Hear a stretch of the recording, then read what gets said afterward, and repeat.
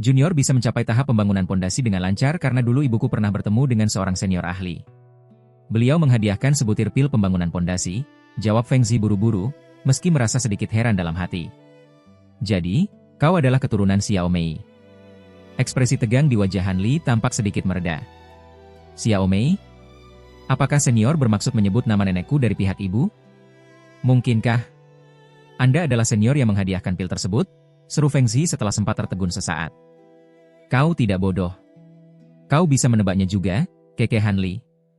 Terima kasih banyak atas kebaikan senior yang telah menghadiahkan pil di masa lalu. Junior selalu mengingatnya di dalam hati, ucap pria tua tahap pembangunan pondasi itu kegirangan seraya membungkuk dalam-dalam di udara. Sang cendekiawan dan pria tua berkulit gelap yang ikut mendengarkan percakapan itu merasa sedikit tertegun. Han Li menerima penghormatan itu dengan tenang, lalu berkata dengan santai. Dulu, jauh sebelum jalan kultivasiku berhasil, aku dan leluhurmu sudah beberapa kali bertemu. Saat berpapasan dengan ibumu, aku memberinya sebutir pil pembangunan pondasi sebagai tanda ikatan lama kita. Namun, melihatmu masih tertahan di tahap pembangunan pondasi tahap menengah, sepertinya bakatmu terbilang biasa saja. Kini kau sudah tua dan energi spiritualmu mulai memudar. Kurasa, jalan kultivasimu hanya akan mentok sampai di sini. Bakat junior memang terbatas. Saya telah membuat senior kecewa, jawab Feng Zi dengan wajah sedikit memerah malu. Hehe, untuk apa aku kecewa? Tapi, kenapa sekte transformasi bulu bisa pindah ke gunung ini? Ini adalah bekas kediaman majikan lama nenekmu. Apa kau tidak tahu? Padahal, majikan nenekmu itu adalah salah satu teman baikku. Wajah Han Li tiba-tiba berubah muram dan nada bicaranya seketika memberat. Ekspresi sang cendekiawan dan pria tua berkulit gelap di dekatnya langsung berubah pucat pasi. Junior sebenarnya sedikit tahu soal masalah itu. Karena itulah, saya memindahkan beberapa bangunan bambu tempat senior Sin tinggal dulu ke belakang gunung. Semuanya dipertahankan dalam keadaan asli tanpa rusak sedikit pun. Hal itu juga menjadi salah satu syarat bagi junior saat menyerahkan gunung ini kepada sekte, jelas Feng Zi buru-buru dengan jantung berdebar kencang. Benarkah begitu? Mata Han Li memancarkan tatapan dingin saat ia beralih menanyai kedua kultivator tahap pembentukan inti tersebut. Itu benar, senior. Tempat ini bukanlah gerbang utama sekte transformasi bulu kami, melainkan hanya persinggahan sementara. Alasan ada begitu banyak murid di sini karena junior sedang memimpin rombongan untuk mengurus sebuah masalah di negara Yuanwu, sehingga kami harus menginap beberapa hari. Sejak kediaman peninggalan Rekan Daoxin dipindahkan, kami tidak pernah menyentuhnya sama sekali, jelas sang cendekiawan dengan sigap untuk meredakan ketidakpuasan Han Li. Begitu rupanya. Tapi, aku tidak peduli dengan niat awal kalian. Tempat ini adalah kediaman teman lamaku, dan aku tidak ingin melihat ada kultivator lain yang menempatinya. Kalian berdua pasti sudah sangat paham apa yang harus dilakukan selanjutnya, bukan? Tegas Han Li dingin kepada sang cendekiawan dan rekannya. Junior tentu saja paham. Kami akan segera mengosongkan tempat ini dan menyuruh para murid pindah sekarang juga, sahut pria tua berkulit gelap itu yang tersentak kaget. Sang cendekiawan jelas tidak berani membantah dan terus-menerus mengangguk setuju. Bagus, uruslah masalah kalian sendiri. Dan kau, antarkan aku ke bangunan bambu peninggalan Rekan Daoxin itu, perintah Han Li tanpa basa-basi kepada mereka berdua, lalu menoleh ke arah Feng Zi. Baik, junior akan mengantarkan senior ke sana sekarang, jawab Feng Zi hormat, sama sekali tidak berani menolak. Ia segera membungkuk pamit kepada sang cendekiawan, lalu mengendarai artefak sihirnya untuk terbang memimpin jalan menuju sisi lain puncak gunung. Sementara itu, cahaya cian bersinar terang dari sekujur tubuh Han Li. Cahaya tersebut langsung menyelimuti Tian Qin Er di belakangnya. Dalam sekejap, wujud Han Li berubah menjadi seberkas pelangi cian yang terbang membuntuti pria tua itu. Apa dia benar-benar kultivator tahap Nasen Soul tahap akhir? Kita tidak salah tebak, kan? Penampilannya sama sekali tidak mirip dengan ketiga kultivator besar yang santer dirumorkan, bisik sang cendekiawan melalui transmisi suara ke arah rekan sesepuhnya, merasa sedikit lega setelah sosok itu pergi. Tampaknya, ia masih tidak berani berbicara terang-terangan meskipun Han Li sudah menjauh. Kekuatannya sepertinya memang asli. Tekanan spiritual dari tubuhnya jelas berkali-kali lipat lebih mengerikan ketimbang guru kita. Mengingat ia bukan salah satu dari 3 kultivator besar yang kita tahu, mungkinkah kultivator besar keempat telah muncul di wilayah kita? Duga pria tua berkulit gelap itu dengan nada sedikit tidak yakin. Kalau begitu, ia pasti baru saja berhasil menembus tingkatannya. Jika tidak, pencapaiannya itu sudah pasti menghebohkan seluruh wilayah Tianan sejak lama, gumam sang cendekiawan. Lupakanlah. Siapapun dia, guru kita pun tidak akan berani menyinggungnya. Lebih baik kita segera menyerahkan gunung ini kepadanya agar ia tidak marah, atau situasi ini bisa berakhir menjadi musibah besar, tutur pria tua itu dengan raut wajah suram. Perkataan kakak seperguruan memang benar. Aku akan segera memerintahkan murid-murid di bawah.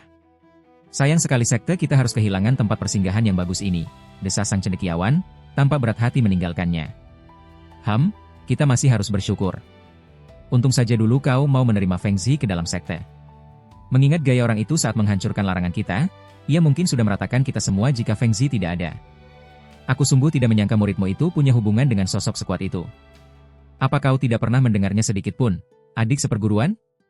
Selain itu, pemilik lama tempat ini, orang macam apa dia sampai bisa menjalin pertemanan dengan kultivator tahap Nascensol tahap akhir? Keluh pria tua berkulit gelap itu seraya menarik napas dalam-dalam.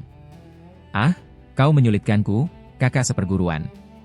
Kau tahu sendiri, aku menerima Feng Zi murni karena ia sudah berada di tahap pembangunan pondasi. Bakat kultivasinya sangat rata-rata, jadi aku tidak terlalu memedulikan latar belakangnya. Namun, aku memang pernah bertanya soal pemilik asli bangunan bambu itu. Memang, larangan awal yang terpasang di sana tampak sederhana namun cukup cerdik dan praktis.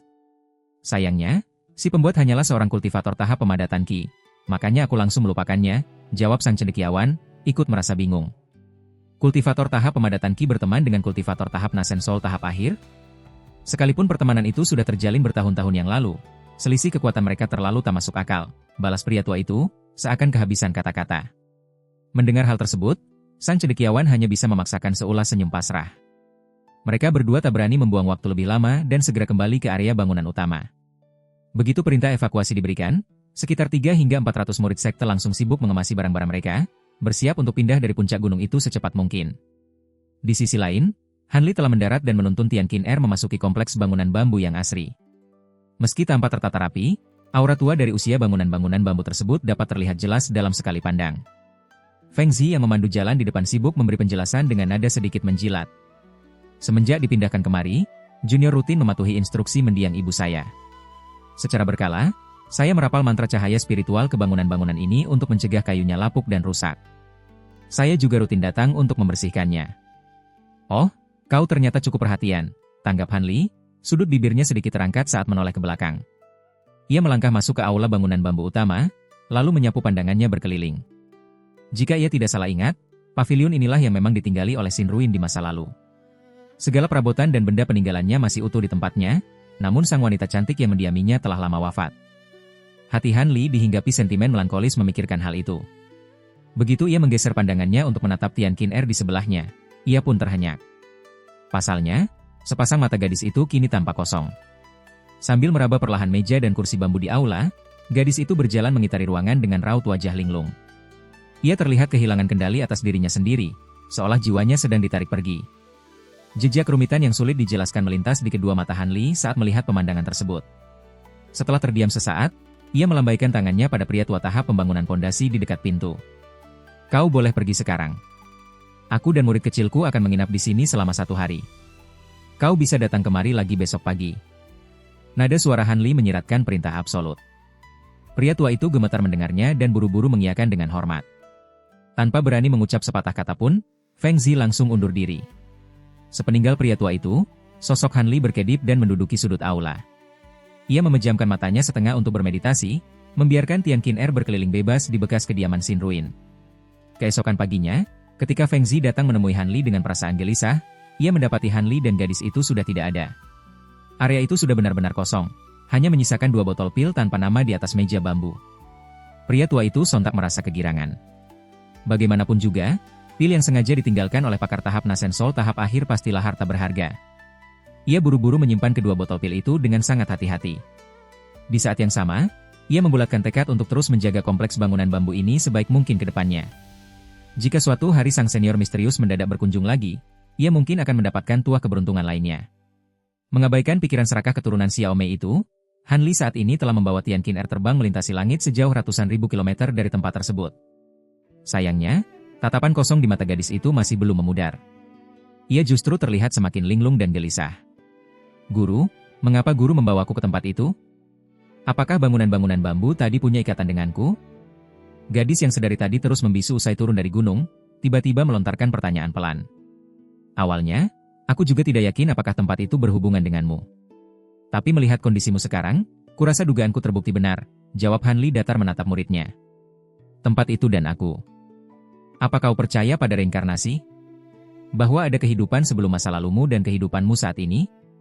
Gadis itu baru saja membuka mulut untuk bertanya, namun terpotong seketika. Pertanyaan beruntun dari Han Li spontan membuat hatinya bergetar hebat. Detik berikutnya, ekspresi di wajah cantiknya langsung berubah drastis. "Apa maksud guru?" tanya Tian Qin Er, mulai merasa ketakutan. Bukannya menjawab, Han Li balik bertanya dengan datar, "Kamu sudah tinggal di bangunan bambu itu seharian. Apa kamu merasakan sesuatu?" "Saya tidak tahu. Hanya saja, rasanya sangat aneh. Saya tidak bisa menjelaskannya dengan jelas," gumam Tian Qin Er. "Itu adalah tempat tinggal teman lamaku," kata Han Li perlahan. Dia juga memiliki tubuh raungan naga dan merupakan seorang master formasi bawaan, tapi sayangnya ia meninggal di usia muda. "Ah, apakah saat itu guru tidak turun tangan menyelamatkannya?" tanya Tian Qin Er terkejut. "Waktu itu, saya bahkan belum menembus tahap pembentukan inti. Mana mungkin bisa menyelamatkannya? Lagi pula, karena suatu hal, dia memang sudah kehilangan tekad untuk hidup. Buku formasi yang saya tunjukkan padamu waktu itu adalah peninggalannya. Awal mula perkenalan saya dengan rekan Daosin ini berawal dari rekan Dao lain bernama Qi Yun Xiao. Saat itu, saya baru saja mencapai tahap pembangunan pondasi dan sedang mengikuti lelang bawah tanah di sebuah pasar. Setelah itu, Han Li dengan santai menceritakan masa lalunya perlahan tanpa ada yang ditutupi. Ia menjelaskan bagaimana ia tak sengaja bertemu Qi Yun Xiao, kemudian Xin Ruin, hingga alasan mengapa mereka berdua akhirnya gugur. Ceritanya baru berhenti saat ia sampai pada bagian kepergiannya dan pertemuannya dengan keturunan pelayan Xin Ruin. Gadis itu mendengarkan dengan tertegun. Setelah beberapa saat, dia menghembuskan napas panjang. Tatapan matanya tampak rumit saat bertanya, "Ternyata begitu. Apa guru mengira saya adalah reinkarnasi orang itu? Awalnya saya hanya yakin 30%, tapi setelah melihat reaksimu di bangunan bambu, setidaknya keyakinan saya naik jadi 50%. Lagi pula ini sudah cukup. Sepertinya konsep reinkarnasi memang benar-benar ada," ucap Han Li sambil tertawa kecil. "Lalu, apa niat guru menerima Qin Er sebagai murid?" tanya Tian Qin Er, kembali merasa agak gelisah. "Tenang saja, saya tulus menerima kamu sebagai murid. Dulu, saya dan rekan Daosin berteman baik. Saya sangat mengagumi bakat formasinya. Alasan saya menerima kamu, pertama, karena kamu mungkin saja reinkarnasi dari rekan Daosin. Kedua, saya ingin mengembangkan kemampuan formasimu agar kamu menjadi ahli formasi yang sesungguhnya. Di masa depan, saya mungkin akan sangat membutuhkan bantuanmu. Tentu saja, kalau kamu berubah pikiran dan tidak mau lagi berguru padaku, saya bisa mengirimmu kembali ke lautan bintang tersebar," kata Han Li perlahan sambil menatap wajah gadis itu. "Saya tidak tahu apa saya benar-benar reinkarnasi dari teman lama guru. Sekalipun benar, saya sama sekali tidak ingat kehidupan masa lalu saya. Sekarang, seorang kultivator besar seperti guru bersedia menerima saya, seorang kultivator tahap pemurnian Qi, sebagai murid.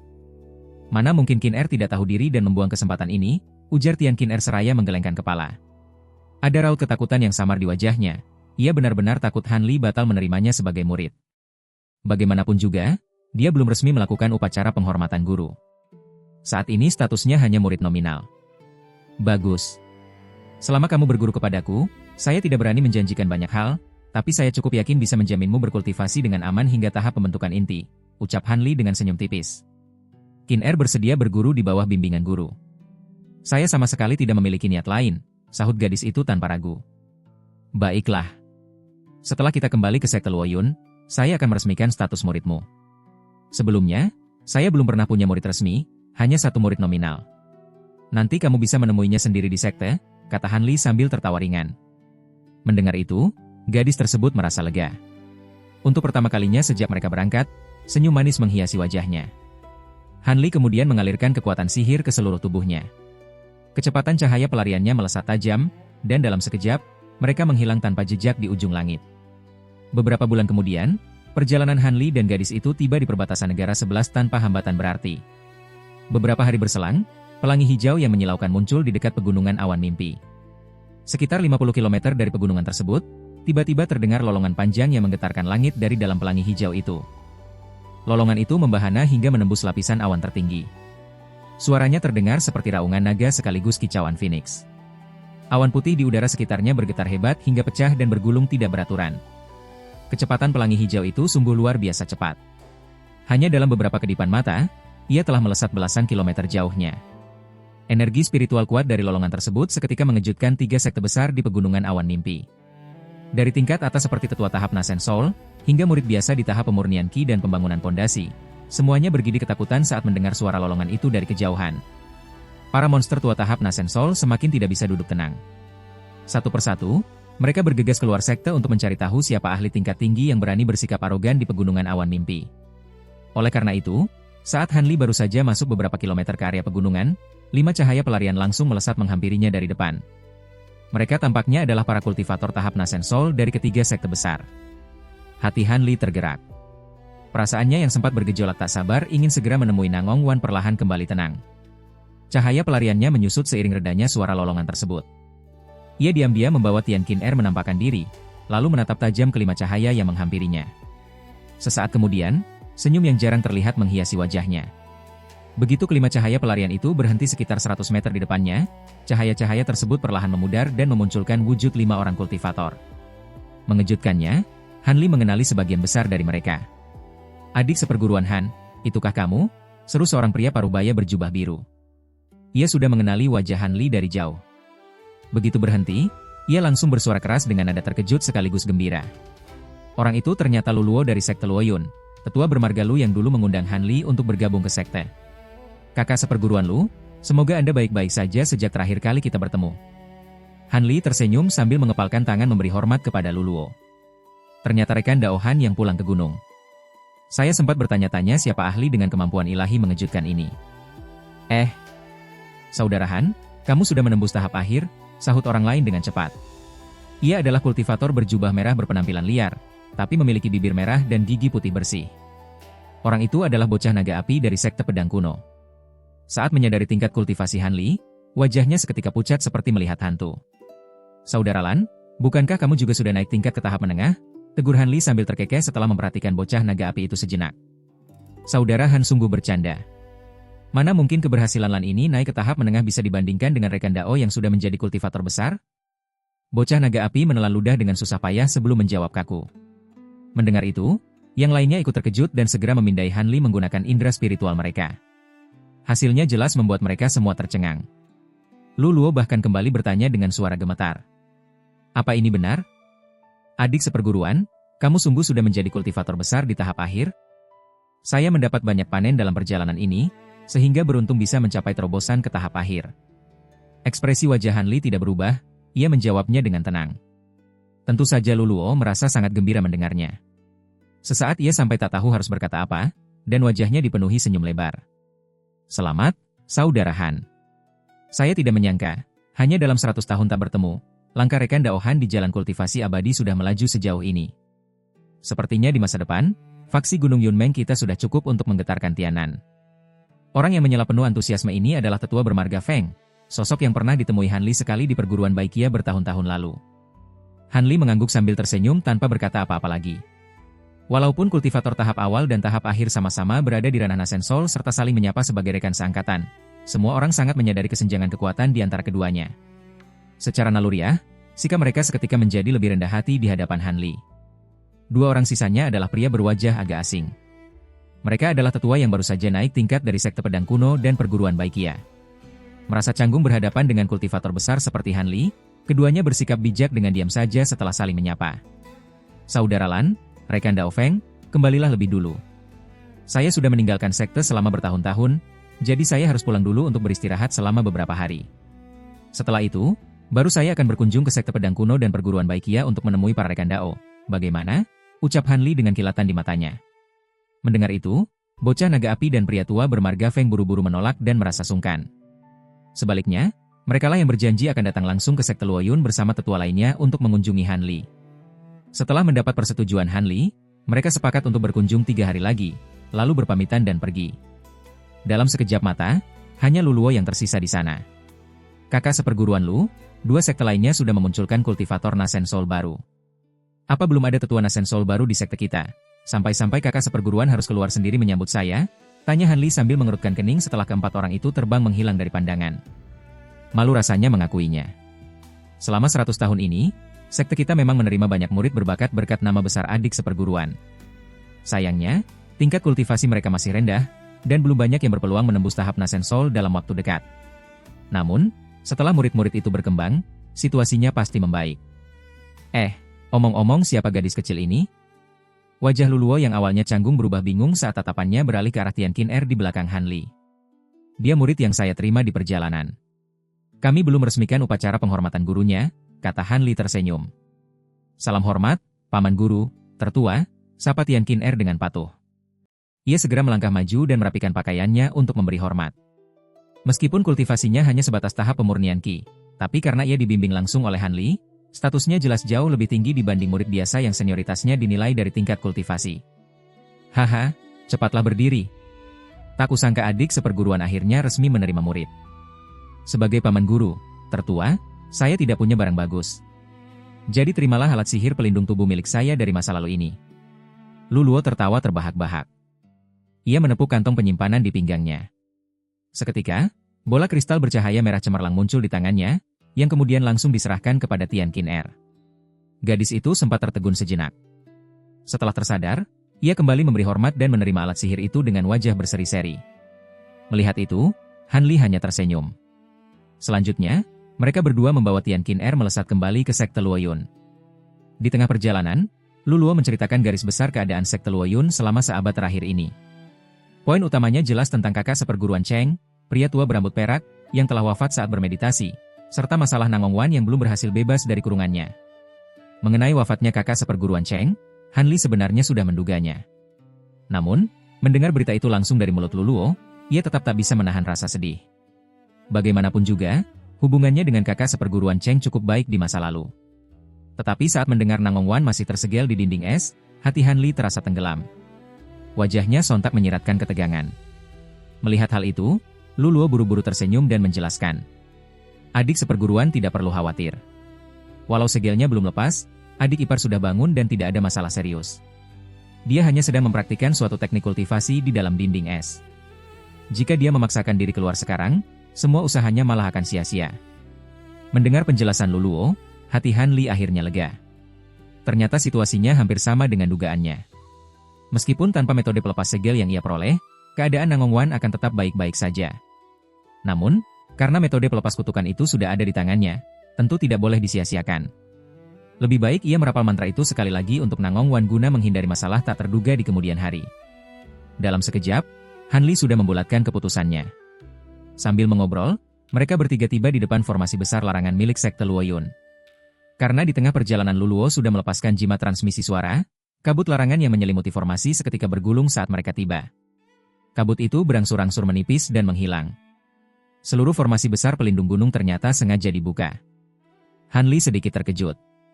Namun, belum sempat ia berbicara, ratusan kultivator pembangunan pondasi yang dipimpin belasan kultivator pembentukan inti terbang melesat keluar dari gerbang gunung. Mereka berbaris rapi di kedua sisi udara, lalu berseru serempak. Kami segenap murid sekte Luoyun dengan hormat menyambut kepulangan tetuahan yang telah mencapai terobosan besar. Setelah menyerukan hal itu, semua kultivator membungkuk hormat kepada Han Li dengan wajah berseri-seri. Rupanya, kabar tentang Han Li yang telah menjadi kultivator besar tahap akhir sudah disampaikan secara luas oleh Lu Luo melalui jimat transmisi suara tadi. Itulah sebabnya para murid segera menyiapkan penyambutan meriah ini. Bagaimanapun juga, mereka sangat menyadari makna kehadiran seorang kultivator besar di sekte mereka. Sekte Luoyun tidak hanya akan melesat menjadi sekte super terkemuka di Tianan, tetapi sumber daya kultivasi yang bisa mereka kuasai nantinya juga akan jauh lebih melimpah dari sebelumnya. Tentu saja, sebagai murid, mereka semua merasa sangat gembira. Di sisi lain, Han Li hanya bisa tersenyum masam pada Lu Luo. Kakak seperguruan Lu, saya bukan orang luar. Rasanya kita tidak perlu repot-repot membuat kehebohan sebesar ini. Haha, jangan berkata begitu, adik seperguruan. Kamu baru saja naik tingkat menjadi kultivator besar, wajar jika murid-murid kita menyambutmu dengan megah. Nanti, sekte kita juga akan mengadakan upacara khusus untuk merayakannya dan mengundang semua tetua dari sekte lain. Kalau tidak diadakan, bagaimana hal ini bisa sepadan dengan statusmu saat ini? Jawab Lu Luo sambil tertawa. Terserah kakak seperguruan saja. Tapi, saya sama sekali tidak mau repot mengurusnya. Paling-paling, saya hanya akan muncul sebentar saat acaranya dimulai, balas Han Li pasrah. Memang sudah menjadi kebiasaan di Tianan, jika ada kultivator yang menembus Nasen Sol tahap akhir, mereka wajib menggelar upacara megah untuk mengumumkannya ke seluruh wilayah. Tujuannya agar sekte lain dapat mengonfirmasi kebenarannya, sekaligus meresmikan status super dari sekte yang menaungi kultivator besar tersebut. Karena merasa tidak enak untuk menolak, Han Li membiarkan dirinya diarah oleh kerumunan murid masuk ke dalam sekte Luoyun, lalu langsung menuju aula utama sekte. Han Li duduk di kursi utama yang berada di tengah aula. Meskipun Lu Luo duduk di sampingnya, posisi kursinya sedikit ditarik ke belakang. Hal ini mempertegas bahwa mulai detik ini, Han Li adalah sosok yang paling dihormati di sekte tersebut. Han Li menyadari hal itu, tetapi memilih diam. Jika sebuah sekte memiliki kultivator besar Nasen Soul tahap akhir namun orang tersebut tidak diposisikan sebagai figur utama, hal itu justru akan memicu masalah besar. Jangankan mengundang kecurigaan dari sekte lain, murid-murid di dalam sekte sendiri pasti akan kebingungan. Cepat atau lambat, kekacauan pasti terjadi. Oleh karena itu, Han Li tidak menolak dan diam-diam menerima posisinya. Meski begitu, ia hanya duduk tenang di tengah aula tanpa banyak bicara. Lagi pula, ia sudah bertahun-tahun meninggalkan sekte dan tidak pernah mau pusing dengan urusan internal. Lebih baik ia menyerahkan semua urusan manajemen kepada Luluo. Kultivasi Luluo memang tidak terlalu menonjol di kalangan kultivator Nasen Soul, tetapi ia sangat terampil mengurus sekte. Pertama-tama, ia menyuruh murid-murid yang baru mencapai tahap pembentukan inti untuk maju dan memberi hormat satu persatu kepada Han Li. Setelah itu, ia mengumumkan secara resmi bahwa Han Li telah menembus Nasen Soul tahap akhir. Di bawah tatapan antusias para murid, ia membagi-bagikan tugas dan langsung menyuruh mereka menyiapkan upacara perayaan. Selama proses itu, Han Li hanya duduk santai sambil menyapu pandangannya ke arah kerumunan murid. Mereka yang berhak berdiri di aula ini sebagian besar adalah murid tahap pembentukan inti. Ada juga beberapa kultivator tahap pembangunan pondasi, tetapi mereka memegang peran penting sebagai diaken yang mengurus urusan eksternal sekte. Setiap kali pandangan Han Li melintas, para murid buru-buru menundukkan kepala tanda hormat, tak ada satupun yang berani membalas tatapannya. Namun, setelah mengamati beberapa saat, Han Li menyadari sesuatu. Di antara kerumunan itu, murid nominalnya yang bernama Liu Yu dan wanita bermarga Song dari puncak Phoenix Putih sama sekali tidak terlihat. Ia merasa sedikit heran. Setelah Luluo selesai memberikan semua instruksi, para murid undur diri dengan tertib. Mereka langsung sibuk mempersiapkan upacara besar yang akan digelar beberapa bulan lagi. Kakak seperguruan Lu, rasanya saya tidak melihat keponakan seperguruan Song. Apa dia sedang pergi keluar untuk urusan penting? Tanya Han Li santai setelah aula sepi. Luluo tertawa pelan. Sepertinya adik seperguruan belum tahu. Keponakan seperguruan Song sedang pergi ke lembah iblis jatuh. Kabarnya, ia ingin memurnikan sejenis pil spiritual namun kekurangan rumput langka. Rumput itu sudah lama punah di luar sini, tetapi pernah ada orang yang berhasil membawanya keluar dari dalam lembah iblis jatuh. Menerobos lembah iblis jatuh? Ekspresi Han Li sedikit berubah mendengarnya. Adik seperguruan tenang saja. Rumput spiritual itu bisa ditemukan di area pinggiran lembah iblis jatuh. Entah kenapa, semenjak kalian menerobos masuk ke sana dulu, larangan di wilayah luar berangsur-angsur melemah setiap tahunnya, meskipun area dalamnya tetap berbahaya. Retakan spasial di sana juga sudah banyak yang menghilang. Kini, area luarnya relatif aman, asalkan tidak memasuki zona tertentu dan tetap waspada terhadap binatang iblis yang bersembunyi. Selama beberapa dekade terakhir, banyak kultivator yang memanen untung dari lembah luar itu. Oh ya, Liu Yu dan selirmu juga ikut pergi ke sana.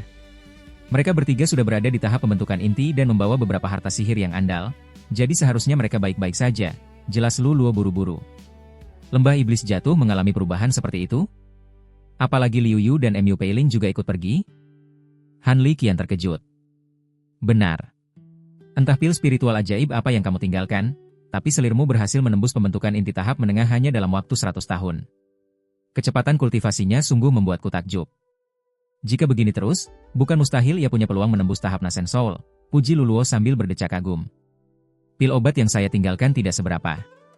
Peiling pada dasarnya memang memiliki kualifikasi yang bagus, balas Han Li merendah. Namun, sembari mengusap dagunya, ia mulai berpikir keras. Awalnya, ia mengira hanya akan pergi ke jin besar selama belasan tahun, sehingga pil penambah kultivasi yang ia tinggalkan tidaklah banyak.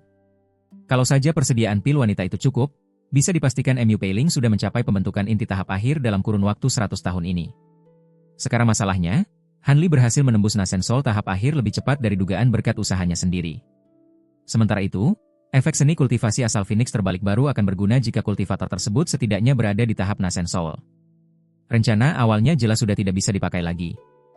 Ia harus memikirkan matang-matang bagaimana kelanjutan nasib wanita ini. Lagi pula, semua orang sudah tahu bahwa wanita itu adalah selirnya. Sekalipun ia membebaskan Mu Peiling sekarang, tidak akan ada satupun kultivator pria yang berani mengambil risiko menyinggung kultivator besar sepertinya hanya demi mendekati wanita itu. Setelah merenungkan hal ini sejenak, Han Li kembali mengobrol sebentar dengan Luluo. Tak lama kemudian, ia pamit dan beralasan ingin menjenguk Nangong Wan lebih dulu. Tentu saja Luluo tidak keberatan. Han Li pun menitipkan Tian Qin Er di aula utama, lalu terbang sendirian menuju area terlarang sekte. Beberapa saat kemudian, Han Li tiba di depan pintu ruangan batu di area terlarang. Dengan perasaan sedikit gugup, ia mematikan larangan di pintu dan mendorong batu berat itu perlahan. Kondisi ruangan tersebut masih luar biasa rapi, persis seperti saat ia meninggalkannya bertahun-tahun lalu. Dinding es yang berkilau layaknya kristal masih berdiri kokoh di seberang pintu. Satu-satunya hal yang berbeda adalah sosok Nangong Wan. Wujud gadis kecilnya di dalam balok es kini telah kembali ke bentuk wanita dewasa yang sangat cantik. Sayangnya, matanya masih terpejam erat, seolah tertidur lelap tanpa batas waktu. Tubuh Han Li berkelebat, dan ia langsung muncul di depan balok es itu seperti berteleportasi. Ia menatap wanita di baliknya dengan pandangan linglung. Ekspresi wajahnya menyiratkan perasaan yang sangat rumit. Tepat pada detik itu, bulu mata lentik Nangong Wan bergetar kecil. Ia perlahan membuka matanya, dan pandangannya langsung bertemu dengan mata Han Li. Keduanya bertatapan dalam diam selama beberapa saat. "Kamu sudah pulang. Kali ini, aku benar-benar merepotkanmu," ucap Nangong Wan tersenyum tipis, suaranya terdengar begitu lembut. Sementara itu, jauh di bagian dalam lembah iblis jatuh, sebuah ledakan dahsyat tiba-tiba mengguncang langit dan bumi di pertengahan gunung tak bernama. Semburan ki hitam pekat mengepul deras dari sebuah gua. Ki kelam itu bergulung-gulung dengan ganas dan dalam sekejap mata menyebar sejauh ratusan meter. Langit seketika tertutup rapat, seakan-akan siluman raksasa atau dewa iblis baru saja turun ke bumi. Tekanan energinya sungguh mengerikan. Hehe. Dengan bantuan sisa ki dari iblis kuno itu, aku berhasil menembus Nasen Sol tahap menengah dalam waktu 100 tahun lebih. Bahkan energi ki iblis yin mendalam ini juga sudah berhasil kukultivasikan hingga 2 lapis terakhir. Mengambil risiko datang ke lembah iblis jatuh sungguh keputusan yang tepat. Selanjutnya, aku hanya perlu mencari beberapa harta sihir andal di lembah ini. Jika nanti aku kebetulan bertemu dengan orang yang mengejarku itu, aku tak perlu lagi ketakutan. Setelah semua siap, aku akan menyusup ke jurang iblis 10.000 tombak untuk menyerap ki iblis yang berlimpah di sana ke dalam mayat ini. Jika berhasil, menembus Nasen Sol tahap akhir bukanlah impian kosong belaka. Kultivator iblis lain mungkin takut tubuh mereka hancur meledak jika menyerap ki iblis, tapi tubuh asliku ini memang mayat iblis. Apa yang perlu kutakuti? Haha. Saat waktunya tiba, begitu aku mencapai tahap akhir, membunuh orang itu dan melahap jiwa utamanya akan semudah membalikan telapak tangan. Pada saat itu, aku adalah dia, dan dia adalah aku. Di bawah kolong langit ini, hanya boleh ada satu Han Li. Suara serak dan menggelegar itu memantul dari dalam kepulan ki hitam, diiringi tawa liar layaknya orang gila. Tak lama, kabut hitam kelam itu melonjak ganas dan melesat terbang ke arah tertentu. Dalam sekejap mata, sosok itu menghilang tanpa jejak. Di tempat lain, tepatnya di area pinggiran lembah iblis jatuh, seberkas cahaya merah tiba-tiba melesat ke langit dari sebuah hutan bambu. Cahaya tersebut berputar sekali di udara sebelum mencoba kabur secepat kilat. Hah! Terdengar suara bentakan keras dari bawah. Detik berikutnya, 3 sinar pedang berlainan warna melesat membelah udara dengan kecepatan menakjubkan. Hanya dalam hitungan kedipan mata, ketiga sinar pedang itu berhasil menyusul si cahaya merah. Ketiga pedang tersebut langsung melilit sasarannya tanpa ampun. Sebuah jeritan melengking seketika terdengar dari dalam pusaran cahaya merah itu. Segera setelahnya, seekor burung aneh berukuran lebih dari 3 meter jatuh terhempas ke tanah. Seberkas cahaya putih kembali melesat dari dalam hutan bambu dan mendarat tepat di samping bangkai burung tersebut. Cahaya itu memudar, memperlihatkan sosok seorang wanita cantik berpakaian putih. Wanita itu langsung mengangkat tangannya dan membuat gerakan menarik. Seketika, sekuntum rumput spiritual ungu melayang keluar dari celah robekan mayat burung aneh itu dan jatuh mulus ke dalam telapak tangannya. Kakak Liu, apakah rumput spiritualnya sudah didapat? 2 cahaya pelarian melesat keluar dari dalam hutan bambu dan tiba di samping wanita berbaju putih dalam sekejap. 2 wanita cantik muncul dari pendaran cahaya itu, lalu salah satu yang berbaju kuning bertanya. Sudah, tetapi bukan ini yang kita cari. Hanya sebatang bunga api ungu, jawab wanita berbaju putih itu sambil tersenyum pahit. Adik seperguruan MU tidak perlu cemas. Kita baru menyusuri sebagian kecil area di lembah luar. Rumput roh ilusi yang kita cari mungkin ada di tempat lain, timpal wanita ketiga yang mengenakan gaun istana biru kehijauan sambil tersenyum. Ketiga wanita cantik ini tentu saja adalah Liu Yu, MU Peiling, dan wanita bermarga Song dari puncak Phoenix Putih.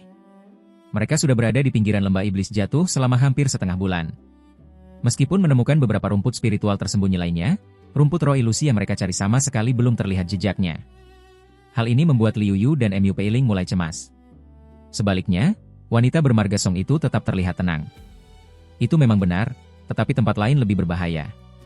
Area sana mungkin masih menyisakan retakan spasial. Jika sampai jatuh ke dalamnya, nyawa kita pasti melayang, ujar Liu Yu sambil mengerutkan kening khawatir. Sebagian besar retakan spasial di sini sudah menghilang. Selama kita berhati-hati, kita tidak akan terjebak. Lagi pula, Pil obat yang akan dimurnikan kali ini sangat penting bagi kultivator tahap pembentukan inti. Jalan kultivasi abadi pada dasarnya memang penuh mara bahaya. Jika kita tidak berani mengambil risiko, lebih baik kita pulang saja ke sekte untuk bermeditasi, balas wanita bermarga Song diiringi tawa ringan. Perkataan kakak seperguruan Song masuk akal. Saya sudah mencapai hambatan kultivasi tahap menengah. Jika pil obat ini tidak berhasil dibuat, akan sangat sulit bagi saya untuk menembus terobosan. Mu Peiling merenung sejenak sebelum menghela napas panjang. Karena kakak seperguruan Song dan adik seperguruan Mu sudah setuju, saya tentu akan menemani kalian sampai akhir. Liu Yu memutar bola matanya yang jernih dan tersenyum manis. Setelah mencapai kesepakatan, mereka segera berubah menjadi 3 cahaya pelarian. Ketiganya melesat menuju bagian lain di lembah luar dan menghilang dalam sekejap. Sementara itu, di area terlarang sekte Luoyun, gerbang batu besar perlahan terbuka. Han Li berjalan keluar dengan gurat kegembiraan di wajahnya. Namun, ia sedikit terkejut saat melihat Lu Luo sedang tersenyum menunggunya di sana bersama Tian Qin Er. Adik seperguruan Han, bagaimana keadaan adik ipar sekarang? Cukup baik. Saya telah menggunakan metode penghapus kutukan dari jin besar untuk melepaskan mantra penyegel jiwa darinya. Seharusnya tidak akan ada masalah lagi sekarang. Namun, Wan Er saat ini sedang mengolah seni bulan langit gadis cantik dan sudah mencapai titik kritis. Dia belum bisa meninggalkan dinding es dalam waktu dekat, sepertinya masih butuh beberapa tahun lagi. Sayangnya, atribut kultivasi saya berbeda dengannya. Jika sama, saya pasti sudah membantunya. Han Li menghela napas dan tersenyum kecut, tanpa sedikit menyesal. Adik seperguruan tidak perlu cemas. Meskipun adik ipar belum bisa keluar sekarang, setidaknya dia sudah sadar. Ini hanya soal menunggu beberapa tahun lagi. Jika saatnya tiba, aku pasti harus meminum arak pernikahan kalian. Lu Luo terlihat santai dan mulai menggoda Han Li. Wajah Han Li seketika memerah, sebuah reaksi yang jarang terjadi. Namun, ia segera menutupi kecanggungannya dan hanya tersenyum tanpa membalas ucapan itu. Ngomong-ngomong, adik seperguruan sekarang sudah menjadi seorang kultivator besar. Rasanya sudah tidak pantas bagimu tinggal di puncak ibu dan anak. Bagaimana kalau kamu pindah kembali ke sekte? Aku bisa membangun gua kediaman baru untukmu di puncak utama, tawar Lu Luo setelah ragu sesaat. Itu tidak perlu. Meskipun puncak ibu dan anak tidak terlalu besar, tempat itu sangat tenang.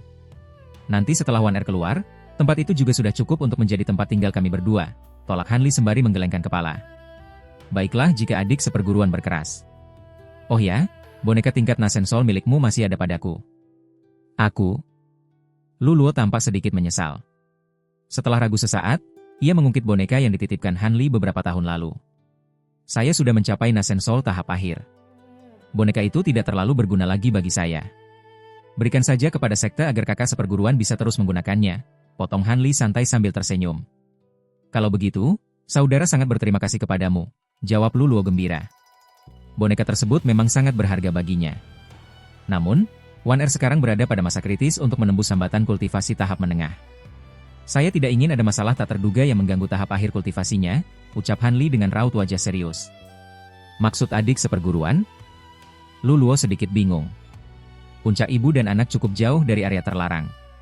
Beberapa tahun ke depan, meski tidak melakukan kultivasi tertutup, saya harus memurnikan beberapa harta sihir dan mungkin akan bepergian keluar. Karena itu, saya berencana mengubah susunan larangan di tempat ini, memperkuatnya, lalu menyegelnya sepenuhnya. Kakak seperguruan tidak keberatan, kan? Haha, kupikir ada masalah apa. Silakan saja. Lagi pula, sejak adik seperguruan kembali, aku memang sudah berencana menyerahkan seluruh kendali area terlarang ini kepadamu, jawab Lu Luo sambil tersenyum lebar. Kalau begitu, saya berterima kasih. Oh ya, muridku ini di masa depan mungkin sesekali butuh bimbingan dan bantuan dari kakak seperguruan.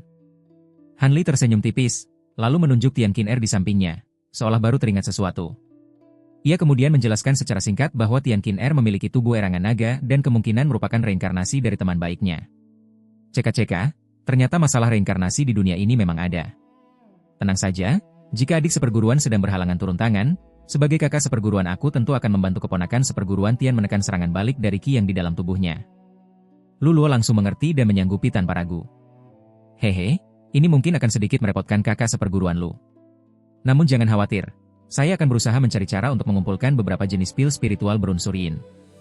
Jika efek obatnya kuat, itu bisa menunda bangkitnya tubuh erangan naga miliknya sehingga tidak akan terlalu sering merepotkanmu, ucap Han Li dengan penuh keyakinan. Lu Luo hanya melambaikan tangan, menganggap hal itu bukan masalah besar. Tian Qin Er diam-diam merasa sangat tersentuh. Selama ini, ia selalu diliputi kekhawatiran memikirkan nasibnya jika sang guru harus pergi jauh atau melakukan kultivasi tertutup dalam waktu lama. Ia sama sekali tak menyangka Han Li sudah memikirkan keselamatannya dengan sangat matang sejak awal. Setelah itu, Luluo dan Han Li membahas persiapan upacara besar serta kemungkinan kunjungan dari sekte pedang kuno, perguruan Baikia, dan sekte-sekte lainnya. Tak lama kemudian, Luluo pun pamit undur diri. Begitu Luluo meninggalkan area terlarang, Han Li segera mengeluarkan 7 hingga 8 set bendera dan piring formasi dari balik bajunya. Ia mulai mengatur ulang susunan larangan di sekitar ruangan batu tersebut. Perlu diketahui bahwa Han Li telah membunuh cukup banyak kultivator tingkat Nasen Sol selama perjalanannya di Jin Besar. Alat-alat pengaturan formasi kuat yang ia sita dari kantong penyimpanan mereka jauh lebih mematikan daripada yang pernah ia miliki sebelumnya. Karena itulah ia memandang remeh larangan asli di area terlarang tersebut dan memutuskan untuk merombaknya. Dengan begitu, ia bisa merasa jauh lebih tenang meski tidak sedang mendampingi Nangong Wan. Ia tidak ingin tragedi di masa lalu terulang, di mana pasangannya dilukai secara diam-diam saat ia sedang tidak berada di sisinya. Berkat kelengkapan alat-alat formasi tersebut, Han Li dapat menyusun formasi sihir dengan sangat cepat. Hanya butuh sekitar setengah jam baginya untuk menyelesaikan semuanya. Setelah tersenyum pada Tian Qin Er, ia menepuk debu di tangannya lalu masuk kembali ke ruangan batu. Sesaat kemudian, ia keluar lagi dengan wajah berseri-seri. "Ayo, aku akan membawamu melihat tempat tinggalku. Kebetulan aku juga akan membuatkan gua kediaman khusus untukmu. Nanti, semua kitab formasi yang aku koleksi akan kuserahkan kepadamu untuk dijaga," kata Han Li dengan suasana hati yang sangat gembira. Seberkas cahaya hijau seketika menyelimuti tubuh Han Li. Ia membawa gadis itu dan melesat sebagai seberkas pelangi hijau, meninggalkan area terlarang menuju kediaman lamanya di puncak ibu dan anak. Hanya dalam sekejap, pelangi hijau itu menembus formasi besar larangan sekte dan tiba di langit di atas puncak ibu dan anak yang terletak di sebelah timur sekte Luoyun. Setelah mengitari area itu sekali, mereka mendarat di salah satu puncak gunung yang lebih kecil. Lengan baju Han Li bergetar, lalu belasan pedang terbang emas melesat keluar. Pedang-pedang itu berubah menjadi berkas cahaya emas sepanjang 3 meter yang berkedip-kedip, sebelum akhirnya menembus tebing gunung dan menghilang dari pandangan. Han Li kemudian duduk bersila. Kedua tangannya membentuk segel dalam diam. Tak lama berselang, suara dentuman keras yang bertubi-tubi mulai terdengar dari perut gunung. Tian Qin Er berdiri di belakang Han Li, matanya menyapu ke sekeliling dengan penuh rasa ingin tahu. Dengan tingkat kultivasi Han Li saat ini, menggali gua kediaman kecil tentu bukan hal yang memakan waktu lama. Setengah jam kemudian, ia membuka kedua matanya. "Baik, gua kediamanmu sudah selesai. Kamu bisa mengatur bagian dalamnya sesuka hatimu. Pergilah dan lihat dulu. Jika ada yang kurang pas, ubah saja sendiri. Kalau kamu butuh sesuatu, gunakan medali perintah tetua milikku ini untuk mengambil barang langsung dari sekte. Selama beberapa hari ke depan, aku harus memurnikan beberapa harta sihir di dalam guaku, jadi kamu bisa berkeliling dan mengenali sekte kita ini terlebih dahulu." "Baik, Guru," jawab Tian Qin Er dengan gurat kegembiraan melintas di wajahnya. Han Li tiba-tiba membalikkan telapak tangan, memunculkan beberapa benda berkilau. Di sana terdapat sebuah medali perintah, panji, manik-manik bundar, pedang terbang, cermin tembaga, serta sekitar 7 alat sihir dengan berbagai warna yang memancarkan aura luar biasa. Kualitas alat-alat sihir ini bisa dibilang cukup bagus. Meskipun dengan tingkat kultivasimu sekarang kamu mungkin masih kesulitan, tapi kamu sudah bisa mengendalikannya. Ambil dan purnikan barang-barang ini untuk berjaga-jaga. Sebagai muridku, kamu tentu harus punya kemampuan membela diri, kata Han Li santai. Oh ya, medali perintah itu adalah kunci untuk membuka larangan di puncak ibu dan anak. Pastikan kamu memurnikannya terlebih dahulu sebelum pergi kemana-mana. Terima kasih banyak atas hadiahnya, Guru. Qin Er akan selalu mengingat kebaikan ini. Orang tua Tian Qin Er dulunya adalah kultivator tahap pembentukan inti, sehingga ia bisa langsung mengenali kualitas senjata-senjata tersebut. Alat-alat sihir itu bukanlah barang murahan, melainkan pusaka tingkat atas yang akan tetap sangat mematikan bahkan jika digunakan hingga tahap pembentukan inti. Ia pun membungkuk hormat dengan sangat gembira sebelum menerima pemberian itu. Han Li hanya tertawa pelan. Ia seketika berubah menjadi seberkas cahaya pelarian yang melesat lurus menuju puncak induk gunung. Cahaya itu berkedip beberapa kali sebelum menyelusup masuk ke dalam badan gunung dan menghilang tanpa jejak. Sementara itu, Tian Qin Er memandangi alat-alat sihir di tangannya dengan riang. Ia kemudian melayang ke udara dan perlahan-lahan masuk untuk menengok gua kediaman barunya. Di sisi lain, Han Li akhirnya kembali melangkahkan kaki ke dalam guanya sendiri, tempat yang telah ia tinggalkan selama hampir 100 tahun. Melihat seluruh perabotan di dalam guanya masih sama persis seperti dulu, sebuah perasaan emosional yang sulit digambarkan meluap di hatinya. Ia kemudian mulai mengeluarkan berbagai rumput spiritual, obat langka, serangga, dan binatang roh dari dalam kantong penyimpanan miliknya. Han Li memilah dan mengatur semuanya, Ia memindahkan tanaman ke kebun obat dan memasukkan peliharaannya ke dalam ruangan binatang. Setelah selesai, ia berjalan masuk ke ruang rahasia tanpa ragu. Di sana, ia mulai bersiap untuk memurnikan set kedua dari pedang awan lebah bambu hijau. Ia berencana meleburkan seluruh esensi logam yang baru saja ia dapatkan ke dalam pedang-pedang itu. Namun, ini baru langkah pertama.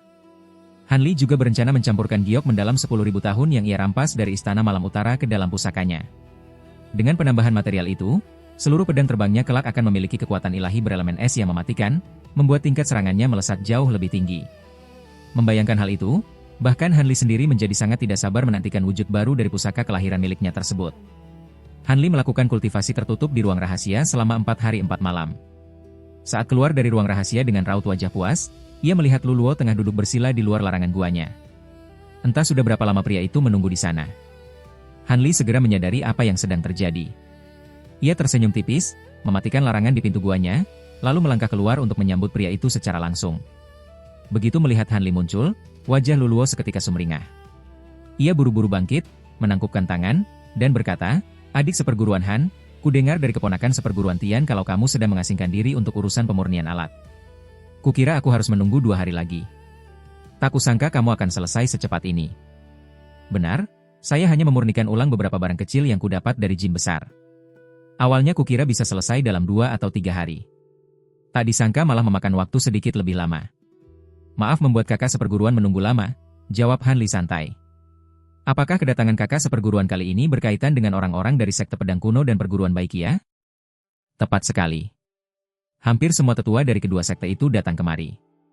Sepertinya, beberapa dari mereka masih tidak percaya kalau adik seperguruan benar-benar sudah menembus Nasen Soul tahap akhir," jawab Luluo sambil tersenyum. "Kalau begitu, saya akan menemui mereka sekarang," ucap Han Li tenang. "Itu lebih baik," sahut Luluo puas.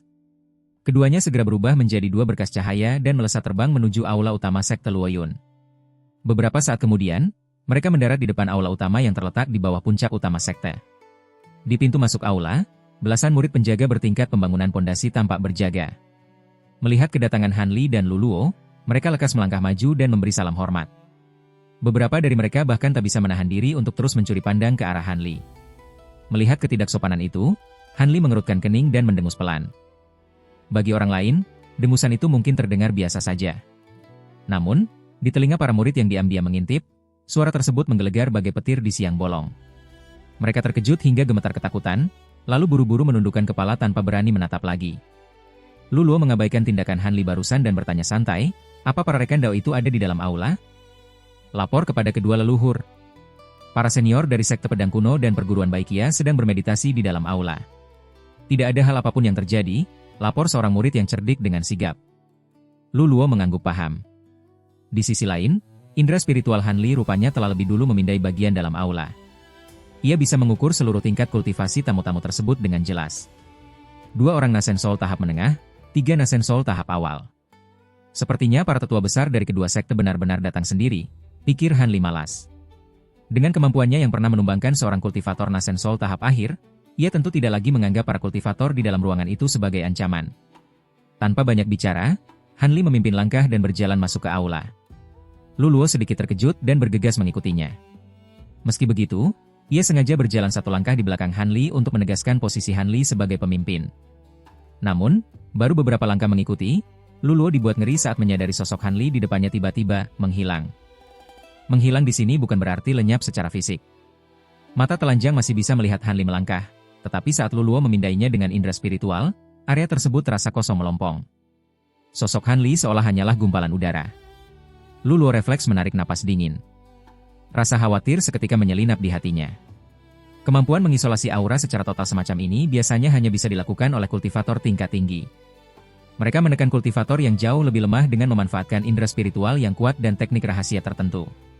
Dengan kesadaran spiritual Nasen Soul tahap awal miliknya, Luluo sangat sadar kalau Han Li ada tepat di depannya. Namun, inderanya sama sekali tak bisa melacak pria itu. Ini berarti, seandainya Han Li berniat menyerang seorang kultivator tahap awal secara diam-diam, targetnya takkan sadar meski Han Li sudah berdiri di samping mereka. Tentu saja hal ini membuat Luluo was-was. Bagaimanapun, Han Li baru saja menembus tahap akhir. Jika ia tiba-tiba memamerkan kekuatan mengerikan ini untuk pamer wibawa, mampukah ia benar-benar mengintimidasi kedua tetua besar dari sekte pedang kuno dan perguruan Baikia? Harus diingat, Mereka adalah ahli tahap menengah. Jika Han Li sampai ceroboh dan gagal menekan indera spiritual mereka, tindakan ini justru akan menjadi bumerang. Meski cemas, Luluo berusaha berpikir rasional. Berhubung Han Li berani mengambil langkah ini, pria itu pasti sudah punya perhitungan matang. Walau begitu, sebagai tetua sekte Luoyun, hatinya tetap saja dilanda kecemasan akan dampak baik dan buruk dari gertakan tersebut. Koridor itu tidak panjang. Dalam hitungan detik, Han Li dan Luluo sudah melangkah masuk ke aula utama.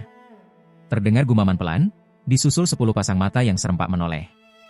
Awalnya, pandangan mereka tertuju pada Luluo, namun dengan cepat beralih menatap Han Li dengan raut terkejut. Melihat reaksi itu, hati Luluo langsung lega. Ini menjadi bukti telak bahwa tak satu pun dari kelima kultivator Nasen Soul di aula yang mampu merasakan kehadiran Han Li. Sesaat kemudian, ekspresi kelima orang itu berubah drastis. Mereka buru-buru berdiri satu persatu. Rekan Dao Han rupanya memang sudah menjadi kultivator besar Nasen Soul tahap akhir. Pantas saja tingkat kultivasi tahap menengah kami sama sekali tak bisa melacak auramu, ucap seorang pria tua berambut keriting dengan tatapan tajam. Ekspresi kaget di wajahnya perlahan memudar, digantikan oleh tawa serius. Pria itu tak lain adalah tetua besar sekte pedang kuno, monster tua Jin. Benar.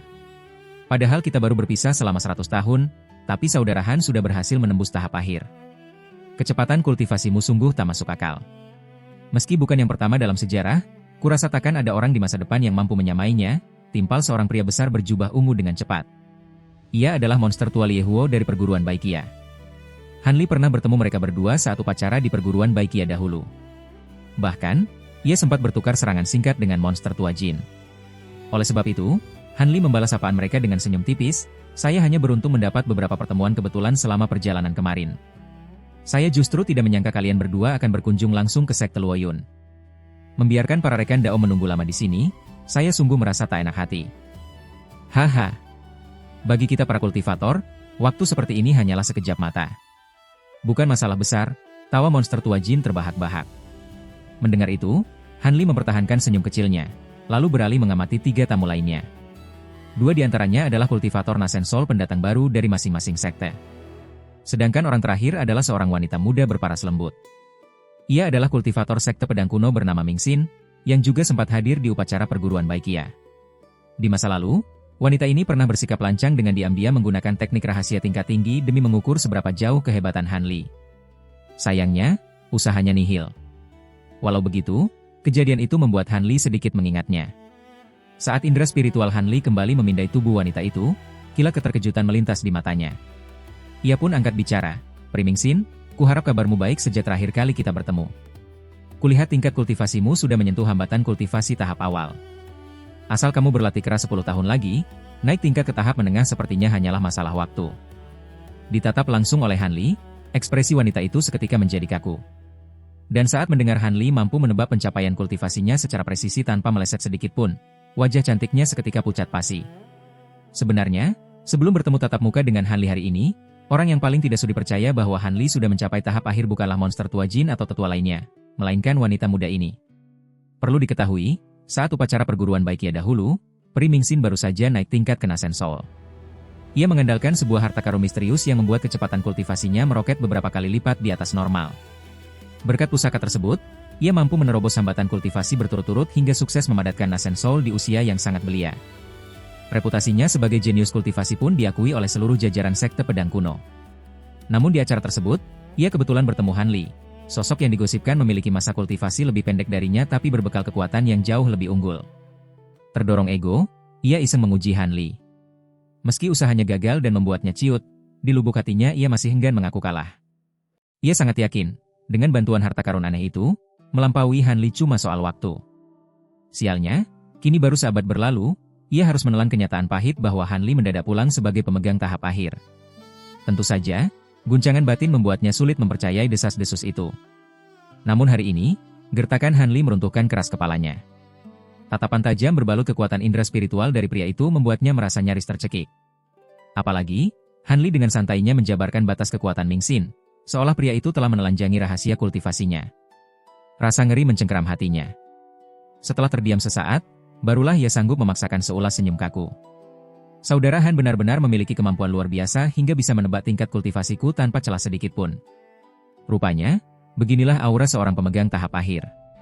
Kedepannya, Dengan pengawasan saudara di wilayah ini, para bajingan di luar sana pasti tidak akan berani lagi memancing perkara dengan 3 sekte kita, pujinya dengan nada merendah. Haha, ucapan Primingsin ada benarnya. Dengan umur adik seperguruan Han saat ini, ia bisa menjadi pilar pelindung faksi pegunungan awan mimpi kita selama 7 hingga 800 tahun tanpa masalah. Hehe, memancing perkara dengan 3 sekte kita? Justru sebaliknya. Kupikir, inilah saatnya kekuatan 3 sekte kita berekspansi keluar dari pegunungan awan mimpi, selalu Luo tiba-tiba. Mendengar ambisi terang-terangan itu, ekspresi monster tua Jin dan tamu lainnya seketika berubah. Di sisi lain, Han Li hanya tersenyum tipis tanpa membantah.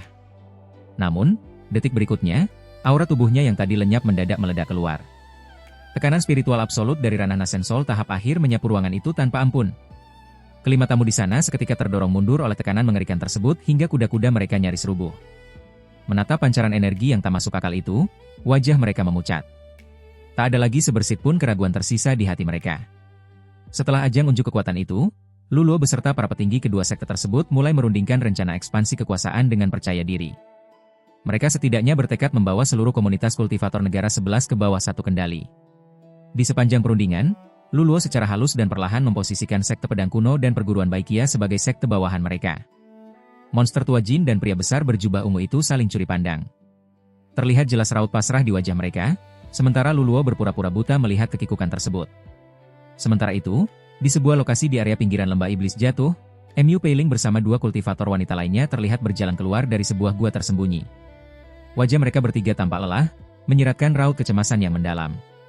Ini adalah satu-satunya lokasi terakhir yang memungkinkan rumput roh ilusi bisa tumbuh. Nyatanya, kita tetap pulang dengan tangan kosong. Apa mungkin rumput di kawasan ini sudah lama dipanen habis orang?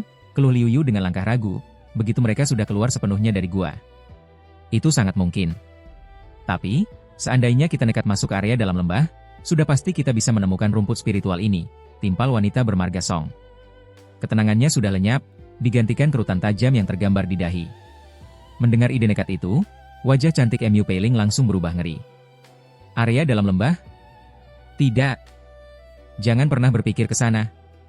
Mengingat tingkat kultivasi kita sekarang, masuk ke sana sama saja dengan mencari mati. Itu belum tentu, bantah Song Yu sambil mengerjapkan matanya yang indah. Pikirannya berputar cepat. Aku kebetulan mengenal salah seorang teman lama paman seperguruan Han. Dari tangannya, aku berhasil mengamankan sebuah peta rute aman untuk masuk ke lembah dalam. Asalkan kita tidak melenceng sedikit pun dari peta ini, risiko berpapasan dengan retakan spasial mematikan bisa ditekan serendah mungkin.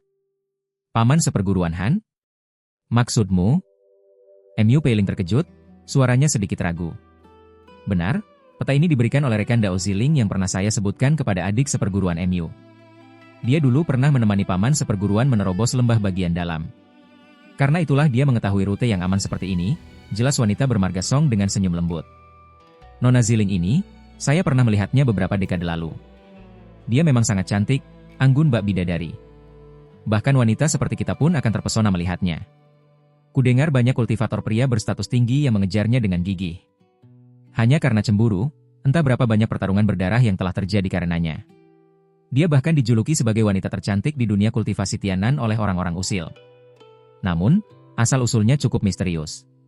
Dia juga sudah lama mengenal guru dan mereka terlihat sangat akrab. Adik Mu, sepertinya kamu harus sedikit berhati-hati. Liu Yu memutar bola matanya dan terkekeh, nadanya sedikit menggoda. Apa yang perlu saya hati-hatikan? Balas Mu Peiling, wajahnya yang seputih giok langsung merona merah, lalu ia meludah pelan. Adik seperguruan Liu, jangan menggoda adik seperguruan Mu terus. Lebih baik kita fokus pada tujuan utama kita. Apakah kalian berdua sudah siap menerobos masuk ke lembah bagian dalam? Tanya wanita bermarga Song dengan ekspresi serius. Senyum Mu Peiling dan Liu Yu perlahan memudar. Keduanya saling pandang, raut keraguan jelas terlihat di wajah mereka. Kakak seperguruan Song, apakah peta dari Ziling itu benar-benar rute yang dulu dilewati oleh guru? Jika iya, tidak ada salahnya kita mencoba. Lagi pula, rumput roh ilusi sangat penting bagi kita untuk menembus hambatan kultivasi masing-masing. Terus terang saja, kembali dengan tangan kosong seperti ini, saya benar-benar tidak rela, ucap Liu Yu perlahan, alisnya yang lentik sedikit bertaut. Jika kita hanya mencari obat spiritual di sekitar pintu masuk lembah bagian dalam, saya bersedia ikut.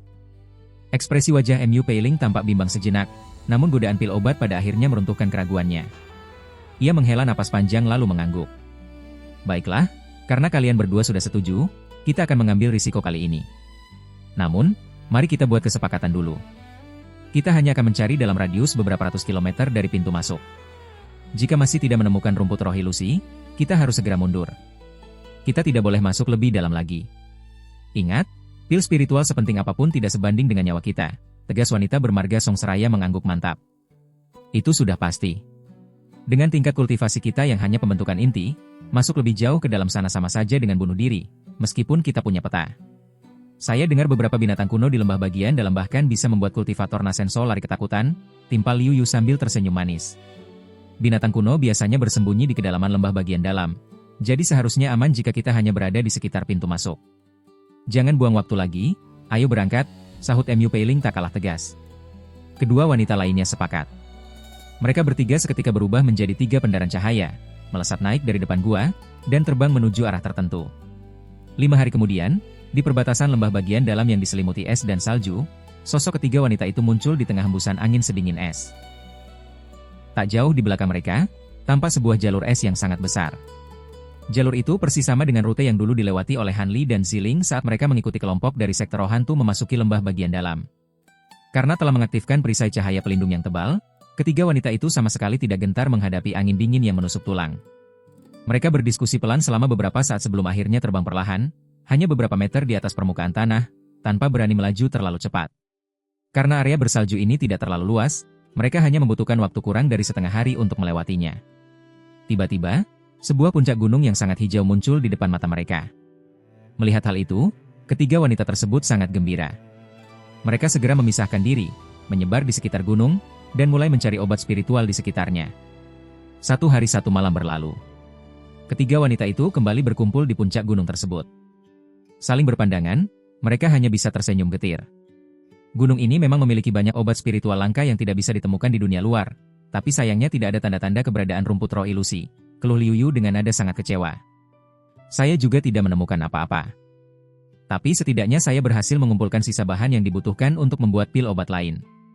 Jadi kita tidak sepenuhnya pulang dengan tangan hampa, ucap Mu Peiling dengan tawa hambar, tak tahu harus senang atau sedih. Sepertinya kita memang tidak berjodoh dengan rumput roh ilusi. Mari kita kembali ke sekte sekarang, ujar Song Yu dengan nada lesu sambil menghela napas pelan. Bagaimana kalau kita cari sekali lagi dengan lebih teliti? Siapa tahu kita melewatkan sesuatu, usul Liu Yu yang masih enggan menyerah. Lupakan saja, kalau memang bukan takdir kita, tak perlu dipaksakan. Lagi pula, lembah bagian dalam terlalu berbahaya. Walaupun kita hanya berada di sekitar pintu masuk, terlalu lama di sini bisa mengundang petaka. Kita harus segera pergi, tolak Song Yu tegas sambil menggelengkan kepala. Mendengar itu, gurat kekecewaan masih tampak di wajah cantik Liu Yu. Namun, tepat saat ia hendak membalas ucapan Song Yu, sebuah suara gemuruh petir tiba-tiba terdengar dari ufuk kejauhan. Ketiga wanita itu tersentak dan refleks mendongak ke arah suara tersebut. Dari kejauhan, mereka melihat segumpal awan gelap pekat yang bergerak cepat ke arah mereka dengan kecepatan luar biasa. Dalam sekejap mata, ukuran awan itu tampak membesar. Ketika jaraknya makin dekat, barulah terlihat wujud aslinya, gumpalan awan hitam yang bergulung-gulung diiringi sambaran petir yang saling menyahut. Auranya terasa sangat mengintimidasi. Gawat! Ada yang tidak beres dengan awan hitam itu. Jangan-jangan itu binatang kuno. Dengan segudang pengalaman yang mereka miliki, ketiga wanita itu langsung menyadari ada yang tak beres. Wanita bermarga Song berteriak panik. Seketika itu juga, ketiga wanita itu melompat mundur. Mereka berubah menjadi 3 berkas cahaya, lalu melesat kabur ke arah kedatangan mereka. Namun, sesuatu di balik awan hitam yang bergemuruh itu sepertinya telah menyadari keberadaan mereka. Awan gelap itu seketika bergulung-gulung, bergejolak, lalu melesat jauh lebih cepat mengejar ketiga wanita itu. Tawa dingin yang menyeramkan pun terdengar samar dari baliknya. Itu bukan binatang kuno. Sepertinya itu kultivator jalan iblis. Liu Yu yang dulunya juga penganut jalan iblis langsung menyadari hal itu begitu mendengar tawa dingin tersebut. Wajah cantiknya seketika pucat pasi saat ia berbalik dan berseru memberi peringatan. Baik manusia maupun monster, yang jelas niatnya jahat.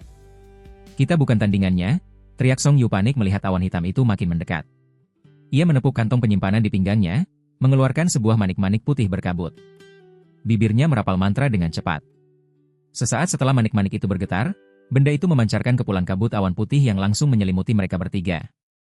Awan putih itu tiba-tiba bergetar, lalu melesat membelah udara bagaikan meteor, melaju dengan kecepatan yang ternyata tidak kalah cepat dari kejaran awan gelap di belakang mereka. Trik murahan. Berani sekali kau memainkannya di hadapanku. Terdengar suara serak dari balik awan gelap. Awan itu tiba-tiba bergulung-gulung lalu memadat, membentuk sebuah tangan raksasa berwarna hitam pekat. Tangan besar itu memancarkan kilatan cahaya hitam sepanjang puluhan meter, melesat dengan kecepatan 2 kali lipat. Hanya dalam sekejap, jarak mereka dengan buruan mereka terpangkas setengahnya. Di belakang kita ada kultivator iblis tingkat Nasen Soul. Cepat pikirkan cara untuk menahannya walau sebentar saja, seru Song Yu dari balik awan putih, suaranya dipenuhi keterkejutan sekaligus amarah. Saya akan melepaskan serangga spiritual. Meski harus mengorbankan beberapa kelabang, saya akan menghalanginya, seru Liu Yu yang tak kalah panik. Bersamaan dengan ucapannya, terdengar suara PFFT PFFT. 7 atau 8 ekor kelabang seputih salju sepanjang setengah kaki melesat dari balik awan putih, menerjang ke arah tangan raksasa itu sambil mengayunkan capitnya. Kelabang es bersayap 6. Haha, pantas saja. Ternyata kau, gadis kecil Liu Yu. Berani-beraninya kau melawanku hanya dengan serangga remeh ini? Mendengar itu, sosok di balik kilatan hitam itu tertawa terbahak-bahak, sama sekali tak terlihat terkejut. Beberapa kilatan hitam tiba-tiba memancar keluar dari cahaya hitam tersebut, menembus tubuh para kelabang putih itu dalam sekejap. Tanpa henti, kilatan hitam itu terus melesat ke depan, menyapu habis para kelabang tersebut. Beberapa saat kemudian, terdengar suara ledakan beruntun ketika tubuh para kelabang itu dilalap api hitam pekat, lalu berubah menjadi abu, hilang ditelan udara begitu saja. Entah sihir macam apa yang digunakan oleh lawannya itu, bahkan sekelas kelabang es bersayap 6 pun tak mampu menahannya sedetik pun. Ketiga wanita di dalam awan putih itu hampir pingsan saking takutnya melihat pemandangan mengerikan itu. Terutama Liu Yu, ia tidak tahu menahu tentang identitas kultivator iblis di belakang mereka. Namun lawannya itu mengenali identitasnya hanya dengan melihat sekilas kelabang-kelabang itu. Anehnya, suara tawa itu terasa sangat asing di telinganya. Kecepatan kejaran sosok itu sungguh luar biasa. Belum sempat mereka memikirkan cara lain untuk menghalaunya, sosok itu sudah mengejar awan putih mereka. Setelah sedikit berputar di udara, sosok raksasa berbentuk tangan hitam itu kembali muncul dan mencengkeram ke bawah dengan kejam, tanpa keraguan sedikit pun. Ketiga wanita itu berseru tertahan nyaris bersamaan. 3 sinar pedang, beserta sebuah cambuk panjang dan sebuah tongkat rui melesat keluar dari dalam awan putih. Namun kilatan hitam menyala sesaat dari tangan hitam besar itu, yang langsung menyambar seluruh senjata tersebut ke dalam genggamannya. Sesaat setelah kelima jari raksasa itu terbuka, semua pusaka tadi hilang tak berbekas, entah kemana perginya. Akan tetapi, kesempatan sekejap ini berhasil dimanfaatkan. Awan putih tiba-tiba meledak dengan suara ledakan keras, dan 3 kilatan sinar menyebar ke segala arah. Ketiga wanita itu rupanya berniat untuk kabur ke arah yang berbeda-beda. Namun, hal tak terduga pun terjadi. Dari sela-sela jari tangan hitam raksasa itu, tiba-tiba keluar kilatan cahaya hitam yang melesat menyambar mereka. Dalam sekejap, kilatan itu membelit erat ketiga wanita itu lalu menarik mereka mundur. Tangan hitam besar itu pun menangkap mereka bertiga dalam genggamannya. Song Yu dan kedua adik seperguruannya tertangkap hidup-hidup. Dengan tubuh yang masih memancarkan pelindung aura berwarna-warni, mereka panik bukan main dan meronta hebat, mencoba membebaskan diri. Namun saat itu juga, terdengar suara dengusan dingin yang menggema di telinga mereka. Gumpalan-gumpalan ki hitam menyembur keluar dari tangan raksasa itu dan langsung mengenai wajah ketiga wanita tersebut. Kesadaran spiritual mereka langsung hancur, pandangan mereka menjadi gelap, dan mereka pun jatuh pingsan. Tepat pada saat itu, tangan hitam raksasa itu melepaskan cengkeramannya lalu berubah kembali menjadi kepulan besar ki hitam. Kepulan itu memusat ke tengah lalu berputar, memperlihatkan sesosok tubuh yang tinggi besar. Seluruh tubuh sosok ini hitam legam, namun matanya memancarkan sinar hijau menyala yang sangat mengerikan. Tak kusangka, ternyata mereka ini bagus juga. Menangkap mereka mungkin bisa membuat orang itu berpikir 2 kali. Hehe, kalian bertiga memiliki hubungan dengannya.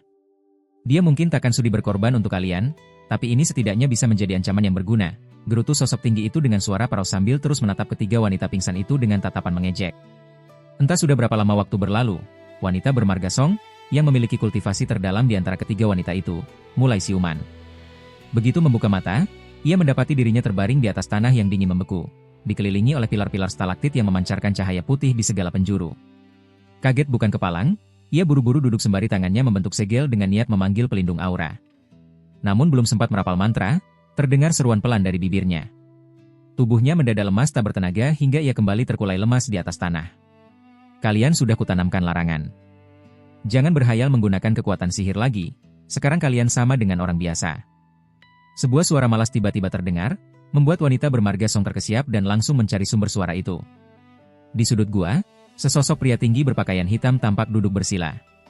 Karena pria itu sama sekali tak bergerak, wanita itu tak menyadari keberadaannya sejak awal. Pada saat yang sama, wanita itu juga baru menyadari bahwa ia tidak bisa memusatkan kekuatan sihir di tubuhnya. Ia tak mampu mengumpulkan ki sejati sedikit pun, seolah-olah sebuah larangan yang sangat kuat telah mengunci kekuatannya. Hatinya langsung menciut. Siapa Anda? Mengapa Anda menangkap saya dan saudari-saudari saya? Wanita bermarga Song itu mengedarkan pandangannya dan melihat Mu Peiling beserta Liu Yu terbaring di belakangnya. Meskipun pingsan, mereka berdua terlihat baik-baik saja. Hati wanita itu sedikit lega. Hehe, aku tidak menyangka akan bertemu dengan kalian bertiga di lembah bagian dalam. Salahkan saja nasib buruk kalian karena bertemu denganku. Lagi pula kalian sedikit berguna bagiku.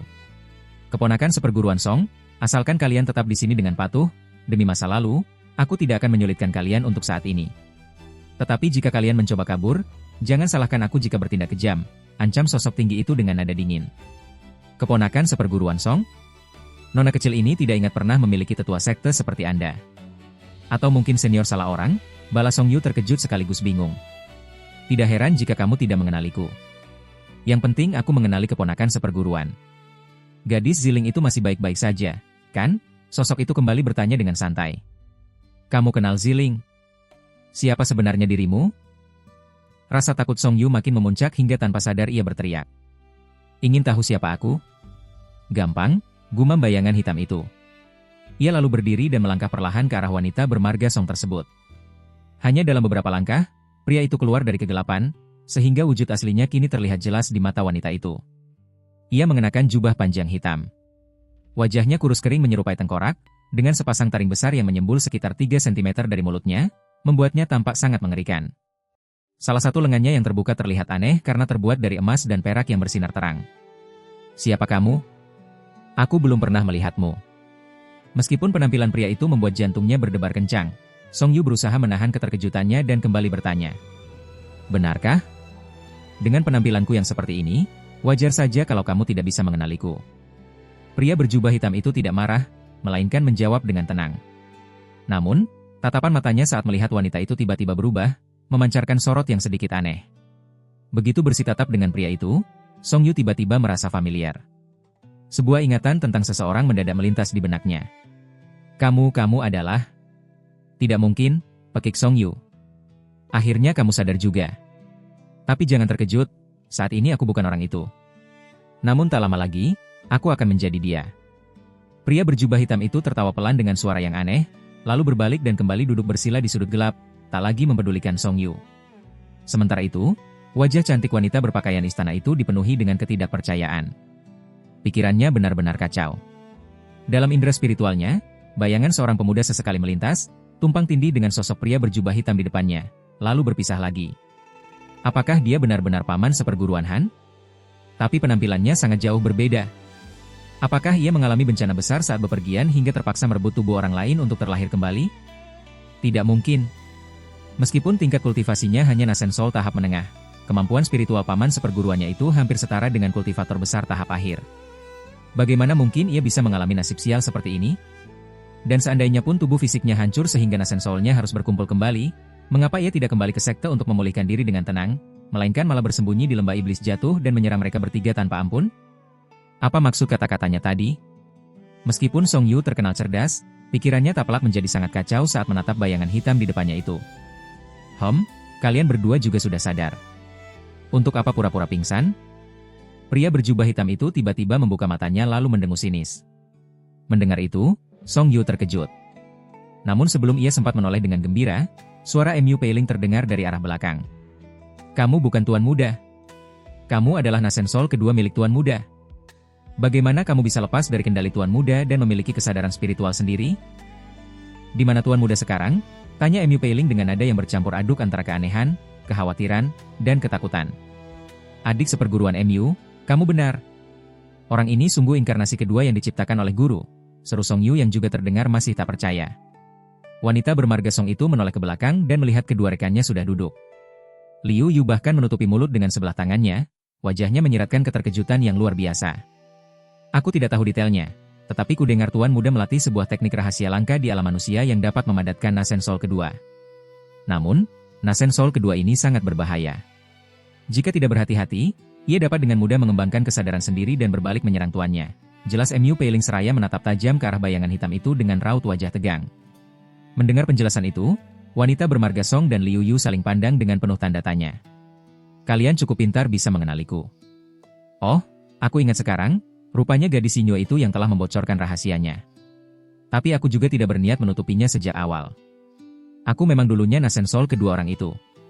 Namun, begitu kultivasiku mencapai puncaknya dan aku melahap jiwa utama miliknya, aku akan menjadi dirinya, dan dia akan menjadi diriku. Kalian diam saja di sini.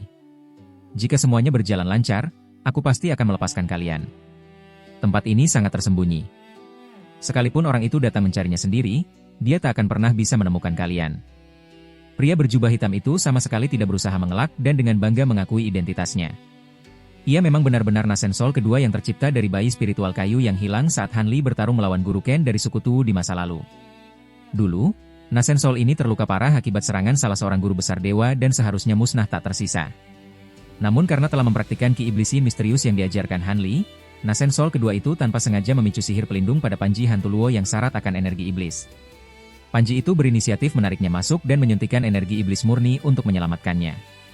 Seandainya jarak Han Li tidak terlalu jauh, Nasen Soul kedua itu pasti akan otomatis kembali ke sisinya berkat ikatan batin setelah terbangun.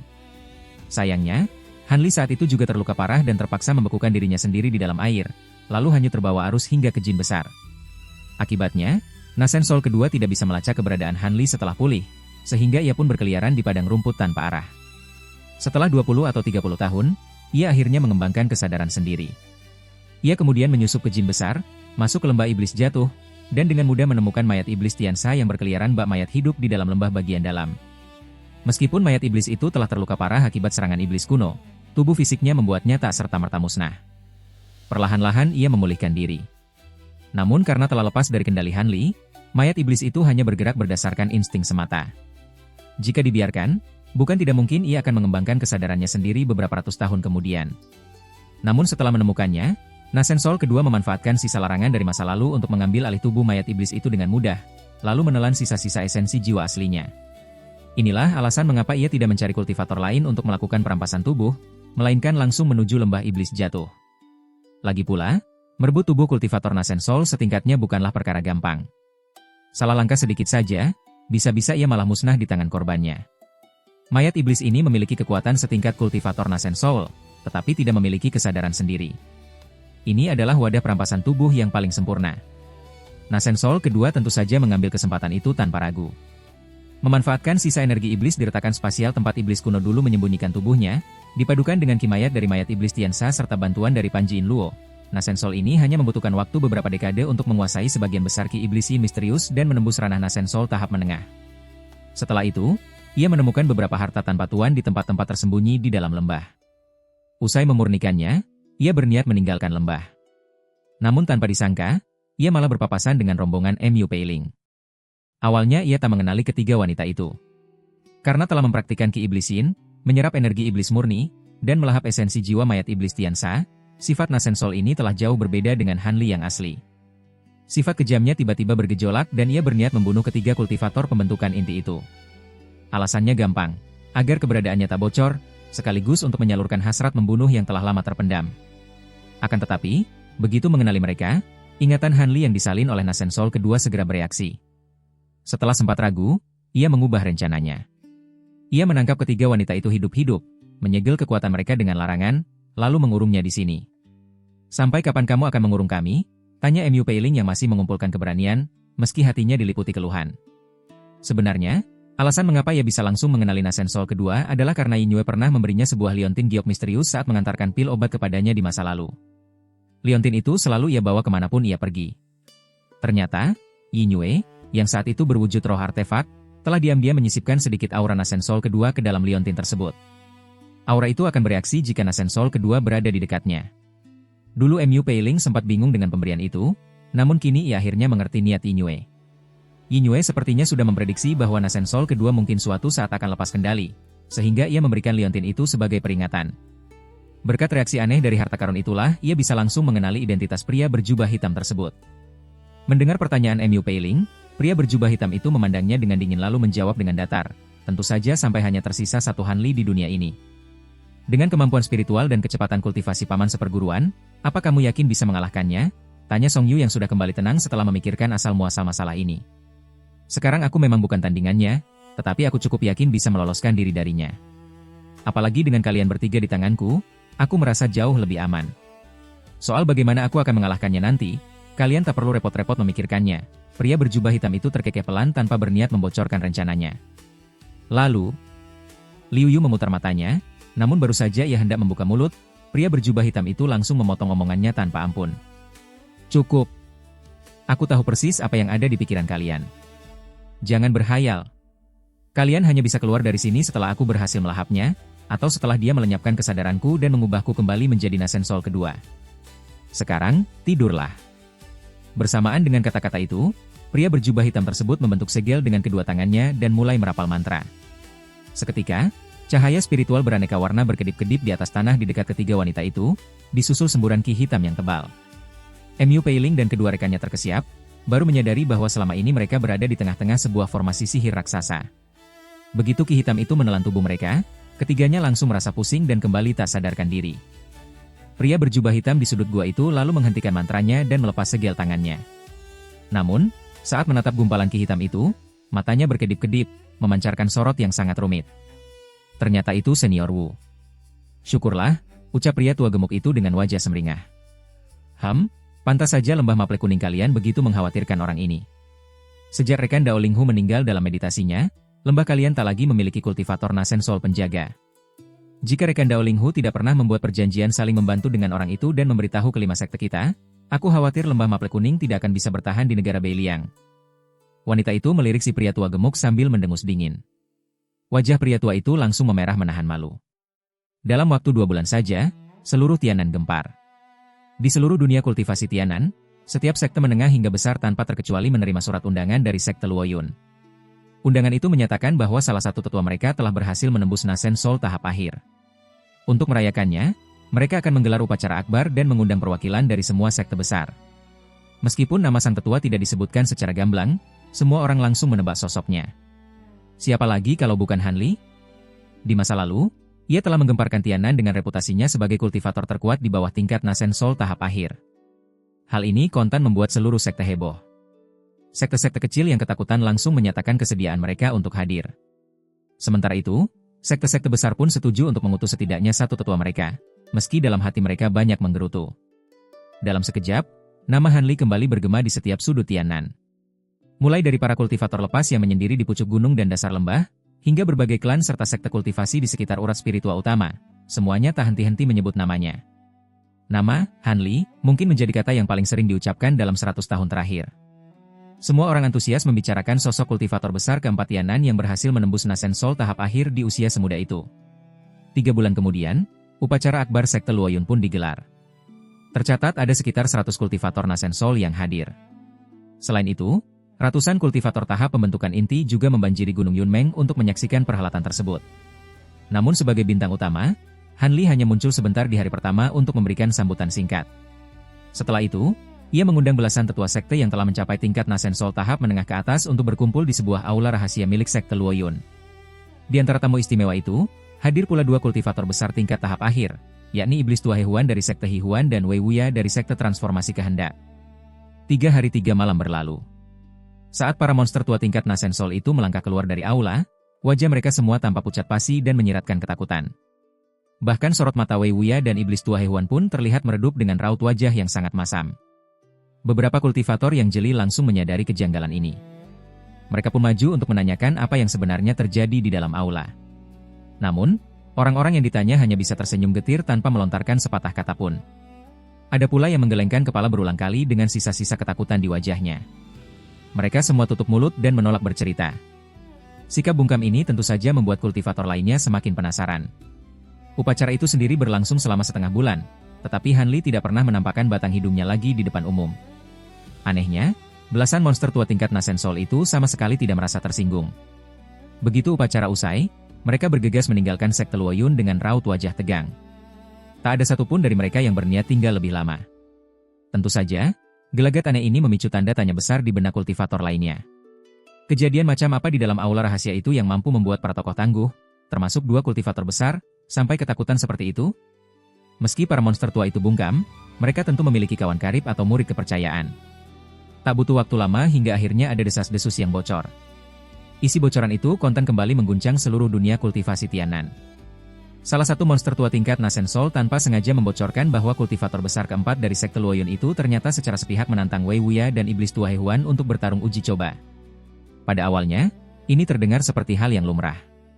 Wajar saja jika tetuahan ingin menjajal kemampuannya yang baru sekaligus unjuk gigi di depan kultivator tahap menengah lainnya. Namun, usulan tetuahan selanjutnya benar-benar gila. Ia menantang Wei Wuya dan Iblis Tua Hehuan bertarung secara bersamaan, sendirian. Entah apa yang ada di pikiran Wei Wuya dan Iblis Tua Hehuan saat itu, karena setelah berpikir sejenak, mereka berdua ternyata menerima tantangan arogan tersebut. Hasil pertarungannya lah yang membuat belasan monster tua itu tercengang tak percaya. Han Li dengan kekuatan seorang diri mampu mengeluarkan rentetan kemampuan spiritual luar biasa dan menggunakan beberapa harta karun berdaya hancur mengerikan. Dengan mudahnya, ia menundukkan kedua kultivator besar itu. Bayangkan, Wei Wuya dan Iblis Tua Hehuan, dua kultivator besar yang telah malam melintang di Tianan selama ratusan tahun, bahkan tidak mampu mengalahkan Han Li meski sudah bekerja sama. Sebaliknya, perlawanan mereka justru mengakibatkan rusaknya sedikit ki esensi di tubuh mereka masing-masing. Yang lebih mengerikan lagi bagi para penonton di aula, raut wajah tetuahan selama pertarungan tampak sangat santai. Sepertinya, ia bahkan belum mengeluarkan seluruh kemampuannya. Fakta ini membuat semua orang bungkam saking ngerinya. Sisa waktu pertemuan itu kemudian dihabiskan untuk bertukar pengalaman kultivasi yang dipimpin langsung oleh Han Li. Sayangnya, sesi diskusi yang biasanya sangat berharga ini malah terasa bagai siksaan. Para monster tua yang hadir duduk dengan gelisah, seolah sedang menduduki bantalan jarum. Itulah sebabnya, saat pertemuan 3 hari itu berakhir, mereka keluar dengan ekspresi wajah yang sangat aneh. Begitu desas-desus pertarungan ini menyebar, tentu saja sebagian besar orang menganggapnya sebagai omong kosong belaka.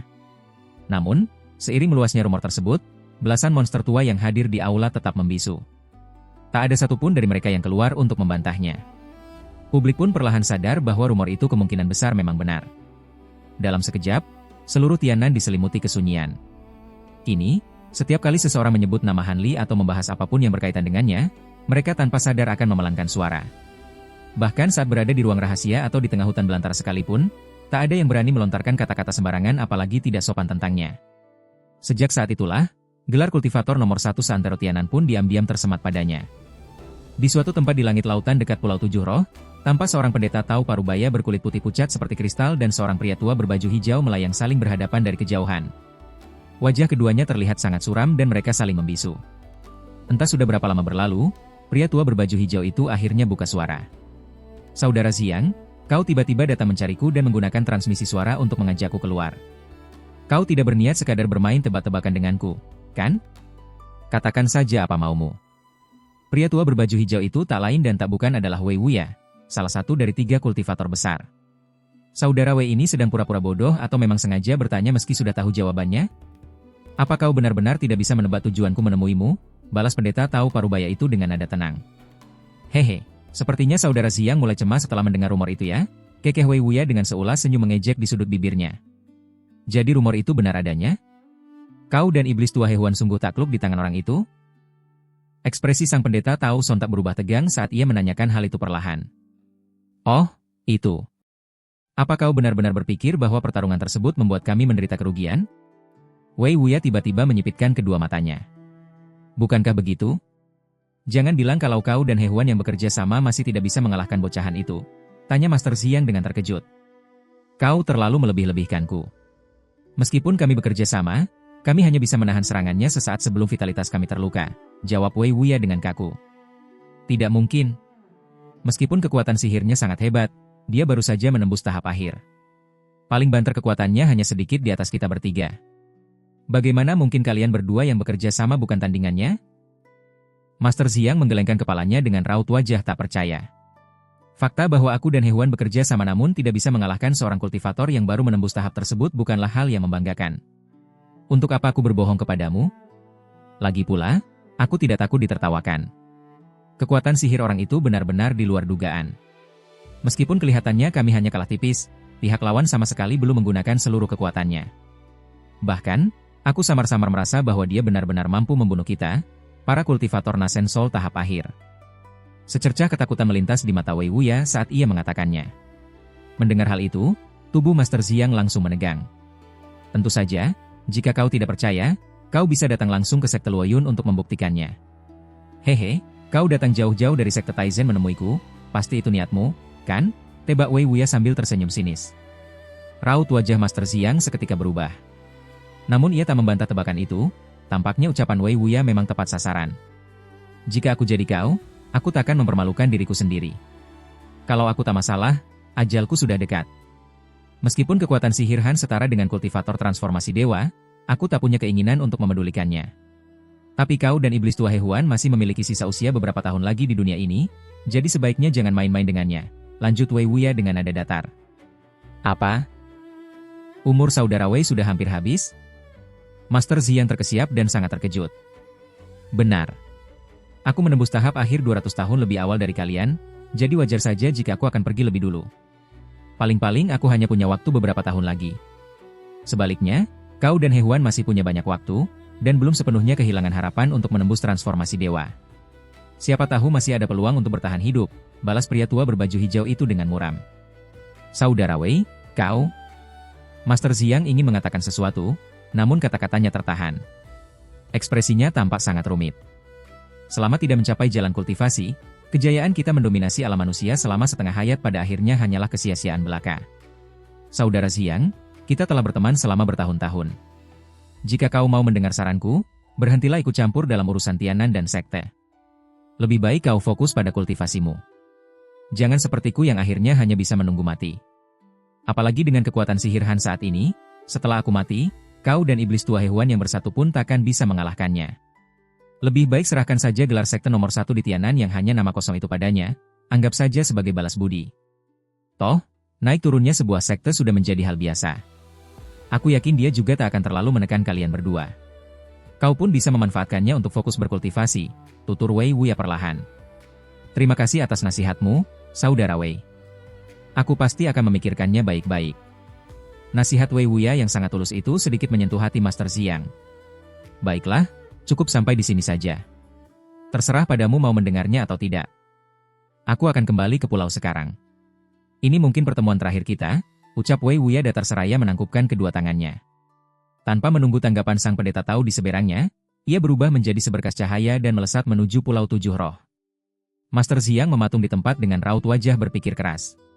Entah berapa lama kemudian, ia akhirnya menghela napas panjang lalu berubah menjadi pelangi putih, melesat ke arah kejauhan. Namun, arah yang ditujunya adalah negara 11. Kultivator Nasen Soul tahap akhir dari sekte Taizen ini pada akhirnya memutuskan untuk menemui Han Li secara langsung terlebih dahulu. Jika kultivator besar yang baru saja muncul itu benar-benar sekuat rumor yang beredar, barulah ia akan mengikuti saran Wei Wuya, segera kembali ke sekte, mengasingkan diri, dan bersiap untuk menembus tingkat transformasi dewa. Sebulan berselang, tersebar kabar bahwa Master Xiang telah mengunjungi sekte Luoyun. Namun, ia pamit pulang hanya dalam waktu setengah hari dan kembali ke sekte Taizen. Secara tiba-tiba, ia mengumumkan bahwa dirinya akan menjalani pengasingan hidup dan mati. Berita ini seketika menyebar luas. Tentu saja hal ini memicu berbagai spekulasi dari berbagai sekte di Tianan. Tapi sekarang, bahkan orang paling bodoh pun sadar bahwa tetua sekte Taizen itu tidak berhasil meraih keuntungan apapun saat berhadapan dengan Han Li. Jika tidak, mana mungkin ia langsung bersikap seolah menyerah begitu kembali ke sektenya? Dengan demikian, status bergengsi Han Li sebagai kultivator nomor 1 di Tianan akhirnya diakui. Bahkan kekuatan sekte Luoyun meningkat pesat hingga beberapa kali lipat. Hanya dalam hitungan bulan, mereka telah menguasai lebih dari separuh wilayah negara 11.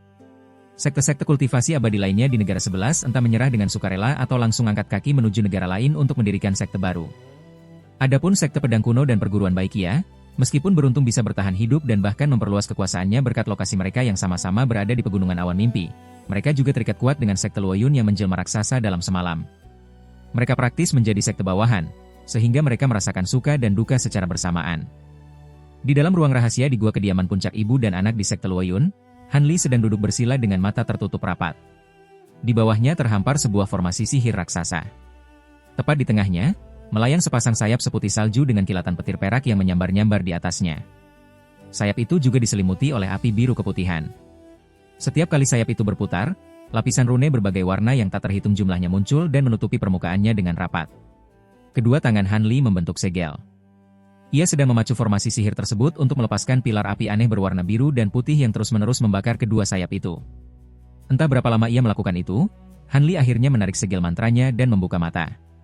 Sambil menatap sepasang sayap berbulu yang berputar perlahan di dalam api itu, Ia mengarahkan satu jarinya ke sana. Seketika, sayap bulu itu bergetar. Terdengar suara, puci, disusul pancaran cahaya biru yang sangat terang dan sambaran petir perak yang menggelegar kencang. Tenaganya sungguh dahsyat. Namun, Han Li malah mengerutkan kening, tampak sedikit tak puas. Ia terdiam sesaat, lalu membuka mulutnya dan menyemburkan sebuah kuali kecil berwarna biru. Kuali itu berputar cepat sebelum akhirnya mendarat dengan mulus di tanah di depannya. Ada apa lagi? Aku sudah menjelaskan metode pemurnian ini berulang kali padamu, keluh seseorang dari dalam kuali. Suaranya terdengar sangat kekanak-kanakan, namun nada bicaranya sangat tua, yang mana terdengar cukup lucu. Tetapi Han Li sama sekali tak berniat tertawa. Sebaliknya, ia berkata dengan dingin. Aku sudah mengikuti metode pemurnianmu. Meskipun aku telah menggabungkan bulu kunpeng ke dalam sayap angin petir dan benda ini mampu memicu kekuatan spiritual atribut angin, kekuatannya paling banter hanya sebatas pusaka spiritual tiruan seperti kipas 3 api. Mana kekuatan besar yang kau katakan itu? Apa kau sengaja membohongiku? Ekspresinya terlihat sangat suram. Itu tidak mungkin. Bulu kunpeng adalah harta tingkat tinggi, tak mungkin kekuatannya hanya sebatas ini. Coba kulihat sayap angin petir buatanmu itu, balasnya. Sinar spiritual melintas di atas tutup kuali, lalu sesosok bayangan manusia yang samar pun muncul. Bayangan itu adalah wujud ilusi dari binatang suci Tianlan. Han Li tidak membalas. Ia mengangkat tangan dan melambai ke arah sayap di dalam formasi sihir. Terdengar suara hus saat sayap angin petir itu berubah menjadi seberkas cahaya biru dan putih, lalu melesat mendekat, berhenti, dan melayang tepat di atas kepala si bocah tersebut. Si bocah menatap sayap itu dengan saksama tanpa berkedip sedetik pun. Ekspresi wajahnya berubah-ubah. Cukup lama kemudian, barulah ia memejamkan mata dan merenung. Aku tahu apa masalahnya. Memurnikan bulu kunpeng ternyata jauh lebih sulit dari yang kubayangkan. Meskipun bulunya sudah menyatu dengan sayap angin petir, hukum langit dan bumi berunsur angin yang terkandung di dalamnya masih belum terpicu sepenuhnya. Karena itulah kekuatannya saat ini hanya setara dengan pusaka spiritual tiruan, dan tidak bisa disandingkan dengan pusaka roh penembus langit yang asli. Jelas si bocah dengan nada datar setelah kembali membuka matanya. Lalu bagaimana cara memicu kekuatan bulu kunpeng itu? Tanya Han Li langsung ke intinya. Ada 2 cara untuk memicunya sekarang. Pertama, kau ubah kultivasimu menjadi metode atribut angin. Dengan tingkat kultivasimu saat ini, kau mungkin masih bisa memaksakan diri. Kedua, cari sebuah batu spiritual atribut angin tingkat puncak. Itu juga bisa memicu kekuatannya, papar si bocah. Mengubah metode kultivasi atribut angin? Mencari batu spiritual atribut angin tingkat puncak?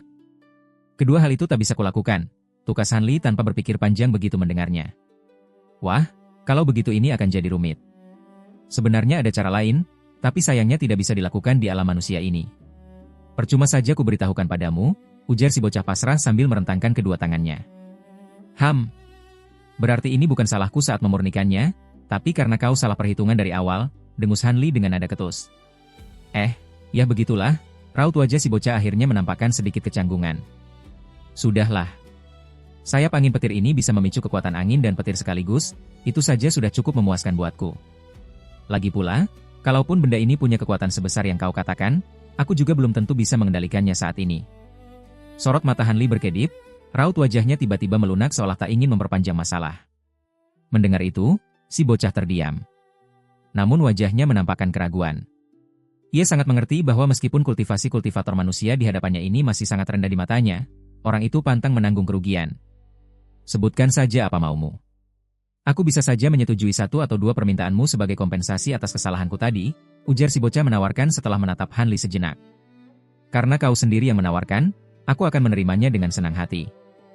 Han Li tersenyum simpul, lalu langsung mengutarakan permintaannya. Dan si bocah, yang merupakan penjelmaan binatang suci Tianlan itu, spontan memutar bola matanya mendengarnya. Han Li menepuk kantong penyimpanannya. Seketika itu juga, mulut kantong tersebut memuntahkan seberkas cahaya senja berwarna biru. Sesaat kemudian, cahaya itu meredup, menyisakan beberapa benda asing di hadapannya. Segumpal zat bening menyerupai gel seukuran kepalan tangan, 2 keping kristal hitam pekat yang berkilauan, sebuah manik bundar berwarna hitam putih, dan sebuah bola mata seukuran ibu jari yang berwarna hitam legam. Semua material ini kudapatkan tanpa sengaja, tapi sayangnya pengetahuanku terlalu dangkal untuk mengetahui apa saja kegunaannya. Karena kau berasal dari alam atas, pasti wawasanmu lebih luas. Kudengar kau bersedia memberikan sedikit petunjuk untukku. Han Li menunjuk benda-benda tersebut seraya bertanya dengan tenang. Dari mana kau mendapatkan benda-benda ini? Yang lainnya sih biasa saja, tapi 2 barang ini sangat langka, bahkan di alam roh sekalipun. Saat pandangan si bocah menyapu material-material tersebut, ia tanpa sadar memekik pelan. Detik berikutnya, ia menjulurkan satu tangan ke udara, dan dua benda tersebut tiba-tiba melesat ke arahnya. Hanli memusatkan perhatiannya. Benda itu tidak lain adalah sebuah gumpalan transparan dan sebuah bola mata hitam legam. Bagaimana? Rekan Dao Tianlan mengenali kedua benda ini? Dari mana rekan Dao Han mendapatkan dua benda ini? Ceritakan kepadaku terlebih dahulu. Bocah itu melirik Hanli, bertanya dengan nada terkejut sekaligus ragu. Satu aku dapatkan dari dalam kuali api yang telah terbakar entah berapa tahun lamanya, sedangkan yang satunya lagi adalah mata siluman dari seekor binatang siluman tiga mata, jelas Hanli singkat, tanpa menyembunyikan apapun. Tebakanku benar. Bocah itu memasang raut wajah paham. Ia lalu menimang gumpalan transparan yang kenyal tersebut dan mulai menjelaskan. Benda dari dalam kuali api itu disebut benang roh api. Itu adalah material terbaik untuk memurnikan zirah tempur atribut api, bahkan di alam roh sekalipun barang ini sangat langka. Wujud aslinya adalah biji atribut yin yang jauh lebih langka. Jika biji itu dibakar di dalam kobaran api selama bertahun-tahun dan kebetulan tidak mencair, material semacam ini baru bisa terbentuk, ujar bocah itu sambil tersenyum. Benang roh api? Hanli menatap benda kenyal di tangan bocah itu dengan raut wajah keheranan. Walaupun baru pertama kali mendengarnya, wujud benda itu sama sekali tidak terlihat seperti sebuah benang roh baginya. Wujudnya saat ini tentu saja belum sempurna. Benda ini butuh dipadatkan dan diubah menjadi benang oleh kultivator yang ahli dalam metode kultivasi atribut api. Hehe, kau tidak akan bisa melakukannya. Benang roh api sendiri adalah harta karun yang langka. Benda ini bisa digunakan sebagai material pemurnian, atau langsung dimurnikan untuk dikendalikan sebagai senjata, dan kekuatannya bahkan tidak kalah dari pedang terbang biasa. Namun, ada satu hal yang aneh. Seingatku benang roh api seharusnya berwarna biru muda, tetapi milikmu ini agak transparan. Tampaknya sedikit berbeda, ucap bocah itu dengan ragu. Oh, lalu butuh waktu berapa lama untuk meleburnya sampai benda ini bisa terbentuk? Ekspresi Hanli berubah saat memikirkan sesuatu. Alasan mengapa benda ini jarang terlihat adalah karena proses pemurniannya butuh waktu yang sangat lama. Paling cepat butuh 100 tahun lebih, atau bahkan hingga ratusan tahun. Semakin lama dibakar, ukurannya akan semakin menyusut dan kualitasnya akan semakin murni, jelas bocah itu. Begitu rupanya. Sorot pencerahan melintas di mata Hanli. Kenapa? Apa yang sedang kau pikirkan? Bocah itu menatap Hanli dengan heran. Bukan apa-apa. Mari kita bicarakan barang yang satunya lagi. Hanli tersenyum tipis untuk mengalihkan pembicaraan, lalu menolehkan pandangannya ke arah bola mata tersebut. Bocah itu terdiam sejenak. Karena enggan mendesak lebih jauh, ia pun melirik bola mata hitam legam itu dan berkata datar. Asal-usul benda ini jauh lebih luar biasa, bahkan aku sendiri sedikit tergoda melihatnya. Sayangnya, karena yang turun ke alam ini hanyalah pecahan jiwaku, atribut benda ini sedikit bertentangan denganku. Manfaat yang kudapat jika memurnikannya sangat terbatas, dan benda ini malah bisa melukai pikiran spiritualku. Latar belakang bola mata ini sehebat itu? Hanli tertegun dan sedikit tidak percaya.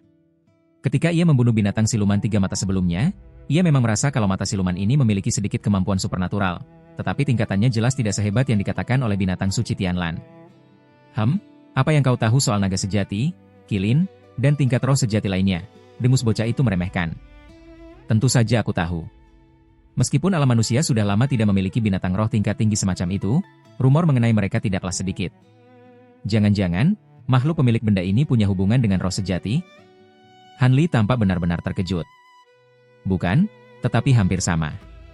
Ini adalah mata ketiga dari binatang Cilie, musuh bebuyutan naga sejati, dan dikenal juga sebagai mata sihir penghancur yang sangat terkenal di alam roh. Binatang ini terlahir dengan 3 kepala dan 5 ekor. Kepala di bagian tengah hanya memiliki satu mata tunggal, dan itu adalah mata sihir penghancur ini. Konon, binatang Cilie tidak pernah membuka matanya secara sembarangan. Namun saat terbuka, kekuatan itu bisa langsung merobek ruang dan membunuh musuh tanpa bentuk fisik.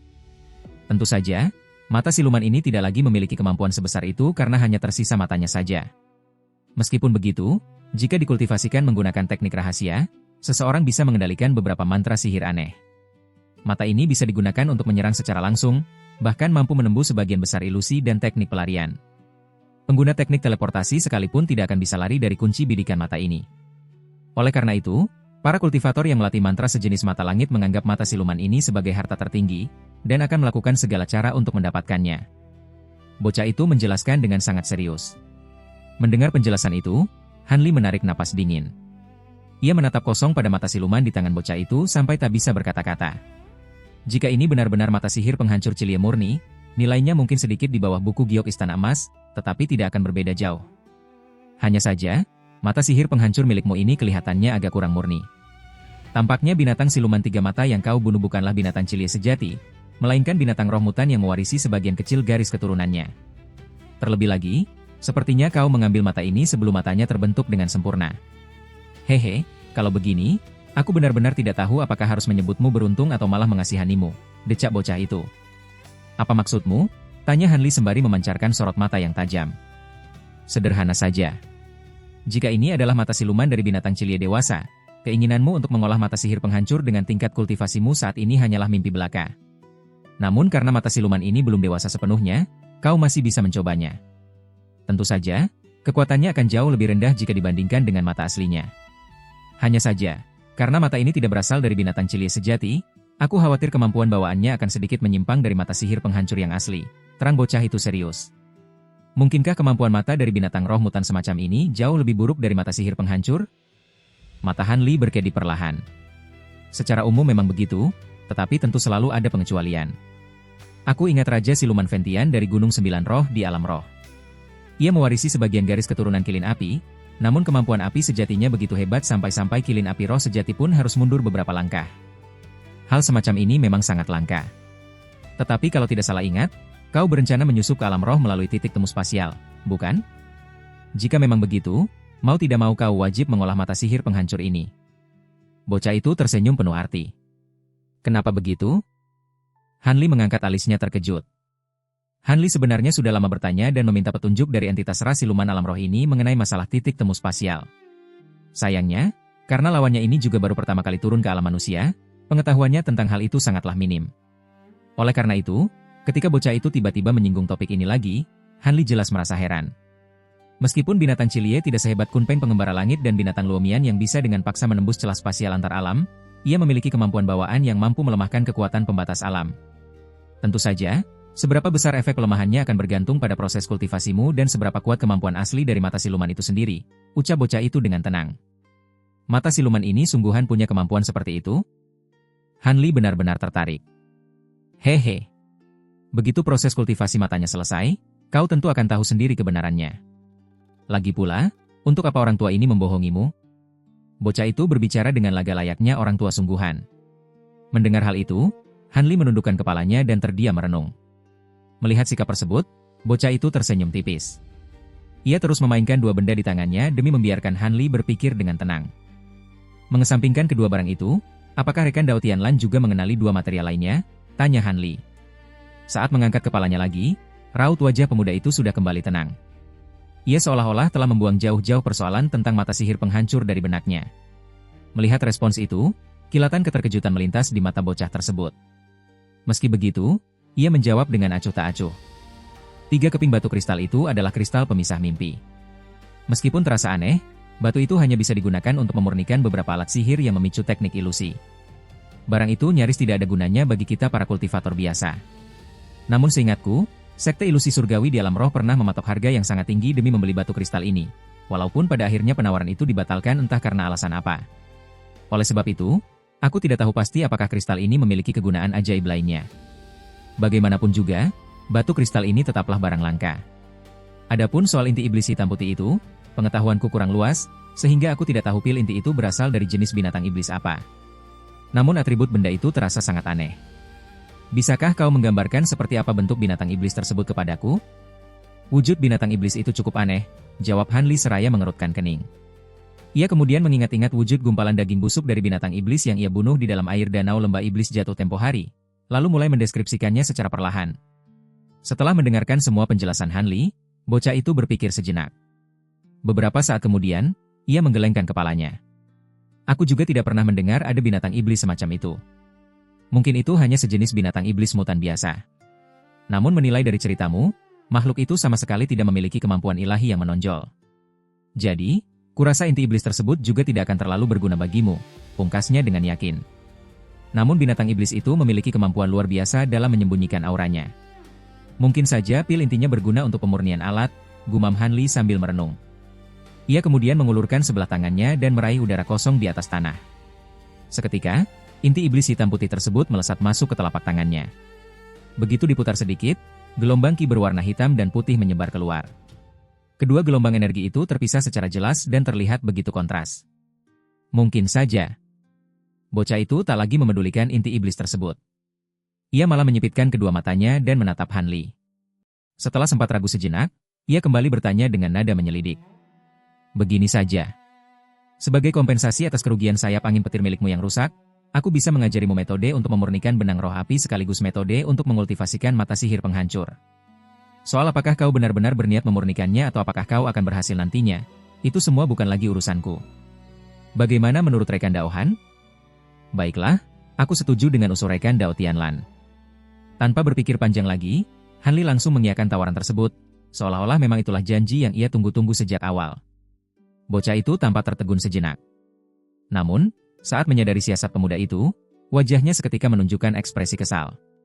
Tubuhnya bergoyang, sebelum akhirnya runtuh dan menghilang. Dua barang yang tadi ada di tangannya langsung terjatuh ke samping kuali. Dengan sigap, Han Li mengibaskan satu tangannya ke udara kosong. Ia menangkap benda transparan dan bola mata hitam legam tersebut secara bersamaan. Hampir pada saat yang bersamaan, sebuah transmisi suara dari binatang suci Tianlan tiba-tiba terngiang di telinganya.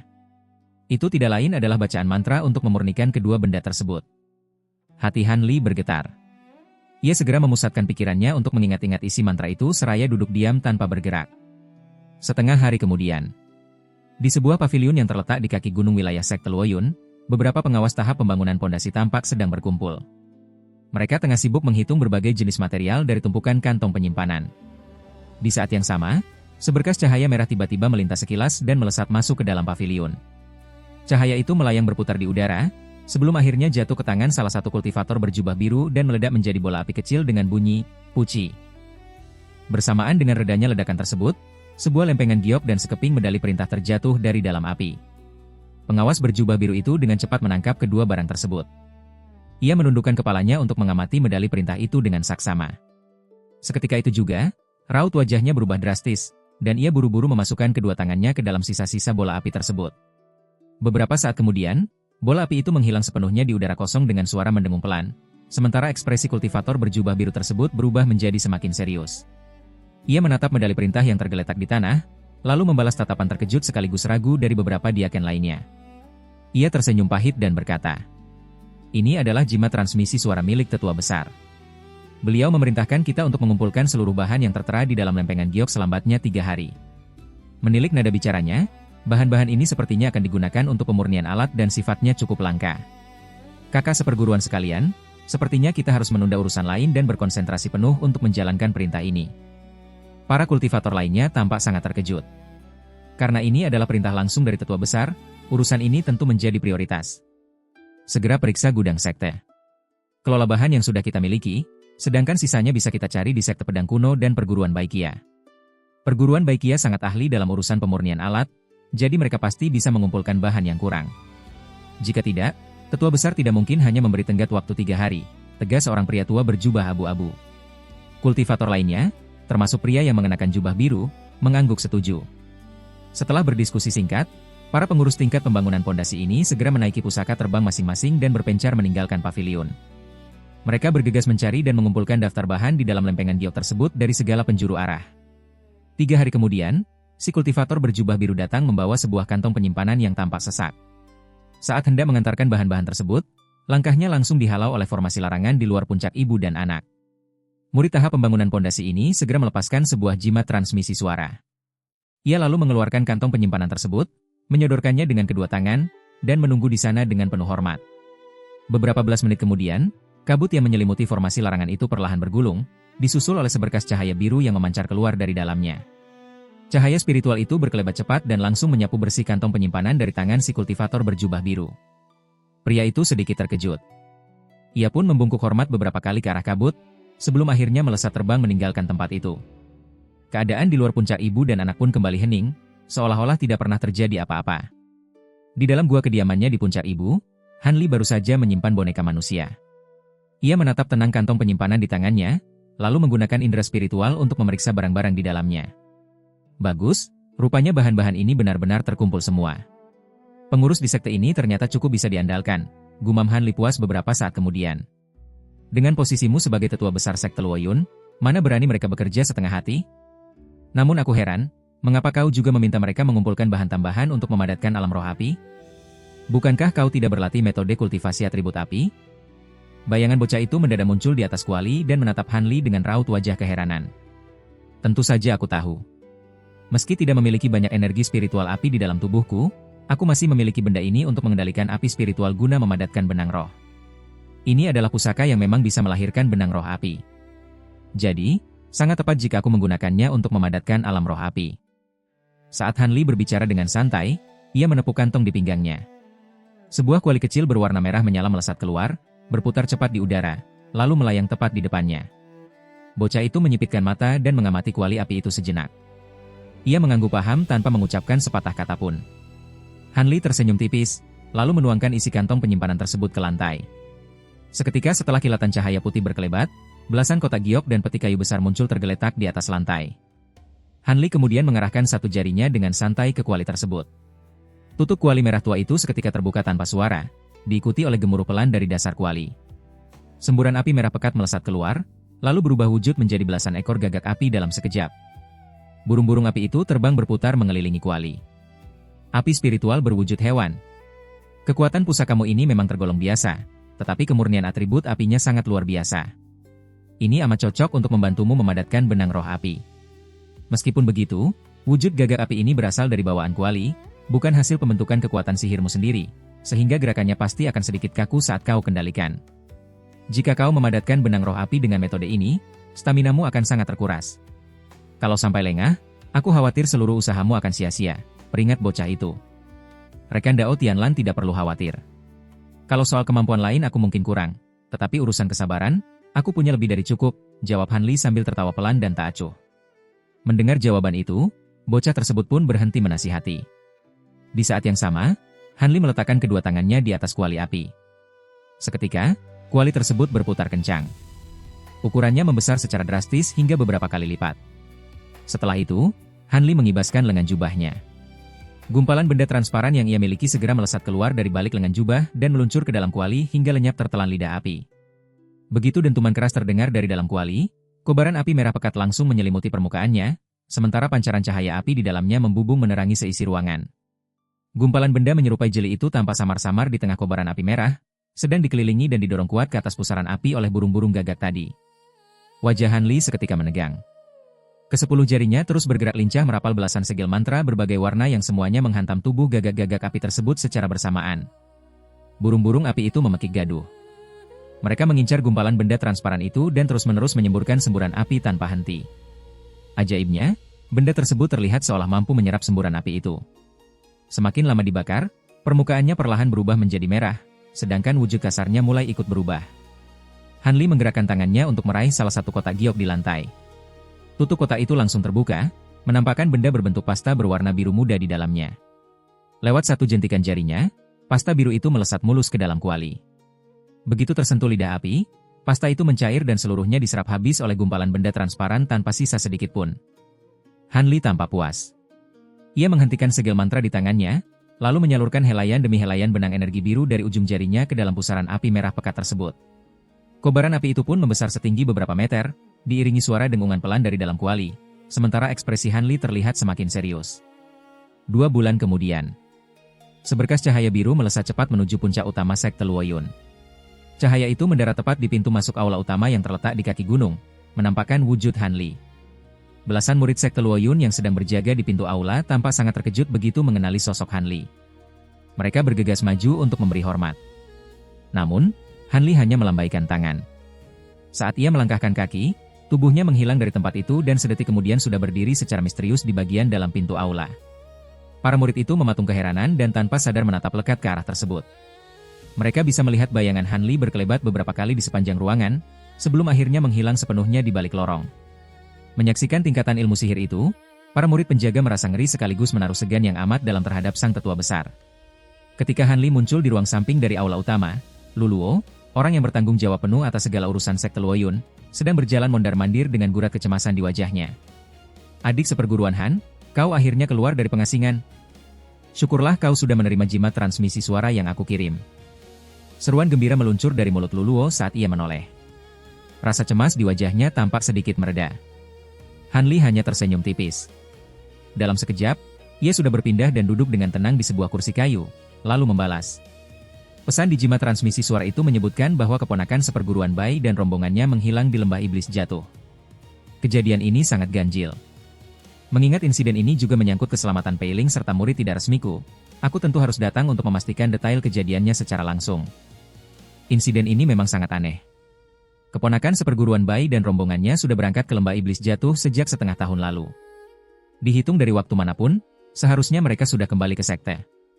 Namun, dari laporan tim pencari yang aku utus, mereka justru mendapati para kultivator di sekitar sana hanya melihat ketiga wanita itu masuk ke lembah tanpa pernah melihat mereka keluar. Bahkan, ada kultivator yang sempat berpapasan dengan mereka di lembah luar, namun tidak lama berselang ketiganya hilang bagai ditelan bumi. Aku sungguh curiga, jangan-jangan. Suara Luluo tercekat. Mungkinkah mereka bertiga nekat masuk ke lembah bagian dalam lalu tertimpa mara bahaya atau terjebak di suatu tempat? Lanjut Han Li dengan ekspresi datar yang tidak bisa ditebak. Benar, itu juga yang aku pikirkan. Walaupun wilayah lembah bagian dalam dari lembah iblis jatuh itu sangat mematikan, adik seperguruan saat ini sudah mencapai tingkat kultivator besar dan pernah punya pengalaman menembus ke sana. Jika kau masuk ke sana hanya untuk melakukan pencarian di sekeliling wilayah itu, seharusnya tidak akan ada rintangan yang berarti, bukan? Selidik Luluo ragu-ragu. Retakan spasial di bagian dalam lembah itu tak lagi terlalu membahayakanku. Selama aku menghindari zona terlarang, perjalananku seharusnya akan aman-aman saja. Kebetulan proses pemurnian alat milikku juga baru saja selesai, jadi aku akan menyempatkan diri pergi ke sana, ucap Han Li mantap setelah merenung sejenak. Itu keputusan yang sangat melegakan, maaf merepotkanmu. Akan tetapi, posisi adik seperguruan saat ini adalah tetua besar. Keberlangsungan nasib sekte ini ada di pundakmu. Kau harus ekstra hati-hati dan mengutamakan keselamatan. Luluo yang awalnya lega segera tersadar dan kembali mewanti-wanti. Jangan khawatir, kakak seperguruan Lu. Di seluruh penjuru Tianan ini, seharusnya tidak ada orang yang sanggup mencelakaiku. Lagi pula, aku tidak akan bertindak gegabah. Han Li tersenyum santai. Meski lisannya berkata begitu, ingatannya justru melayang pada mayat iblis Tianxia yang menghilang secara misterius di lembah iblis jatuh beberapa tahun silam. Mungkinkah hilangnya ketiga wanita tersebut punya sangkut paut dengan mayat iblis itu? Entah mengapa, dugaan ganjil itu mendadak bersarang di benak Han Li. Walaupun hatinya diliputi teka-teki, raut wajah Han Li tetap terlihat setenang air. Ia melanjutkan obrolan santai bersama Luluo untuk beberapa saat lagi, sebelum akhirnya berpamitan. 2 hari kemudian, setelah meluangkan waktu mengunjungi area terlarang guna memeriksa kondisi Nangongwan sebentar, Han Li segera berangkat sendirian meninggalkan sekte Luoyun menuju lembah iblis jatuh. Lebih dari sebulan berlalu. Di udara wilayah perbatasan Provinsi Chang, negara Dongyu, terlihat 3 sinar cahaya melesat sangat cepat. Ketiga cahaya itu sempat berputar-putar sejenak di atas sebuah gunung kecil sebelum akhirnya mendarat di tanah, menampakkan sosok 3 orang pria jangkung nan kekar. Masing-masing dari mereka memanggul sepasang garpu terbang berbeda warna di bahu, dan wajah ketiganya juga nyaris persis layaknya saudara kandung. Di puncak gunung kecil tersebut, rupa-rupanya sudah ada 3 kultivator lain yang sedari awal berdiri menunggu kehadiran mereka. Ketiga kultivator itu terdiri dari seorang pria tua, seorang cendekiawan parubaya, dan seorang pemuda yang menyunggingkan senyum tipis di wajahnya. Haha, kakak Hou, maaf membuatmu menunggu begitu lama. Rombongan kami sempat tertahan oleh urusan kecil di jalan, kuharap kau tak tersinggung. Apakah 2 rekan Dao ini juga adalah murid dari sektemu? Pria tertua dari rombongan kekar itu menyapa hangat sambil tertawarnya, sebelum pandangannya tertuju pada sang cendekiawan dan si pemuda dengan dahi sedikit berkerut. Pasalnya, ia segera menyadari bahwa pria tua serta cendekiawan itu justru berdiri hormat dengan tangan terlipat di samping si pemuda. Bahkan saat disapa, pria tua itu sekadar membalasnya dengan senyuman canggung, seakan-akan tidak berani angkat bicara jika tidak diperintah oleh sang pemuda. Situasi tak biasa ini kontan saja membuat ketiga pria kekar tersebut heran. Mereka lantas menyapukan indera spiritual untuk menakar kekuatan kultivasi si pemuda, dan sedetik kemudian jantung mereka serasa copot. Kehadiran pemuda itu terselimuti hawa bagaikan kabut tebal yang sama sekali tak tertembus oleh deteksi indera spiritual mereka. Akibatnya, mereka sama sekali tak mampu mengukur kedalaman energi spiritual sang pemuda. Sontak, ekspresi ketiga pria kekar itu langsung memucat pasi. Apakah kalian kakak beradik marga Zhao dari sekte Laut Emas? Pemuda di tengah itu mendadak tersenyum kepada mereka bertiga dan bertanya. Siapa Anda, Yang Mulia? Rekan Dao Hou, apa yang terjadi? Raut kewaspadaan seketika muncul di wajah pria bertubuh besar tersebut. Rekan Dao Zhao, jangan bersikap tidak sopan. Beliau ini adalah tetua besar dari sekte kami. Pria yang satu lagi adalah adik seperguruan Lin. Pria tua itu ikut berbicara, dan ucapannya langsung membuat ketiga orang itu sangat terkejut. Tetua besar? Mungkinkah beliau ini adalah senior Han dari sekte kalian? Pria bertubuh besar yang menjadi pemimpin kelompok itu bertanya seakan tidak percaya. Benar, aku memegang posisi sebagai tetua besar dari sekte Luoyun. Aku menyuruh keponakan seperguruan Hou untuk mengundang kalian kemari. Ini memang agak mendadak. Pemuda itu tersenyum tenang, memperlihatkan deretan giginya yang putih bersih. Pemuda itu tidak lain adalah Han Li, yang telah bergegas menempuh perjalanan jauh dari sekte Luoyun menuju negara Dongyu. Kami tidak berani bersikap lancang. Karena ini adalah panggilan dari senior, maka ini menjadi sebuah kehormatan bagi kami saudara beradik. Pria bertubuh besar di depan itu kembali mengamati Han Li dengan saksama. Setelah memastikan penampilan pemuda di depannya memang mirip dengan sosok dalam rumor yang beredar, dia tidak berani bertindak abai dan buru-buru membungkuk hormat. Dua orang lainnya dengan panik juga langsung ikut memberi hormat. Tidak apa-apa. Kalian bertiga bukanlah murid sekte kami, jadi tidak perlu terlalu sungkan. Setelah melambaikan tangannya, Han Li bertanya dengan tenang, aku mendengar dari keponakan seperguruan Hou bahwa kalian bertiga pernah melihat murid perempuan sekte kami di dalam lembah. Apakah masalah itu benar? Apakah yang senior maksud adalah Pribai dan kawan-kawan? Kami saudara beradik memang pernah berpapasan secara singkat dengan mereka di dalam lembah iblis jatuh. Pria bertubuh besar yang memimpin itu sedikit tertegun, tetapi segera menjawab dengan jujur. Oh, bisakah kalian menceritakan detail situasi saat itu kepadaku? Tanya Han Li dengan tenang. Tentu saja tidak masalah. Beberapa bulan yang lalu, kami saudara beradik membutuhkan sejenis bahan langka untuk keperluan pemurnian alat, sehingga kami memasuki lembah iblis jatuh untuk mencoba peruntungan. Namun, kami terus berputar-putar di lembah luar dan tidak mendapatkan hasil apapun. Saat bersiap untuk mundur keluar dari lembah, kami berpapasan dengan ketiga Pribai di tengah jalan. Karena beberapa urusan di masa lalu, aku dan Pribai pernah bertemu beberapa kali. Oleh karena itu, aku maju dan menyempatkan diri mengobrol sedikit dengan mereka. Namun, ekspresi ketiga Pribai tampak agak cemas, dan sepertinya sedang sibuk mencari sesuatu. Mereka tidak mengatakan banyak hal kepada kami, lalu bergegas pergi. Kami saudara beradik pun segera keluar dari lembah dan tidak pernah melihat ketiga peri itu lagi, ceritanya dengan hati-hati. Bisakah kalian menjelaskan secara detail di mana kalian bertemu dengan mereka? Aku memiliki sebuah peta area luar lembah iblis jatuh. Tolong tandai perkiraan lokasi pertemuan tersebut. Han Li merenung sejenak, lalu mengibaskan lengan jubahnya. Sebuah lempengan giok biru yang telah ia siapkan sebelumnya melayang pelan ke arah pria bertubuh besar itu. Tempat kami bertemu dengan Pribai sudah berada sangat dalam di area lembah luar. Pria bertubuh besar itu buru-buru menangkap lempengan giok tersebut. Setelah menjelaskan kondisinya dengan beberapa kalimat pendek, dia mulai memusatkan indera spiritualnya ke dalam giok tersebut. Hanya dalam sekejap, dia menarik kembali kesadarannya lalu menyerahkan lempengan giok itu kepada Han Li dengan kedua tangannya. Han Li mengangkat tangan, dan lempengan giok itu seketika berubah menjadi seberkas cahaya biru yang melesat kembali ke telapak tangannya. Saat indera spiritualnya memindai isi giok tersebut, alisnya sedikit terangkat. Ternyata lokasinya sudah sangat dekat dengan lembah bagian dalam. Kali ini aku telah merepotkan kalian bertiga. Keponakan seperguruan Hou, keponakan seperguruan Wu, kalian berdua temanilah ketiga rekan Dao ini. Aku akan pergi lebih dulu. Setelah menyimpan lempengan giok itu, Han Li tersenyum tipis ke arah ketiga pria bertubuh besar tersebut, lalu memberikan instruksi kepada pria tua dan sang cendekiawan. Hormat mengantar kepergian paman seperguruan Han. Cendekiawan dan pria tua itu segera membungkuk setengah badan. Ketiga pria bertubuh besar itu juga tidak berani lancang dan langsung mengambil sikap tubuh paling hormat untuk mengantar kepergiannya. Cahaya biru bersinar terang menyelimuti sekujur tubuh Han Li. Dia seketika berubah menjadi seberkas pelangi biru menyilaukan dan melesat membelah udara. Dalam sekejap mata, sosoknya telah lenyap tanpa jejak di ujung cakrawala. Kakak Hou, apakah pemuda ini benar-benar senior Han Li dari sekte kalian yang telah berhasil menerobos menjadi kultivator besar itu? Setelah memastikan pelangi biru itu benar-benar menghilang, pria bertubuh besar lainnya, yang sedari tadi terus membungkam, akhirnya menghela napas panjang dan bertanya seakan masih tidak percaya. Jika bukan paman seperguruan Han, lalu siapa lagi? Fakta bahwa kalian bertiga bisa bertemu langsung dengannya kali ini dapat dianggap sebagai keberuntungan yang sangat besar. Kalian harus tahu bahwa reputasi paman seperguruan Han sangat melegenda, namun dia amat jarang menemui murid-murid di dalam sekte. Aku sendiri baru bertemu dengan paman seperguruan beberapa kali. Pria tua bermarga Hou itu merilekskan ekspresi wajahnya dan menjawab sambil tersenyum kecut.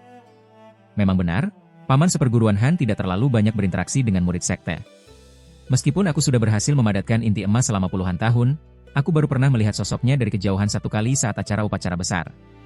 Kali ini, Jika bukan karena insiden yang menimpa kakak seperguruan Bai dan kawan-kawan, aku khawatir sang tetua besar masih enggan meninggalkan gua kediamannya, tambah sang cendekiawan.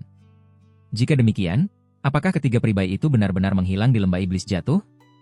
Sebelumnya kami saudara beradik memang sempat mendengar beberapa rumor mengenai hal itu, tetapi kami mengira itu hanya omong kosong belaka.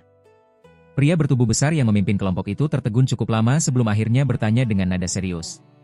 Karena situasinya sudah mencapai titik ini, tidak ada lagi gunanya disembunyikan. Adik seperguruan Bai dan yang lainnya memang tertimpa masalah, kata pria tua itu sambil menghela napas. Ketiga peri Bai semuanya berada di tahap pembentukan inti. Bagaimana mungkin mereka bisa menghilang begitu saja? Mungkinkah mereka bertiga telah memasuki lembah bagian dalam? Pria bertubuh besar di depan itu sedikit terkejut. Aku khawatir memang begitu keadaannya. Skenario terbaiknya adalah mereka bertiga hanya terjebak di suatu tempat di dalam sana. Mengingat paman seperguruan Han sudah memutuskan untuk turun tangan secara langsung, menyelamatkan mereka seharusnya bukan masalah yang berarti. Nada bicara sang cendekiawan terdengar sedikit cemas. Apakah peri Bai memiliki hubungan khusus dengan senior Han? Dari nada bicara kalian berdua tadi, senior Han sepertinya bukanlah tipe orang yang suka mengurus masalah orang lain. Pria bertubuh besar di depan itu menelisik makna tersirat dari percakapan mereka. Hehe. Kudengar kakak seperguruan Bai dan paman seperguruan Han memang sudah saling mengenal sejak lama. Namun, menurutku alasan utamanya adalah karena kehadiran dua kakak seperguruan lainnya yang ikut bersamanya. Kabarnya, kakak seperguruan Liu Yu adalah murid tidak resmi dari senior Han di masa lalu, sementara kakak seperguruan Mu Peiling pada dasarnya berstatus sebagai selir milik paman seperguruan Han. Mengingat ketiganya tertimpa masalah secara bersamaan, bagaimana mungkin paman seperguruan Han bisa berpangku tangan dan mengabaikan masalah ini? Pria tua itu tersenyum tipis. Mendengar penjelasan tersebut, ketiga pria bertubuh besar itu serempak menganggukkan kepala dan menunjukkan ekspresi paham. Di saat para kultivator tahap pembentukan inti ini masih sibuk berdiskusi, Han Li sudah melesat jauh menuju lembah iblis jatuh. Dari balik pendaran cahaya pelariannya, Han Li tampak sedang memutar-mutar sebuah plakat giok berwarna putih susu di telapak tangannya dengan raut wajah penuh perenungan. Kenapa?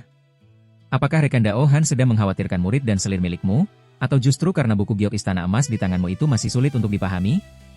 Tiba-tiba, suara bernada rendah dari seorang bocah terdengar menggema di telinga Han Li.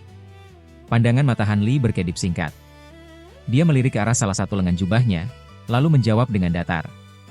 Kemungkinan besar mereka bertiga telah tersesat dan memasuki lembah bagian dalam dari lembah iblis jatuh.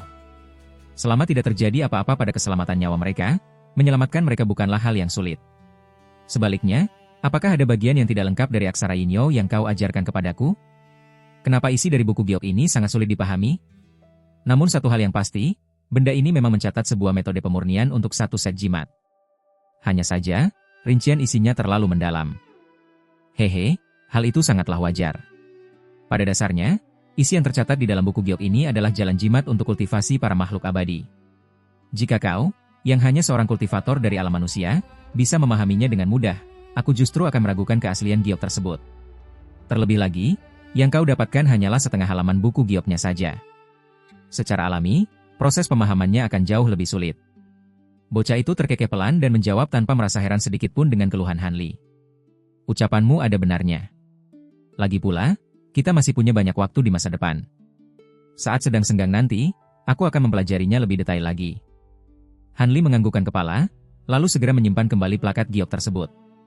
Rekan Dao Han, aku telah mengajarkan aksara Yinyo kepadamu, serta telah mewariskan metode pemurnian benang roh api dan mata penghancur. Bukankah sekarang sudah waktunya bagimu untuk membantuku menahan kesengsaraan petir perubahan wujud? Bocah itu terdiam sejenak sebelum bertanya dengan tenang. Harap rekan Dao Tianlan bersabar. Masalah yang telah disetujui oleh Han ini secara alami pantang untuk diingkari. Setelah urusanku di tempat ini selesai, aku akan mencari sebuah lokasi tersembunyi untuk membantumu mengubah wujud. Han Li menjawab dengan lugas. Bagus. Dengan janji dari rekan Dao ini, maka semuanya sudah cukup bagiku. Bocah itu tampak sangat puas dengan jawaban Han Li. Dia pun kembali bungkam dan tidak bersuara lagi. Han Li juga tidak mengatakan apa-apa lagi. Dia memusatkan seluruh kekuatannya untuk memacu kecepatan terbangnya hingga batas maksimal. Dalam hitungan beberapa kedipan mata, sosoknya tiba-tiba menghilang tanpa jejak dari sekitar sana. Setengah hari kemudian, di pintu masuk lembah iblis jatuh yang terletak di kawasan pegunungan 10.000 puncak, formasi teleportasi peninggalan dari sektor roh hantu masih berdiri kokoh di luar celah lembah. Namun, formasi itu telah tertutup oleh lapisan debu yang tebal, menandakan bahwa sudah tidak ada lagi orang yang menggunakannya selama bertahun-tahun. Kondisi ini sangat masuk akal. Di masa lalu, Area pinggiran lembah iblis jatuh seluruhnya dipenuhi oleh larangan tingkat tinggi yang amat mematikan serta ribuan anomali retakan spasial. Namun sekarang, tidak hanya sebagian besar retakan spasial telah lenyap, bahkan formasi lapisan larangan di area terluar pun telah lama meredup dan melemah. Kini, kultivator manapun yang telah mencapai tahap pembentukan inti bisa menyusup masuk ke dalam lembah dengan melintasi titik-titik kelemahan larangan tersebut, tanpa harus bersusah payah melewati jalur mulut lembah yang asli. Alhasil, keberadaan formasi teleportasi milik sektor roh hantu itu pun secara alami menjadi tidak berguna lagi.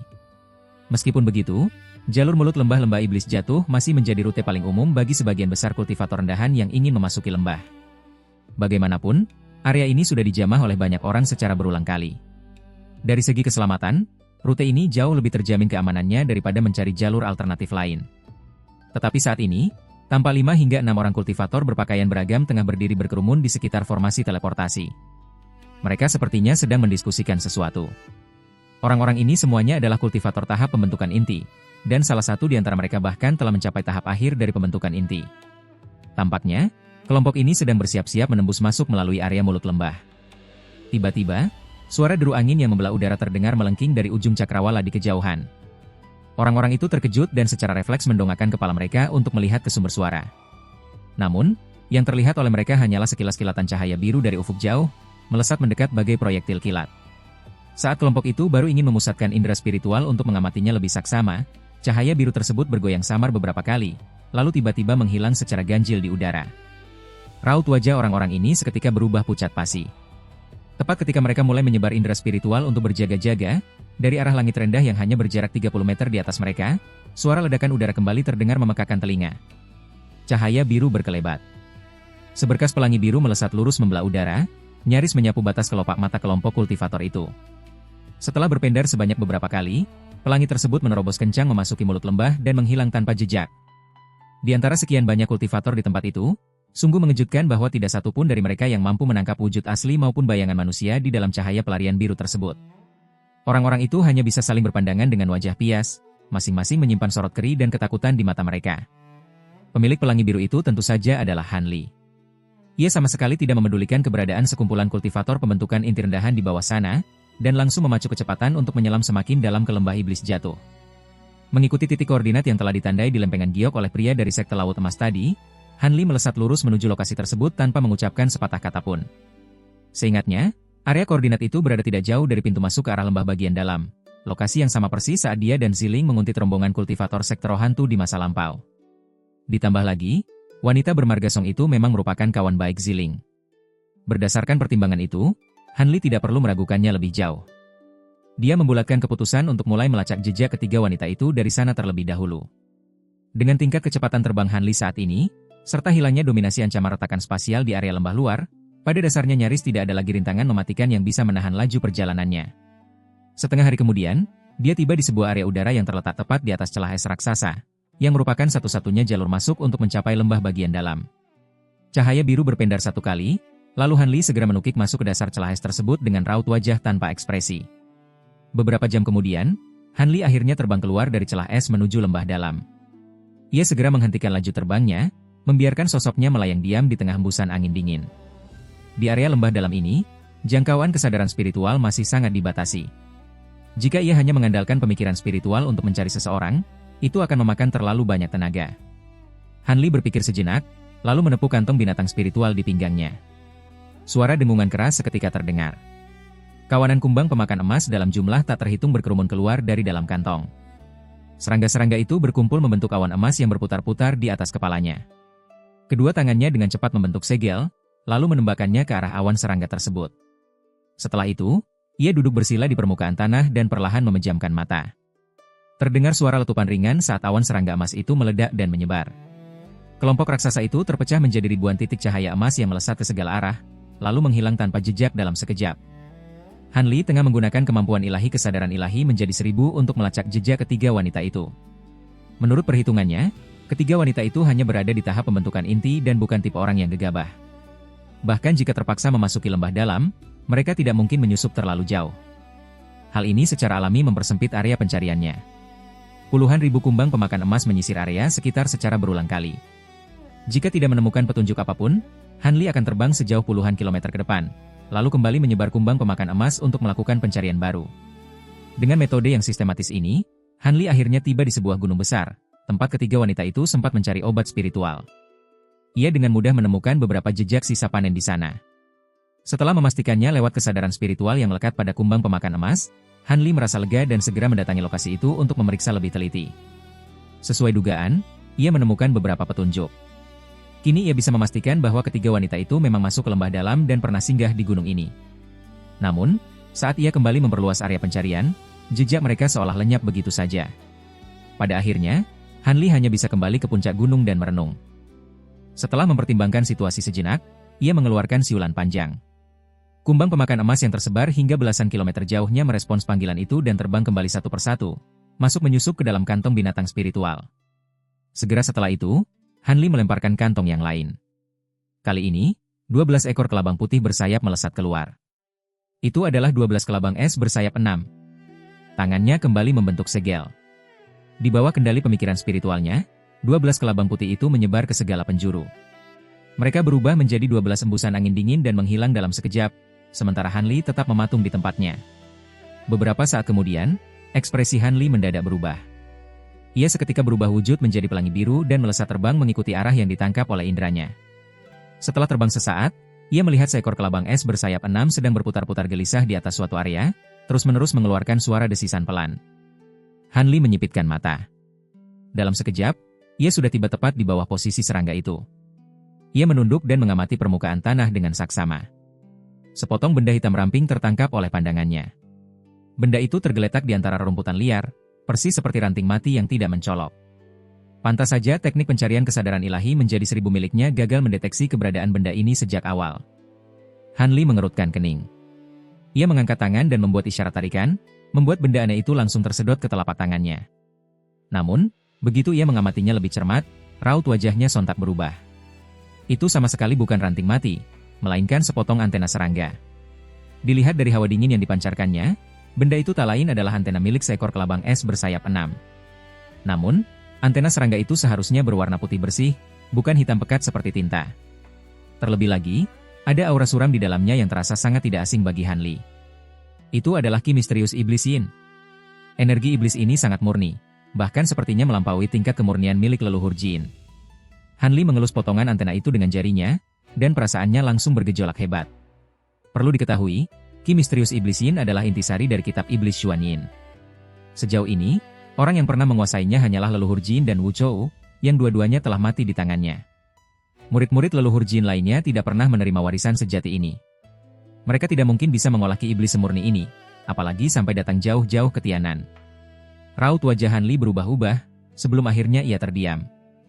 Tunggu. Masih ada satu makhluk lagi yang menguasai seluruh mantra rahasia Xuan Yin dan mengolah ki misterius iblis Yin. Makhluk itu pastinya mampu mengolah ki iblis sampai di tingkat kemurnian ini. Pikiran Hanli mendadak jernih, dan ekspresinya seketika berubah aneh. Bayi spiritual kayu ekstrim, apakah makhluk itu juga sudah kembali ke Tianan? Gumamnya pelan sambil mendongak menatap langit. Selama ini, hilangnya Nasen Soul kedua memang selalu mengganjal di hatinya.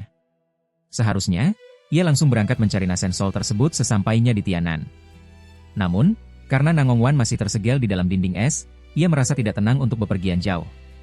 Lagi pula, jika Nasen Soul kedua itu memang bisa menumbuhkan kesadaran spiritual sendiri, prosesnya pasti sudah terjadi sejak lama. Terlambat mencarinya selama beberapa tahun pun tidak akan mengubah keadaan. Karena itu, ia sempat memutuskan untuk menunda masalah ini dan berencana melakukan perjalanan ke padang rumput Mulan beberapa tahun lagi.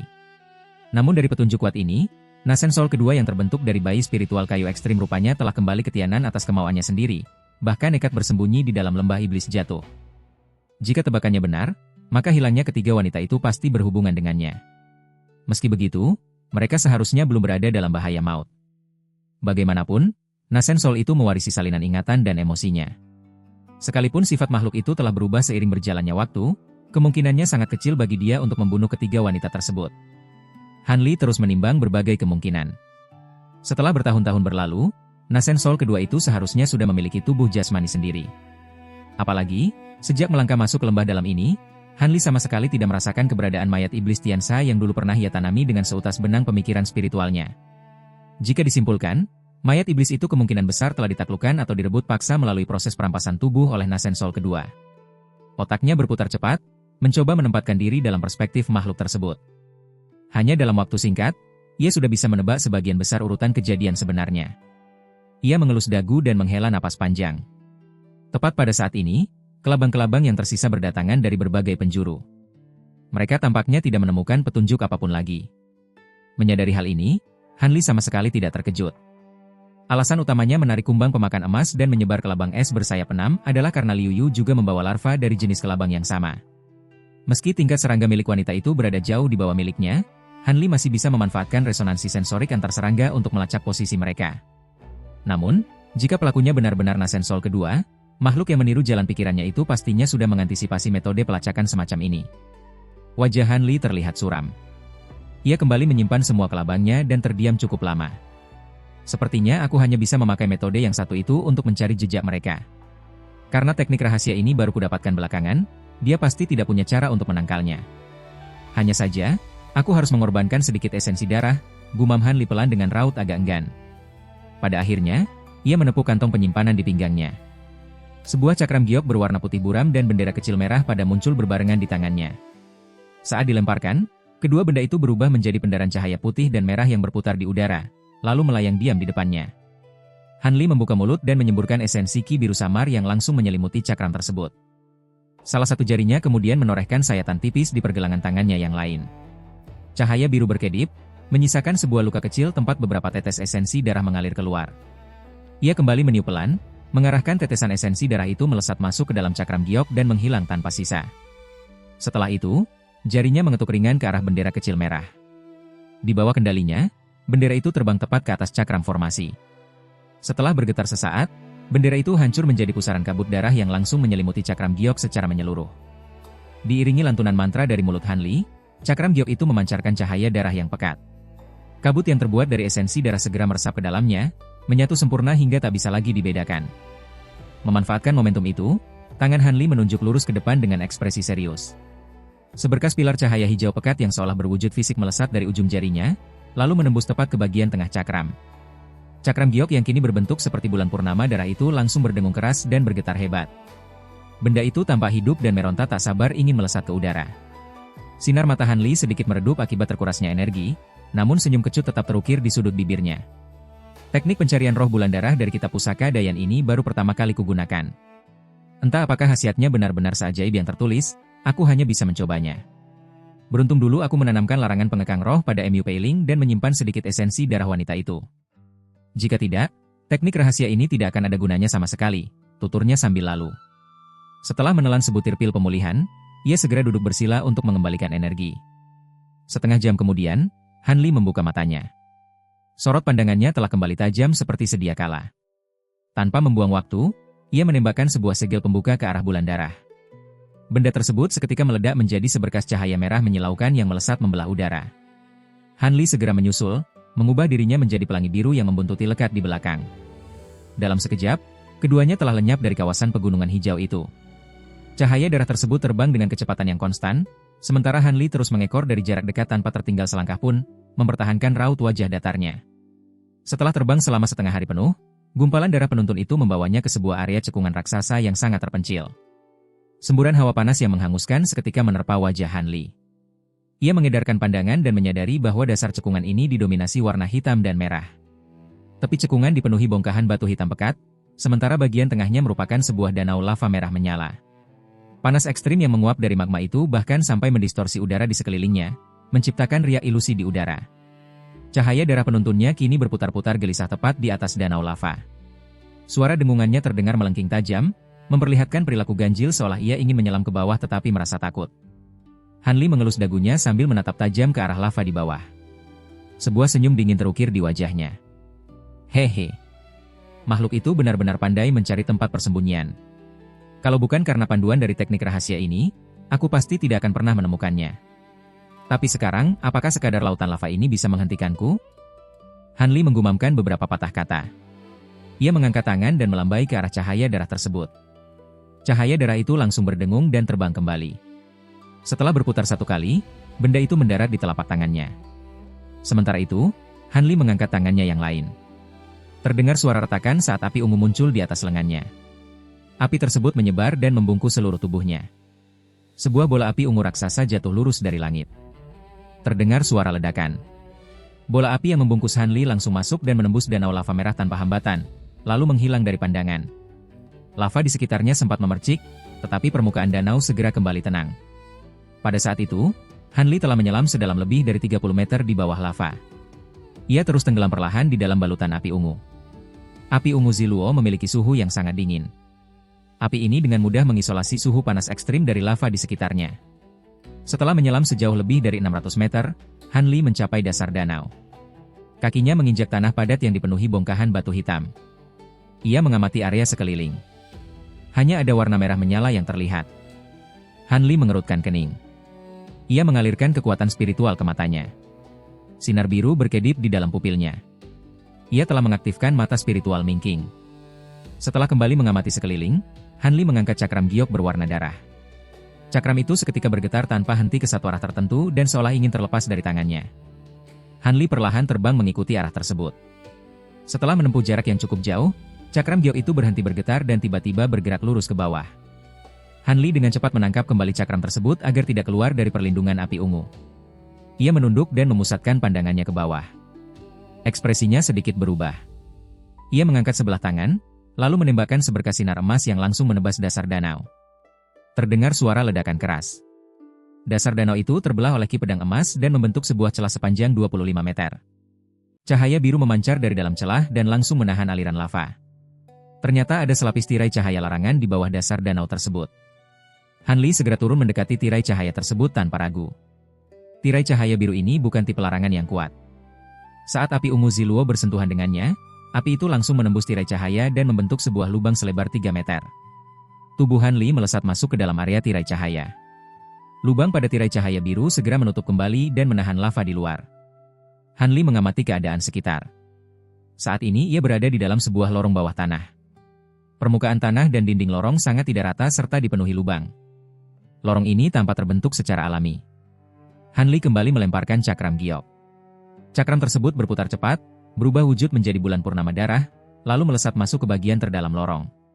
Dengan ekspresi datar, Han Li terbang perlahan mengikuti arah cakram itu. Setelah terbang sejauh hampir 3 km, lorong tersebut mulai menanjak. Setelah menanjak sejauh 300 meter, cahaya mulai terlihat di depan. Han Li tiba di sebuah pintu keluar. Cakram bulan darah itu langsung terbang melewatinya. Sorot mata Han Li menunjukkan kewaspadaan. Ia mengibaskan lengan jubahnya tanpa suara. Sekumpulan cahaya 3 warna muncul dan berubah menjadi kipas 3 api. Ia menggenggam artefak itu, lalu tubuhnya bergerak cepat dan berdiri di luar pintu keluar. Ia mengamati sekeliling dengan wajah datar. Keadaan sangat gelap, tetapi mata spiritual Mingking membuatnya bisa melihat dengan jelas. Tempat ini adalah sebuah gua batu bawah tanah alami yang kosong dan sepi. Pandangan Han Li tertuju pada ujung gua yang terhubung ke gua lain. Cakram darah itu melesat ke arah tersebut, tetapi kemudian berhenti di depan celah pintu masuk dan mengeluarkan suara dengungan tajam. Terdengar suara retakan ringan. Belasan garis hitam muncul di permukaan bulan darah tersebut. Cakram itu lalu hancur menjadi titik-titik cahaya dan memudar. Han Li tidak terkejut melihat hal ini. Ia segera melangkah mendekati celah gua tersebut. Gua kedua ini berukuran 2 kali lipat lebih besar. Bagian dalam gua dipenuhi kabut hitam pekat yang bergulung-gulung. Namun, kabut hitam itu tertahan tepat di ambang pintu masuk gua, seolah terhalang oleh lapisan pembatas transparan. Dengan mata spiritual Mingking, Han Li dapat melihat tembus ke dalam kegelapan. Ia langsung menemukan sosok 3 wanita yang tergeletak tidak bergerak di bagian tengah lantai gua. Mereka adalah Mu Peiling dan 2 orang lainnya. Di bawah tubuh mereka, terdapat sebuah formasi sihir yang memancarkan cahaya spiritual pucat. Kabut hitam itu terus memancar keluar dari formasi sihir tersebut. Han Li tidak langsung masuk untuk menyelamatkan mereka. Ia menggunakan kesadaran spiritualnya untuk memindai seluruh bagian gua. Setelah memastikan asensol kedua tidak ada di tempat itu, ia segera mengayunkan tangannya ke arah pintu gua. Cahaya emas menyambar. Ki iblis hitam pekat itu meledak keluar dari dalam ruangan seperti tanggul yang pecah, lalu menerkam lurus ke arah Han Li. Han Li hanya membentuk sebuah segel dengan satu tangan. Suara petir langsung bergemuruh dari tubuhnya, diikuti pancaran lapisan busur listrik emas. Begitu kabut hitam itu menyentuh arus listrik tersebut, kabut itu langsung terpukul mundur dan lenyap. Han Li melangkah masuk ke dalam udara iblis tersebut. Di bawah lindungan busur listrik emas, hawa hitam itu tidak bisa mendekatinya sama sekali. Namun, udara kelam itu bertingkah seperti makhluk hidup. Dalam waktu singkat, ki iblis itu menggumpal menjadi belasan ekor ular hitam. Ular-ular itu mengepung Han Li dan terlihat ingin menyerang, tetapi tertahan oleh rasa takut. Han Li mengamati situasi dengan wajah datar. Ia menyimpan kipas 3 api, lalu merapal mantra. Busur listrik di tubuhnya memancarkan cahaya emas yang menyilaukan. Saat ia mengibaskan kedua lengan jubahnya, 2 ekor naga petir emas melesat keluar. Kedua naga tersebut merobek kawanan ular hitam itu dengan tari mereka, lalu memusnahkan seluruh udara nista tersebut. Kedua naga petir itu belum berhenti. Mereka terus menerjang dan menghancurkan seluruh ki kelam di sekitar ruangan. Dalam waktu singkat, seluruh hawa iblis di tempat itu musnah sepenuhnya. Han Li dengan mudah tiba di dekat formasi sihir. Hanya dengan pengamatan singkat, Han Li menyimpulkan bahwa formasi sihir tersebut hanyalah susunan ilusi tingkat rendah. Ketiga wanita itu kemungkinan telah lebih dulu ditimpa larangan pembatas kekuatan sihir. Jika tidak, formasi sihir ilusi serendah itu sama sekali tidak akan mampu menjerat kultivator tahap pembentukan inti seperti mereka. Han Li merentangkan jari-jarinya ke arah formasi. Belasan bilah cahaya emas meluncur dan menebas pondasi formasi sihir tersebut secara bersamaan. Terdengar suara patahan keras, dan formasi sihir itu langsung berhenti beroperasi. Sementara itu, jauh di dalam jurang iblis 10.000 tombak di Pulau Tujuh Roh, sesosok bayangan hitam tinggi yang diselimuti ki iblis tiba-tiba membuka mata di sebuah platform.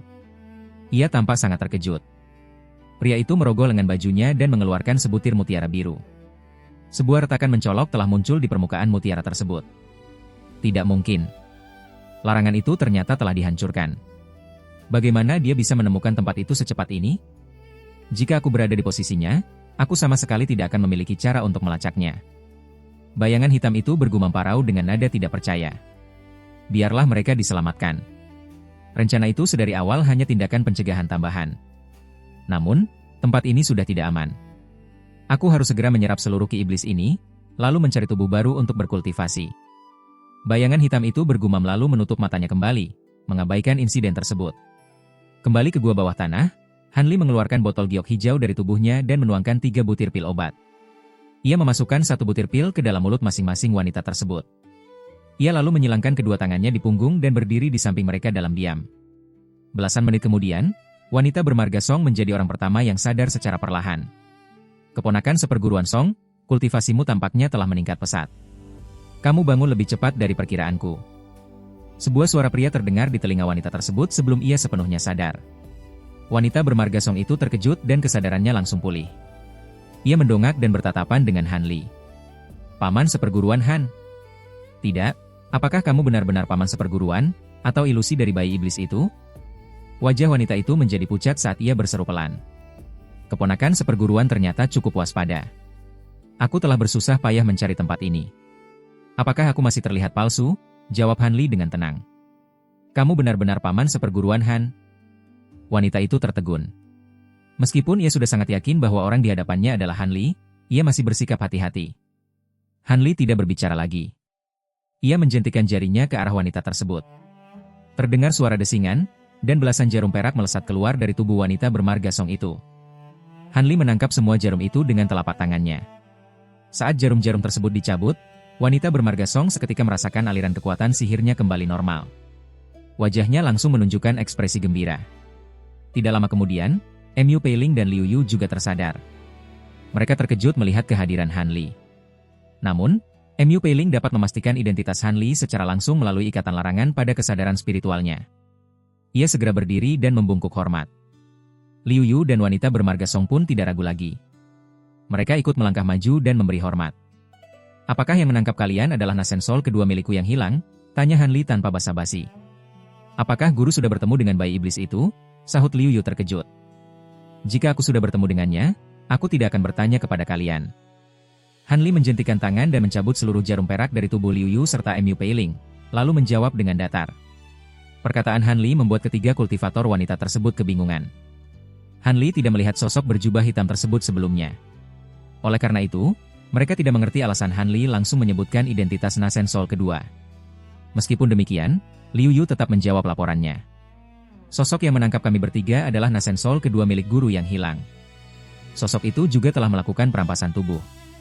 Tingkat kultivasinya berada di sekitar Nasen Sol tahap menengah, lapor Liu Yu. Tubuh apa yang digunakan? Jelaskan penampilan sosok tersebut, balas Han Li. Pada saat itu, 2 naga listrik emas telah menyapu bersih sebagian besar gas hitam di sekitarnya. Kedua naga listrik emas itu berputar, melesat kembali, dan masuk ke dalam tubuh Han Li hingga menghilang. Kemampuan mengendalikan listrik dan mengubah bentuk tersebut mengejutkan ketiga wanita itu. Walaupun mereka mampu mengendalikan sihir untuk mengubah bentuk menggunakan kultivasi pembentukan inti, mereka tidak dapat melakukannya tanpa gerakan fisik seperti yang dilakukan Han Li. Setelah Liu Yu menenangkan diri, dia menjelaskan penampilan dan bentuk tubuh sosok berjubah hitam itu secara rinci. Han Li mendengarkan penjelasan tersebut dan menyimpulkan bahwa tubuh yang menjadi target perampasan tubuh oleh Nasen Sol kedua adalah mayat iblis Tian Sha. Ekspresi wajah Han Li tetap tenang, tetapi dia merasa tertekan. Jika Han Li tidak menggunakan teknik pencari roh bulan darah dari kitab pusaka Dayan, dia tidak akan mudah menemukan kelompok Mu Peiling. Nasen Sol kedua sangat memahami Han Li. Oleh karena itu, Han Li tidak dapat membiarkan Nasen Sol kedua terus berkembang karena hal tersebut akan menjadi ancaman di masa depan. Setelah Liu Yu selesai melapor, Han Li memberikan perintah. Kalian bertiga harus segera pergi dari sini dan kembali ke sekte. Karena Nasen Sol kedua telah kembali ke Tianan, aku akan menangkapnya kembali. Aku akan mencari lagi di area lembah dalam ini. Paman seperguruan Han, tingkat kultivasi Nasen Sol itu tidak berada di bawahmu. Kamu sebaiknya mencari bantuan sebelum menangkapnya. Jika tidak... tingkat kultivasi paman seperguruan saat ini. Wanita bermarga Song merespons dengan ragu. Saat memeriksa tingkat kultivasi Han Li, ekspresinya berubah menjadi terkejut. Mu Peiling dan Liu Yu mendengar perkataan wanita bermarga Song. Mereka ikut memeriksa tingkat kultivasi Han Li dan terkejut. Tuan muda, kamu sudah menjadi kultivator besar? Tanya Mu Peiling untuk memastikan. Aku lupa kalian belum mengetahui hal ini. Aku telah mengadakan upacara kultivator besar 6 bulan lalu. Saat ini, aku menjabat sebagai tetua besar sekte. Tidak akan ada masalah bagiku untuk menghadapi Nasen Sol kedua yang berada di tahap menengah. Kalian tidak perlu khawatir, jawab Han Li. Wanita bermarga Song dan kelompok Liu Yu merasa senang setelah mendengar informasi tersebut. Mereka segera mengucapkan selamat. Han Li merespons ucapan selamat tersebut, lalu memerintahkan ketiga wanita itu untuk segera pergi. Ketiga kultivator wanita itu mematuhi perintah tersebut. Mereka memberi hormat kepada Han Li, lalu terbang meninggalkan gua melalui jalur masuk Han Li. Beberapa saat kemudian, 3 cahaya melesat keluar dari danau lava dan terbang menjauh. Sementara itu, Han Li menetap di dalam gua dan bersiap menunggu selama beberapa hari. Lokasi gua ini sangat tersembunyi. Jika Nasen Sol kedua hanya pergi sebentar, dia akan segera kembali. Jika tidak kembali, Nasen Sol kedua telah mencari tempat tinggal lain di dalam lembah atau telah meninggalkan lembah iblis jatuh. Han Li menunggu di dalam gua selama 6 hingga 7 hari, tetapi Nasen Sol kedua tidak muncul. Han Li berhenti menunggu dan meninggalkan gua. Dia melepaskan puluhan ribu kumbang pemakan emas untuk memeriksa area di dalam dan di luar lembah. Han Li tidak menemukan Nasen Sol kedua, tetapi dia menemukan banyak harta peninggalan kultivator zaman dahulu. Harta tersebut memiliki kualitas di bawah pusaka spiritual tiruan seperti kipas 3 api. Meskipun demikian, benda-benda tersebut termasuk langka di wilayah Tianan. Han Li mengabaikan temuan tersebut. Selama proses pencarian, dia menemukan jejak aktivitas sosok berjubah hitam yang merupakan wujud Nasen Sol kedua. Banyak gua peninggalan kultivator kuno telah kosong. Jejak tersebut menunjukkan bahwa sosok itu telah mengambil harta di dalamnya belum lama ini. Han Li menyimpulkan bahwa Nasen Sol kedua telah pergi dari lembah. Nasen Sol kedua telah membawa pergi harta tersebut ke lokasi yang tidak diketahui. Situasi ini membuat Han Li harus menyusun rencana baru. Han Li menyadari bahwa jejak Nasen Sol kedua masih dapat dilacak. Nasen Sol kedua memiliki tujuan akhir untuk melawan Han Li. Oleh karena itu, Nasen Sol kedua saat ini sedang mencari cara untuk meningkatkan tingkat kultivasi agar bisa mengalahkan Han Li. Berdasarkan laporan ketiga wanita sebelumnya, Nasen Sol kedua fokus melatih energi Xuan Yin setelah melakukan perampasan tubuh pada mayat iblis Tian Sha. Untuk melatih Qi Xuan Iblis Yin hingga batas tertinggi, dia bisa berlatih secara mandiri atau menggunakan ilmu rahasia jalur sesat seperti pengorbanan darah untuk meningkatkan kultivasi secara cepat. Metode jalur sesat tersebut memberikan efek samping permanen, durasi peningkatan kultivasi yang singkat, dan tidak dapat digunakan untuk melakukan terobosan tingkatan. Berdasarkan analisis tersebut, metode memasukkan Qi Iblis ke tubuh dari kitab asli Xuan Yin adalah pilihan terbaik bagi Nasen Sol kedua. Jika kultivator iblis menggunakan metode ini untuk memasukkan energi ke dalam tubuh secara paksa, mereka dapat melakukan terobosan pada hambatan kultivasi dan meningkatkan tingkat kultivasi dalam waktu singkat. Metode ini memiliki risiko. Efek samping ringan adalah perubahan wujud fisik menjadi bentuk iblis. Efek samping terberat adalah hilangnya kesadaran dan berubah menjadi makhluk setengah manusia dan setengah iblis. Namun, kondisi Nasen Sol kedua berbeda dari kultivator pada umumnya. Tubuh target perampasan tubuh tersebut adalah mayat iblis. Selain itu, Nasen Sol kedua menguasai teknik perluasan jiwa. Kemampuannya untuk mempertahankan kesadaran lebih kuat dibandingkan kultivator lain. Oleh karena itu, Risiko penggunaan metode ini menjadi lebih kecil bagi Nasen Soul kedua. Nasen Soul kedua berada di tingkat tahap awal saat meninggalkan Hanli. Mengingat pencapaian tingkat tahap menengah dalam waktu singkat tanpa peluang lain, Nasen Soul kedua diduga kuat telah menggunakan metode tersebut. Lembah Iblis Jatuh adalah tempat kelahiran iblis kuno di masa lalu. Keberadaan sisa ki iblis di beberapa area lembah ini merupakan hal yang rasional. Hanli duduk di puncak gunung selama 1 hari 1 malam. Dia menganalisis tindakan yang akan dia ambil jika berada di posisi Nasen Soul kedua. Analisis ini membantunya memprediksi sebagian besar rencana Nasen Soul kedua. Jurang Iblis 10.000 tombak. Mata Hanli terbuka. Dia bergumam untuk mengonfirmasi dugaannya. Cahaya spiritual di tubuh Hanli menyala. Dia terbang meninggalkan gunung tersebut menuju angkasa. 2 hari kemudian, Hanli meninggalkan lembah Iblis Jatuh. Dia terbang menuju Pulau Tujuh Roh dengan kecepatan penuh. Berdasarkan kitab asli Xuanyin, tahap pertama ilmu rahasia memasukkan ki iblis ke tubuh membutuhkan waktu 1 tahun. Hanli harus memastikan Nasen Soul kedua belum melarikan diri saat dia tiba di jurang iblis. Pada waktu yang sama, sosok berjubah hitam di dalam jurang iblis 10.000 tombak menyadari bahwa jejaknya mungkin telah ditemukan oleh Hanli. Namun, sosok itu berada pada tahap krusial kultivasi, sehingga dia tidak bisa menghentikan prosesnya dan pergi dari jurang iblis. Untuk menghindari pelacakan, Nasen Soul kedua terus bersembunyi setelah keluar dari lembah Iblis Jatuh. Dia tidak menemui kultivator lain dan langsung menyusup ke dalam jurang iblis. Akibatnya, dia tidak mendapatkan pembaruan informasi.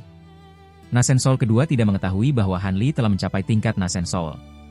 Saat Hanli pergi ke Jin Besar, Nasen Soul kedua memperkirakan Hanli akan membutuhkan waktu 200 hingga 300 tahun untuk mencapai tahap akhir. Nasen Soul kedua juga tidak mengetahui jumlah percobaan yang diperlukan Hanli untuk menembus hambatan kultivasi. Nasen Soul kedua tidak memperhitungkan bahwa Hanli berhasil mencapai Nasen Soul tahap akhir dalam 1 kali percobaan. Oleh karena itu, Nasen Soul kedua memproyeksikan kecepatan terbang Hanli berdasarkan standar kultivator tahap menengah. Berdasarkan proyeksinya, perjalanan Hanli menuju jurang iblis akan memakan waktu 2 bulan. Sementara itu, proses memasukkan ki iblis ke tubuh yang dilakukannya telah memasuki tahap akhir. Dia membutuhkan waktu 1 bulan untuk menyelesaikan proses tersebut. Nasen Soul kedua memutuskan untuk mengambil risiko dan tetap berada di lokasi tersebut. Jika proses ini dihentikan, Hanli akan meningkatkan penjagaan saat Nasen Soul kedua mencoba memasuki jurang iblis di masa depan. Namun, Nasen Soul kedua telah menetapkan rencana cadangan. Dia membatasi waktu keberadaannya selama maksimal 1,5 bulan. Setelah batas waktu tersebut tercapai, dia akan meninggalkan jurang iblis terlepas dari hasil proses pengisian ki. Selisih waktu setengah bulan tersebut dikalkulasikan dapat menjamin keselamatannya. Nasen Soul kedua melanjutkan penyerapan ki iblis ke dalam tubuhnya. Sementara itu, kecepatan terbang Hanli telah meningkat secara signifikan setelah mencapai tahap akhir. Perjalanan yang diproyeksikan memakan waktu lebih dari 2 bulan berhasil diselesaikan dalam waktu 1 bulan untuk mencapai laut tanpa batas. Hanli melanjutkan perjalanan di atas laut selama 2 hari hingga tiba di lokasi Pulau Tujuh Roh. Sebelumnya, Wei Wuya dan rekannya memberikan Pulau Kura-Kura Roh kepada Hanli untuk menekan ki iblis. Namun, Hanli menyerahkan pulau tersebut kepada pengurus sekte. Saat ini, beberapa murid sekte Luoyun ditugaskan untuk berjaga di pulau tersebut. Hanli tidak langsung menuju ke jurang iblis. Dia melewati 2 pulau lain tanpa berhenti dan terbang menuju Pulau Kura-Kura Roh. Hanli mendarat di atas sebuah gunung kecil di pulau tersebut. Dia duduk bersila di atas sebuah batu besar dan melepaskan energi pikirannya keluar. Pulau seluas ratusan mil itu dipindai dalam hitungan detik. Hanli mendeteksi 2 titik penjagaan kultivator di pulau tersebut. Bibir Hanli bergerak untuk mengucapkan perintah tanpa suara, lalu dia terdiam tanpa ekspresi. Situasi di 2 titik penjagaan Pulau Kura-Kura Roh tersebut menjadi aktif. Beberapa saat kemudian, 2 kelompok kultivator terbang dari arah berbeda. Belasan orang melesat menuju gunung tempat Hanli berada. Hanli tetap duduk dan mengamati kelompok kultivator tersebut. Mata Hanli mengamati dengan detail. Dia merespons dengan ekspresi mengenali seseorang. Kedua kelompok kultivator itu tiba di atas gunung. Setelah mengidentifikasi Hanli, mereka segera mendarat. Salam kepada tetua besar. Salam kepada leluhur Han. Orang-orang tersebut maju dan memberi hormat. Kelompok itu dipimpin oleh 2 kultivator pembentukan inti, yaitu seorang pria berbaju kuning beralis tebal dan seorang wanita berumur 30-an. Belasan orang lainnya memiliki tingkat kultivasi pembangunan pondasi. Ternyata benar-benar kamu. Setelah bertahun-tahun tidak bertemu, kamu berhasil mencapai tingkatan pembentukan inti, ucap Hanli kepada kultivator berbaju kuning tersebut. Pria berbaju kuning itu menyadari Hanli langsung mengenalinya. Wajahnya pucat pasi, dan ia berbicara dengan gagap. Dulu murid tidak tahu identitas asli paman seperguruan, sehingga banyak menyinggung perasaanmu. Murid berharap paman seperguruan Han tidak menyalahkan murid. Wanita di sebelahnya terkejut melihat reaksi tersebut. Kakak seperguruan bermarga Kui itu biasanya sangat pandai berbicara. Mengapa dia menjadi segugup ini? Mendengar nada bicaranya, pria itu sepertinya sudah lama mengenal tetua besar. Berbagai pertanyaan memenuhi benak sang wanita, tetapi dia tidak berani bersuara. Sudut mulut Han Li sedikit terangkat, membentuk senyuman tipis. Orang yang tidak tahu tidak patut disalahkan. Dulu aku memiliki alasan tersendiri untuk menyembunyikan tingkat kultivasiku. Tidak mungkin aku marah kepada kalian hanya karena masalah itu. Namun keponakan seperguruan Kui, pencapaianmu hingga ke tahap pembentukan inti benar-benar di luar dugaanku. Bagaimana dengan dua rekanmu yang lain? Kultivator berbaju kuning ini adalah murid sekte Luoyun bernama Kui Huan. Pria itu dulu pernah mengajaknya menangkap rubah awan salju. Kualitas akar roh miliknya bisa dibilang biasa saja. Oleh karena itu, lonjakan kultivasinya dari tahap pemurnian Qi ke pembentukan inti membuat Han Li sedikit terkejut. Kui Huan terkejut mengetahui Han Li masih mengingat kejadian tersebut dengan jelas. Pria itu membalas dengan senyum getir. Kakak seperguruan Wang dan yang lainnya tidak memiliki nasib baik. Mereka bahkan tidak mampu melewati batas pembangunan pondasi dan telah meninggal bertahun-tahun yang lalu. Benar juga. Bakat mereka berdua terbilang biasa. Gagal mencapai pembangunan pondasi bukanlah hal yang aneh, sahut Han Li sambil menghela napas pelan. Keponakan seperguruan Kui sepertinya mendapatkan keberuntungan lain. Lebih dari 100 tahun lalu, murid tidak sengaja memakan rumput spiritual tak bernama. Sejak saat itu, tingkat kultivasi murid meningkat dengan sangat pesat, jelas Kui Huan dengan senyum canggung. Hehe, itu membuktikan bahwa keberuntunganmu tidaklah kecil. Namun, aku datang ke sini bukan untuk bernostalgia. Ada beberapa hal yang ingin kutanyakan pada kalian. Nada suara Han Li memberat dan wajahnya berubah serius. Silakan bertanya, tetua besar. Murid pasti akan menjawab semuanya sesuai dengan pengetahuan murid, jawab wanita itu dengan cepat dan penuh hormat. Reputasi Han Li sebagai kultivator nomor 1 di Tianan sudah cukup membuat wanita itu berusaha mengambil hatinya, meskipun ia bukan tetua besar dari sekte Luoyun. Hanya pertanyaan sederhana. Apakah ada perubahan aneh pada segel jurang iblis di Pulau Tujuh Roh selama setahun terakhir? Tanya Han Li dengan tenang. Segel? Kondisinya sepertinya baik-baik saja.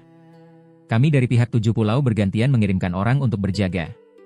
Kami belum pernah mendengar laporan keanehan apapun. Apa maksud pertanyaan paman seperguruan? Balas wanita itu dengan terkejut. Alis Han Li berkerut dan wajahnya menjadi suram. 7 pulau bergantian menjaga? Kalau begitu, kalian belum tentu mengetahui masalah yang terjadi saat kultivator dari pulau lain sedang berjaga. Kui Huan dan wanita itu saling berpandangan. Jika pulau lain tidak memberitahu kami, kemungkinan besar memang begitu keadaannya, jawab mereka dengan canggung. Di luar dugaan, Han Li sama sekali tidak marah. Matanya berkedip merenung. Setelah memikirkan sesuatu, dia menepuk kantong penyimpanan di pinggangnya. Satu set bendera dan piring formasi berwarna-warni langsung muncul di tangannya. Bawa 36 murid dan segera menuju pintu masuk jurang iblis. Pasang, formasi iblis langit Xuan Gang, ini. Aku akan turun ke dalam jurang. Jika ada sesuatu yang keluar, kalian harus menahannya untukku. Kalian tidak perlu membunuh makhluk tersebut, cukup tahan saja untuk sementara waktu, perintah Han Li dengan tenang. Perintah tersebut mengejutkan Kui Huan dan wanita itu, tetapi mereka segera mengiyakan dengan patuh. Jangan membuang waktu. Segera pilih orang yang tepat dan pergi ke lokasi segel untuk memasang formasi. Aku akan turun lebih dulu untuk memeriksa jurang iblis. Hehe, kuharap ini hanya ketakutan palsu belaka. Han Li melemparkan peralatan formasi tersebut kepada mereka, lalu berdiri. Tanpa menunggu balasan, cahaya spiritual biru membalut sekujur tubuhnya. Dia melesat ke udara dan terbang lurus menuju lokasi segel jurang iblis. Wanita itu dan Kui Huan buru-buru memberi hormat perpisahan. Mereka tidak berani menunda perintah tersebut. Keduanya segera melepaskan jimat transmisi suara untuk memanggil murid-murid yang memenuhi syarat di pulau itu. Beberapa saat kemudian, kelompok kultivator telah berkumpul. Mereka membagikan alat formasi dan segera membawa rombongan tersebut meninggalkan pulau. Mereka bergerak cepat karena takut merusak rencana Han Li. Sementara itu, Han Li telah tiba dan melayang di atas pintu masuk jurang iblis. Pusaran air raksasa di masa lalu kini telah menyusut menjadi sekitar 150 hingga 200 meter. Belasan tiang batu besar tersebar di sekitar pusaran tersebut. Tiang-tiang itu terbuat dari bahan misterius, tampak seperti logam namun bukan, dan menyerupai kayu namun berbeda. Tiang-tiang batu itu setengah mengapung di lautan tanpa bergeser sedikit pun. Cahaya spiritual putih susu memancar dari pilar-pilar batu tersebut, saling terhubung membentuk sebuah kubah pelindung yang menyegel pusaran air di bawahnya secara sempurna. Han Li melayang di udara sambil menyipitkan mata. Dia mengamati segel di depannya tanpa mengucapkan sepatah kata pun. Seperti yang senior Han lihat, segel ini masih utuh. Mungkinkah berita yang senior terima kurang akurat? Kami, para kultivator dari 7 pulau, selalu berjaga ketat di sekitar sini dan tidak pernah lengah. Pertanyaan berhati-hati itu berasal dari salah satu kultivator yang berdiri di belakang Han Li. Orang tersebut adalah kultivator tingkat pembentukan inti berpakaian merah. Pria itu tampaknya sudah mengetahui identitas Han Li. Sementara itu, para kultivator tingkat pembangunan pondasi berdiri lebih jauh dengan sikap penuh hormat. Mereka menunduk dan bahkan tidak berani bernapas terlalu keras. Setidaknya aku mengetahui lebih dari 5 cara untuk masuk ke dalam tanpa merusak segel. Menghindari pengawasan kalian bukanlah hal yang sulit, balas Han Li dengan dingin tanpa menoleh sedikit pun. Kultivator berbaju merah itu terdiam. Dia hanya bisa tersenyum masa mendengar pernyataan Han Li. Nanti, murid-murid dari sekte Luoyun akan memasang formasi sementara di pintu masuk. Kalian dari sekte teratai merah cukup membantu mereka seperlunya. Ini bukan masalah, kan? Nada suara Han Li terdengar tegas. Tentu saja tidak masalah. Senior, apakah Anda benar-benar ingin masuk ke dalam segel tersebut? Meskipun mengerti maksud Han Li, kultivator berbaju merah itu tetap merasa terkejut dan ragu. Tentu saja aku akan masuk ke jurang iblis. Jika tidak, untuk apa aku repot-repot datang ke sini? Saat ini adalah waktu ketika Ki Iblis sedang ditekan hingga titik terlemahnya. Ini adalah momen paling aman untuk masuk, jawab Han Li tanpa ragu, lalu menengadah ke langit. Saat itu tepat tengah hari. Matahari bersinar terik menyinari lautan. Kultivator berbaju merah ikut menatap matahari dan ekspresinya berubah paham. Baiklah, berhati-hatilah. Aku akan turun sekarang. Tanpa membuang waktu, Han Li mengibaskan lengan bajunya. Segumpal cahaya api 3 warna meluncur ke telapak tangannya dan berwujud menjadi sebuah kipas bulu 3 warna. Han Li menggenggam kipas tersebut dan mengayunkannya perlahan. Berbagai simbol mistis bermunculan, disusul oleh kobaran api 3 warna yang menyelimuti permukaan kipas. Tubuh Han Li kembali diselimuti cahaya biru saat ia melesat ke arah tirai cahaya pelindung. Dia mengayunkan kipas bulunya dengan keras. Terdengar suara ledakan memekakan telinga. Kipas 3 api itu membelah tirai cahaya putih susu layaknya pisau tajam, menciptakan lubang selebar lebih dari 3 meter. Ki Iblis hitam pekat seketika menyembur keluar dari celah tersebut, berusaha menyebar ke segala arah. Ekspresi kultivator berbaju merah berubah tegang melihat luapan Ki Iblis itu. Sementara itu, para kultivator pembangunan pondasi berteriak kaget. Namun, lengan baju Han Li yang satu lagi segera diayunkan dengan kuat ke bawah. Segumpal cahaya biru meluncur deras dan menghantam celah tersebut. Tekanan energi yang besar dari cahaya biru itu secara paksa menekan kembali Ki Iblis yang bocor dalam sekejap mata. Sebuah kilatan cahaya menyala saat Han Li melesat menembus lubang dan masuk ke dalam jurang iblis. Segel putih susu yang sempat terbelah langsung menutup rapat seperti semula. Tidak ada sedikit pun sisa Ki Iblis yang berhasil lolos. Kultivator berbaju merah menghela napas lega, lalu menertawakan dirinya sendiri. Han Li adalah kultivator besar nomor 1 di Tianan. Dia merasa dirinya terlalu mudah panik. Tiba-tiba, seorang kultivator tingkat pembangunan pondasi di belakangnya berteriak keras. Paman Guru, tertua, lihat ke sana. Kultivator berbaju merah menoleh dengan kaget ke arah yang ditunjuk. Terlihat kilatan cahaya spiritual berkedip di ufuk yang jauh. Tak lama kemudian, puluhan cahaya terbang melesat lurus menuju lokasi mereka. Itu adalah rombongan kultivator sekte Luoyun. Sepertinya senior Han sama sekali tidak melebih-lebihkan. Apakah benar ada iblis kuat yang menyusup ke dalam jurang iblis? Gumam kultivator berbaju merah dengan raut wajah kebingungan. Sementara itu, Han Li kini sepenuhnya dikelilingi oleh Ki Iblis hitam pekat di dalam jurang. Kilat emas memancar dari sekujur tubuhnya. Dia mengaktifkan petir dewa penolak iblis untuk menghalau Ki Iblis agar tidak merasuki tubuhnya. Diiringi suara gemuruh, Han Li terus meluncur turun menuju bagian terdalam jurang iblis. Kilat emas dan Ki Iblis terus berbenturan. Percikan petir saling menghancurkan dan melenyapkan Ki Iblis yang mencoba mendekat. Han Li mengabaikan benturan tersebut. Kedua tangannya sibuk membentuk segel, mengaktifkan mantra ilmu rahasia dari teknik pembentukan Nasen Soul Xuan Mu. 3.000 meter, 6.000 meter, 9.000 meter. Meskipun Han Li terus mempertahankan segel tangannya, tidak ada satupun reaksi yang muncul dalam pikirannya. Wajahnya menjadi semakin tegang seiring dengan semakin dalamnya dia menyelam. Saat kedalamannya mencapai lebih dari 20.000 meter, keraguan mulai merayapi hatinya. Apakah dugaannya meleset? Mungkinkah Nasen Soul kedua tidak datang ke tempat ini dan memilih berlatih di tempat lain? Han Li membatin dengan gelisah. Tiba-tiba, ekspresinya berubah. Dia segera menghentikan laju terbangnya. Wajahnya berubah sangat serius. Segel di kedua tangannya berganti, diiringi gumaman mantra pelan dari mulutnya. Mata Han Li memancarkan cahaya biru terang, menatap tajam ke kedalaman jurang tanpa berkedip. Sesaat kemudian, raut wajahnya menunjukkan keraguan, seakan tidak yakin dengan apa yang ia rasakan. Setelah berpikir sejenak, Han Li kembali bergerak. Namun kali ini, arah tujuannya terlihat sangat jelas. Han Li langsung melesat menuju satu titik spesifik. Dia tidak perlu turun terlalu jauh. Setelah menempuh jarak sekitar 1000 meter, Han Li sayup-sayup mendengar suara auman rendah menyerupai binatang buas. Bibirnya terkatup rapat dan laju terbangnya melambat. Kipas 3 api berputar di telapak tangannya sebelum digenggam erat, bersiap untuk menyerang. Cahaya biru di mata Han Li bersinar semakin terang, berusaha menembus pekatnya ki iblis di bawahnya. Dengan tingkat kultivasinya saat ini, Han Li mampu melihat sejauh 300 meter di dalam jurang iblis 10.000 tombak jika mengaktifkan mata spiritual Mingking secara maksimal. Namun, pandangannya mulai mengabur pada jarak di atas 150 meter. Tepat pada kedalaman sekitar 300 meter di bawahnya, Han Li melihat sebuah bayangan hitam raksasa yang sangat ganjil. Sosok itu menengadahkan kepalanya dan meraung keras hingga menggetarkan udara di sekitarnya. Saat Han Li mengarahkan mata spiritualnya ke bawah, tatapannya langsung beradu dengan sepasang mata merah darah milik bayangan mengerikan tersebut. Hati Han Li terasa dingin.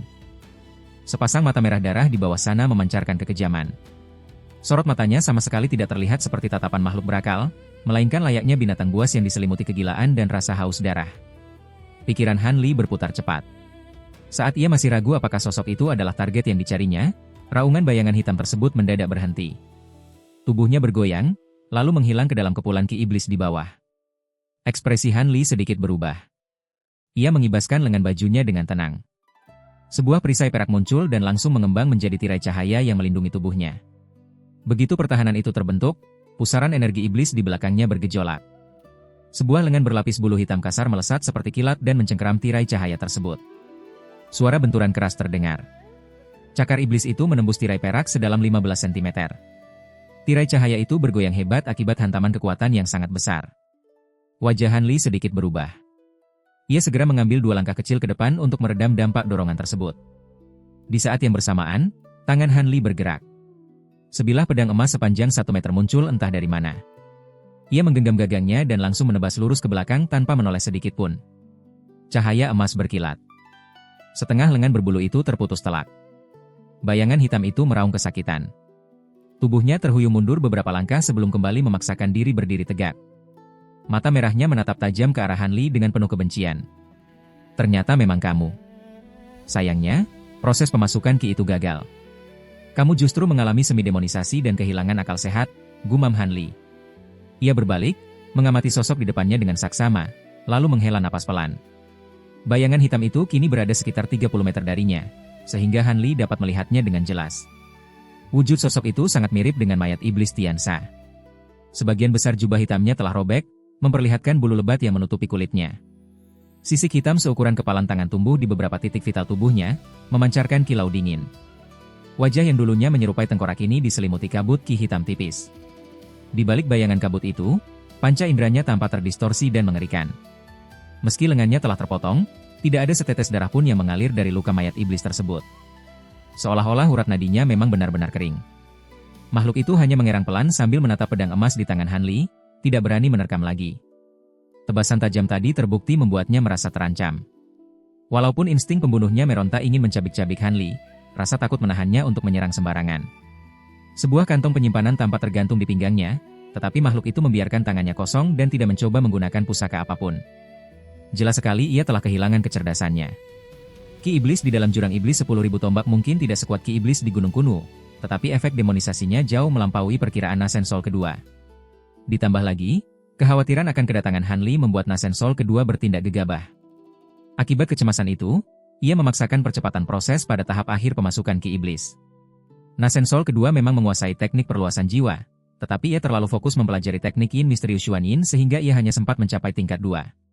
Kesadaran spiritualnya memang lebih tinggi dibanding kultivator seangkatannya, tetapi itu belum cukup tangguh untuk menahan invasi ki iblis dalam durasi yang lama. Akibatnya fatal. Tubuh fisiknya memang sanggup bertahan, tetapi roh Nasen Sol miliknya gagal menahan korupsi ki iblis tepat sebelum proses pemasukan usai. Akal sehatnya pun hancur tak tersisa.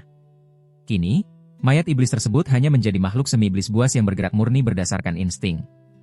Tingkat bahayanya tidak lebih dari sekadar binatang iblis liar tanpa kecerdasan. Setelah memastikan kondisinya dengan saksama, Hanli merasa lega sekaligus geli. Sebelumnya, ia menganggap sosok ini sebagai ancaman serius hingga rela datang jauh-jauh di malam hari dengan kewaspadaan penuh.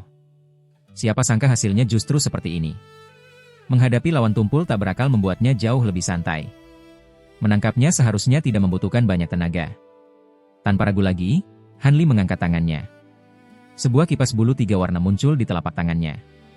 Karena lawan sudah kehilangan kesadaran, ia tak perlu bersikap sungkan. Ia akan langsung menggunakan kipas 3 api untuk menghancurkan cangkang tubuh mayat iblis tersebut. Tanpa wadah fisik, sisa roh Nasen Soul kedua tak punya pilihan selain menyerah. Namun, saat kipas 3 api baru saja memancarkan cahaya spiritualnya, mayat iblis di seberang sana melolong keras. Angin iblis berpusar mengelilingi tubuhnya. Ki iblis murni di sekitarnya dengan cepat memadat ke arah pangkal lengan yang terpotong.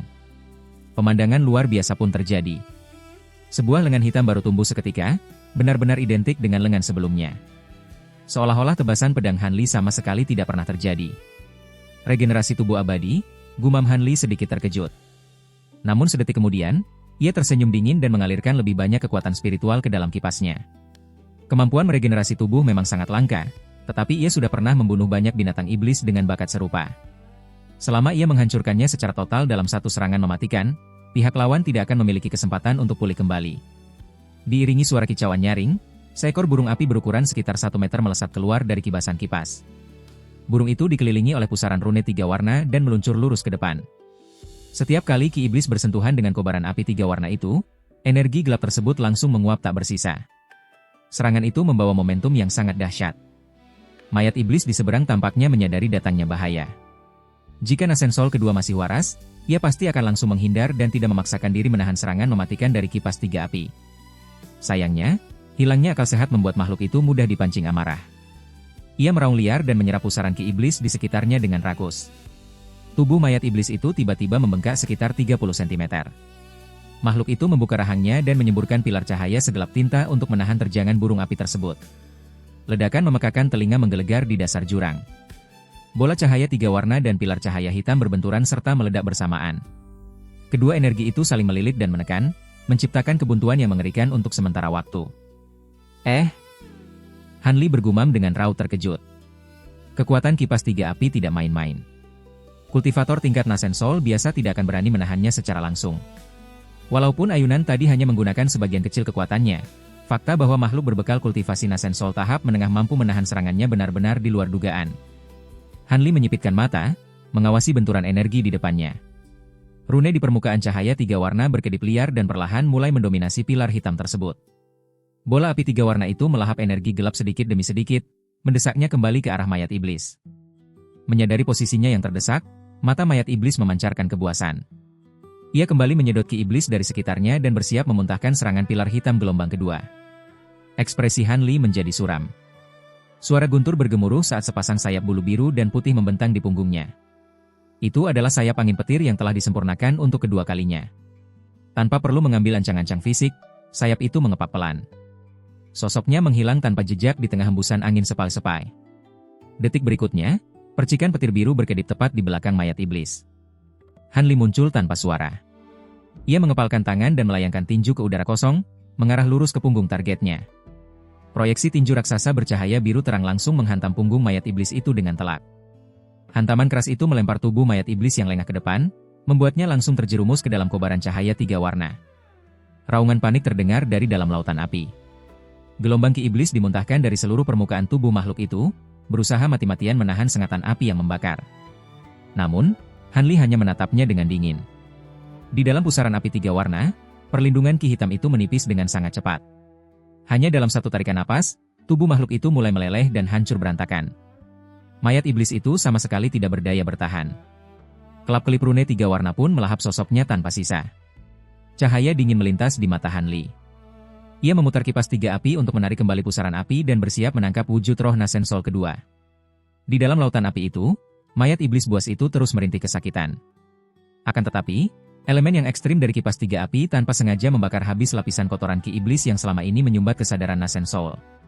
Di ambang pemusnahan total, insting bertahan hidup roh tersebut merespons otomatis. Ia terpaksa membuang seluruh sisa Ki Iblis di dalam tubuhnya demi melindungi jiwa esensialnya. Pembersihan paksa oleh kobaran api ini memberikan efek tak terduga. Proses semi-demonisasi berhenti seketika dan menyapu bersih kegilaan dari pikirannya, memaksanya kembali ke wujud asal Nascensol dengan akal sehat yang pulih sepenuhnya meski dalam kondisi terluka parah.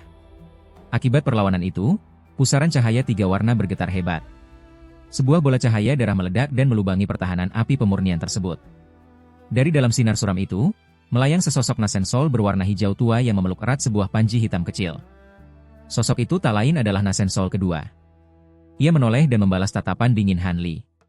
Sorot matanya kini tajam dan jernih, akal sehatnya telah pulih berkat api tersebut. Tanpa membuang waktu, Han Li mendengus dingin.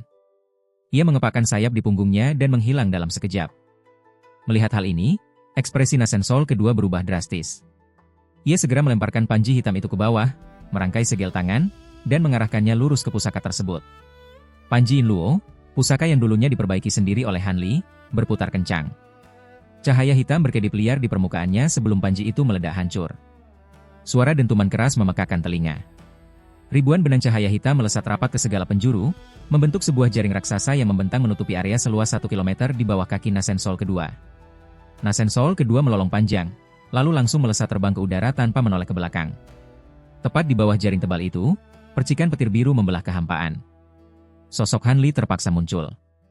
Ia menatap jaring besar yang menghalangi jalannya, lalu beralih menatap Nascensol kedua yang mulai menjauh. Cahaya mematikan berkilat di matanya. Han Li mengibaskan lengan bajunya.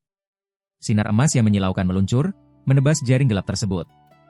Namun, benang-benang hitam itu hanya bergetar dan sama sekali tak terputus. Han Li mengerutkan kening dan menunjuk ke arah sinar emas tersebut. Bilah emas itu bergoyang dan memancarkan lapisan petir menyilaukan. Dengan putaran tajam, bilah itu menebas untuk kedua kalinya. Suara ledakan keras terdengar. Jaring tebal itu akhirnya koyak secara paksa, membentuk sebuah lubang besar. Tanpa banyak bicara, Han Li langsung melompat masuk. Tubuhnya berubah menjadi kilatan pelangi biru yang melesat menembus lubang tersebut, terus mengejar Nascensol kedua. Hampir di waktu yang bersamaan, di atas permukaan laut jurang iblis 10.000 tombak, puluhan kultivator tengah bersiaga mengelilingi titik segel. Mereka memegang piringan dan bendera formasi dalam barisan yang rapi. Wajah mereka semua terlihat tegang. Bendera dan piring formasi di tangan masing-masing memancarkan ragam cahaya spiritual, menandakan bahwa formasi telah diaktifkan sepenuhnya. Tiba-tiba, dentuman keras meledak dari balik perlindungan segel putih tersebut. Diikuti getaran dahsyat, sebilah pedang raksasa sehitam tinta menembus segel dengan paksa. Dalam satu tebasan kasar, pedang itu merobek celah sepanjang 30 meter di kubah segel. Sebuah bola sinar gelap langsung melesat keluar dari celah itu. Aktifkan formasi, teriak Wei Huan dan kultivator wanita itu serempak tanpa ragu. Mereka telah mengawasi segel tersebut sejak awal. 36 murid sekte Luoyun serentak melemparkan bendera dan piring formasi di tangan mereka ke atas segel. Seketika, perangkat formasi tersebut memancarkan cahaya spiritual yang terang. Lapisan cahaya berwarna-warni muncul dari ketiadaan dan menggulung ke bawah. Bola sinar gelap itu tertangkap basah. Ia hanya melihat kilatan cahaya spiritual 5 warna di depan matanya, sebelum akhirnya terbungkus dan terperangkap di dalamnya. Sosok di dalam sinar gelap itu tentu saja adalah Nascensol kedua. Saat terbungkus oleh api kipas 3 api, ia tanpa sadar melepaskan seluruh ki iblis yang sebelumnya dimasukkan ke dalam tubuh demi menyelamatkan nyawa. Meskipun ki iblis dimusnahkan oleh api dan sebagian besar tubuh iblisnya telah termurnikan, rentetan kejadian tidak terduga ini berhasil membatalkan proses demonisasi pada Nascensol. Entitas itu pun seketika mendapatkan kembali kecerdasannya. Ia memang mewarisi ingatan Han Li. Dalam situasi hidup dan mati, ia dengan tegas meledakkan senjata iblis pedang darah merah untuk menembus api 3 warna. Kemudian, karena takut Han Li akan mengejar menggunakan sayap angin petir, ia menggertakkan gigi dan meledakkan panji Inluo yang telah diperbaiki. Ledakan dari kedua pusaka ini bukanlah hal sepele. Karena kurang waspada, Han Li benar-benar membiarkannya mendapat kesempatan untuk melarikan diri tepat dari depan hidungnya. Namun, Nascensol kedua sangat menyadari bahwa metode ini tidak dapat menahan Han Li untuk waktu yang lama. Ia telah memutuskan bahwa begitu keluar dari jurang iblis, ia akan segera menggunakan teknik teleportasi Nascensol untuk melarikan diri ke salah satu wilayah di Pulau Tujuh Roh. Untuk berjaga-jaga, ia telah menyiapkan tempat persembunyian rahasia di pulau tersebut sejak lama. Ia bahkan menempatkan beberapa pusaka khusus dan merangkai formasi sihir penyembunyi aura tingkat tinggi. Ia sangat yakin formasi itu mutlak dapat menipu pindaian kesadaran spiritual Han Li agar ia bisa mendapatkan kesempatan bernapas.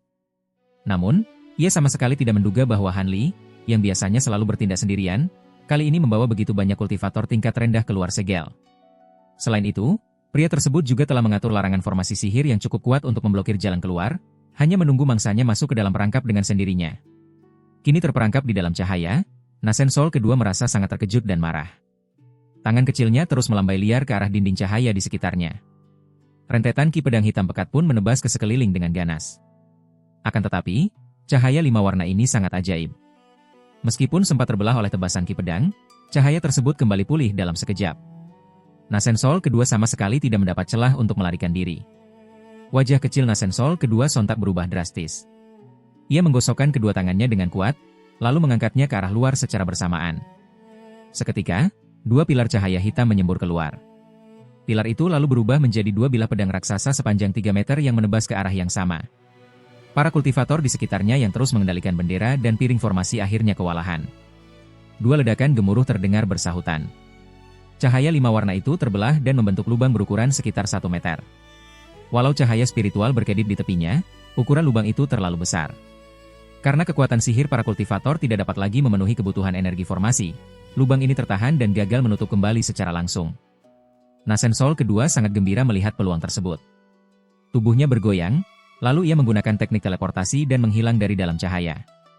Saat kilatan hitam muncul beberapa saat kemudian, Nasen Sol berwarna hijau tua itu muncul di luar jangkauan cahaya 5 warna.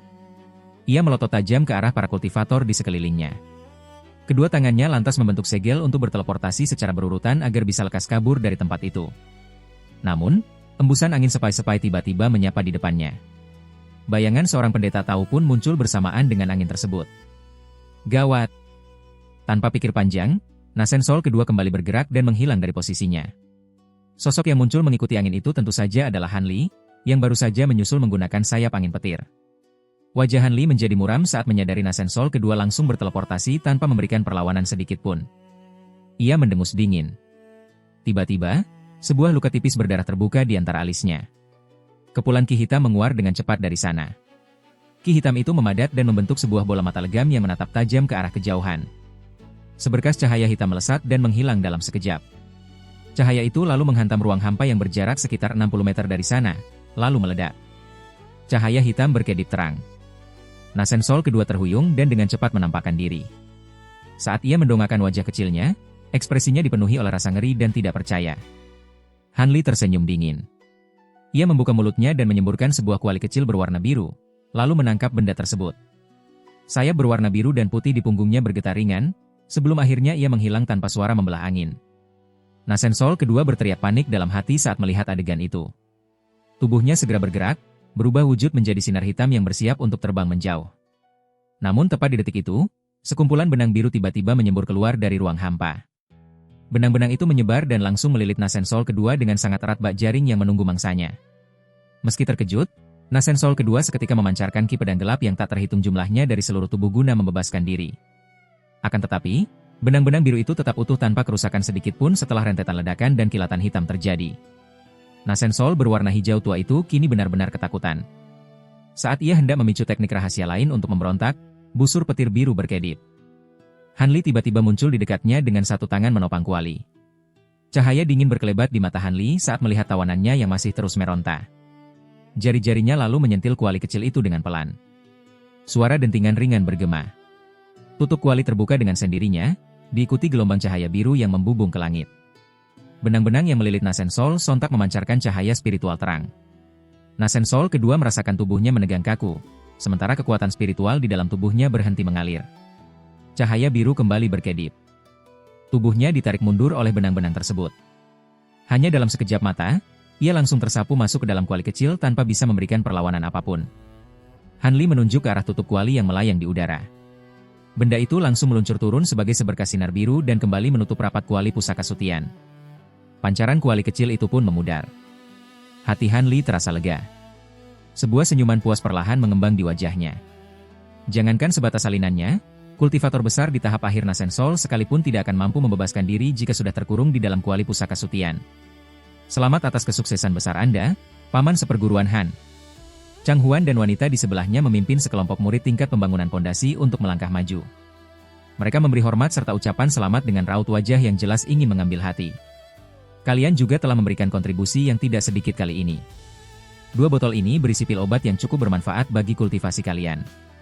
Ambillah dan bagikan, ujar Han Li sembari tersenyum tipis. Selain itu, Personel di area jurang iblis ini harus ditambah dan dijaga ketat agar kultivator iblis lain tidak menyusup ke dalam. Pria itu menepuk kantong penyimpanan di pinggangnya, memunculkan 2 botol giok putih di telapak tangannya. Ia lalu melemparkan benda tersebut kepada Chang Huan. Baik, murid akan segera berdiskusi dengan sekte lain mengenai hal ini, dan mulai hari ini kami akan memperbanyak personel penjagaan. Bagaimana jika paman seperguruan kembali ke Pulau Kura-Kura Roh untuk beristirahat 1-2 hari sebelum pulang ke sekte? Tawar Chang Huan girang usai menerima 2 botol giok tersebut. Tidak perlu. Tempat ini juga tidak terlalu jauh dari sekte. Aku masih ada urusan penting lain, jadi aku tidak akan singgah. Han Li melambaikan tangan menolak. Ia menyimpan kuali kecilnya, lalu tubuhnya berubah menjadi seberkas pelangi biru yang melesat pergi membelah langit. Chang Huan dan wanita itu sontak membungkuk untuk melepas kepergian sang senior. Beberapa saat setelah siluetnya menghilang, barulah mereka kembali menegakkan punggung. Rekan Dao Chang, pil obat apa yang ditinggalkan senior Han untuk kalian? Mengingat status beliau, pil obat itu pasti bukan barang sembarangan, bukan? Kultivator berjubah merah yang sebelumnya berdiri di kejauhan kini berjalan mendekat bersama murid-muridnya. Ekspresi iri terpancar jelas dari mata mereka saat menatap kedua botol di tangan Chang Huan. Soal ini, aku juga tidak tahu. Tapi kualitasnya pasti lumayan bagus. Sebaiknya kita segera fokus untuk memperkuat dan memulihkan segel ini terlebih dahulu, elak Chang Huan diiringi tawa hambar. Cahaya putih berkedip dari telapak tangannya saat ia buru-buru memasukkan kedua botol obat tersebut. Enggan melanjutkan topik perbincangan, ia pun langsung meneriakkan perintah kepada para muridnya. Meskipun celah besar di pusat segel telah tertutup, cahaya spiritual yang menyelimuti permukaannya memang terlihat meredup.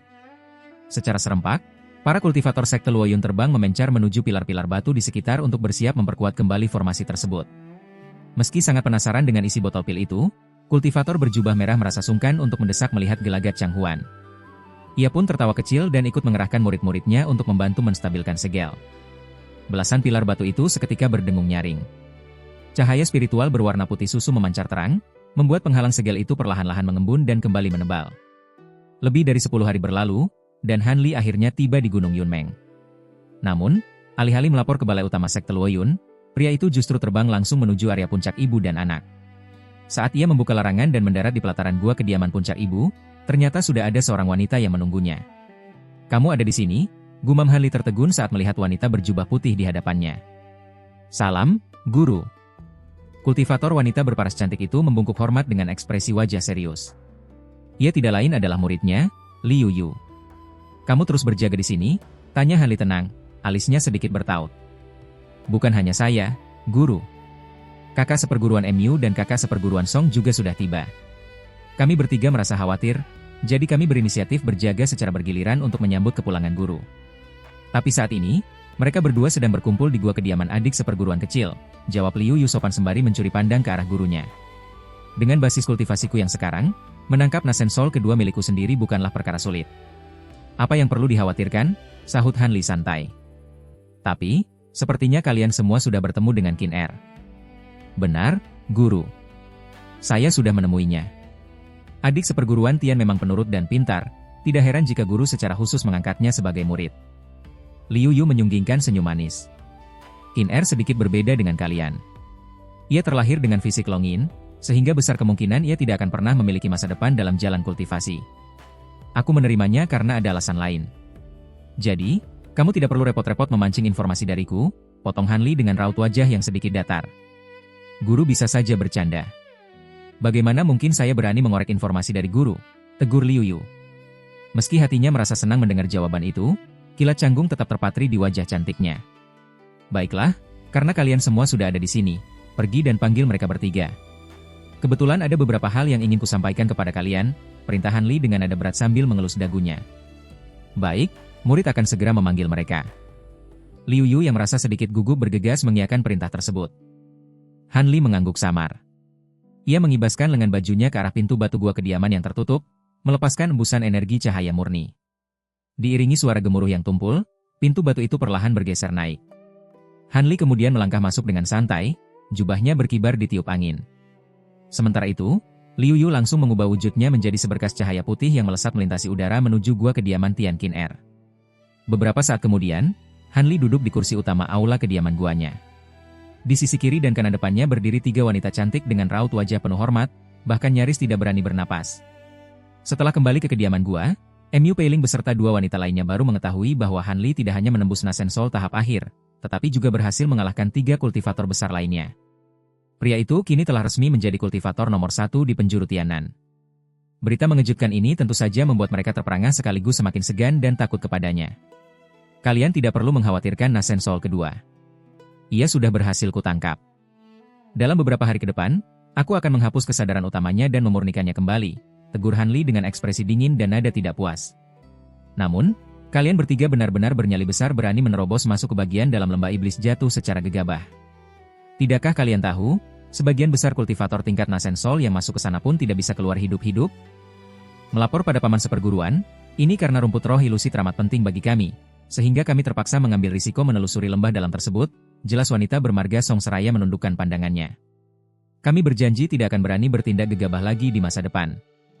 Karena sudah lama mengenal wanita bermarga Song itu, bahkan sebelum ia membentuk Nasen Soul, Han Li merasa sungkan untuk terus mengomelinya.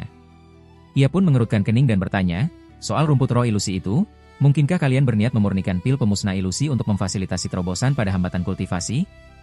Guru sangat jeli. Kami memang berencana memurnikan pil tersebut, sahut Liu Yu jujur. Jika hanya untuk pil itu, kalian tidak perlu repot-repot mencari rumput roh ilusi. Kebetulan aku masih menyimpan 1 botol di sini. Pil obat semacam ini pantang dikonsumsi terlalu banyak saat melakukan terobosan pada hambatan kultivasi. 2 butir untuk masing-masing dari kalian sudah lebih dari cukup. Han Li menepuk pinggangnya sekilas. Sebuah botol kecil berwarna hijau zamrud seketika muncul di telapak tangannya, yang lalu ia lemparkan dengan santai ke arah Liu Yu. Entah monster tua tingkat Nasen Soul bernasib sial mana yang dulu memurnikan pil ini sebelum mati di tangannya. Karena benda itu sudah tidak berguna lagi baginya, Han Li membagikannya begitu saja sebagai hadiah cuma-cuma. Liu Yu refleks mengulurkan tangan untuk menangkap botol tersebut. Begitu menyadari maksud perkataan Han Li, wajahnya memancarkan keterkejutan sekaligus kegembiraan. Ia pun bergegas menghaturkan rasa terima kasih. Wanita bermarga Song dan MU Peiling juga tak kalah gembira. Keduanya kompak melangkah maju untuk ikut berterima kasih. Sudahlah, itu cuma sebotol pil obat, ujar Han Li acuh tak acuh seraya melambaikan tangannya. Aku memanggil kalian hari ini karena ada beberapa hal lain yang ingin kuperintahkan. Jika paman seperguruan memiliki suatu urusan, silakan perintahkan saja pada kami, balas wanita bermarga Song dengan sikap hormat. 2 wanita lainnya ikut memasang ekspresi serius saat melihat Han Li hendak menyampaikan sesuatu. Kalian pasti tahu, aku tidak pernah suka mencampuri urusan dalam sekte. Namun, posisiku sebagai tetua besar sekarang tidak memungkinkanku untuk lepas tangan sepenuhnya dan sekadar melempar seluruh urusan duniawi kepada paman guru tertua lu kalian. Karena itu, aku butuh seorang murid untuk membantunya mengelola sekte selama aku melakukan kultivasi tertutup. Liu Yu, apakah kamu bersedia mewakiliku mengurus urusan sekte? Tentu saja, aku tidak akan membiarkanmu membuang waktu dan tenaga secara cuma-cuma. Aku akan mewariskan beberapa mantra rahasia serta sejumlah pusaka yang akan membuatmu hampir tak tertandingi di antara para kultivator di tingkat yang sama. Yah, meskipun dulu kau agak terpaksa saat menjadi murid terdaftarku. Jika kau menyetujui tugas ini, aku bersedia menerimamu sebagai murid resmiku, tawar Han Li kepada Liu Yu dengan nada penuh arti. Apakah perkataan guru sungguh-sungguh? Tanya Liu Yu spontan dengan sepasang mata indahnya yang berbinar terang. Mengingat kedudukanku saat ini, untuk apa aku berbohong padamu? Balas Han Li mengukir senyum tipis. Jika demikian, murid bersedia mematuhi perintah guru, tegas Liu Yu tanpa berpikir 2 kali. Entah apa yang paling memikat hatinya saat itu, prospek peningkatan pengaruh dan kekuasaan yang pesat di dalam sekte Luoyun, atau kesempatan emas menjadi murid resmi Han Li. Tentu saja, besar kemungkinan kedua hal tersebut sama-sama membuatnya tergiur. Han Li mengangguk puas. Ia mengibaskan lengan bajunya perlahan, dan sepotong giok putih pun muncul di genggamannya. Pria itu lantas mengeluarkan sepasang cincin hijau, sebuah penggaris api, serta sebilah pedang terbang emas dari kantong penyimpanan, lalu menyerahkan seluruh pusaka itu kepada sang murid. Liu Yu menerima lempengan giok beserta deretan harta karun tersebut dengan kedua tangannya. Ia membungkuk berulang kali untuk mengucapkan terima kasih, sama sekali tidak bisa menyembunyikan rona kegembiraan dari wajah cantiknya. Meski belum tahu sihir kuat apa yang tercatat di dalam lempengan giok tersebut, deretan pusaka itu saja sudah merupakan sesuatu yang tak pernah berani ia impikan sebelumnya. Hadiah ini sudah lebih dari cukup untuk membuatnya sangat puas. Sekarang turunlah dulu untuk menemui kakak seperguruan lu. Aku akan segera memberitahukan masalah ini kepadanya lewat jimat transmisi suara, instruksi Han Li. Liu Yu segera mengiyakan dengan takzim, lalu memohon undur diri dan bergegas pergi. Tepat setelah sosok wanita itu menghilang dari kediaman gua, Han Li membalikkan telapak tangan dan memunculkan selembar jimat transmisi suara. Ia menggumamkan beberapa kalimat singkat ke arah jimat tersebut, lalu mengibaskan tangannya. Jimat transmisi suara itu seketika berubah wujud menjadi seberkas cahaya api yang melesat keluar dan lenyap tanpa jejak. Wanita-wanita lain yang masih berada di ruangan itu hanya mengamati tindakannya dalam diam, tak satu pun yang berani mengusik. Keponakan seperguruan Song, aku juga punya satu tugas untukmu. Han Li kini menoleh ke arah wanita bermarga Song dengan intonasi suara yang melambat. Katakan saja, paman seperguruan, sahut wanita bermarga Song sigap. Ini bukan tugas yang terlampau sulit. Aku hanya berharap saat kau membuka perekrutan murid sekte dalam beberapa tahun ke depan, kau bisa mencarikanku seorang murid yang terlahir dengan indera spiritual bawaan yang luar biasa kuat. Aku berniat mengangkatnya sebagai murid pribadiku dan melatihnya secara khusus, papar Han Li setelah bergumam sejenak. Indera spiritual bawaan yang kuat? Bibit langka semacam itu bahkan jarang muncul dalam kurun waktu 100 tahun. Keponakanmu ini tidak berani memberikan jaminan pasti, tapi aku akan berusaha semaksimal mungkin mencarinya. Wanita bermarga Song tampak tertegun dan sedikit ragu menyanggupi permintaan tersebut. Tidak masalah. Aku juga tidak menuntutmu menemukannya dalam waktu dekat, kau cukup terus mengawasinya saja. Di sisi lain, aku melihat basis kultivasimu telah mencapai puncak pembentukan inti tahap menengah. Jika hanya mengandalkan pil pemusnah ilusi, aku khawatir peluangmu untuk menembus terobosan tidaklah besar. Aku masih menyimpan sebotol pil Yuan Yin di sini. Walau namanya tak terlalu tenar, pil ini sangat manjur bagi kultivator wanita yang masih menjaga keperawanannya. Saat mencoba melakukan terobosan nanti, kau boleh menelan beberapa butir sebagai bantuan. Han Li berbicara sambil mengangkat sebelah tangannya. Diiringi kilatan cahaya sian, sebuah botol kecil berwarna hitam pekat muncul di genggamannya dan melayang pelan ke arah wanita tersebut. Meski sama sekali belum pernah mendengar eksistensi pil Yuan Yin itu, wanita bermarga Song sangat yakin kemanjurannya tidaklah palsu, mengingat benda tersebut diberikan langsung oleh seorang kultivator besar sekelas Han Li. Rona bahagia seketika memancar di wajahnya. Ia segera menghaturkan rasa terima kasih saat menangkap botol giok tersebut. Usai menyampaikan beberapa pesan singkat tambahan, Han Li lantas memerintahkan wanita itu keluar dari kediaman guanya. Kini, tatapan matanya tertuju penuh pada sosok Mu Peiling. Tubuh Mu Peiling tanpa sadar menegang kaku. Wajah cantiknya yang sempat terangkat kini kembali tertunduk pelan, sementara semburat rona merah menjalari daun telinganya yang seputih giok. Sudah sekitar 100 tahun kau mengabdi sebagai selir bagiku, bukan? Tanya Han Li lembut. Sorot matanya berkedip pelan, memancarkan sebersih perasaan gundah yang rumit. Benar. Dulu, ketika Tuan Muda pertama kali menerima saya, Anda baru saja berhasil memadatkan Nasen Soul. Namun sekarang, Anda bahkan telah menjelma menjadi seorang kultivator besar di tahap akhir, jawab Mu Peiling pelan, seraya perlahan memberanikan diri untuk mengangkat pandangannya. Tujuan awalku menerimamu saat itu adalah meminjam tubuh perawanmu guna mengolah seni kultivasi asal Phoenix terbalik. Teknik itu digadang-gadang mampu membantuku memuluskan jalan terobosan di alam Nasen Soul. Sayangnya, rencana seringkali tidak sejalan dengan takdir. Kultivasiku di alam Nasen Soul tahap menengah dan tahap akhir justru maju pesat secara tak terduga berkat metode lain. Padahal, seni kultivasi asal Phoenix terbalik itu hanya efektif digunakan untuk terobosan di tingkatan alam Nasen Soul. Maksud Tuan Muda, apakah Anda berniat mengusir Peiling dari puncak ibu dan anak? Wajah Mu Peiling seketika berubah drastis dan memucat pasi seolah kehabisan darah. Mengusirmu? Tentu tidak sejauh itu. Hanya saja, dulu kau terpaksa menjadi selir untukku akibat desakan keluargamu. Sekarang kau sudah resmi menjadi kultivator tingkat pembentukan inti, tak akan ada lagi pihak yang berani memaksamu. Aku pun enggan terus menahanmu di sisiku tanpa kepastian status yang jelas. Selain hanya akan menyia-nyiakan masa mudamu yang berharga, Wan Er juga akan segera terbebas. Aku harus bisa memberinya penjelasan yang pantas. Han Li menghentikan untaian ucapannya sejenak. Lalu, bagaimana Tuan Muda ingin mengatur nasib Peiling ke depannya? Tanya Mu Peiling lirih sambil menggigit bibir merahnya. Sangat sederhana. Sama seperti dulu, aku akan menyodorkan dua jalan untuk kau pilih sendiri. Pilihan pertama, aku akan memberimu banyak kompensasi atas semua jerih payahmu melatih seni kultivasi asal Phoenix terbalik selama bertahun-tahun ini. Setelah itu, aku akan membiarkanmu pergi dari puncak ibu dan anak dan mengembalikan identitas kebebasanmu. Kau bebas untuk menikah dan menentukan jalan hidupmu sendiri, dan sejak saat itu, tak akan ada lagi hubungan apapun di antara kita. Dengan reputasi Tuan Muda saat ini, meskipun Anda sendirilah yang membersihkan dan mengembalikan kehormatanku, kultivator mana di Tianan yang punya nyali untuk menikahiku lagi? Gumam Mu Peiling, melukis seulas senyum pahit di wajahnya. Han Li sedikit mengernyitkan dahi mendengar respons pasrah itu, namun ia tak membantah dan sekadar melanjutkan penjelasannya. Pilihan kedua juga tidak rumit. Jika kau memang bertekad mendalami dao kultivasi abadi dan bersedia mengabdikan seluruh sisa hidupmu demi mencapainya, aku bisa terus mempertahankan posisimu di puncak ibu dan anak. Di mata orang luar, kau akan tetap menyandang status sebagai selir milikku. Namun secara pribadi, Aku akan menganggapmu selayaknya murid dan memberikan bimbingan kultivasi yang pantas. Bakat kultivasimu tidaklah buruk, jadi aku juga bisa meminta Wan Er untuk secara resmi menerimamu sebagai murid sungguhan. Metode kultivasinya dirancang khusus untuk wanita, sehingga pasti akan jauh lebih cocok untukmu jika dibandingkan dengan metodeku. Meskipun jalan ini tetap tak lepas dari gosip murahan, setidaknya ini bisa menekan munculnya berbagai rumor miring yang merugikan nama baikmu. Han Li menguraikan penjelasannya dengan tenang seraya menatap lurus ke wajah rupawan tersebut.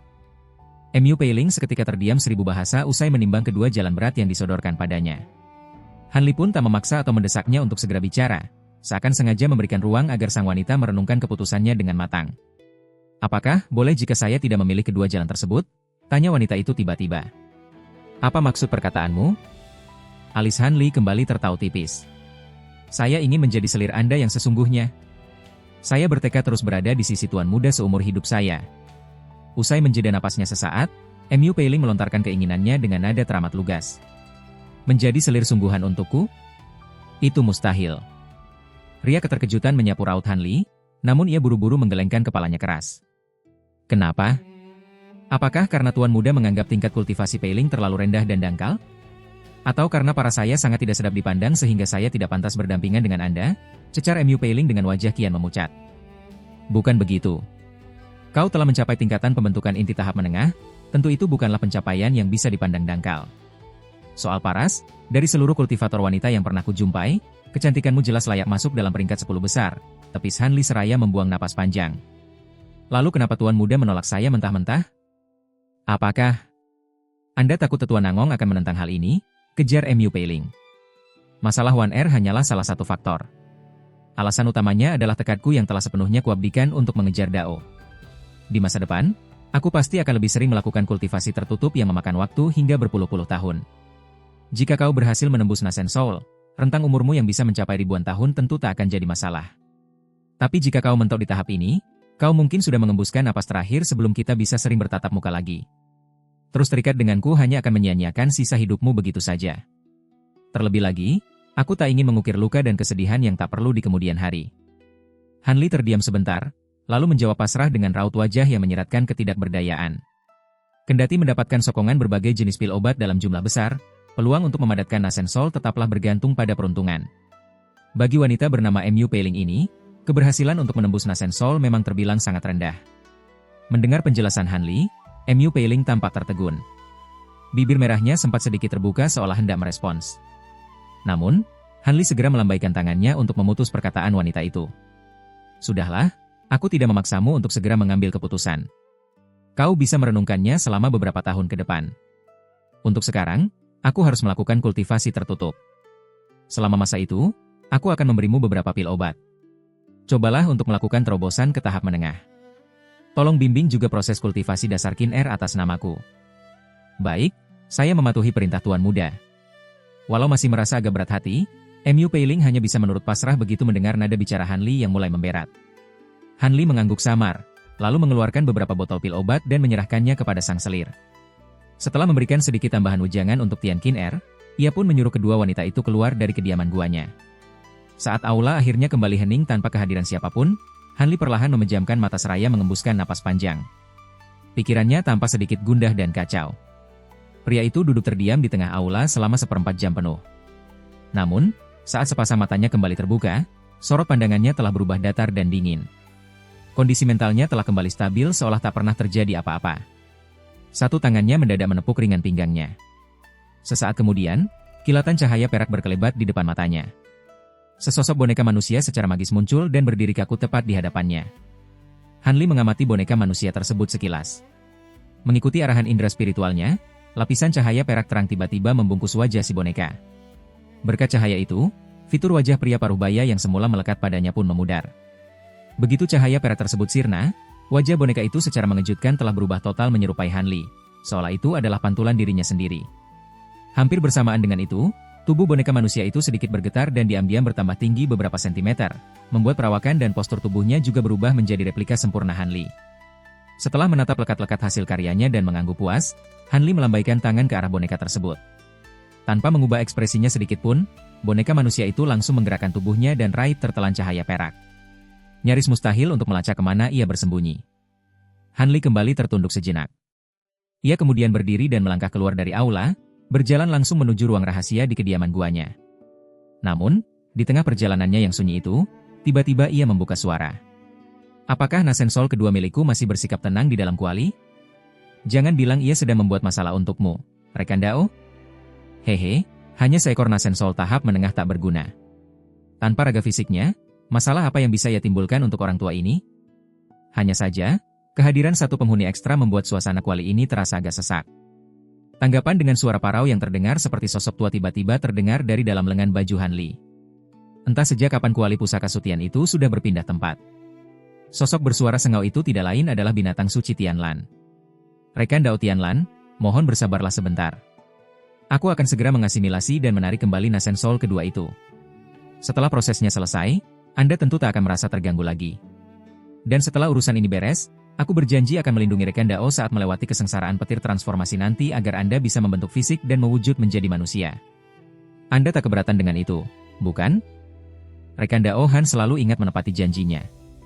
Bagaimana mungkin orang tua ini punya keluhan lain? Balas binatang suci Tianlan girang. Han Li hanya membalas dengan senyuman tipis tanpa banyak bicara lagi. Sejurus kemudian, sosoknya telah melesat masuk ke dalam ruang rahasia. Pintu batu pun kembali tertutup rapat tanpa suara. Pria itu berjalan santai menuju pusat ruangan. Tanpa berkata apapun, ia langsung mengibaskan lengan bajunya. Sekumpulan cahaya sian meluncur cepat ke udara dan berputar kencang, sebelum akhirnya berubah menjadi sebuah kuali kecil berwarna biru sian yang melayang stabil tepat di hadapannya. Kilatan cahaya sian melintas di atas kuali tersebut, memunculkan siluet buram seorang bocah yang duduk bersila di atas tutup kuali sambil tersenyum lebar. Ia tampak bersiap menikmati tontonan menarik.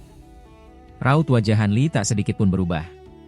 Alih-alih memedulikan sang bocah, ia malah menepuk kantong penyimpanan dengan satu tangannya, seketika memunculkan setumpuk bendera formasi di genggamannya. Dengan satu jentikan tangan, belasan bendera formasi itu melesat cepat ke berbagai sudut ruang rahasia. Sesaat kemudian, tirai cahaya kuning muda yang tipis muncul perlahan, membungkus dan mengisolasi ruangan itu dari dunia luar. Dengan raut wajah datar, Han Li segera menyatukan kedua tangannya untuk membentuk segel. Ia lalu mengarahkan telunjuknya ke arah kuali pusaka Sutian. Diiringi suara dengungan nyaring, tutup kuali tersebut tiba-tiba melesat terbang tinggi ke udara. Si bocah yang sigap langsung terbang menjauh sebelum tutup kuali itu terangkat, tapi ia masih menatap kuali itu sembari mempertahankan senyumnya. Selain deru dengungan keras dari dalam kuali, tak ada kejadian aneh lain yang terjadi. Han Li memasang wajah muram. Mulutnya merapal mantra, dan ia langsung menembakkan segel hukum ke arah kuali tersebut. Kuali pusaka Sutian bergetar pelan. Sesosok objek buram bercahaya sian dengan panjang sekitar 15 cm naik perlahan dari dalam. Objek itu dibalut sangat erat oleh untaian benang sutra sian yang tak terhitung jumlahnya, membuatnya tampak menyerupai kepompong. Hancur, seru Han Li. Sebuah pemandangan magis pun tercipta. Seluruh jalinan benang sian itu seketika terputus dan hancur, perlahan-lahan berubah menjadi butiran cahaya terang sebelum menghilang. Begitu selubung sutra itu hancur, sosok hitam kehijauan dari Nasen Soul kedua akhirnya menampakkan diri. Akan tetapi, kali ini matanya terpejam rapat. Ia mengambang kaku di udara, seakan masih belum terbangun dari pingsannya. Han Li memicingkan mata melihat kondisi tawanannya, namun ia tidak ragu untuk merenggut ruang hampa di hadapannya dengan sebelah tangan. Beberapa jarum halus berwarna perak mengilap tiba-tiba muncul di sela-sela jarinya. Ia melayangkan tatapan dingin ke arah Nasen Soul itu, dan langsung melesatkan jarum-jarum itu. Belasan benang perak langsung meluncur dalam sekejap mata. Nasen Soul yang semula tampak tak sadarkan diri tiba-tiba diselimuti cahaya hitam pekat. Sosoknya pun secara aneh berkedip dan menghilang dari tempatnya. Tentu saja, rentetan benang perak itu langsung meleset dan hanya menusuk ruang hampa. Han Li tidak menunjukkan tanda-tanda terkejut. Sudut bibirnya justru melengkung menjadi senyum dingin, seraya mengarahkan jari telunjuknya ke kuali pusaka Sutian. Seketika itu juga, sekumpulan benang sian melesat cepat dari salah satu sudut ruangan. Kilatan cahaya sian terang menyelimuti ruang hampa di bawahnya dengan sangat rapat. Terdengar erangan tertahan. Di tengah gemerlap cahaya benang sutra sian tersebut, Nasen Soul berwarna hitam kehijauan itu muncul kembali. Sayangnya, kali ini leher dan keempat anggota tubuhnya terjerat begitu kuat, sehingga ia tak mampu berkutik lagi. Di saat bersamaan, belasan benang perak yang sempat meleset kini berbelok arah dari kejauhan dan kembali melesat cepat ke posisi semula. Rentetan suara tembusan teredam terdengar kala benang-benang perak itu secara bergiliran menancap dan menusuk ke berbagai bagian tubuh Nasen Soul. Tubuh Nasen Soul kedua itu kontan bergetar hebat. Kekuatan magis yang mengaliri tubuhnya pun seketika kehilangan kendali, memutus seluruh kemampuan perlawanannya. Wajah kecil Nasen Soul kedua pucat pasi, terpancar keputusasaan yang kentara di sana. Kau tak perlu lagi berharap ada celah untuk lolos. Segala akal bulusmu hanyalah jiplakan dariku, bagaimana mungkin aku memberimu kesempatan untuk menipuku? Aku tak bermaksud menghapuskan eksistensimu seutuhnya. Aku hanya akan melakukan asimilasi kembali. Jadi, tak ada gunanya kau meronta. Han Li berbicara dengan tempo yang tenang, bak sedang mengobrol dengan seorang teman lama. Apa maksudmu tidak akan melenyapkan keberadaanku? Tanpa kesadaran diriku, apakah aku masih pantas disebut aku? Apa bedanya asimilasi dengan kematian? Tertahan oleh larangan yang melilit sekujur tubuhnya, Nasen Sol kedua sadar bahwa takdir buruknya sudah tak terelakkan. Meski berhenti berontak, ia memelototi Han Li dan menjerit syarat akan kebencian. Tentu saja tidak ada bedanya. Namun, kau sejak awal diciptakan sebagai Nasen Sol kedua untukku. Pada dasarnya kau tak diizinkan untuk memiliki indera spiritual yang mandiri. Menghapus kesadaran mandirimu adalah keputusanku, kau tidak punya hak untuk mengeluh. Salahkan saja kenyataan bahwa kau memang seharusnya tidak pernah eksis, potong Han Li sinis dengan ujung alis bertaut. Karena tak sudi lagi memperpanjang perdebatan konyol itu, Han Li segera membentuk segel rumit dengan kedua tangannya. Benang sian yang mengikat Nasen Sol kedua mendadak bersinar terang. Pandangan entitas mungil itu seketika menggelap sebelum akhirnya ia kehilangan kesadaran seutuhnya. Baru setelah itu ekspresi Han Li tampak melunak. Namun, seolah teringat akan sesuatu, ia pun menolehkan kepalanya untuk menatap si bocah yang berada di sampingnya. Seolah memahami isyarat Han Li, bocah itu pun cukup kooperatif. Begitu melihat tatapan dingin mengarah padanya, ia menggoyangkan bahunya, dan tubuh mungilnya seketika menghilang memudar. Han Li mengangguk puas, lalu menunjuk tutup kuali yang masih melayang bebas di udara. Tutup kuali itu langsung menukik turun. Diiringi pendar cahaya sian yang menyelubungi sekujur badan kuali, ia pun tertutup rapat seperti sedia kala. Tanpa menyia-nyiakan waktu, Han Li membuka mulutnya. Semburan cahaya sian melesat keluar, menarik kuali kecil itu masuk. Sambil tersedot ke dalam mulutnya, kuali itu menyusut dengan cepat dan akhirnya lenyap masuk ke dalam perut sang kultivator. Han Li membuang napas pelan sebelum akhirnya kembali duduk bersila. Pada saat bersamaan, satu tangannya mencengkeram ruang hampa di kejauhan dengan gerakan yang terlihat amat santai ke arah Nasen Sol kedua. Gaya isap kuat yang mendadak muncul dari ketiadaan segera menarik Nasen Sol itu mendekat. Entitas kecil itu pun tertahan dan mengambang pada jarak sekitar 3 meter di hadapan sang majikan. Han Li mulai mengerahkan indera spiritualnya untuk memeriksa kondisi Nasen Sol berwarna hitam kehijauan itu secara terperinci. Setelah memastikan kekuatan indera spiritualnya sendiri jauh melampaui lawannya, ia menutup matanya perlahan dan menepuk ringan ubun-ubunnya sendiri. Seketika kilatan cahaya sian memancar di atas kepalanya. Sesosok Nasen Sol buram yang sangat mungil muncul tanpa suara. Nasen Sol ini berpijak pada kuali sian berukuran mini, sembari menggenggam sebilah penggaris kayu hijau. Di atas kepalanya, sebuah manik yang bersinar putih redup terus berputar pelan. Di sela-sela alisnya, gumpalan aura hitam pun sesekali tampak menguar dan meredup. Tak hanya itu, di sekitarnya melayang puluhan bilah pedang emas berskala mikro. Entitas mungil ini tak lain dan tak bukan adalah Nasen Sol utama milik Han Li, buah hasil jeripayah dari 100 tahun lebih masa kultivasi pahitnya. Tak ada jejak kesedihan maupun kegembiraan di wajah Nasen Sol itu. Ia hanya memandang hampa ke arah sang kembaran di hadapannya. Kuali kecil yang menjadi pijakannya terus memancarkan cahaya sian sembari membawanya terbang mendekati sasarannya perlahan. Begitu jarak antara keduanya hanya tersisa 30 cm, laju Nasen Sol utama itu pun terhenti. Pandangannya lurus tertuju pada jalinan benang sian di sekujur tubuh Nasen Sol yang ditawannya. Lalu dengan gerakan lembut kaki kecilnya yang putih, ia menjejak ringan kuali sian itu. Kuali tersebut langsung mendengung. Tali kekang benang sian yang melilit Nasen Sol kedua berkedip sesaat sebelum lenyap tak berbekas, menyisakan tubuh kecil berwarna hitam kehijauan itu melayang bebas di udara. Secara bersamaan, kuali pusaka sutian di bawah kakinya tiba-tiba membesar. Nasen Sol utama itu lantas duduk bersila di atasnya, kemudian melempar penggaris kayunya ke udara. Dengan jemari yang sibuk menari merangkai segel khusus, untayan rapalan mantra yang nyaris tak terdengar mengalir dari mulutnya. Sekujur tubuh Nasen Sol utama itu kemudian diselimuti pendaran cahaya sian yang amat menyilaukan. Matanya perlahan terpejam rapat. Gumpalan aura hitam di keningnya mendadak berputar kencang, memadat, lalu secara tak terduga beralih wujud menjadi sebuah mata ketiga berwarna legam. Mata aneh itu memancarkan kilau mistis sebelum akhirnya terfokus ke arah Nasen Sol kedua tanpa berkedip.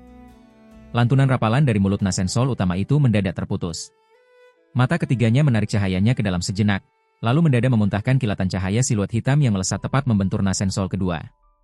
Tubuh mungil hitam kehijauan itu sontak bergetar keras dan membuka kedua matanya secara tiba-tiba.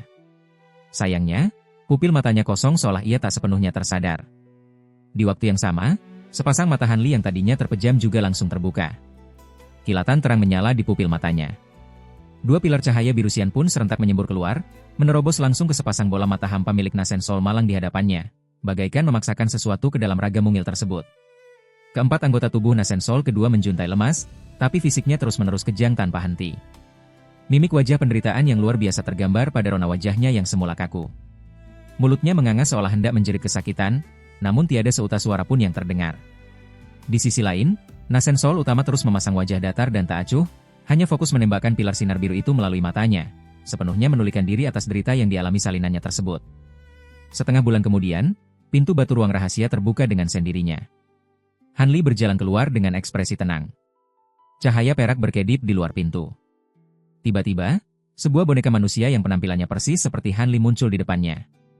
Han Li melirik boneka tersebut sambil tersenyum kecil. Ia lalu menyentuh kepalanya sendiri, dan sesosok Nasensol berwarna hijau kehitaman melayang keluar dari sana. Nasensol ini memiliki ekspresi kaku.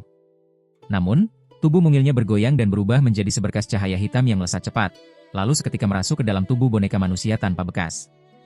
Sesaat kemudian, kedua mata boneka yang kaku itu berkedip beberapa kali. Matanya perlahan dipenuhi dengan aura kehidupan, seolah-olah ia benar-benar bernapas layaknya manusia hidup. Bagus, ternyata sesuai dugaanku, keke Han Li sambil bertepuk tangan. Dengan merasukkan Nasensol kedua menggunakan teknik rahasia dari kitab pusaka Dayan, ia bisa langsung mengendalikan boneka ini. Aku tidak perlu lagi khawatir boneka ini lepas kendali jika jaraknya terlalu jauh. Sepertinya jika aku bepergian nanti, asalkan tidak terlalu lama, aku bisa meninggalkan Nasensol kedua dan boneka manusia ini untuk menjaga gua kediaman. Ide rekan Dao Han memang luar biasa. Terdengar suara bocah dari dalam lengan baju Han Li dengan nada tidak setuju. Namun, apakah kamu tidak takut akan terjadi kecelakaan lagi? Jika Nasensol kedua kembali memiliki jiwa utama yang mandiri, dengan bantuan boneka manusia yang kekuatannya setara dengan tahap akhir ini, usaha untuk merebutnya kembali akan ribuan kali lipat lebih sulit daripada sebelumnya. Tanpa rekan Dao ingatkan pun, aku sudah mengerti risikonya, balas Han Li dengan percaya diri. Namun kali ini, aku akan menanamkan beberapa larangan rahasia yang baru kupahami, yang hanya bisa digunakan oleh kultivator tahap akhir, ke dalam kesadaran spiritual Nasensol kedua. Aku juga sudah memasang pengaman pada tubuh boneka manusia ini. Kecuali kesadaran spiritual Nasensol kedua bisa melampaui Nasensol utamaku, aku bisa melumpuhkan boneka itu kapan saja. Hehe, rupanya rekan Dao Han sudah memperhitungkan semuanya dengan matang. Sepertinya lelaki tua ini saja yang terlalu banyak khawatir, kekeh bocah itu. Aku sangat menghargai niat baik rekan Dao Tianlan, ucap Han Li mengubah topik pembicaraan. Sekarang, apakah kamu berencana menghadapi tribulasi petir transformasi bentuk di puncak ibu dan anak ini, atau kamu ingin aku mencari tempat tersembunyi lain untuk membantumu melampauinya? Melakukannya di puncak ibu dan anak rasanya kurang tepat, usul bocah itu setelah ragu sejenak. Bagaimanapun juga, tribulasi petir ini tidak bisa disembunyikan oleh larangan. Walaupun aku percaya pada kemampuan rekan Dao, mencari tempat yang jarang terjamah manusia akan jauh lebih aman. Baiklah. Setelah menemui Wan Er, aku akan membawamu mencari tempat lain, setuju Han Li tanpa basa-basi. Ia kemudian melangkah keluar dari gua kediaman, lalu bertolak ke sekte Luoyun untuk menjenguk Nangong Wan dan memeriksa kondisi kultivasinya. Keesokan harinya, Han Li kembali meninggalkan sekte Luoyun secara diam-diam dan melesat pergi ke arah barat. 5 hari berselang, Han Li tiba di atas sebuah padang gurun bertanah kuning yang sangat sunyi. Daratan itu tandus tanpa sehelai rumput pun. Sejauh mata memandang, hanya hamparan tanah kuning berbatu abu-abu keputihan yang terlihat. Han Li lalu memindai area seluas puluhan ribu kilometer di sekitarnya. Jangankan kultivator, manusia biasa pun tidak ada sama sekali. Bagaimana tempat ini? Ini adalah zona mati di perbatasan antara negara 11 dan negara Huayu. Dalam radius ratusan ribu kilometer, tidak ada jejak kehidupan manusia. Jika kamu menghadapi tribulasi petir transformasi bentuk di sini, seharusnya jauh lebih aman. Han Li berbicara dengan tenang sambil melayang di udara. Ia lalu mengibaskan lengan bajunya, melepaskan seberkas cahaya cian yang membungkus sebuah kuali kecil. Ini memang tempat yang sempurna untuk menghadapi tribulasi. Rekan Dao Han, keluarkan tubuh asliku sekarang. Biarkan aku bermeditasi selama 3 hari, baru setelahnya aku siap menghadapi tribulasi, sahut bocah dari dalam kuali dengan nada gembira. Tidak masalah. Han Li menyetujuinya dengan santai, lalu menjentikan jarinya ke arah kuali kecil itu dari kejauhan. Terdengar suara, bruk, pelan saat tutup kuali itu terbuka. Kuali kecil itu kemudian terbalik, menyemburkan gulungan sinar cian yang menampakkan wujud asli binatang iblis tersebut. Binatang itu berukuran sekitar belasan sentimeter, memiliki kepala banteng, dan bertubuh naga banjir. Begitu keluar dari sinar tersebut, sang binatang iblis berguling di udara.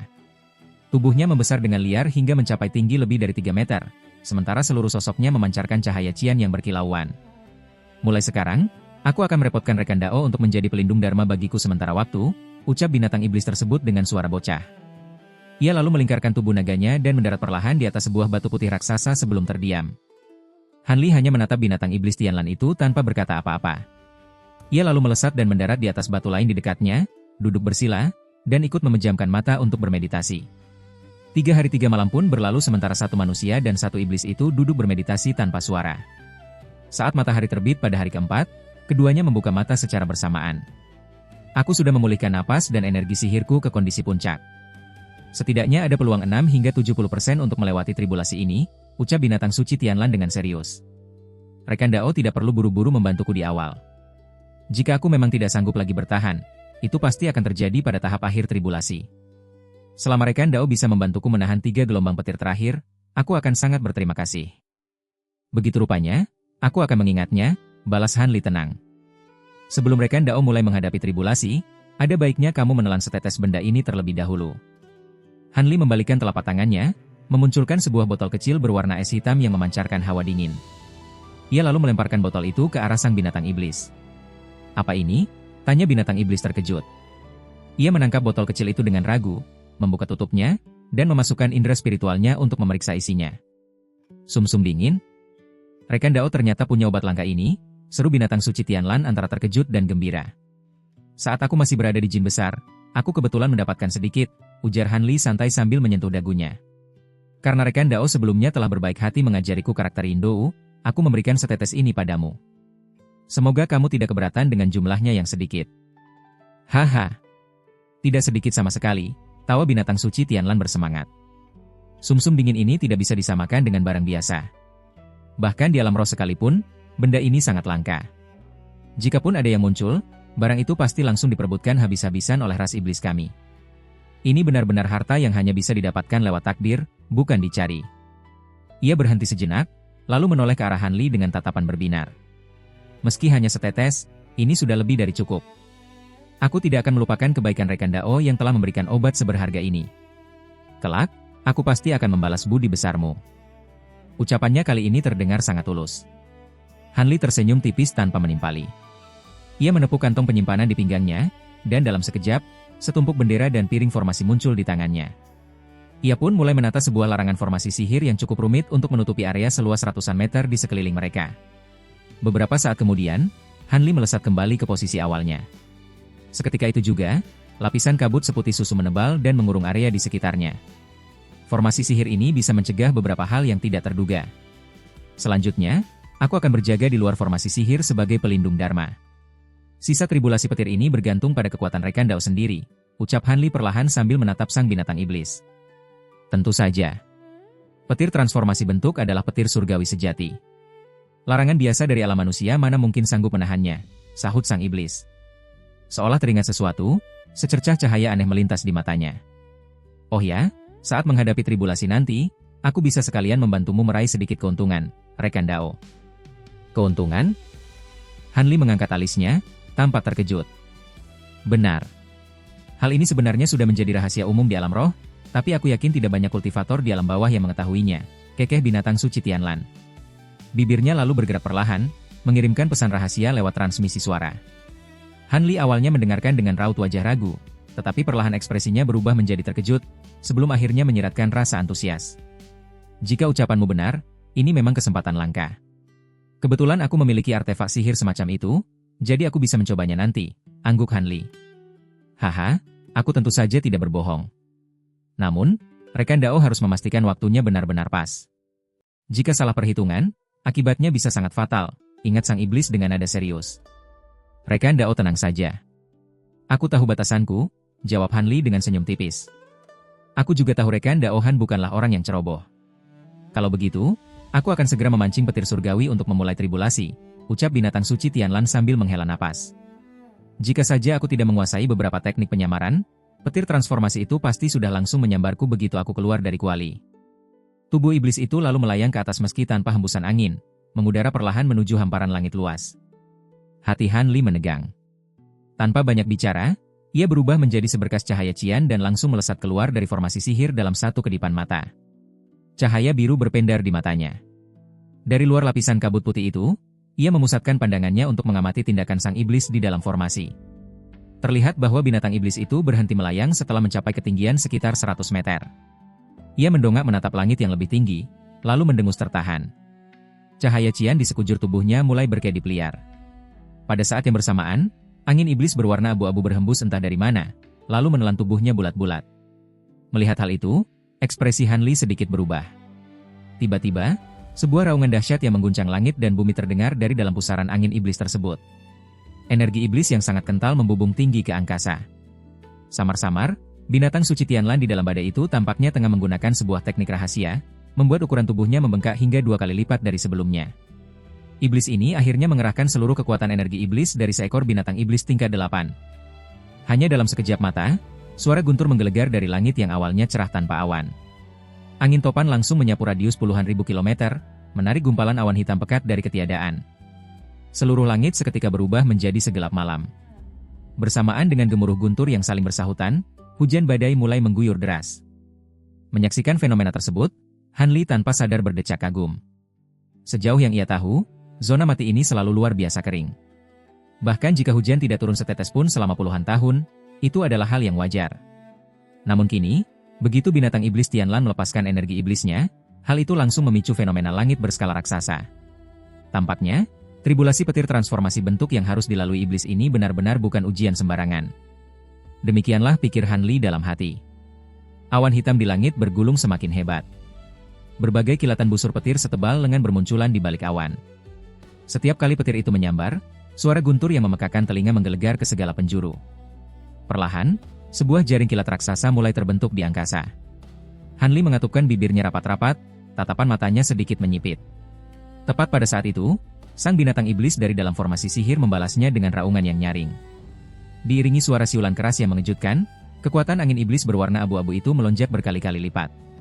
Badai tersebut berubah menjadi sebuah angin puting beliung raksasa berwarna putih keabu-abuan yang membubung lurus menembus langit, seolah ingin menerjang dan menghancurkan lautan awan badai beserta seluruh petirnya. Terdengar suara ledakan keras yang menggelegar. Sebuah busur petir, seperti pedang raksasa yang menyangga langit, menyambar keluar dari balik awan hitam pekat dan langsung menghantam puncak badai angin iblis. Cahaya perak pun berkedip terang. Akibat getaran dahsyat tersebut, badai angin berwarna abu-abu keputihan itu seketika terbelah dua. Setelah itu, baik kilatan petir maupun angin iblis lenyap tak berbekas ke udara kosong. Di langit yang lebih rendah, sosok sang binatang iblis berkepala banteng dan bertubuh naga banjir kembali muncul. Kini, bagian bawah tubuhnya melingkar menjadi satu dengan bentuk yang sedikit berbeda. Sepasang sayap berdaging ungu dan 2 lengan hijau yang tebal serta kekar telah tumbuh di kedua sisi tubuhnya. Han Li menatap makhluk itu lekat-lekat, tetapi ia tidak bisa mengingat binatang roh jenis apa yang wujudnya mirip dengan siluman di depannya ini. Sementara itu, binatang suci Tianlan tengah mendongak, menatap rentetan busur petir tebal yang mulai terbentuk di langit. Sayap ungu di punggungnya bergetar pelan.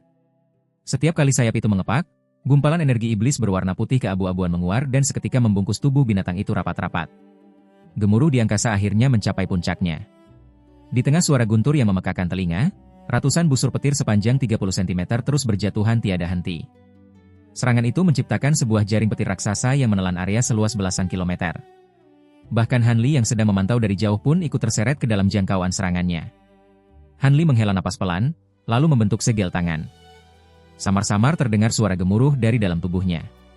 Lapisan jaring petir berwarna emas seketika meluap keluar, membentang luas, dan membentuk sebuah kubah pelindung untuk menaunginya dari gempuran petir. Busur-busur petir perak menyambar kubah emas tersebut, memicu ledakan cahaya listrik yang menyilaukan. Namun, sambaran itu segera mereda. Jaring petir emas milik Han Li hanya bergetar ringan tanpa mengalami kerusakan sedikit pun. Bukannya memedulikan rentetan petir di atas kepalanya, Han Li malah menyipitkan mata ke arah gumpalan energi iblis tidak jauh darinya. Walaupun ia ikut terkena imbas, sebagian besar busur petir tetap mengincar binatang suci Tianlan yang berada tepat di tengah formasi sihir. Hujan petir di area iblis itu beberapa kali lipat lebih pada dibandingkan di tempat Han Li berpijak. Berkat kemampuan mata spiritual Ming Qing, Han Li bisa melihat jelas gumpalan energi iblis kelabu tersebut tertelan oleh cahaya petir perak pekat. Sambaran petirnya turun begitu deras layaknya hujan badai yang mustahil untuk dihindari. Han Li tetap memasang wajah datar, meski hatinya sedikit terkejut. Ia pernah menyaksikan tribulasi petir transformasi bentuk sekali ketika masih berada di lautan bintang tersebar. Namun, saat iblis penyu yang mati di tangannya itu melampaui tribulasi, momentumnya sama sekali tidak sedahsyat ini. Lagi pula, iblis penyu tersebut sudah berada di tahap akhir tribulasinya, sementara binatang suci Tianlan baru saja memulainya. Jika sejak awal saja sudah begini, bukankah tahap akhirnya nanti akan sangat mengerikan? Mungkinkah tribulasi yang dihadapi setiap binatang iblis memang berbeda-beda?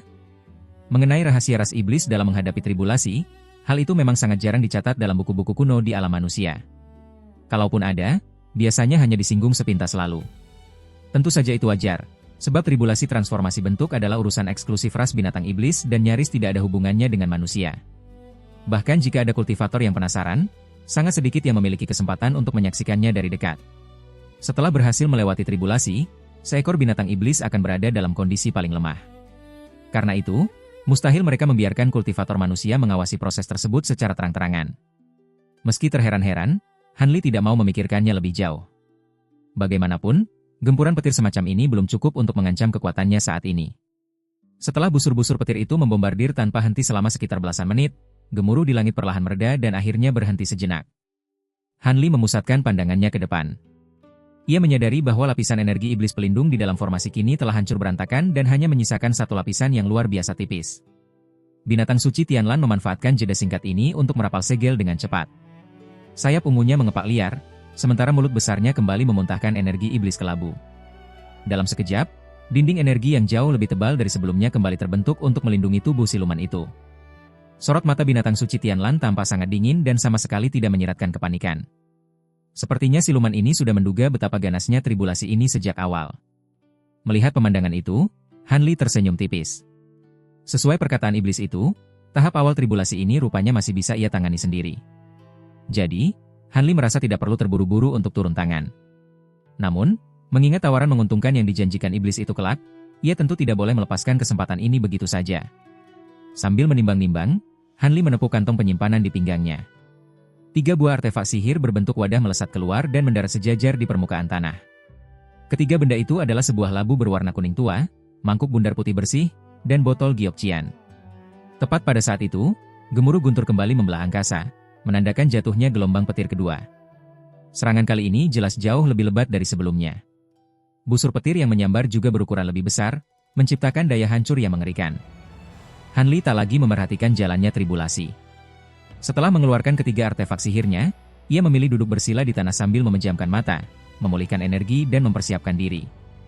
Dalam waktu 1 jam saja, binatang suci Tianlan berturut-turut digempur oleh 6 gelombang petir. Setiap gelombang terasa semakin dahsyat.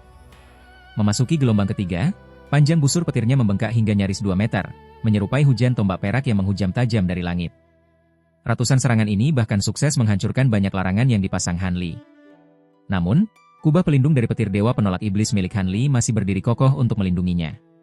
Di pusat badai, binatang suci Tianlan akhirnya tak bisa lagi mempertahankan ketenangannya ketika gelombang keempat tiba.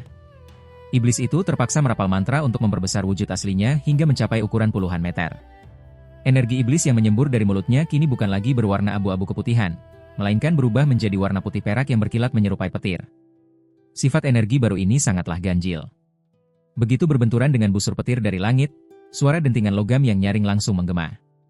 Energi perak tersebut secara ajaib mampu memantulkan sebagian besar petir, dan hanya menyisakan sedikit serangan yang benar-benar menghantam pertahanannya.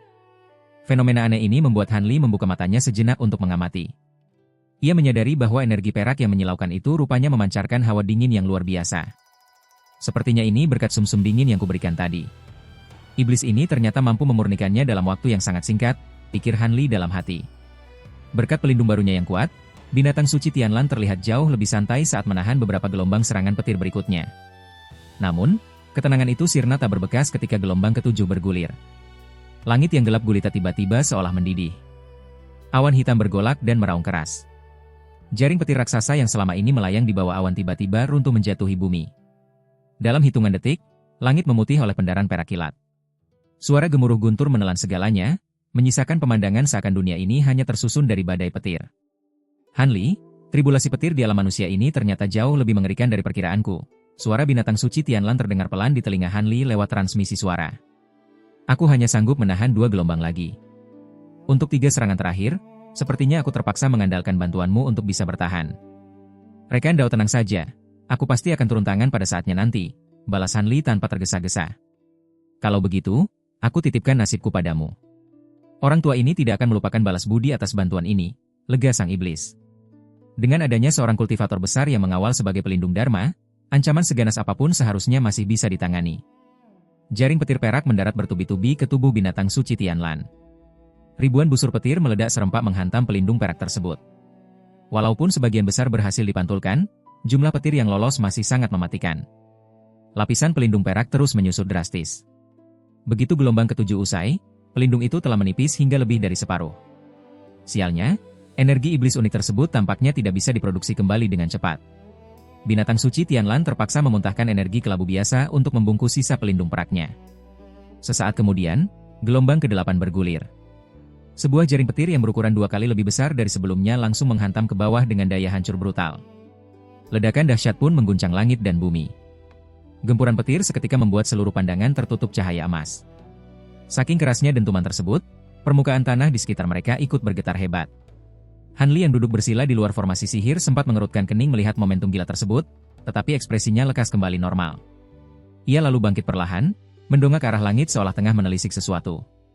Tiba-tiba, tatapannya beralih menajam, mengunci satu titik di permukaan tanah yang agak jauh. Heh, menarik juga. Aku tidak menyangka makhluk semacam ini masih eksis di Tianan, gumam Han Li. 10 jarinya mendadak menjentik ke depan. Mengiringi suara desingan tajam, 10 helai benang merah melesat dan merangsek masuk ke dalam tanah tanpa jejak. Han Li menatap hamparan tanah itu sembari menyeringai dingin.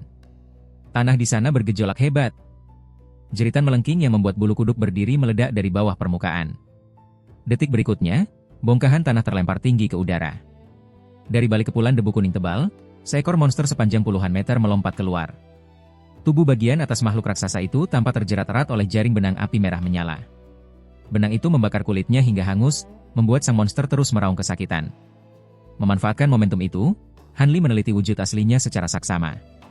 Tubuh monster ini luar biasa panjang dan berwarna kuning tua, persis seperti cacing tanah raksasa yang membengkak. Anehnya, separuh badannya dipenuhi oleh tentakel daging berbagai ukuran yang menari-nari liar. Sementara itu di bagian kepalanya, bertengger sebuah tanduk emas raksasa yang memancarkan pendar silau. Namun hal yang paling mengejutkan adalah, saat petir surgawi menyambar ke arahnya, tanduk emas itu berkedip terang. Secara ajaib, semua busur petir seolah tertarik magnet tak kasat mata, mengubah arah jatuhnya dan tersedot habis ke dalam tanduk emas tanpa sisa. Ternyata ini adalah cacing cula 1. Tetapi kenapa ukurannya raksasa begini? Seingatku, tanduk dari binatang iblis jenis ini seharusnya berwarna putih, gumam Han Li takjub memandangi cacing yang sedang mengamuk itu. Cacing raksasa bertanduk emas itu memekik melengking. Bagian kepalanya yang datar merekah lebar, membentuk sebuah mulut menganga yang penuh gigi tajam. Cahaya perak berkedip, lalu ia menembakkan sebuah busur petir yang amat tebal. Itu tak lain adalah petir surgawi yang baru saja ia serap. Kini sang cacing memuntahkannya kembali, membidik lurus ke arah dada Han Li. Oh, ternyata ia juga punya kecerdasan spiritual. Ceka-ceka, sepertinya ia setara dengan binatang roh yang bermutasi, decak Han Li. Alih-alih terkejut, pemuda itu malah gembira. Han Li merapatkan kedua tangannya lalu mendorongnya keluar. 2 busur kilat emas setebal lengan melesat keluar. Keduanya menyatu secepat kilat dan langsung menyongsong terjangan petir perak. Boom! Ledakan keras menggema. 2 petir emas dan perak itu saling membelit buas layaknya sepasang ular piton. Bunga api memercik liar ke segala arah hingga akhirnya kedua kekuatan mematikan itu saling menetralisasi dan menguap bersamaan. Melihat serangannya digagalkan, amarah cacing raksasa memuncak. Tanduk emas di atas kepalanya kembali berpendar menyilaukan, dengan rakus menghisap sisa petir di udara demi mempersiapkan serangan susulan yang lebih besar. Tetapi Han Li hanya mendengus dingin. Ia membuka mulutnya dan meludahkan sebuah pedang kecil emas. Pedang itu menari di tiup angin, lalu wujudnya meraksasa menjadi pedang cahaya sepanjang 3 meter yang menebas lurus ke kepala cacing. Merasakan ancaman bahaya, cacing raksasa itu memancarkan aura kuning pelindung dan berniat menggali kembali ke bawah tanah. Namun, benang roh api yang mengikat tubuh bagian atasnya tiba-tiba berpendar merah terang. Benang setipis rambut itu langsung membesar menjadi tambang-tambang api yang membara. Setiap tambang api itu kini setebal batang pohon, meledakkan gelombang panas bergulung-gulung yang membakar tubuh makhluk tersebut. Cacing raksasa itu panik. Ia segera menghentikan proses penyerapan petir surgawi, lalu mengalihkan sinar emas dari tanduknya untuk menyapu gelombang api di tubuhnya. Kemanapun sinar emas itu menyapu, lidah api ikut tergulung lalu tertelan utuh ke dalam tanduk emasnya. Rupanya, bukan hanya petir, tanduk binatang buas ini juga mampu menyerap serangan api. Sayangnya, meski cacing itu berhasil memadamkan sebagian besar api, pedang cahaya emas milik Han Li telah tiba di depan matanya. Pedang setebal pilar itu membelah udara untuk menebas leher sang monster. Sang cacing memanjangkan tanduk emasnya hingga 2 kali lipat untuk menangkis tebasan pedang tersebut.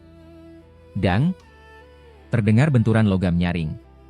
Percikan emas menyebar menyilaukan mata. Di luar dugaan, pedang raksasa itu justru terpental dan gagal memotong putus sang tanduk.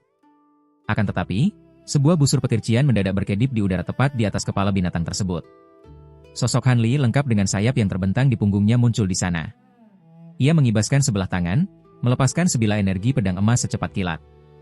Monster itu sama sekali tidak sempat bereaksi. Pedang Ki itu menembus mulus, meninggalkan sebuah lubang darah menganga setebal mangkuk di tengah badannya. Darah berlendir hijau zamrud menyembur keluar. Namun, karena ukuran tubuh monster ini terlampau raksasa, luka yang mematikan bagi kultivator biasa tersebut hanya terasa seperti gigitan semut baginya. Luka itu malah memancing amarah butanya. Cacing itu meraung buas. Ratusan tentakel daging di bagian tubuh atasnya menegang, berubah menjadi cambuk-cambuk berduri yang menyambar brutal ke arah Han Li di udara. Wajah Han Li menjadi muram. Tanpa basa-basi, ia merapal segel dengan cepat.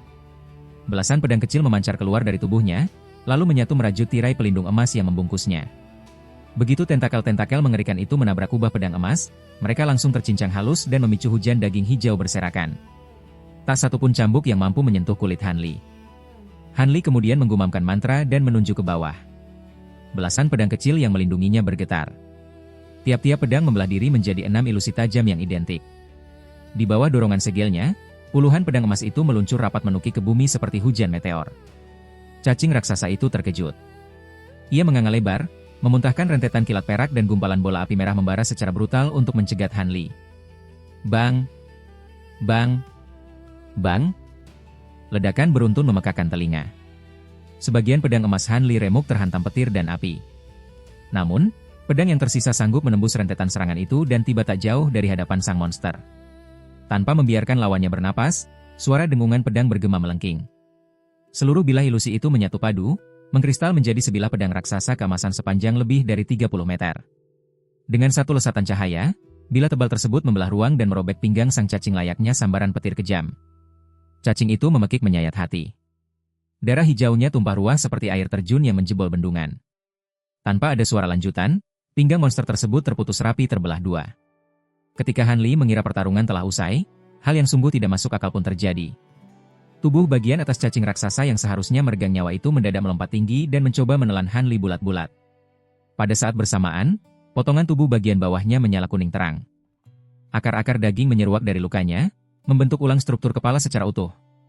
Mengiringi letusan, boom, potongan setengah badan cacing tersebut menggali tanah berlumpur dan lari bersembunyi. Mau kabur? Han Li tertegun, tetapi lekas mengernyit tajam. Kedua tangannya kilat membentuk segel. Kata, meledak, langsung meluncur dari mulutnya. Sisa tali-tali api yang sebelumnya mengikat potongan tubuh atas cacing raksasa itu menyala merah, lalu meledakkan diri bersamaan. Ledakan super dahsyat melukiskan gumpalan awan jamur api yang menelan habis potongan cacing pembangkang itu. Raungan sekarat terdengar dari pusat kobaran. Rupanya, ledakan skala besar itu jauh melampaui kapasitas tanduk emasnya untuk menyerap panas.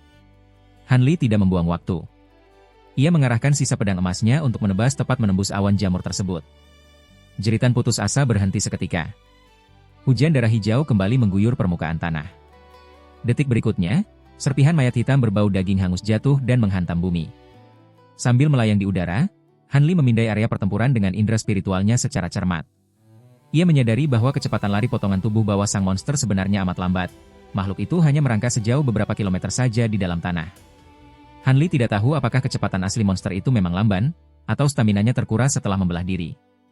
Namun hal tersebut tidak mengganggu pikiran Han Li. Mengingat buruannya tak terlalu jauh, tenaganya malah tidak terbuang sia-sia. Tanpa pikir panjang, ia menepuk kantong binatang spiritual di pinggangnya. Ribuan titik cahaya keemasan menyemut keluar dengan suara dengungan memekakan. Mereka berkumpul membentuk segumpal awan emas di atas kepala Han Li. Han Li menunjuk hamparan tanah tanpa ekspresi. Awan serangga emas itu menukik tajam, menderu ganas. Sebelum menabrak bumi, kerumunan serangga itu memecah diri layaknya pecahan cahaya dan mengebor masuk ke dalam tanah. Merasa sisa urusannya sudah aman, Han Li kembali menoleh ke awan jamur yang masih menyala. Ia melambaikan jarinya ke udara. Pusaran api yang mengamuk perlahan menyusut lalu memadat menjadi seutas tali api merah yang redup. Han Li menepis pelan, Lalu tali itu terburai menjadi 10 helai benang api tipis yang melayang ringan. Ia lantas meludahkan seberkas sinar cian, menggulung benang-benang ajaib tersebut dan menelannya kembali ke dalam tubuh. Kemudian, Han Li turun menghampiri bangkai gosong monster cacing itu. Ia mengerutkan alis, lalu mengarahkan tangan kanannya dan mencengkeram udara. Mengiringi bunyi desingan halus, seberkas cahaya emas terbang terlempar dari dalam serpihan mayat. Benda itu berhenti mengambang sekitar 3 meter dari wajahnya. Benda itu tak lain adalah tanduk emas ajaib si monster. Diukur dari rasio tubuh makhluk raksasa tersebut, tanduk ini tak bisa dibilang besar. Panjang aslinya hanya sekitar 1,5 meter, sementara permukaannya memancarkan pendar redup dihiasi deretan ukiran mantra mistis. Han Li menyipitkan mata dengan penasaran. Walaupun ketertarikannya tersulut, ia sadar ini bukan waktu yang pas untuk meneliti. Setelah melempar beberapa segel pengecil, tanduk emas itu menyusut drastis menjadi belasan sentimeter saja. Han Li menempelkan jimat larangan di permukaannya, memasukkannya ke dalam kotak kayu, lalu mengamankannya di dalam kantong penyimpanan. Han Li membersihkan kedua tangannya. Raut kepuasan tercetak tipis di wajahnya. Saat ia membalikan badan untuk memeriksa binatang suci Tianlan, guncangan keras kembali merobek tanah belasan kilometer jauhnya. Separuh cacing raksasa yang kabur tadi meletus keluar dari timbunan lumpur. Sekujur dagingnya kini dipenuhi oleh bintik-bintik bercahaya, ribuan kumbang pemakan emas tengah mengerubungi dan menggigitinya membabi buta. Makhluk itu meraung sejadi-jadinya. Tubuhnya terbanting jatuh, berguling-guling brutal di atas tanah demi melepaskan gigitan mematikan itu. Sayangnya, pasukan kumbang emas Han Li telah mengakar menembus kulitnya. Tiap ekor melubangi cangkang kerasnya dan mengebor masuk ke dalam organ vital. Siksaannya benar-benar tak terbayangkan. Rasanya seolah ribuan pisau daging mencabik-cabik bagian dalam tubuh cacing tersebut secara perlahan. Makhluk malang itu mengamuk tanpa arah. Ia melompat kembali ke udara, lalu menggali masuk ke tanah berkali-kali. Namun sekeras apapun usahanya, ia gagal mencabut parasit-parasit mematikan itu. Beberapa saat kemudian, ketika makhluk itu terlempar menarik ke angkasa, tubuhnya mendadak kaku dan menegang. Seluruh ototnya mati total. Jasadnya lalu terjatuh bebas mencium tanah, tak bergerak lagi. Mengembuskan napas ringan, Han Li mengalihkan seluruh fokusnya kembali ke arah arena formasi sihir. Petir surgawi nyatanya masih menyambar ganas. Busur petir cian terus menari-nari siaga di sayap angin petir milik Han Li. Tiap kali percikan petir menerjang ke arahnya, kepakan sayap itu langsung memantulkannya jauh-jauh. Tetapi, berbeda dari serangan awal yang padat, curah hujan petir dari awan hitam sudah jauh lebih lengang. Binatang suci Tianlan jelas telah bertahan melewati gelombang ke-8. Sudah waktunya Han Li melunasi janjinya. Namun sebelum bertindak, Han Li mendongakkan wajahnya. Pendar biru menajam di kedua retinanya, menyisir langit mencari sesuatu tanpa berkedip. Begitu awan petir itu benar-benar sunyi menyetop serangannya, semerbak wewangian aneh tiba-tiba menguar dari dalam balik awan. Hamparan awan kelabu yang menggantung tepat di atas formasi sihir seketika bergulung-gulung panik.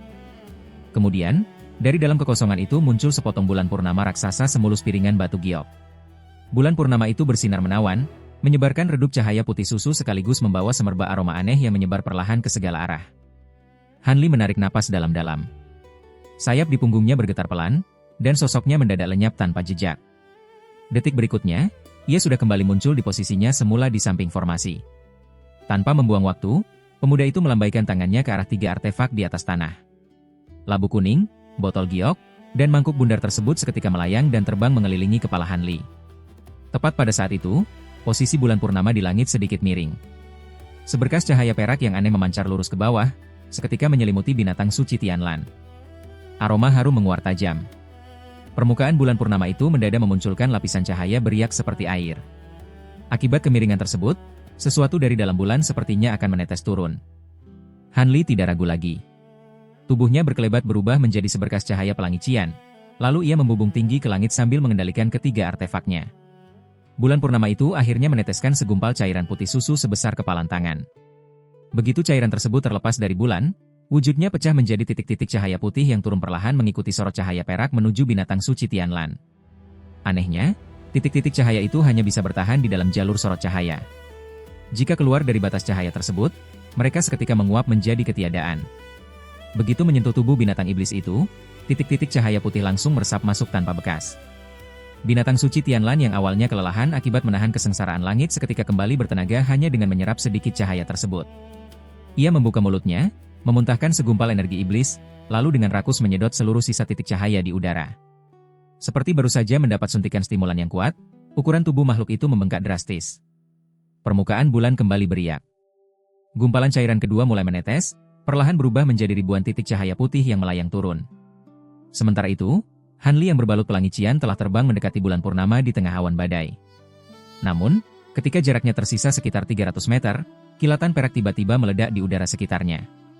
Ribuan busur petir menyambar dari balik awan diiringi guntur yang memekakan telinga, membidik lurus ke arah Hanli. Pemandangan itu bagaikan lautan ular perak yang menerkam serempak, membawa daya hancur yang sungguh mengerikan. Walaupun Hanli sudah terbiasa menghadapi bahaya besar, ia tetap dibuat terkejut oleh serangan tiba-tiba ini. Untungnya, binatang suci Tianlan sudah memperingatkannya tentang hal ini lewat transmisi suara sebelumnya. Tanpa panik, pemuda itu membalikkan telapak tangannya untuk mengeluarkan sebuah benda yang telah ia siapkan. Cahaya hijau pun berpendar terang. Benda itu tak lain adalah pusaka spiritual, penggaris 8 roh. Saat badai petir perak itu nyaris mencabiknya, Hanli dengan tenang mengayunkan penggaris kayu tersebut. Ratusan bunga teratai perak seukuran telapak tangan seketika bermunculan dan berjejal rapat. Bunga-bunga spiritual itu menciptakan benteng pelindung solid yang mengurung cahaya pelangi cian di dalamnya. Hujan petir pun menghantam lautan teratai tersebut, memicu rentetan ledakan memekakan dengan kilatan listrik yang menyambar liar. Akibat gempuran bertubi-tubi itu, kelopak teratai perak mulai rontok satu persatu. Namun, lapisan teratai yang baru terus bermekaran tanpa jeda dari dalam untuk menggantikan yang hancur. Pusaka itu benar-benar mampu menahan seluruh amukan petir surgawi secara paksa. Dalam sekejap mata, Hanli melesat menembus badai petir dan tiba di dekat awan hitam. Kini, jaraknya dari bulan purnama itu hanya tersisa 30-an meter saja. Di saat yang sama, gumpalan cairan putih susu kedua baru saja menetes. Namun, begitu Hanli menghentikan lajunya, ribuan petir dari segala penjuru kembali menyambarnya dengan buas seolah ia baru saja menerobos masuk ke zona terlarang.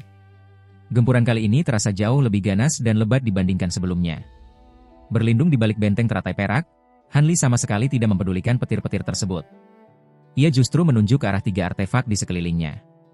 Labu, botol giok, dan mangkuk bundar itu memancarkan pendar cahaya spiritual lalu melesat lurus ke arah Hinyue. Begitu ketiga artefak itu keluar dari area pelindungnya, jaring petir yang pekat langsung menelan sosok Hanli bulat-bulat. Ledakan demi ledakan tercipta di sekitar pemuda itu. Hanli bagaikan terkurung di pusaran samudera petir yang murka. Walau penggaris 8 roh terus memproduksi teratai perak, pusaka itu perlahan mulai mencapai batas kemampuannya. Radius pelindungnya menyusut drastis, terdesak mundur hingga nyaris menempel dengan tubuh Hanli. Hanli mengabaikan bahaya itu. Ia memusatkan seluruh konsentrasinya untuk mengarahkan ketiga artefak tersebut menuju bulan purnama. Ya, ketiganya melaju dengan sangat lambat. Entah mengapa, saat jaraknya kurang dari 10 meter dari target, bobot ketiga artefak tersebut terasa membengkak menjadi ribuan kilogram. Ketiganya seakan menabrak suatu larangan yang membuat laju mereka melambat seperti siput yang merangkak. Di sisi lain, bulan purnama telah selesai meneteskan gumpalan cairan spiritual kedua. Pendaran cahaya putihnya mulai meredup dan wujudnya memudar, seolah-olah akan lenyap kembali ke dalam kehampaan. Pada saat yang sama, awan badai di atas bergolak semakin ganas. Tekanan spiritual raksasa, yang bahkan sanggup membuat Hanli merinding, mulai terkumpul pekat. Ini adalah sinyal bahwa gelombang petir ke-9 akan segera turun. Melihat ketiga artefaknya masih berjarak beberapa meter dan bergerak amat lambat, Hanli menyadari bahwa ia tidak boleh menahan diri lagi. Tatapan matanya menajam, dan ia pun membentak keras. Menggunakan ledakan kekuatan spiritualnya, ia menembakkan serangan duri perusak kesadaran lurus ke arah bulan purnama. Sebuah gelombang kekuatan tak kasat mata meledak, memicu riak ruang seperti ombak air di sekeliling bulan purnama. Ketiga artefak yang kebetulan berada di dalam jangkauan riak tersebut mendadak terbebas dari tekanan, dan lajunya langsung melonjak tajam. Melihat celah itu, Hanli langsung memuntahkan seteguk esensi darah. 10 jarinya bergerak kilat menembakkan segel mantra ke arah darah tersebut. Esensi darah itu seketika meledak menjadi kabut merah, lalu lenyap ke udara. Pemandangan ganjil pun terjadi. Begitu kabut darah itu lenyap, ketiga artefak memancarkan pendar cahaya merah pekat.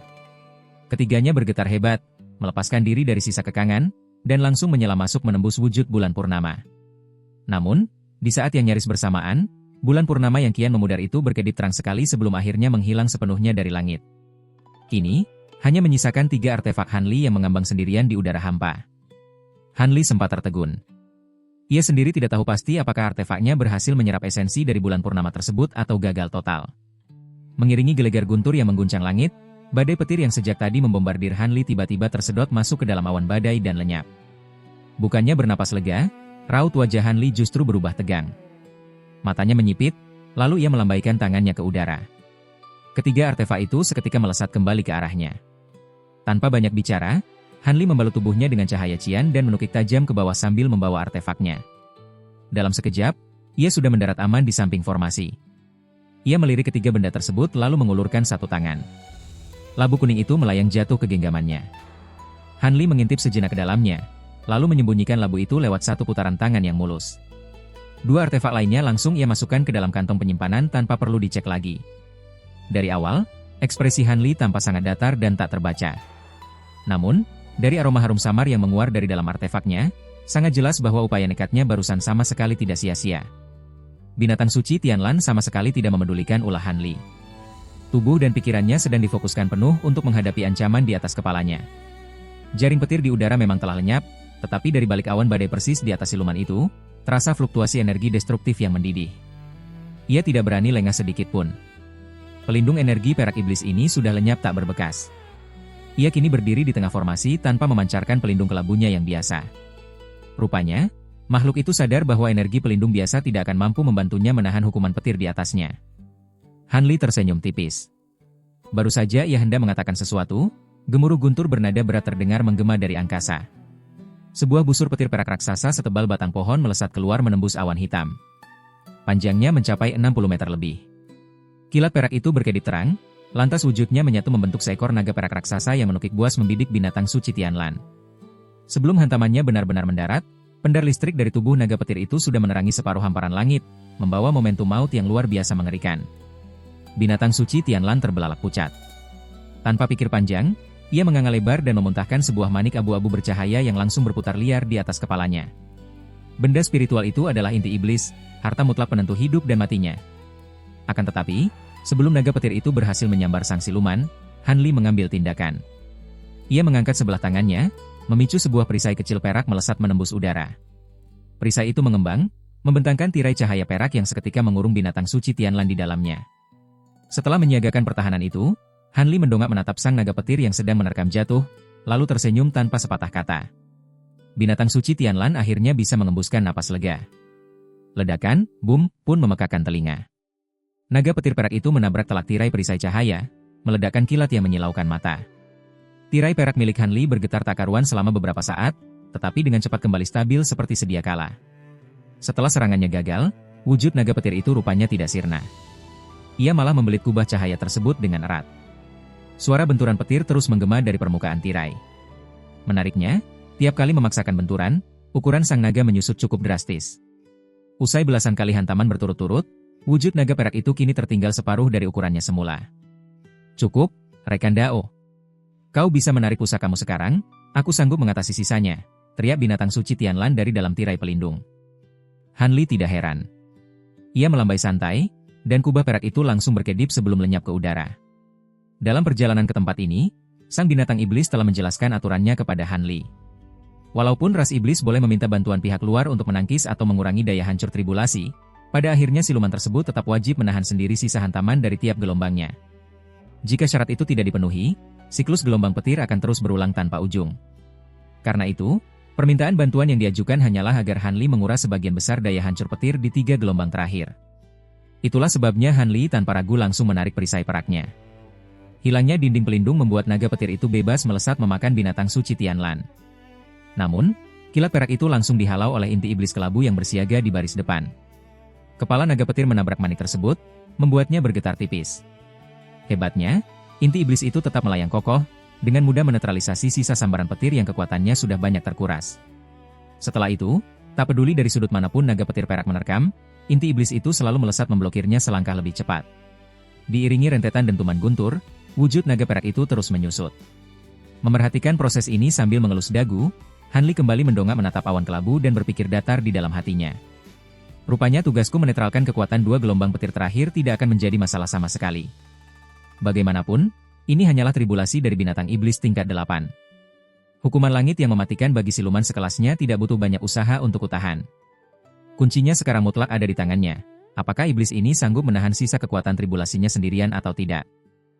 2 gelombang sambaran petir terakhir turun persis seperti perkiraan Han Li.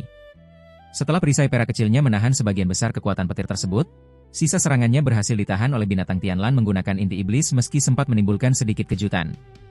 Saat gelombang petir terakhir menghilang, awan hitam pekat di langit berangsur pudar secepat kedatangannya. Dalam sekejap mata, sinar matahari kembali menyinari bumi. Awan hitam bubar sepenuhnya, meninggalkan langit yang cerah tanpa awan sejauh puluhan ribu kilometer. Di dalam formasi, binatang Tianlan kini terbungkus rapat oleh berlapis-lapis energi iblis berwarna abu-abu keputihan. Energi tersebut kemudian mengeras dan membentuk sebuah kepompong raksasa yang permukaannya masih sedikit menggeliat. Han Li menatap pemandangan itu dengan tenang tanpa menunjukkan ekspresi aneh sedikit pun. Setelah berhasil melewati tribulasi petir, makhluk ini sedang membentuk ulang tubuhnya menjadi wujud manusia. Pada umumnya, binatang iblis tidak bisa mengendalikan perubahan wujud ini secara sadar, mirip seperti proses kelahiran manusia. Paras cantik atau buruk rupa terbentuk secara alami selama proses transformasi, yang tentunya juga dipengaruhi oleh ras asal mereka. Sebagai contoh, jika seekor siluman rubah berhasil bertransformasi, mereka biasanya akan menjadi pria tampan atau wanita cantik. Sebaliknya, jika wujud asli binatang iblis tersebut sudah buruk rupa, bentuk manusianya tentu tidak akan terlalu menawan. Teringat akan sesuatu, Han Li segera menoleh ke kejauhan. Sisa mayat cacing raksasa mutan di sana ternyata telah ditelan habis oleh kumbang pemakan emas tanpa menyisakan tulang sedikit pun. Kawanan serangga emas itu kini terbang berdengung rendah di udara. Han Li mengeluarkan siulan panjang. Seketika itu juga, awan serangga emas melesat ke arahnya dan langsung ditarik masuk kembali ke dalam kantong binatang spiritual miliknya. Kemudian, ia duduk bersila di dekat sana dan memejamkan mata, menunggu binatang Tianlan di dalam formasi sihir selesai bertransformasi dengan tenang. Han Li duduk bermeditasi di sana selama 1 hari 1 malam penuh. Ketika ia kembali membuka mata, suara robekan pelan terdengar dari dalam kepompong iblis raksasa tersebut. Sebuah lengan yang sangat putih dan lembut tiba-tiba menembus permukaan kepompong. Tak lama kemudian, suara bocah yang sangat familiar terdengar dari dalam. Akhirnya berhasil. Rekan Dao Zhou, aku benar-benar merepotkanmu. Mendengar hal itu, Han Li tersenyum tipis dan perlahan berdiri. Beberapa hari kemudian, Han Li kembali ke puncak ibu dan anak di Gunung Yunmeng secara diam-diam. Saat ini, ia sedang berada di dalam ruang rahasia gua kediamannya, membolak-balik sebuah tanduk emas berkilauan di tangannya. 3 artefak sihir berbentuk labu dan benda lainnya tergeletak di depannya. Di udara tepat di seberangnya, sebuah kuali raksasa berwarna cian berukuran sekitar 3 meter melayang diam. Di atas kuali tersebut, duduk seorang anak laki-laki berpakaian kuning dengan bibir merah dan gigi putih. Anak itu sedang memegang dan membaca sebuah buku kulit binatang sambil sesekali menggelengkan kepalanya. Sosok ini tentu saja adalah binatang Tianlan yang telah bertransformasi menjadi wujud manusia. Meskipun penampilannya tidak sama persis dengan bayangan ilusi yang pernah ia wujudkan sebelumnya, keduanya memiliki banyak kemiripan. Sebenarnya hal ini tidak terlalu aneh. Tubuh utama binatang tersebut di alam roh memang sudah lama mengalami transformasi bentuk, sehingga ia jelas tahu seperti apa wujud aslinya. Oleh karena itu, wajar jika bayangan yang ia buat sebelumnya sangat mirip dengan penampilannya saat ini. Jari Han Li mengelus pelan pola kasar pada tanduk emas di tangannya. Beberapa saat kemudian, ia tiba-tiba berkata, "Aku sudah mencobanya. Tanduk ini mampu menyerap hampir semua jenis energi spiritual dan melepaskannya kembali. Kekurangannya hanyalah batas maksimal penyerapan energi spiritual dalam satu waktu, serta kecepatan penyerapannya yang agak lambat." Oh, pantas saja ia merupakan material dari binatang iblis mutan. Ternyata ia memiliki bakat penyerap roh yang langka. Di alam roh sekalipun, material ajaib semacam ini sangat diperebutkan oleh banyak kultivator hingga mereka rela saling membunuh. Benda ini adalah bahan baku yang sangat bagus untuk memurnikan harta pertahanan. Cukup banyak harta spiritual pertahanan ternama yang menggunakan material ini di dalamnya. Bocah menurunkan buku kulit binatang di tangannya, mendongak, lalu memberikan senyuman cerah kepada Han Li. Harta sihir pertahanan? Apakah benda ini bisa digunakan untuk memurnikan sebuah zirah tempur? Tanya Han Li antusias. Hehe, rekan Dao benar-benar cerdas. Jika benda ini digabungkan dengan benang roh api milikmu, itu memang bisa menghasilkan sebuah zirah tempur yang langka. Meski kualitasnya belum setingkat harta spiritual, aku yakin kekuatannya tidak akan jauh berbeda. Namun, jika kau mau mendengarkan saranku, sebaiknya kau jangan melakukan hal itu, ujar bocah dengan ekspresi serius. Kenapa? Saat ini aku kebetulan sedang membutuhkan sebuah zirah tempur berkualitas tinggi untuk melindungi tubuh, balas Han Li dengan pancaran keraguan di matanya. Jika rekan Dao hanya ingin menghabiskan sisa hidup di alam manusia dengan tenang, memurnikan zirah tempur jelas merupakan pilihan terbaik. Namun, jika kau berniat menyusup ke alam roh melalui titik temu spasial, sebaiknya kau menyimpan benda ini untuk memurnikan harta lain. Ekspresi bocah tetap datar. Harta apa yang bisa dimurnikan dengan benda ini? Tanya Han Li keheranan. Tentu saja mutiara transformasi batas. Hanya benda ini yang bisa memberikan bantuan besar saat kau melewati titik temu spasial, jawab bocah tanpa ragu. Mutiara transformasi batas? Jika ingatanku tidak salah, Kau pernah menggunakan benda bernama batu transformasi batas saat jiwamu turun ke alam manusia. Apa hubungan di antara keduanya? Atau jangan-jangan itu sebenarnya benda yang sama? Tanya Han Li sedikit terkejut setelah terdiam sesaat. Nama keduanya memang mirip karena mereka memiliki sedikit hubungan. Batu transformasi batas adalah harta surgawi sekali pakai yang hanya bisa ditemukan di alam roh. Sementara itu, mutiara transformasi batas adalah harta pusaka ciptaan yang bisa digunakan berulang kali. Meskipun fungsi keduanya hampir sama, perbedaan kekuatan mereka bak langit dan bumi. Tepatnya, kekuatan mutiara transformasi batas mungkin hanya sekitar 1% dari batu tersebut. Bocah berpikir sejenak sebelum menjawab dengan serius. 1%? Han Li terdiam mendengar perbandingan yang terlampau jauh tersebut. Jangan remehkan kemampuan mutiara transformasi batas hanya karena hal itu. Kau harus tahu bahwa harta seaneh batu transformasi batas sangatlah berharga. Bahkan para raja siluman di alam roh pun tidak memilikinya dalam jumlah banyak. Benda itu adalah salah satu dari 3 pusaka pemecah batas yang reputasinya setara dengan pelat pembalik bintang.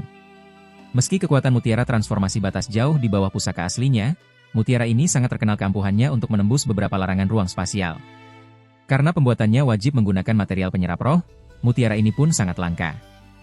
Saat masih berada di alam roh, aku pernah masuk ke sebuah titik temu spasial karena penasaran. Meskipun aku langsung melarikan diri, kengerian badai spasial dan kekuatan pemisah dimensi di dalamnya masih membuatku bergigi ketakutan hingga sekarang. Sekalipun kau berhasil mengkultivasikan mata sihir penghancur hingga tahap ekstrim, peluangmu untuk melewati titik itu masih sangat kecil. Jika menerobos begitu mudah, entah sudah berapa banyak kultivator alam bawah yang menyusup masuk ke alam roh. Tanpa perlindungan mutiara transformasi batas, kau tidak perlu memelihara harapan, karena kau pada dasarnya hanya mengantar nyawa. Awalnya aku bermaksud mengingatkanmu tentang masalah ini setelah kau mencapai tahap transformasi dewa. Namun, mumpung kau sudah mendapatkan material penyerap roh, aku sekalian saja memberitahukan masalah ini, ucap bocah seraya memamerkan seringai dingin. Tampaknya mau tak mau aku harus memurnikan mutiara transformasi batas ini. Han Li mengusap hidungnya sambil tersenyum pahit. Hehe, seandainya rekan Dao belum memiliki mata sihir penghancur, aku malah malas repot-repot menyinggung masalah harta ini. Dengan menggabungkan keduanya, barulah ada secerca kemungkinan bagimu untuk melintasi titik temu spasial. Aku akan memberikan metode pemurnian mutiara ini untuk melunasi utang budiku karena kau sebelumnya telah memberiku sumsum dingin, jawab bocah datar. Rekan Dao sungguh tegas dalam membedakan utang budi dan dendam. Sejujurnya, aku juga sedikit penasaran. Sebelumnya, aku pernah melihat seekor iblis penyu tingkat 8 yang sedang melampaui tribulasi. Namun, sambaran petir yang ia alami tampaknya sangat berbeda dengan milik rekan Dao Tianlan. Tribulasi petirmu terlihat jauh lebih mengerikan. Han Li mengubah topik pembicaraan dan tiba-tiba mengungkit masalah tersebut. Hal itu tidak aneh. Karena ras binatang iblis kami berbeda, wajar saja jika jenis tribulasi petirnya juga tidak sama. Semakin mulia garis keturunan seekor binatang roh, semakin sulit pula tribulasi yang harus mereka lewati. Konon, binatang roh tingkat naga sejati dan burung phoenix spiritual harus melewati 13 gelombang petir penuh untuk menyelesaikan tribulasi transformasi wujud mereka. Karena aku hanya menghadapi 11 gelombang, itu sudah terbilang cukup bagus. Bocah tidak menutupi apapun dan langsung menjawab jujur. Ternyata begitu. Han Li mengangguk paham. Teknik kultivasi ras iblis bernama 9 transformasi angin puyuh ini tampaknya lumayan menarik. Tetapi, apa maksudmu memperlihatkan ini padaku? Mungkinkah rekan Dao tertarik untuk mempelajari teknik kultivasi dari ras iblis kami? Bocah melambaikan buku kulit binatang di tangannya lalu menatap Han Li sambil tersenyum simpul. Rupanya, buku di tangan bocah tersebut adalah buku kulit binatang peninggalan keluarga Xiao yang dulu didapatkan oleh Han Li. Di dalamnya tercatat sebuah mantra penyembunyi Qi tanpa nama serta serangkaian teknik kultivasi ras iblis yang ditulis menggunakan karakter iblis kuno. Sejak mempelajari karakter tersebut, Han Li baru menyadari bahwa teknik 9 transformasi angin puyuh memang sangat kuat, namun diciptakan khusus untuk para kultivator siluman dari jenis burung iblis. Jika seseorang tidak terlahir dengan sepasang sayap dan tubuh tangguh khas ras iblis, maka teknik itu sama sekali tidak bisa dipelajari. Namun entah mengapa, kini Han Li justru menyerahkan teknik kultivasi tersebut kepada bocah dan menyuruhnya untuk mempelajarinya. Tidak ada maksud lain. Teknik 9 transformasi angin puyuh memiliki kekuatan yang hebat. Sejak mendapatkan sayap angin petir, aku kebetulan sedang mencari teknik sihir khusus yang cocok untuk dipadukan dengannya. Inti dari teknik iblis ini berpusat pada pergerakan yang lincah, sehingga sangat pas untuk kupelajari saat ini. Tentu akan sangat disayangkan jika teknik ini dibuang begitu saja. Mengingat rekan Dao Tianlan juga seorang kultivator siluman, aku yakin memodifikasi teknik kultivasi ini agar bisa kupelajari bukanlah hal yang terlalu sulit bagimu. Sebagai gantinya, aku akan mengizinkanmu meminjam lembaran buku giok Istana Emas itu terlebih dahulu. Meskipun benda itu sangat berharga, isinya terlalu mendalam sehingga aku belum punya waktu untuk mempelajarinya, jelas Han Li secara perlahan. Bagi para kultivator siluman di alam manusia, teknik ini memang tergolong sebagai seni pergerakan yang langka. Dengan keberadaan sayap angin petir, teknik ini memang sangat cocok untukmu. Tetapi kau seharusnya menyadari satu kendala besar di sini. Untuk bisa mengeluarkan potensi kekuatannya, pengguna harus memiliki ketahanan fisik yang sekuat ras iblis kami. Meskipun kau pernah mempelajari teknik pemurnian tubuh yang membuat ketahananmu melampaui kultivator biasa, fisikmu masih belum mencapai standar yang dibutuhkan untuk menggunakan teknik sihir ini. Bocah mengerutkan kening dan langsung menusuk ke inti permasalahan. Jika kekuranganku hanya sedikit, bukan berarti hal itu tidak bisa diatasi. Aku pernah mendapatkan sebuah teknik pemurnian tubuh milik sekte Buddha. Setiap kali tingkatannya naik, fisik penggunanya akan menjadi jauh lebih kuat. Saat ini, aku sudah menguasainya hingga tingkat kedua. Kurasa saat aku menembus tingkat ketiga, tubuhku seharusnya sudah cukup kuat untuk memenuhi prasyarat 9 transformasi angin puyuh. Han Li menjawab mantap setelah merenung sejenak, menandakan ia telah mempertimbangkan masalah ini dalam-dalam. Teknik pemurnian tubuh dari sekte Buddha? Bocah tampak tertegun sejenak sebelum wajah mungilnya menunjukkan keterkejutan. Kenapa? Memangnya ada yang salah dengan teknik dari sekte Buddha? Han Li mengangkat kedua alisnya. Ada berapa tingkat dalam teknik ajaib milikmu itu? Bocah balik bertanya. 7 tingkat. Meski merasa heran, Han Li tetap menjawab dengan jujur. Kebetulan sekali. Aku juga mengetahui sebuah teknik pemurnian tubuh dari sekte Buddha, dan teknik itu pun terbagi menjadi 7 tingkat. Bocah tiba-tiba memamerkan senyum penuh arti. Han Li tertegun. Matanya berkedip bingung, tidak paham maksud ucapan bocah tersebut. Meskipun berasal dari sekte Buddha, teknik ini dipelajari oleh semua orang di alam roh. Penyebarannya bahkan lebih luas daripada teknik dasar 5 elemen pada tahap pemurnian Qi, ungkap bocah mengejutkan. Dipelajari semua orang? Mungkinkah maksud rekan Dao? Han Li mulai menangkap maksud perkataan itu, dan wajahnya seketika menyiratkan rasa terkejut. Teknik sekte Buddha ini bahkan bisa dilatih oleh manusia biasa di alam roh yang tidak memiliki akar roh. Jika seseorang melatihnya hingga tingkat 3 ke atas dan menggunakan senjata khusus, dia bisa melawan kultivator maupun binatang iblis tingkat rendah. Kalau bisa mencapai tingkat 5 ke atas, hehe, kultivator dan binatang iblis tingkat menengah pun tidak akan berani mencari masalah dengannya, cibir bocah. Kau sedang bercanda, rekan Dao Tianlan? Manusia biasa bisa melawan kita para kultivator? Han Li tercengang. Beberapa saat kemudian, ia baru kembali bersuara dengan nada tidak percaya. Hehe, karena rekan Dao belum melakukan kenaikan, percuma saja aku banyak bicara soal alam roh. Namun, tidak ada salahnya memberitahumu sedikit. Di alam roh, manusia biasa merupakan kekuatan yang sangat penting. Sejak lama, orang-orang cerdas di antara mereka telah menemukan cara untuk menyerap ki spiritual dari luar guna melatih tubuh, tanpa perlu mengandalkan akar roh. Mereka memodifikasi teknik dasar kultivator dan ras iblis untuk menciptakan sistem kultivasi yang unik. Bagi manusia biasa yang luar biasa kuat, membunuh kultivator tingkat tinggi maupun binatang iblis tangguh bukanlah hal aneh di sana. Teknik pemurnian tubuh yang paling banyak mereka latih bernama teknik Vajra. Meski begitu, kemampuan mereka tetap tidak bisa disamakan dengan kultivator. Lagi pula, sebagian besar mantra, artefak sihir, dan harta ajaib tidak bisa digunakan oleh manusia biasa, sanggahan Li seraya mengernyit. Tentu saja. Manusia biasa tetaplah manusia biasa. Sehebat apapun mereka berlatih, tanpa akar roh, mereka tidak akan pernah bisa melangkah ke jalan kultivasi. Umur mereka juga maksimal hanya sekitar 100 tahun. Kalaupun beruntung mendapatkan harta atau obat spiritual penambah umur, mereka paling lama hanya bisa hidup 100 tahun lagi. Itu sudah batas maksimal. Namun di alam roh, akar roh bisa dibentuk belakangan. Jika seorang manusia biasa mendapat keberuntungan besar untuk membentuknya, potensi mereka akan menjadi tak terbatas. Salah satu dari 3 kaisar ras manusia, Kaisar Agung Tianyuan, dulunya adalah tokoh terkenal di kalangan manusia biasa. Ia kebetulan berhasil membentuk akar roh dan berubah menjadi kultivator. Dalam hal kemampuan sihir, ia sama sekali tidak kalah tangguh dari 2 kaisar lainnya, jelas bocah dengan ekspresi serius. Han Li mengusap dagunya, sejenak terdiam. Kau tidak perlu berpikir terlalu jauh. Alasan mengapa manusia biasa di sana bisa mendapat keberuntungan semacam itu adalah karena kepadatan ki spiritual di alam roh jauh melampaui alam bawah. Di masa lalu, alam manusia tempatmu berada ini pernah mengalami bencana iblis, sehingga tingkat ki spiritualnya tertinggal jauh dibandingkan alam bawah lainnya. Meskipun seseorang mendapatkan teknik dari alam roh, mereka tetap tidak akan bisa menyerap ki spiritual langit dan bumi ke dalam tubuh. Praktis, mereka sama sekali tidak akan bisa berkultivasi, tutur bocah. Alam bawah lainnya? Dari nada bicaramu, Mungkinkah alam bagi para pendeta tahu tidak hanya ada di satu tempat? Han Li terkejut. Mana mungkin hanya satu? Setidaknya ada 800 hingga 1000 dunia tingkat rendah yang tunduk pada alam roh, sama seperti duniamu ini. Semua manusia, iblis, dan kultivator yang telah berhasil menembus batas di dunia tingkat rendah secara otomatis akan melakukan kenaikan ke alam roh. Beberapa tahun terakhir, sangat sedikit kultivator dari alam manusia ini yang berhasil melakukan kenaikan. Namun, dari dunia lain yang tidak pernah mengalami invasi iblis kuno, jumlah yang berhasil naik sangatlah banyak. Ada alasan mengapa aku memilih dunia berspiritual tipis ini untuk menurunkan pecahan jiwaku. Pertama, meski proses penurunannya sangat sulit, kondisi ini justru memudahkanku menghindari bencana besarku. Kedua, dunia ini didominasi oleh ras manusia.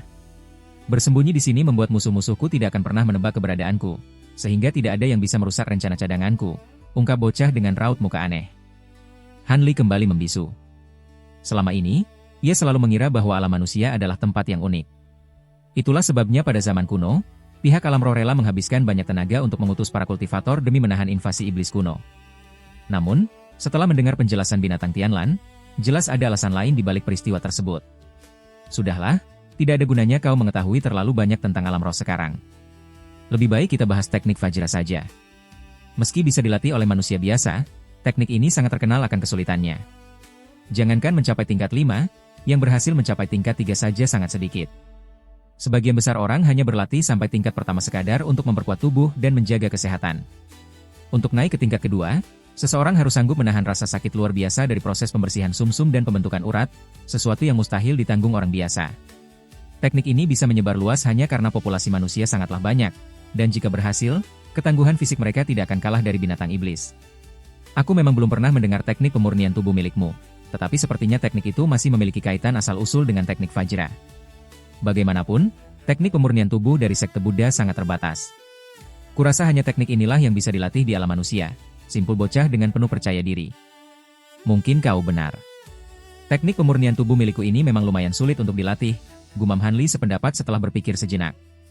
Berikan aku sebuah lempengan giok, aku akan menyalinkan teknik Vajra ini untukmu. Kau bisa mengambil dan memahaminya. Jika isinya sama persis, abaikan saja. Jika berbeda, kau bebas memilih salah satu untuk dilatih. Bocah tanpa bermurah hati seraya melambaikan tangannya. Kalau begitu, aku harus merepotkan rekan Dao Tianlan. Menghadapi tawaran menggiurkan seperti ini, Han Li tentu saja tidak akan menolak. Ia tersenyum tipis, lalu membalikan telapak tangan untuk memunculkan sebuah lempengan giok kuning. Dengan sekali kibasan, ia melemparkan benda itu kepada bocah. Bocah menangkap lempengan giok tersebut, perlahan memejamkan mata, dan mulai menyalin formula ke dalamnya. Di saat yang sama, senyum di wajah Han Li memudar. Keningnya berkerut saat mengingat sepotong pelat tembaga dan formula teknik lain di benaknya. Itu adalah pelat sejati Brahma Suci yang ia dapatkan sebelumnya, serta formula seni iblis penopang langit peninggalan Menhuzi. Keaslian pelat sejati Brahma Suci tak perlu diragukan lagi. Ia telah memastikan bahwa teknik di dalamnya, beserta teknik pemurnian tubuh, merupakan ilmu sihir dari alam iblis kuno. Keduanya masing-masing adalah formula sihir tahap akhir untuk melepaskan kemampuan dewa dan metode dasar pemurnian tubuh. Teknik itu hanya kekurangan bagian tengah yang memuat metode menuju transformasi dewa.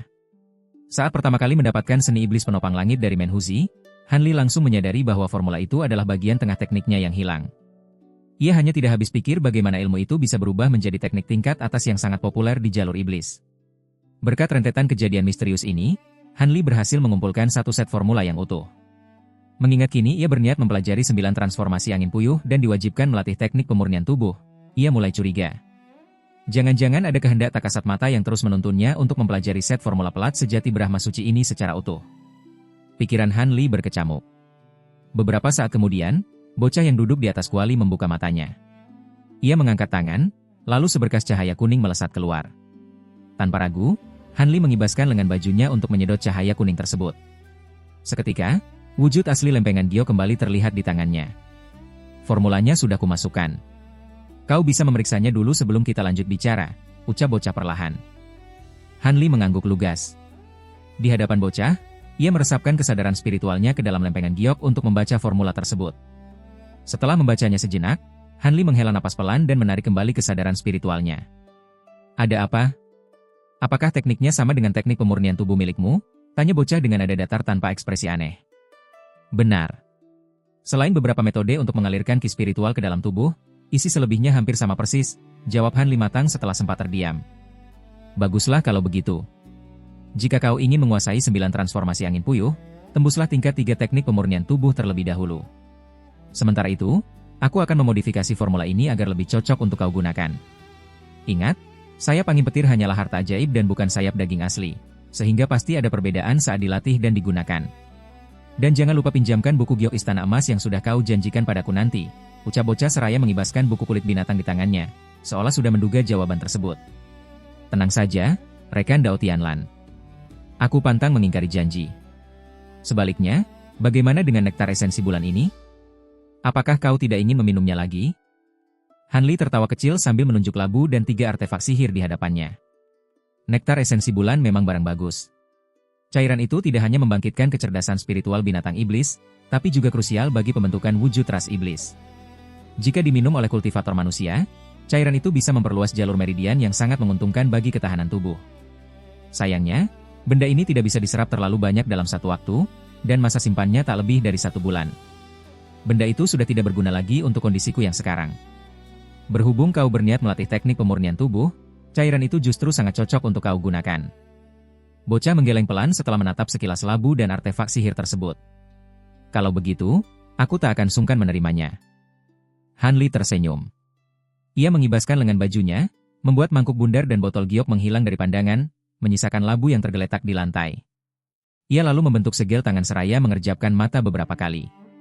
Tak lama kemudian, kilatan cahaya perak berpendar dari salah satu dinding ruang rahasia, memunculkan sosok Han Li kedua secara aneh. Begitu muncul, sosok itu langsung memungut labu di lantai dan menggenggamnya erat. Cahaya perak kembali berpendar, bayangan sosok itu berkelebat mundur, lalu masuk menembus dinding dan menghilang tanpa jejak. Bocah tampak sedikit terkejut, namun ia memilih bungkam. Ia hanya memberikan salam kepalan tangan ke arah Han Li, lalu membiarkan tubuhnya tenggelam ke dalam kuali dan lenyap seketika. Han Li menatap lempengan giok di tangannya sejenak sebelum mengatupkan kedua tangannya untuk menyimpannya. Setelah itu, ia perlahan memejamkan mata dan mulai bermeditasi dengan raut wajah tenang. Hampir pada saat yang bersamaan, seberkas cahaya perak melesat keluar dari puncak utama tempat gua kediaman Han Li berada. Dalam beberapa kedipan mata, cahaya itu meluncur lurus menuju sekte Luoyun dan menyusup masuk ke area terlarang sekte. Namun tak berselang lama, cahaya perak itu melesat kembali keluar dan terbang pulang menuju puncak ibu dan anak. Semenjak hari itu, Han Li mengurung diri rapat-rapat di ruang rahasianya. Hanya sesekali cahaya perak terlihat terbang keluar dari guanya, lalu lenyap tanpa jejak dalam sekejap mata. Cahaya itu selalu kembali ke puncak ibu dan anak dalam hitungan hari hingga maksimal 1 bulan. Tidak ada yang tahu persis kesibukan apa yang tengah dikerjakan oleh sang empunya cahaya.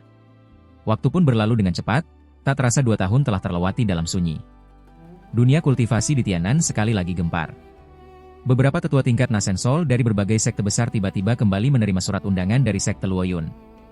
Kali ini, mereka diundang untuk menghadiri upacara besar kultivasi ganda. Sang tetua agung sekte Luoyun, yang dikenal sebagai kultivator nomor 1 Tianan, akan resmi menjadi pasangan dengan Nan Gongwan, seorang kultivator wanita Nasensol yang juga sangat terkenal. Kecuali beberapa orang yang sudah mengetahui rencana tersebut, banyak monster tua Nasensol yang merasa terkejut saat menerima undangan itu. Namun, mengingat reputasi Han Li yang kini tak tertandingi, tentu saja tidak ada yang berani menolak. Bahkan 3 kultivator besar lainnya, yang tidak bisa hadir karena sedang berlatih tertutup, secara khusus mengutus murid sekte mereka untuk mengantarkan hadiah ucapan selamat yang sangat langka. Selama beberapa hari perayaan, lebih dari separuh langit di pegunungan Luoyun diselimuti oleh cahaya 5 warna yang menakjubkan. Bangunan-bangunan mewah dan teras giok berwarna-warni tampak melayang di udara. Berkat pengaruh larangan, semua bunga dan pohon spiritual di penjuru pegunungan mekar serempak, memancarkan aura hijau yang menyulap Gunung Yunmeng layaknya alam dewa. 3 sekte di Gunung Yunmeng dan beberapa sekte kecil di sekitarnya yang ingin mencari muka pada Han Li, mengerahkan seluruh daya upaya mereka untuk menyukseskan acara ini. Kemegahan upacara kali ini bahkan melampaui perayaan saat Han Li pertama kali naik tingkat menjadi kultivator besar. Selain para tamu undangan dari berbagai sekte besar, banyak kultivator dari sekte menengah dan kecil, serta para kultivator lepas ternama, turut hadir membawa hadiah meskipun tidak diundang. Akibatnya, selama perayaan berlangsung, ada sekitar 5 hingga 6 ribu kultivator asing yang memadati Gunung Yunmeng, dan sebagian besar dari mereka adalah kultivator tingkat tinggi. Peristiwa ini layak disebut sebagai perayaan terbesar di Tianan dalam 1000 tahun terakhir. Namun, jika dipikir-pikir, hal ini tidaklah mengherankan. Ketika Han Li baru menjadi kultivator besar, meskipun banyak orang datang memberi selamat, sebagian dari mereka masih menyimpan keraguan. Terlebih lagi, Masih ada 3 kultivator besar lain dengan tingkat yang setara di Tianan. Barulah setelah pertarungan di upacara kenaikan tingkatnya, reputasi Han Li sebagai kultivator nomor 1 di Tianan benar-benar diakui. Mendengar kabar bahwa ia mampu bertarung sendirian dan mendominasi 2 kultivator dengan tingkat setara sekaligus, semua sekte, tanpa peduli seberapa panjang sejarah maupun sebesar apa kekuatan mereka, merasa gentar. Kemampuan sihir Han Li saat ini membuktikan satu hal. Jika ia tidak memedulikan nasib sektenya sendiri, ia bisa saja meratakan sebuah sekte besar seorang diri. Di seluruh Tianan, tidak ada satu sekte pun yang memiliki lebih dari 2 kultivator besar secara bersamaan. Singkat kata, tidak ada kekuatan yang bisa menandingi kultivator nomor 1 ini. Oleh karena itu, baik yang sudah menjalin hubungan dengan sekte Luoyun maupun yang belum, semua sekte berlomba-lomba mengirimkan utusan untuk mencari muka. Di sisi lain, para kultivator lepas tingkat tinggi lebih berharap bisa berkenalan dengan tokoh nomor 1 di Tianan ini. Mereka berharap sang kultivator bersedia memberikan sedikit petunjuk kultivasi, atau setidaknya memanfaatkan momen tersebut untuk menjalin relasi dengan kultivator lain. Alhasil, dengan membeludaknya tamu dari luar ditambah kultivator dari ketiga sekte di gunung tersebut, acara ini pantas dijuluki sebagai perayaan agung 10.000 kultivator. Kemunculan Han Li dan Nan Gongwan yang menawan di acara tersebut terbilang singkat. Sambil tersenyum, mereka berdua hanya menyampaikan beberapa patah kata terima kasih, bersulang anggur dengan tangan menyilang di hadapan para hadirin, lalu melayang pergi. Sisa acara sepenuhnya diserahkan kepada Luluo, tetua lain di sekte Luoyun, yang bertindak sebagai pembawa acara. Sebagai orang yang berpengalaman, ia mampu menjaga suasana tetap meriah dan semarak meski tanpa kehadiran kedua tokoh utama. Upacara kultivasi ganda itu berlangsung maraton selama 3 hingga 4 hari berturut-turut sebelum akhirnya ditutup. Berangsur-angsur, rombongan tamu mulai berpamitan pulang, tetapi tanpa disangka, ada beberapa orang yang memilih untuk tetap tinggal. Han Li dan Nan Gongwan, yang sama-sama mengenakan jubah putih, berdiri berdampingan di puncak utama puncak ibu dan anak, menatap hamparan awan putih bergulung di kejauhan. Keduanya membisu, seolah keheningan lebih bermakna daripada untaian kata. Entah berapa lama mereka terdiam. Tiba-tiba, Nan Gongwan merapikan poni rambutnya, lalu menoleh dan tersenyum manis pada suaminya. Kali ini aku benar-benar mendapat berkah tersembunyi. Berkat bantuan seni gadis surgawi bulan di dalam segel, aku berhasil melakukan terobosan ke tahap menengah Nasen Soul. Namun, aku tetap harus berterima kasih atas bantuanmu, suamiku. Aku tak menyangka kau akan memberiku cairan ajaib seperti nektar esensi bulan. Benda itu setidaknya menghemat kerja kerasku selama lebih dari 10 tahun. Jika tidak, belum tentu aku bisa lolos dari bahaya itu. Namun, kecepatan kultivasimu menembus tahap akhir benar-benar membuatku tercengang. Dengan kemampuan sihirmu sekarang, selain beberapa monster tua tahap transformasi dewa di alam manusia yang jarang turun gunung, sepertinya tidak ada lagi yang bisa menjadi lawanmu. Tidak ada lawan? Aku tak berani sesumbar begitu. Jika aku bisa mendapatkan keberuntungan seperti ini, mungkin saja ada kultivator Nasen Soul di tempat lain yang bernasib sama baiknya denganku. Han Li tersenyum simpul, tetap merendah. Hihi, aku tidak percaya kata-katamu. Namun sejujurnya, aku tidak menyangka mantra penyegel jiwa itu begitu licik. Awalnya aku kira kekuatan inti iblis kata api sudah cukup untuk membersihkan kutukan itu. Siapa sangka ternyata masih ada beberapa larangan tersembunyi di dalam tubuhku. Untung saja kau menggunakan metode pelepas larangan yang tepat waktu itu. Jika tidak, aku pasti akan terus dirundung masalah. Mata Nan Gongwan berbinar cerah, memancarkan pesona selayaknya gadis remaja. Aku juga sangat lega. Tidak sia-sia aku jauh-jauh pergi ke Jin besar. Nanti, telanlah pil kultivasi Nasen yang kuberikan itu, One R. Dengan bantuan pil itu, mencapai tahap akhir bukanlah hal yang mustahil, kata Han Li seraya melirik lembut istrinya. Apakah pil itu benar-benar ajaib? Bahkan bisa membantu terobosan ke tahap akhir Nasen Soul? Mata indah Nan Gongwan mengerjap, tanpa sedikit ragu. Hehe, demi memperebutkan pil ini, para kultivator tahap menengah Nasen Soul di Jin besar sampai rela mati satu persatu. Menurutmu, sehebat apa efektivitasnya? Han Li tertawa pelan. Karena kau sudah berkata begitu, baiklah. Setelah aku menstabilkan ranah tahap menengah ini, aku akan mencobanya. Mata Nan Gongwan bersinar terang. Ia sedikit memiringkan kepala dan tersenyum, menampilkan perpaduan memikat antara pesona wanita dewasa dan kepolosan gadis muda. Han Li menatap wajah istrinya lekat-lekat. Mengingat kembali momen intim mereka beberapa hari terakhir, hatinya diam-diam berdesir. Tepat ketika ia ingin mengucapkan sesuatu, ekspresinya mendadak berubah. Ia menoleh ke arah langit di kejauhan. Nan Gongwan pun tertegun dan mengikuti arah pandangannya. Beberapa saat kemudian, seberkas cahaya putih menerobos larangan di cakrawala dan melesat lurus ke arah mereka berdua. Mata Han Li berkedip beberapa kali, kilatan keterkejutan terpancar di wajahnya. Sepertinya ia mengenali siapa yang datang. Cahaya putih itu melayang turun di hadapan mereka. Setelah pendar cahayanya memudar, tampaklah seorang wanita cantik yang ternyata adalah Mu Peiling. Hormat saya kepada Tuan Muda dan Kakak Nangong, sapa Mu Peiling seraya membungkuk hormat dengan ekspresi tenang. Adik Peiling, upacara sudah selesai. Untuk apa kau datang terburu-buru kemari? Mungkinkah ada masalah yang tidak bisa ditangani oleh kakak seperguruan lu, sehingga kau harus repot-repot mencari kami? Tanya Nangong Wan Anggun dengan mata berbinar. Kakak Nangong, masih ada 2 rombongan tamu yang belum pergi dari gunung. Mereka mengaku sebagai kenalan lama Tuan Muda dan secara khusus meminta untuk bertemu dengannya. Karena kakak seperguruan lu tidak tahu apakah Tuan Muda bersedia menemui mereka atau tidak, ia memintaku untuk menanyakannya. Jika Tuan Muda tidak berkenan, ia akan segera mengusir mereka. Kenalan lama suami? Jangan-jangan tamunya adalah kultivator wanita yang cantik? Mata Nan Gongwan berputar menggoda. Ia melirik Han Li dengan senyuman penuh arti. Tebakan kakak Nangong sangat tepat. Kedua rombongan itu memang semuanya wanita. Mu Peiling melirik Han Li diam-diam, menggigit bibir bawahnya sedikit, lalu mengangguk. Oh, sepertinya ada yang datang menagih utang asmara padamu, suamiku, sindir Nan Gongwan sambil memutar matanya ke arah Han Li. Utang asmara apanya? Wan Er, jangan mengolok-olokku. Peiling, siapa saja yang datang? Apakah kau sudah menanyakan nama mereka? Han Li terbatuk canggung sebelum bertanya pada Mu Peiling. Sudah. Rombongan pertama dipimpin oleh seorang wanita bermarga yang dari sekte roh hantu, ditemani oleh 2 tetua sektenya. Sedangkan rombongan kedua terdiri dari seorang kultivator wanita bernama Han Yunzi dari sekte pengendali roh, dan Dong Xuan Er dari sekte Hihuan, jawab Mu Peiling lugas. Di depan salah satu dari belasan pavilion tamu VIP sekte Luoyun, Mu Peiling tampak berdiri menengadah ke langit dari waktu ke waktu. Tiba-tiba, seberkas cahaya cian melintas di cakrawala disusul kilatan pelangi yang melesat mendekat. Dalam sekejap mata, cahaya itu tiba di atas pavilion, berputar sekali, lalu turun ke bawah. Begitu sosok Han Li muncul di depan pavilion, Mu Peiling melangkah maju dan menyapa lembut. Salam, Tuan Muda. Utusan dari sekte roh hantu sedang beristirahat di dalam, sedangkan 2 wanita lainnya berada di gedung Bing. Mengerti? Mundurlah dulu. Han Li melihat pavilion di belakang Mu Peiling, lalu melirik pavilion lain di dekatnya. Ia mengangguk tenang tanpa ekspresi. Mu Peiling memberi hormat, lalu berubah menjadi seberkas cahaya putih dan pergi dari sana.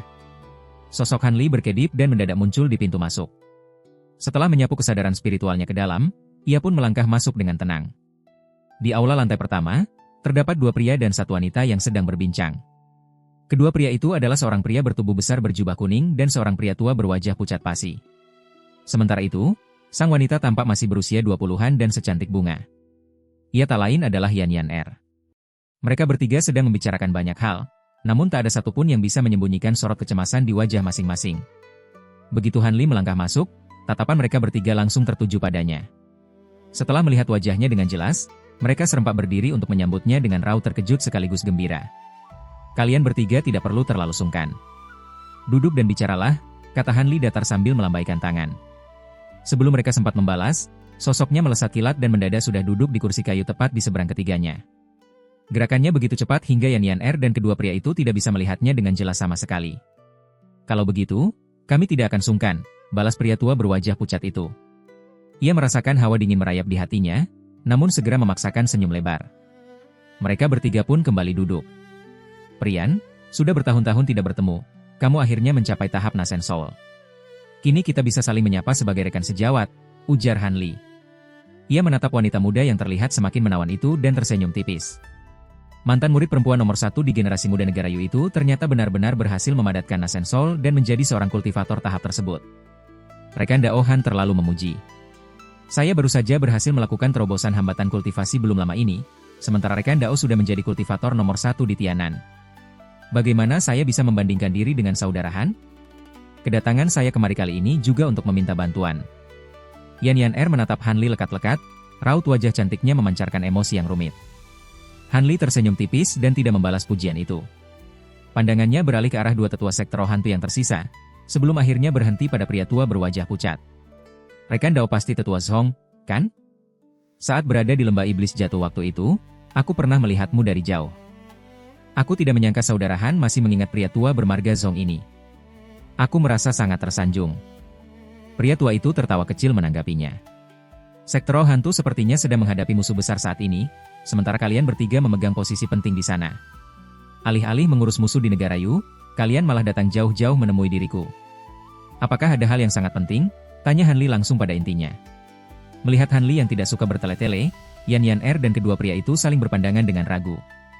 Mereka tampak kebingungan bagaimana harus memulai. Melihat reaksi itu, Han Li mengerutkan kening.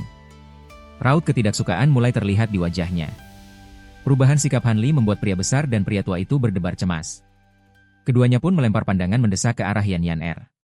Yan Yan terdiam sejenak sebelum akhirnya bersuara. Rekan Daohan, tujuan utama kami kemari adalah untuk meminta bantuan dari sektemu, lebih tepatnya meminta bantuan darimu secara pribadi. Kami berharap saudara Han bersedia turun tangan menyelamatkan sekte roh hantu dari bencana besar di depan mata. Jika tidak, sekte ini benar-benar akan hancur lebur tanpa sisa. Membantu sekte kalian? Han Li mengangkat alis. Senyum sarkas tipis tersungging di sudut bibirnya. Aku tahu sekte kami sudah sangat menyinggung saudara Han di masa lalu. Namun, semua itu dilakukan oleh ketua sekte Wang dan putranya. Kini, ketua sekte Wang sudah lama tewas di lembah iblis jatuh, dan sekte roh hantu tidak lagi dikendalikan oleh keluarga Wang, sela pria besar berjubah kuning dengan tergesa-gesa. Tidak dikendalikan keluarga Wang lagi? Namun ku dengar Wang Chen masih hidup bebas dan bisa berbuat semaunya di sekte kalian, kan? Ekspresi Han Li tetap tenang, ia tidak mengiyakan maupun menyangkal. Mendengar sindiran itu, wajah pria tua dan Yan Yan sedikit memucat. Pria besar berjubah kuning itu sempat terkejut di dalam hati, namun ia mempertahankan senyumannya untuk menjawab. Saudara Han tidak perlu khawatir. Keponakan seperguruan Wang Chen telah melakukan kesalahan fatal beberapa hari lalu. Posisinya sebagai tetua penegak hukum pun sudah dicabut. Sekarang dia dikurung di gua perenungan untuk bertobat. Setidaknya selama 100 tahun ke depan, dia sama sekali tidak akan ikut campur urusan sekte. Bertobat di gua perenungan? Han Li sedikit heran. Pandangannya kemudian beralih mengamati wajah Yan Yan dan pria besar itu secara bergantian. Mengingat sesuatu, ia pun tertawa kecil. Wajahmu tampak sangat asing, rekan Dao, aku tidak tahu nama margamu. Namun kau memiliki kemiripan dengan peri Yan di bagian alis dan mata. Saudara Han benar-benar bermata jeli. Marga saya juga Yan, saya adalah paman dari pihak ayah Yan jawab pria besar itu jujur walau sedikit ragu. Yan Yan di sampingnya ikut mengangguk pelan membenarkan. Oh, keluarga yang ternyata berhasil melahirkan 2 kultivator Nasen Soul. Dilihat dari situasinya, penguasa sekte roh hantu yang sekarang seharusnya adalah keluarga Yan, bukan? Han Li mengelus dagunya, melempar pertanyaan penuh makna. Hehe, tak salah jika dikatakan keluarga yang mengendalikan sekte saat ini. Ini juga karena kakak seperguruan Zhong bersedia mengalah dengan lapang dada, balas pria besar itu sambil melirik ke arah si pria tua. Karena kakak seperguruan Wang dan pendukungnya sudah tidak lagi membawa keuntungan bagi sekte, pergantian tampuk kekuasaan kepada keluarga Yan ini pada dasarnya terjadi secara alamiah. Aku tidak bisa mengatakan bahwa diriku mengalah, sahut si pria tua bermarga Zhong dengan senyuman getir. Oh, benarkah? Ucap Han Li santai. Matanya sedikit menyipit sebelum ia terdiam dalam lamunan. Ketiga utusan sekte roh hantu itu tidak berani mendesak dan hanya bisa ikut terdiam menanti. Yan Yan masih berusaha bersikap wajar walau matanya yang cerah berkedip gelisah, tak ada yang tahu apa yang dipikirkannya. Sementara itu, kedua rekannya benar-benar berkeringat dingin. Kultivator nomor 1 Tianan yang duduk di hadapan mereka ini punya dendam masa lalu yang besar dengan sekte roh hantu. Meskipun berdalih datang sebagai tamu dan yakin bahwa Han Li tidak akan balas dendam di tempat, bohong jika mereka tidak merasa cemas. Andai kata sekte roh hantu tidak sedang berada di ambang kehancuran akibat tekanan sekte-sekte lain, mereka tak akan sudi mengambil risiko datang ke sekte Luoyun. Lagi pula, satu-satunya sosok di seluruh penjuru Tianan yang bisa membuat beberapa sekte mundur teratur hanya dengan 1 atau 2 kalimat negosiasi hanyalah Han Li. Walaupun ada kultivator besar lain yang cukup disegani, tingkat kewibawaannya masih 2 tingkat di bawah ketenaran Han Li saat ini. Kalaupun dendam di masa lalu diabaikan, atas dasar apa kalian merasa aku akan turun tangan membantu sekte roh hantu? Han Li kembali bersuara. Kali ini, nada bicaranya tiba-tiba berubah dingin. Mendengar kalimat itu, mata Yan Yan langsung berbinar. Di saat yang sama, pria besar dan si pria tua terlihat sangat kegirangan. Ketiganya berhasil menangkap celah kemungkinan dari ucapan Han Li. Asalkan saudara Han bersedia membela kami di meja perundingan, sekte roh hantu rela menyerahkan seluruh wilayah negara Yu kepada sekte lain. Kami hanya memohon agar warisan sekte ini tetap bisa bertahan. Sebagai tanda terima kasih, kami secara khusus membawa beberapa barang berharga. Kami harap saudara Han sudi menerimanya, kata si pria besar setelah menarik napas panjang. Tangan pria itu lalu menepuk kantong penyimpanan di pinggangnya. Semburan cahaya putih melesat keluar menyapu permukaan meja. Begitu cahaya itu pudar, 3 benda asing telah tersaji dengan rapi. Han Li menatap ketiga benda itu dengan tenang. Ada sebuah gelang berwarna merah darah, botol porselen putih, dan sebuah kotak kayu hijau muda. Tanpa banyak bicara, Han Li merentangkan tangan ke depan. Ketiga benda itu bergetar sesaat, melesat ke udara, lalu mendarat mulus di telapak tangannya. Pada saat itu, suara merdu Yan Yan terdengar mengalun. Di dalam botol porselen itu tersimpan obat suci sekte kami, yaitu pil tubuh darah. Pil ini tidak memiliki kegunaan lain selain menumbuhkan kembali anggota tubuh yang terpotong asalkan ditelan tepat waktu. Karena bahan spiritual pembuatnya sangat langka, sekte kami hanya memiliki belasan butir. Di botol itu, ada 3 butir. Lalu, gelang jiwa darah itu merupakan artefak iblis legendaris milik para penguasa sekte roh hantu terdahulu yang tidak banyak diketahui orang. Berhubung ketua sekte Wang telah tewas di lembah iblis jatuh, gelang ini berhasil ditarik kembali oleh tetua Zhong. Benda ini bukan senjata serang biasa, melainkan wadah untuk memelihara eksistensi khusus seperti roh yin dan hantu darah. Gelang itu bisa menyerap energi darah untuk memelihara dan melipat gandakan kekuatan entitas di dalamnya. Jika dilepaskan untuk menyerang musuh, lawan dipastikan tidak akan bisa berkutik. Dan terakhir, kotak kayu itu berisi harta yang paling berharga di antara ketiganya. Yan Yan sengaja memberi jeda pada kalimatnya. Matanya yang jernih memancarkan kilatan penuh arti saat melirik Han Li. Namun, ekspresi Han Li tak sedikit pun terpengaruh, seolah dua barang suci tadi sama sekali tak menarik minatnya. Wanita itu diam-diam menghela napas di dalam hati, lalu melanjutkan dengan senyum tipis, "Ku dengar saudara Han menguasai teknik elemen kayu. Oleh karena itu, di dalam kotak itu kami persembahkan mutiara roh kayu, salah satu dari kelima mutiara pengumpul roh yang tersohor dalam legenda." Mutiara pengumpul roh? Pusaka langka yang bisa menghisap energi spiritual dari satu elemen khusus dan mengusir 4 elemen lainnya? Ekspresi tenang Han Li langsung sirna. Ia bertanya balik dengan nada tak percaya. Benar. Meskipun nama mutiara itu sekilas mirip dengan susunan sihir paling mendasar yaitu formasi sihir pengumpul roh, daya dan fungsinya jauh melampaui formasi murahan tersebut. Tanpa perlu kujelaskan lebih jauh, aku yakin saudara Han sudah paham khasiat aslinya. Jika dibandingkan dengan material pembentuk mata spiritual biasa, tak akan ada yang bisa menyaingi efektivitas mutiara ini selama elemen kekuatanmu sejalan dengannya, jelas Yan Yan perlahan. Tatapan Han Li menajam ke arah kotak kayu hijau di tangannya. Selembar jimat larangan berwarna kuning muda tersegel di atasnya, mengunci rapat aura dan isi kotak sehingga ia tidak bisa mengintip ke dalam. Tiba-tiba, ia meniup pelan ke arah kotak kayu tersebut. Seketika seberkas kabut cian menyapu dan membuat jimat larangan itu terkelupas lalu jatuh melayang. Di waktu yang bersamaan, jarinya bergerak secepat kilat menyentuh penutup kotak. Diiringi bunyi ketukan ringan, penutup kotak kayu itu pun terbuka dengan sendirinya. Aroma segar rerumputan menerpa wajahnya. Dari dalam kotak kayu itu, memancar seberkas cahaya hijau terang. Di tengah pijaran cahaya tersebut, sebuah mutiara bulat berwarna hijau zamrud seukuran ibu jari tergeletak diam. Han Li menyapu mutiara itu dengan kesadaran spiritualnya. Ia menyadari bahwa benda itu terbuat dari bahan yang bukan batu maupun kayu. Untuk sesaat, ia tidak bisa menebak material penyusun aslinya. Begitu mutiara ini terungkap ke udara, area sekitarnya langsung dipenuhi dengan ki spiritual elemen kayu yang sangat pekat. Han Li menarik napas dalam-dalam, dan seketika merasa semangatnya melonjak drastis. Ini memang benar mutiara pengumpul roh. Benda ini sempat muncul sekilas di zaman kuno, entah terbentuk secara alami atau ditempa oleh seseorang. Di dunia kultivasi saat ini, benda tersebut sudah lama menghilang. Aku tak menyangka sekte kalian ternyata menyimpan satu buah, ujar Han Li. Ia mengulurkan 2 jarinya untuk menjepit mutiara bundar itu, lalu menatapnya lekat-lekat sejenak. Namun, Priyan, apakah sekte roh hantu benar-benar rela menghadiahkan benda selangka ini? Perlu kau tahu, jika seorang kultivator berelemen kayu membawa benda ini, ia bisa menghemat lebih dari setengah waktu kultivasinya dibandingkan orang biasa. Setelah mengatakan itu, Han Li kembali mengangkat kepala menatap wanita muda di hadapannya dengan ekspresi tenang. Mutiara ini memang harta langka di alam manusia. Namun, jika dibandingkan dengan kelangsungan warisan sekte, kami bertiga masih bisa membedakan mana yang lebih penting, jawab Yan Ruyan dengan raut serius. Terlebih lagi, saudara Han pasti paham kalau sangat jarang ada teknik sekte roh hantu kami yang beratribut kayu. Menyimpan benda ini di sekte pun tak akan banyak berguna. Lebih baik kami menukarnya dengan kesempatan hidup bagi sekte ini. 2 benda pertama bisa diabaikan, tapi mutiara pengumpul roh ini memang sangat berguna bagiku. Namun, agar aku bersedia turun tangan menghentikan sekte pengendali roh dan beberapa sekte lainnya, sekte roh hantu kalian masih harus melakukan satu hal lagi. Jika tidak, Han Li menggelengkan kepalanya pelan. Hal apa itu? Selama masih dalam kemampuan kami, sekte ini pasti tidak akan mengecewakan rekan Dao. Mata pria besar berjubah kuning itu berbinar, lalu ia bertanya dengan nada mendesak. Aku tidak peduli dengan anggota keluarga Wang yang lain. Namun, untuk orang yang bernama Wang Chen ini, aku tidak ingin melihatnya lagi.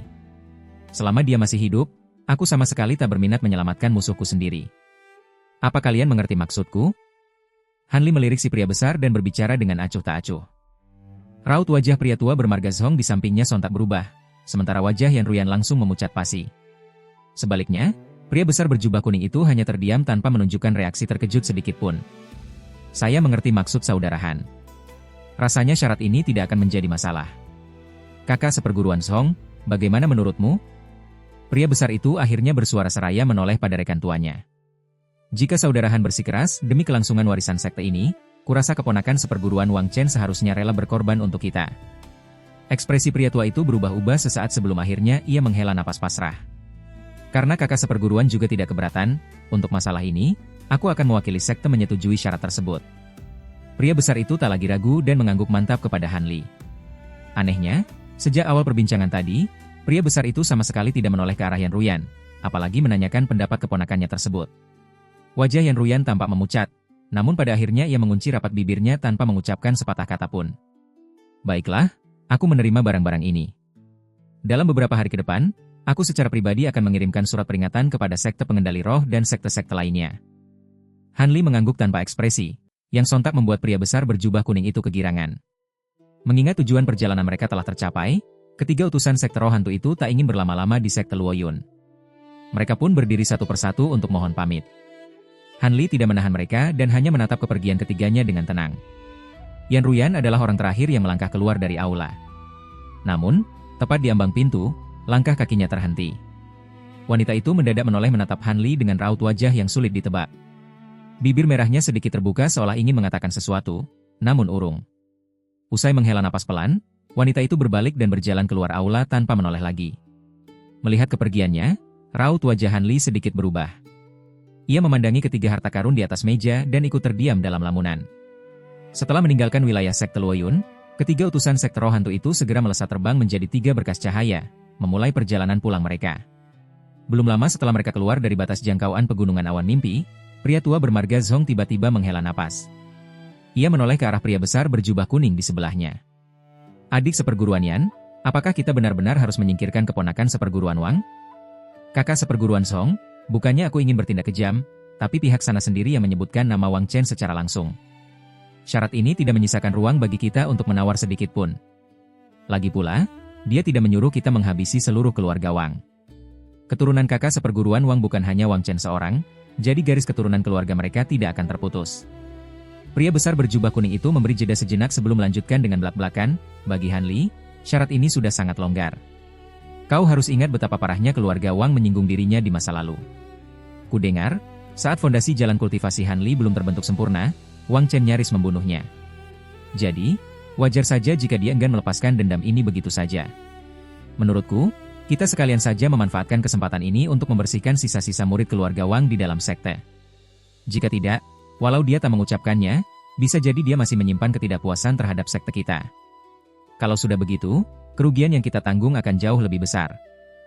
Ini, raut keraguan kembali menyelimuti wajah si pria tua. Yan Paman minta maaf karena harus mengorbankan perasaanmu kali ini. Namun, kau seharusnya sudah bisa menebak akhir seperti ini sejak awal bertunangan dengan keluarga Wang, kan?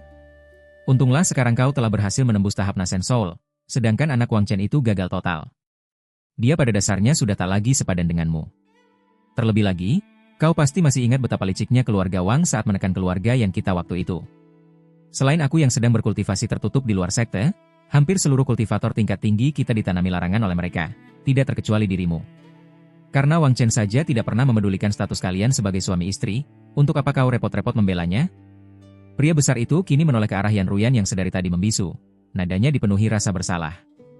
Mana mungkin Ruyan tidak mengerti maksud paman. Namun, biar bagaimanapun, aku dan dia pernah berstatus suami istri. Mustahil aku bisa menyetujuinya secara gamblang. Sepulangnya dari sini, aku akan langsung mengasingkan diri untuk kultivasi tertutup selama 100 tahun dan berhenti mencampuri urusan sekte. Tak peduli bagaimana paman menangani keluarga Wang maupun Wang Chen nanti, kalian tidak perlu memberitahuku. Yan Ruyan membalas dengan nada datar. Sesaat kemudian, cahaya pelariannya memancarkan kilau terang. Kecepatannya melesat 3 kali lipat dan langsung meninggalkan kedua pria itu jauh di depan. Pria besar berjubah kuning itu hanya bisa memasang raut wajah tak berdaya menatap kepergian sang keponakan. Aku juga tidak akan banyak bicara lagi. Asalkan hal ini benar-benar bermanfaat bagi sekte, tangani saja urusan keluarga Wang sesuai keinginanmu. Adik seperguruan Yan, timpal pria tua bermarga Zhong setelah mempertimbangkannya cukup lama. Ia tak punya pilihan selain menyetujui usulan rekannya. Kakak seperguruan Zhong, tenang saja. Aku tahu batasanku dan sama sekali tidak akan bertindak terlalu kejam. Mendengar persetujuan itu, sang pria besar membalas kegirangan. Pria tua itu sekadar menggelengkan kepala tanpa menanggapi lagi. Suasana hatinya tampak sedang buruk. Pria bermarga yang tersebut menyadarinya, namun ia tak peduli. Ia paham betul bahwa rekannya itu sudah jauh lebih lama mengenal Wang Chen beserta ayahnya ketimbang mengenal dirinya. Sangat wajar jika pria tua itu merasa berat hati melepaskan mereka. Hanya saja, menyerahkan pusaka sekelas mutiara pengumpul roh pada orang lain, aku benar-benar merasa ini sangat disayangkan. Rasa gembira pria besar itu seketika surut, digantikan oleh decakan lidah penuh penyesalan. Disayangkan? Apa kau benar-benar berpikir kalau mutiara pengumpul roh itu adalah barang milik sekte kita? Cibiran dingin pria tua bermarga Zhong sontak membuat pria besar di sebelahnya tercengang. Apa maksudmu? Bukankah mutiara itu dikeluarkan sendiri oleh kakak seperguruan dari perbendaharaan sekte? Pria berjubah kuning itu mulai curiga. Hehe, entah mutiara itu dulunya milik sekte kita atau bukan, aku juga tidak tahu pasti. Namun, 100% faktanya, benda itu diserahkan langsung ke tanganku oleh iblis tua Hehuan, ujar si pria tua bermarga Zhong seraya tertawa licik. Iblis tua Hehuan? Pria besar itu benar-benar terkesiap. Benar. Belum lama ini, iblis tua itu mendadak mendatangiku dan menyerahkan mutiara tersebut. Dia bilang benda ini dulu pernah dipinjam oleh sekte Hehuan dari sekte kita. Dia juga mengisyaratkan bahwa satu-satunya orang yang sanggup menyelesaikan krisis ini hanyalah tetua besar Han dari sekte Luoyun, dan mutiara tersebut adalah umpan terbaik untuk menggerakkannya. Ada apa? Apa kau merasa ini terlalu janggal? Adik seperguruan Yan? Jelas pria tua itu penuh makna. Sekalipun mutiara itu benar-benar milik sekte kita, mustahil iblis tua Hehuan itu berbaik hati mengembalikannya. Jangan-jangan ada yang tidak beres dengan mutiara pengumpul roh tersebut? Pria besar itu merespons cepat. Raut wajahnya seketika pucat pasi begitu menyadari kejanggalan ini. Mutiara pusaka itu tak bermasalah. Aku sudah memeriksanya berkali-kali dengan sangat teliti. Baik efek spiritual maupun wujudnya, sama persis dengan mutiara roh kayu yang ada dalam legenda. Tidak mungkin palsu.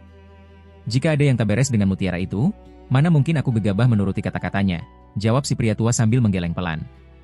Tapi iblis tua itu tidak mungkin melakukan sesuatu tanpa alasan. Kakak seperguruan Zhong seharusnya mendiskusikan hal ini dengan kami terlebih dahulu. Kalau sampai ada jebakan di balik semua ini, tindakanmu justru bisa mengundang musnahnya sekte kita. Ketenangan di wajah pria besar berjubah kuning itu lenyap tak berbekas, digantikan oleh kepanikan. HMPH. Kalau kita tidak menuruti perkataan iblis tua itu, barang berharga apalagi yang sanggup membujuk kultivator nomor 1 Tianan untuk turun tangan? Soal aku yang tidak berdiskusi denganmu sebelumnya, untuk apa diungkit sekarang? Selain cara ini, apa sekte kita punya jalan keluar lain? Kalau ada, kau dan aku tak perlu memelas datang jauh-jauh ke sekte Luoyun seperti tadi, dengus pria tua bermarga Zhong dingin. Kerutan cemas di dahi pria besar itu belum memudar, namun ia pun tak menemukan kata-kata yang tepat untuk membantah. Sudahlah, mutiaranya toh sudah diserahkan. Kalaupun mau menyesal, semuanya sudah terlambat. Asalkan wujud mutiara itu sendiri tidak bermasalah, kalaupun terjadi sesuatu nantinya, kita tidak akan ikut terseret. Setelah lama terdiam, pria bermarga Yan itu hanya bisa pasrah dan menghibur dirinya sendiri. Ucapanmu tidak salah, adik seperguruan Yan. Mutiara pengumpul roh adalah pusaka eksotis yang tersohor sejak zaman kuno. Berhubung benda itu sudah lama menghilang, sekalipun benar-benar ada rahasia buruk di baliknya, kita bisa mencuci tangan dengan mudah. Terlebih lagi, kultivator nomor 1 Tianan itu sendiri sudah memastikannya asli tanpa masalah. Hal ini justru membuat posisi sekte kita semakin terbebas dari tuduhan. Sebuah kilatan kejam melintas di mata pria tua bermarga Zhong saat ia kembali mencibir. Baiklah, karena nasi sudah menjadi bubur, kita hanya bisa berharap demikian. Namun, untuk berjaga-jaga, begitu sekte kita selamat dari bencana ini dan berhasil menemukan tempat bernaung baru, kita harus segera menyegel gunung dan mengasingkan diri dari dunia luar selama 100 tahun penuh, putus pria besar berjubah kuning itu setelah berpikir sejenak. Ya, idemu sangat masuk akal. Kita akan lakukan hal itu. Pria tua bermarga Zhong mengangguk setuju. Tak ada lagi hal yang perlu diperbincangkan oleh kedua tetua sekte roh hantu tersebut. Mereka sontak mempercepat pelarian, menyusul jejak cahaya Yan Ruyan yang nyaris menghilang dari cakrawala. Di saat yang bersamaan, jauh di dalam kolam Tianyang pada area terlarang sekte Hehuan yang berselimut kabut pekat, sesosok tubuh tampak duduk bersila di atas sebuah batu raksasa. Sosok samar itu menggumam pelan. Jika dihitung-hitung, pusaka itu seharusnya sudah jatuh ke tangan bocah bermarga Han saat ini. Heh, mutiara roh kayu. Dengan harta eksotis itu, kecepatan kultivasimu pasti akan melesat drastis. Namun, begitu tiba saatnya bagimu menembus hambatan kultivasi menuju tahap transformasi dewa, hehe. Seiring gumaman bergema, seringai licik penuh niat jahat tersungging di wajah pria misterius tersebut. Di dalam pavilion VIP, Hanli memainkan mutiara roh kayu di tangannya sejenak. Tepat saat ia hendak menyimpannya bersama dua pusaka lain, suara datar seorang bocah tiba-tiba terdengar di telinganya. Rekan Daohan, apakah kau benar-benar berencana menerima mutiara ini begitu saja? Ada apa? Apa ada yang salah dengan mutiara pengumpul roh ini? Hanli tertegun dan bertanya dengan alis sedikit berkerut. Hehe, tidak ada masalah dengan mutiaranya. Namun, tahukah kau kalau mutiara pengumpul roh ini sebenarnya adalah barang setengah jadi yang gagal? Jika kau mengandalkannya untuk berkultivasi, pada tahap awal basis kultivasimu memang akan melesat drastis dan kekuatan sihirmu maju pesat. Akan tetapi, begitu kultivasimu mencapai tingkat tertentu dan membentur hambatan kultivasi, kau baru akan merasakan kerugiannya. Bagi kultivator tingkat tinggi yang menggunakan mutiara ini, proses terobosan hambatan kultivasi akan menjadi beberapa kali lipat lebih sulit dibandingkan kultivator biasa. Sang bocah memberi jeda sejenak sebelum menjelaskan lebih lanjut. Pasalnya, di saat kecepatan kultivasimu meroket berkat serapan satu jenis ki spiritual, benda ini secara diam-diam menumpulkan kepekaanmu terhadap elemen ki spiritual lainnya. Bagi kultivator di bawah tahap Nascent Soul, efek samping ini memang tidak terlalu terasa. Namun, bagi kultivator sepertimu yang butuh menyerap berbagai jenis energi vital langit dan bumi untuk melakukan terobosan, kerugiannya sama sekali tidak sepadan dengan keuntungannya. Oleh karena itu, walau mutiara pengumpul roh ini terkesan ajaib, di alam roh benda ini biasanya cuma dipakai untuk mempercepat kultivasi murid tingkat rendah yang berbakat buruk. Kultivator tingkat tinggi tak akan sudi mengambil jalan pintas yang memaksakan pertumbuhan semacam itu. Ternyata begitu? Hanli sedikit terkejut. Sang bocah lalu melanjutkan dengan santai, berhubung pusaka ini cuma barang setengah jadi, kalau kau bisa menemukan beberapa material elemen kayu langka lainnya, kau bisa mengubahnya menjadi pusaka jenis lain, yaitu mutiara kelahiran kayu. Meskipun tidak bisa mempercepat kultivasimu, jika sudah dimurnikan sepenuhnya, mutiara itu bisa memberimu satu kali kesempatan menggunakan kemampuan ilahi tubuh tak bisa mati. Di saat genting, kemampuan itu cukup untuk menyelamatkan nyawa kecilmu. Tubuh tak bisa mati? Hanli benar-benar tertegun mendengarnya. Ia sudah lama mendambakan kemampuan ilahi semacam itu. Sayangnya, sejauh ini ia hanya pernah melihatnya pada binatang iblis bergaris keturunan luar biasa, iblis kuno, atau mayat iblis Tianjue yang telah terdemonisasi. Ia belum pernah mendengar ada kultivator ras manusia yang sanggup menguasainya. Benar. Sebutir mutiara kelahiran kayu sudah cukup untuk membuatmu menggunakan tubuh tak bisa mati sekali saja. Begitu diaktifkan, sekalipun kepalamu terpenggal atau tubuhmu terbelah dua, kau bisa pulih seperti sedia kala, kekeh sang bocah. Benar-benar sehebat itu? Tapi kalau cuma bisa dipakai sekali, bukankah itu sama saja dengan pusaka sekali pakai? Hanli yang tadinya tergiur kembali ragu. Bisa menggunakan tubuh tak bisa mati sekali untuk menyelamatkan nyawa kecilmu di saat kritis, apalagi yang membuatmu tidak puas? Lagi pula, selain mutiara roh kayu ini, material pendukung lainnya mungkin sangat sulit ditemukan di alam manusia. Entah kau bisa memurnikannya atau tidak, itu masih belum pasti, dengus sang bocah santai. Memangnya material apa saja yang dibutuhkan? Aku kebetulan sudah mengumpulkan cukup banyak material elemen kayu, ujar Hanli sambil tersenyum acuh tak acuh. Aku akan membuatkan salinan daftarnya untukmu. Tapi sebagai ganti metode pemurniannya, aku butuh kau memberiku beberapa barang. Bocah itu bicara belak-belakan dan langsung mengajukan syarat. Oh, apa yang kau butuhkan, rekan Dao Tianlan? Katakan saja. Hanli justru merasa lega mendengarnya. Jika pakar suci Tianlan ini memberikan metode pemurnian secara cuma-cuma, ia malah akan curiga. Walaupun mereka pernah saling bantu saat menghadapi tribulasi petir, pada akhirnya manusia dan iblis memiliki jalan yang berbeda. Hubungan mereka saat ini hanya sebatas simbiosis mutualisme, sehingga Hanli selalu menyimpan kewaspadaan di hatinya. Mustahil ras manusia dan iblis bisa langsung saling percaya hanya karena bantuan kecil di masa lalu. Bantuan yang diberikan makhluk ini kemungkinan besar hanya karena kuali pusaka Sutian berada di bawah kendali Hanli. Karena si bocah tidak bisa bertindak mandiri di luar kuali, ia terpaksa menundukkan kepala. Syaratku tidak muluk-muluk. Meski sudah berhasil mengambil wujud manusia, aku masih butuh menelan beberapa obat spiritual untuk menstabilkan ranah kultivasiku. Dengan statusmu di Tianan saat ini, saudara Han, obat-obatan itu pasti sangat mudah kau dapatkan, jelas sang bocah perlahan. Tidak masalah. Rekan Dao bisa menuliskan daftar obat yang kau butuhkan bersamaan dengan metode pemurnian tersebut, jawab Hanli lugas. Bagus.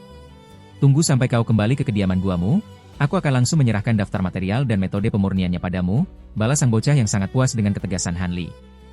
Han Li tersenyum dan mengembalikan mutiara roh kayu itu ke dalam kotak. Dengan sapuan telapak tangannya, ketiga harta pusaka itu langsung masuk ke dalam kantong penyimpanan secara bersamaan. Rekan Dao Tianlan, menurutmu apakah sekte roh hantu tahu soal kelemahan mutiara ini? Suara Han Li mendadak berubah dingin diiringi kilatan tajam di matanya. Sulit dipastikan. Berdasarkan ucapanmu tadi, pusaka ini sudah ditinggalkan oleh para kultivator kuno sejak lama, jadi informasi soal kelemahannya kemungkinan besar tidak terwariskan. Namun, kalau ada kultivator Nasen Soul di sekte roh hantu yang pernah mempraktikkan teknik berelemen kayu dengan mutiara ini, mereka pasti menyadari bahayanya. Jika tidak, mustahil kelemahan itu bisa dideteksi hanya dari fisik mutiaranya saja. Kenapa? Kau curiga mereka sengaja menggunakan benda ini untuk menjegalmu naik ke tahap transformasi dewa? Jawab sang bocah. Tadinya aku berpikir begitu. Tapi setelah dipikir-pikir lagi, sekte roh hantu tak punya motif untuk melakukannya. Tujuan mutiara ini cuma untuk mencegahku menembus tahap transformasi dewa. Sekalipun aku mandek di ranah Nasen Soul, aku tetaplah kultivator nomor 1 di Tianan. Apa mereka tidak takut aku akan menyadari kejanggalan ini suatu hari nanti lalu menghancurkan sekte mereka karena murka? Pasti ada dalang lain di balik semua ini. Han Li mengelus dagunya, pikirannya berputar cepat menganalisis situasi. Coba kupikir, karena dalang ini bisa memanfaatkan sekte roh hantu, pelakunya kemungkinan besar adalah kultivator lokal Tianan. Lalu, apa untungnya bagi orang lain jika aku gagal mencapai tahap transformasi dewa? Meskipun aku tidak menjadi kultivator transformasi dewa, tetap tak ada seorang pun di Tianan yang sebanding denganku. Satu-satunya konsekuensi dari kegagalanku adalah umurku tidak akan bertambah panjang, mentok di sekitar 1000 tahun lebih.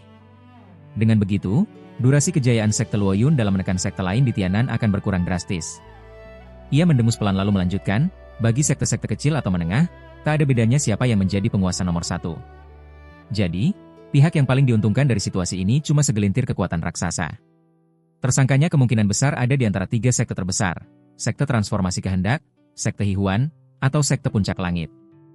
Atau jangan-jangan, mereka bertiga sudah diam-diam bersekongkol. Mendengar analisismu, teka-teki yang tadinya cuma sebatas petunjuk buta kini terdengar sangat masuk akal. Kau pikir 3 kultivator Nasen Soul tahap akhir lainnya ikut campur dalam konspirasi ini? Sang bocah agak tertegun, lalu menanggapi dengan senyum getir. Mungkin saja. Tapi itu baru tebakan. Siapa yang tahu kebenaran aslinya? Aku sendiri tak yakin berapa persen kepastian analisaku ini. Han Li bangkit berdiri.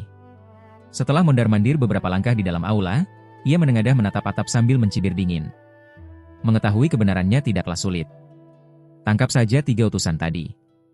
Gunakan teknik pencarian jiwa pada mereka dan kau akan langsung tahu jawabannya, saran sang bocah diselingi tawa kecil. Menangkap mereka bertiga memang mudah, tapi belum tentu membuahkan hasil. Kalaupun aku berhasil mengorek kebenarannya, aku tak bisa sembarangan menyerang sekte-sekte itu tanpa bukti kuat. Terlebih lagi, kalau aku terang-terangan menculik 3 petinggi sekte roh hantu, aku malah akan jadi bulan-bulanan kritik publik. Menyandang gelar sebagai kultivator nomor 1 Tianan saat ini memang membuat orang lain segan dan takut, tapi pasti lebih banyak lagi yang iri dan waspada padaku. Bisa-bisa musuh dalam selimut mengambil kesempatan ini untuk menghasut seluruh dunia kultivasi Tianan agar mengeroyokku. Kalau sudah begitu, sehebat apapun diriku, aku tetap tak akan sanggup melawan seluruh benua sendirian. Kasus pengeroyokan massal seperti itu bukan hal baru di Tianan. Sekilas ekspresi geram melintas di wajah Han Li, namun setelah menimbang-nimbang, ia tetap menggelengkan kepala. Bocahan, kau terlalu berhati-hati dan penakut. Kalau pakai gaya orang tua ini saat masih di alam roh, hehe. Tapi untuk sekarang, terserah kau saja. Selama kau bisa menjaga nyawamu sendiri, aku tak akan ikut campur, timpal sang bocah malas-malasan. Tenang saja. Karena aku sudah tahu ada yang diam-diam mengincar nyawaku, aku pasti akan lebih waspada. Untuk sekarang, mending pura-pura tidak tahu saja. Kalau orang itu kapok dan berhenti sampai di sini, maka biarlah. Tapi kalau dia berani memainkanku lagi, aku pasti akan menangkap basah dirinya. Begitu aku mengantongi bukti kuat HMPH, akan kubuat mereka merasakan ngerinya berada di antara hidup dan mati. Ekspresi Han Li tetap tenang, namun ada bicaranya memancarkan hawa dingin yang menusuk tulang. Kali ini sang bocah hanya terkekeh ringan dan tidak membalas lagi. Han Li berdiam di aula sebentar sebelum akhirnya berjalan keluar pavilion VIP. Ia mendongak menatap pavilion lain tak jauh dari tempatnya berdiri, kedua alisnya tanpa sadar berkerut merapat. Kedatangan Han Yunzi mungkin masih bisa dimengerti, tapi ada urusan apa Dong Xuan Er sampai repot-repot menemuinya? Di masa lalu, hubungannya dengan wanita itu tidak bisa dibilang akur. Dong Xuan Er memang luar biasa cantik dan menawan, namun tak sedikit pun meninggalkan kesan baik di hati Han Li. Akan tetapi, ada satu hal yang terus mengganjal di benak Han Li. Bertahun-tahun lalu, Ia pernah mendengar kabar dari seorang murid buangan sekte Hihuan bahwa setelah Dong Xuan-er mencapai tahap pembentukan inti, wanita itu diam-diam mengerahkan orang untuk mencarinya kemana-mana. Apa motif di balik pencarian itu? Mata Han Li berkedip beberapa kali menatap paviliun di kejauhan tersebut. Setelah itu, ia perlahan berjalan menghampiri tempat tersebut. Memasuki aula dalam paviliun, tampak dua kultivator wanita berparas ayu terdiam membisu. Wanita berbaju kuning duduk dengan anggun, memancarkan pesona kelembutan dari wajahnya yang halus dan cantik. Di sisi lain, wanita yang berdiri mengenakan gaun putih. Penampilannya teramat menawan walau raut kelelahan samar-samar terlihat di sela alisnya. Namun, rasa lelah itu tak mengurangi kecantikannya sedikit pun, justru menambah pesona sendu yang sanggup menggugah hati siapa saja. Begitu Han Li melangkah masuk, kedua wanita itu serempak menoleh. Kedatangan kalian berdua secara bersamaan ini sungguh membuatku terkejut. Namun, peri berdua adalah kenalan lamaku. Bisa bertemu lagi di hari ini, mau tak mau membuatku merasa sedikit bernostalgia. Han Li melangkah mendekati mereka berdua, menyapukan pandangan dengan senyum tipis tersungging di bibirnya. Kakak tertua Han. Ah tidak, Senior Han. Apakah kunjungan Yunzi kali ini merepotkan senior? Mata hitam pekat wanita berbaju kuning itu langsung berbinar penuh kejutan dan kegembiraan saat melihat Han Li. Ia buru-buru bangkit berdiri dan menyapa dengan sedikit canggung. Di sisi lain, bibir Dong Xuan-er yang mengenakan gaun putih tampak bergerak beberapa kali. Pada akhirnya ia tidak mengucapkan sepatah kata pun. Namun, ekspresi wajahnya terlihat rumit, ada raut antusias dan gembira, sekaligus canggung dan kesal. Kedatangan Nona Han ke sini saja sudah membuatku sangat gembira, mana mungkin kuanggap merepotkan? Kamu juga tidak perlu memanggilku senior segala, panggil saja kakak tertua Han seperti biasa. Dilihat-lihat, kamu sepertinya sudah mencapai puncak pembentukan inti tahap menengah. Tampaknya, menembus tahap akhir bisa segera terwujud dalam waktu dekat, ujar Han Li sambil tersenyum. Mendengar ucapan Han Li, rona merah tipis menjalar di wajah wanita berbaju kuning itu. Ia pun segera mengangguk gembira. Kedatanganku kali ini sebenarnya untuk berterima kasih kepada kakak tertua Han atas kebaikanmu melepaskan nyawaku 2 kali di masa lalu. Jika waktu itu aku berhadapan dengan kultivator lain, Yunzi khawatir tak akan bisa bertahan hidup di kedua kesempatan itu, ungkap Han Yunzi dengan suara pelan namun penuh rasa syukur. Ternyata kamu masih mengingat kejadian di uji coba berdarah waktu itu. Kamu juga sudah tahu kalau insiden di negara Yu setelahnya adalah perbuatanku, ya? Han Li sempat tertegun sebelum akhirnya tertawa pelan. Belum lama ini aku bertemu dengan kakak seperguruan Liu Yu. Dialah yang menceritakan kejadian masa lalu itu kepadaku. Kalau tidak, aku tak akan punya keberanian untuk datang menemui kakak tertua Han. Senyum tipis mengembang di sudut bibir Han Yunzi. Anehnya, Han Li secara alami menganggap wanita ini layaknya adik perempuannya sendiri. Di sisi lain, Han Yunzi tampaknya juga merasakan hal yang sama terhadap Han Li. Hanya dengan beberapa patah kata, ia sudah melupakan status tinggi Han Li saat ini dan mulai mengobrol serta tertawa akrab bersamanya. Dalam obrolan itu, Han Li dan Han Yunzi bernostalgia tentang berbagai kejadian di pertemuan kecil Tainan dan uji coba berdarah bertahun-tahun silam. Keduanya merasa cukup emosional. Saat mengikuti pertemuan kecil di masa lalu itu, mereka sama sekali tak pernah menyangka bisa kembali duduk bersama 2 hingga 300 tahun kemudian. Apalagi di masa itu, sosok kultivator tahap pembangunan pondasi saja sudah menjadi eksistensi yang sangat mereka segani. Ah, benar juga. Kakak Dong ini adalah kenalan baruku di upacara perayaan. Kudengar dia dulunya adalah rekan seperguruan kakak tertua Han. Kedatangannya kemari juga karena ada urusan denganmu, ucap Han Yunzi yang tiba-tiba teringat sesuatu. Ia menoleh dan tersenyum pada Dong Xuan-er sebelum menjelaskan hal itu kepada Han Li. Peri Dong memang pernah berada di sekte lembah Maple Kuning bersamaku dulu. Namun, kulihat basis kultivasi rekan Dao Dong tidak mengalami peningkatan berarti sejak pertemuan singkat kita yang terakhir kali. Tampaknya kultivasimu masih jalan di tempat, tanggap Han Li. Ia melirik Dong Xuan-er dan membalas dengan nada yang tak acuh. Aku jadi begini juga karena ulahmu. Wajah Dong Xuan-er memerah dan memucat bergantian. Ia menggertakkan gigi dan membentak Han Li dengan penuh amarah. Han Li tertegun, kepalanya dipenuhi kebingungan. Peri Dong, apa maksud ucapanmu? Apa hubungannya kemandekan basis kultivasimu denganku? Tanya Han Li setelah tersadar dari keterkejutannya.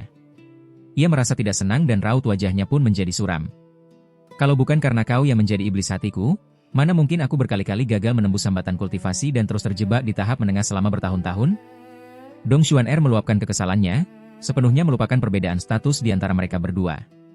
Ia memarahi Han Li seolah menumpahkan seluruh unek-unek yang selama ini terpendam. Iblis hati, gumam Han Li. Keraguan dan rasa terkejut terpancar jelas di wajahnya. Saat di kastil keluarga yang dulu, aku jatuh ke tangan Tian Bukue dan diculik ke sekte Hihuan. Di sanalah aku baru mengetahui latar belakang asliku, jelas Dong Xuan-er sambil menggertakkan giginya.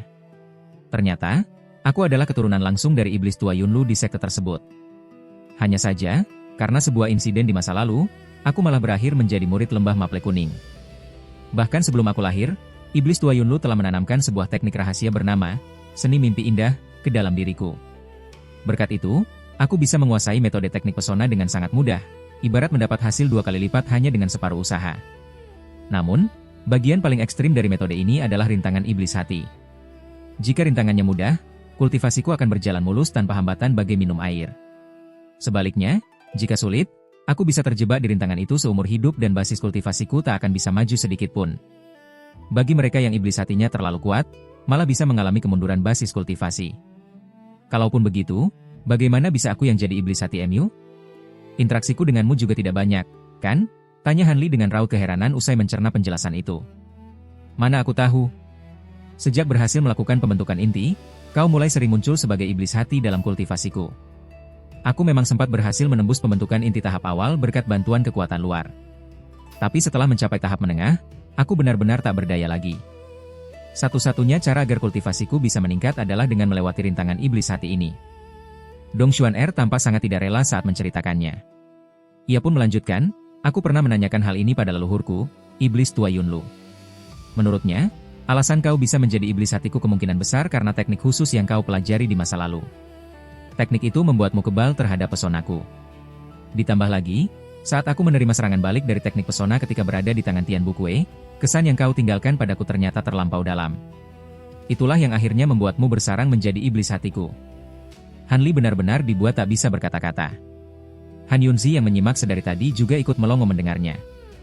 Kudengar tak lama setelah kau mencapai pembentukan inti, kau pernah mengutus orang untuk mencariku kemana-mana, kan? Memangnya, kalau kau berhasil menemukanku, apa yang akan kau lakukan terhadapku selaku iblis hati MU? Setelah beberapa saat, Han Li akhirnya kembali tenang.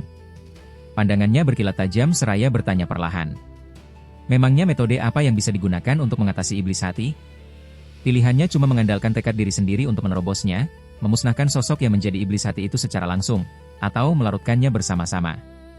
Sesaat kemudian, di dalam ruang rahasia yang tersembunyi di puncak ibu dan anak wilayah pegunungan awan mimpi, kabut putih pekat menyelimuti sekeliling, menandakan bahwa seluruh ruangan tersebut berada di bawah perlindungan larangan tingkat tinggi. Di tengah ruangan, tampak seseorang duduk bersila dengan cahaya biru berpendar di sekujur tubuhnya. 5 kerangka manusia seputih pualam duduk mengelilinginya dalam posisi serupa. Kerangka-kerangka ini berselimut lapisan tipis ki iblis berwarna abu-abu keputihan. Mulut mereka sedikit terbuka, masing-masing memancarkan 5 warna nyala api yang berkedip tanpa henti. Hitam, putih, biru, kuning, dan hijau. Sosok bercahaya biru di tengah itu menyatukan kedua tangannya di depan dada, mengapit segumpal nyala api ungu menyilaukan yang tampak samar di sela-selanya. Sosok itu tak lain adalah Han Li, yang entah sudah berapa tahun mengasingkan diri di tempat ini. Tiba-tiba, seberkas cahaya perak melintas di dinding.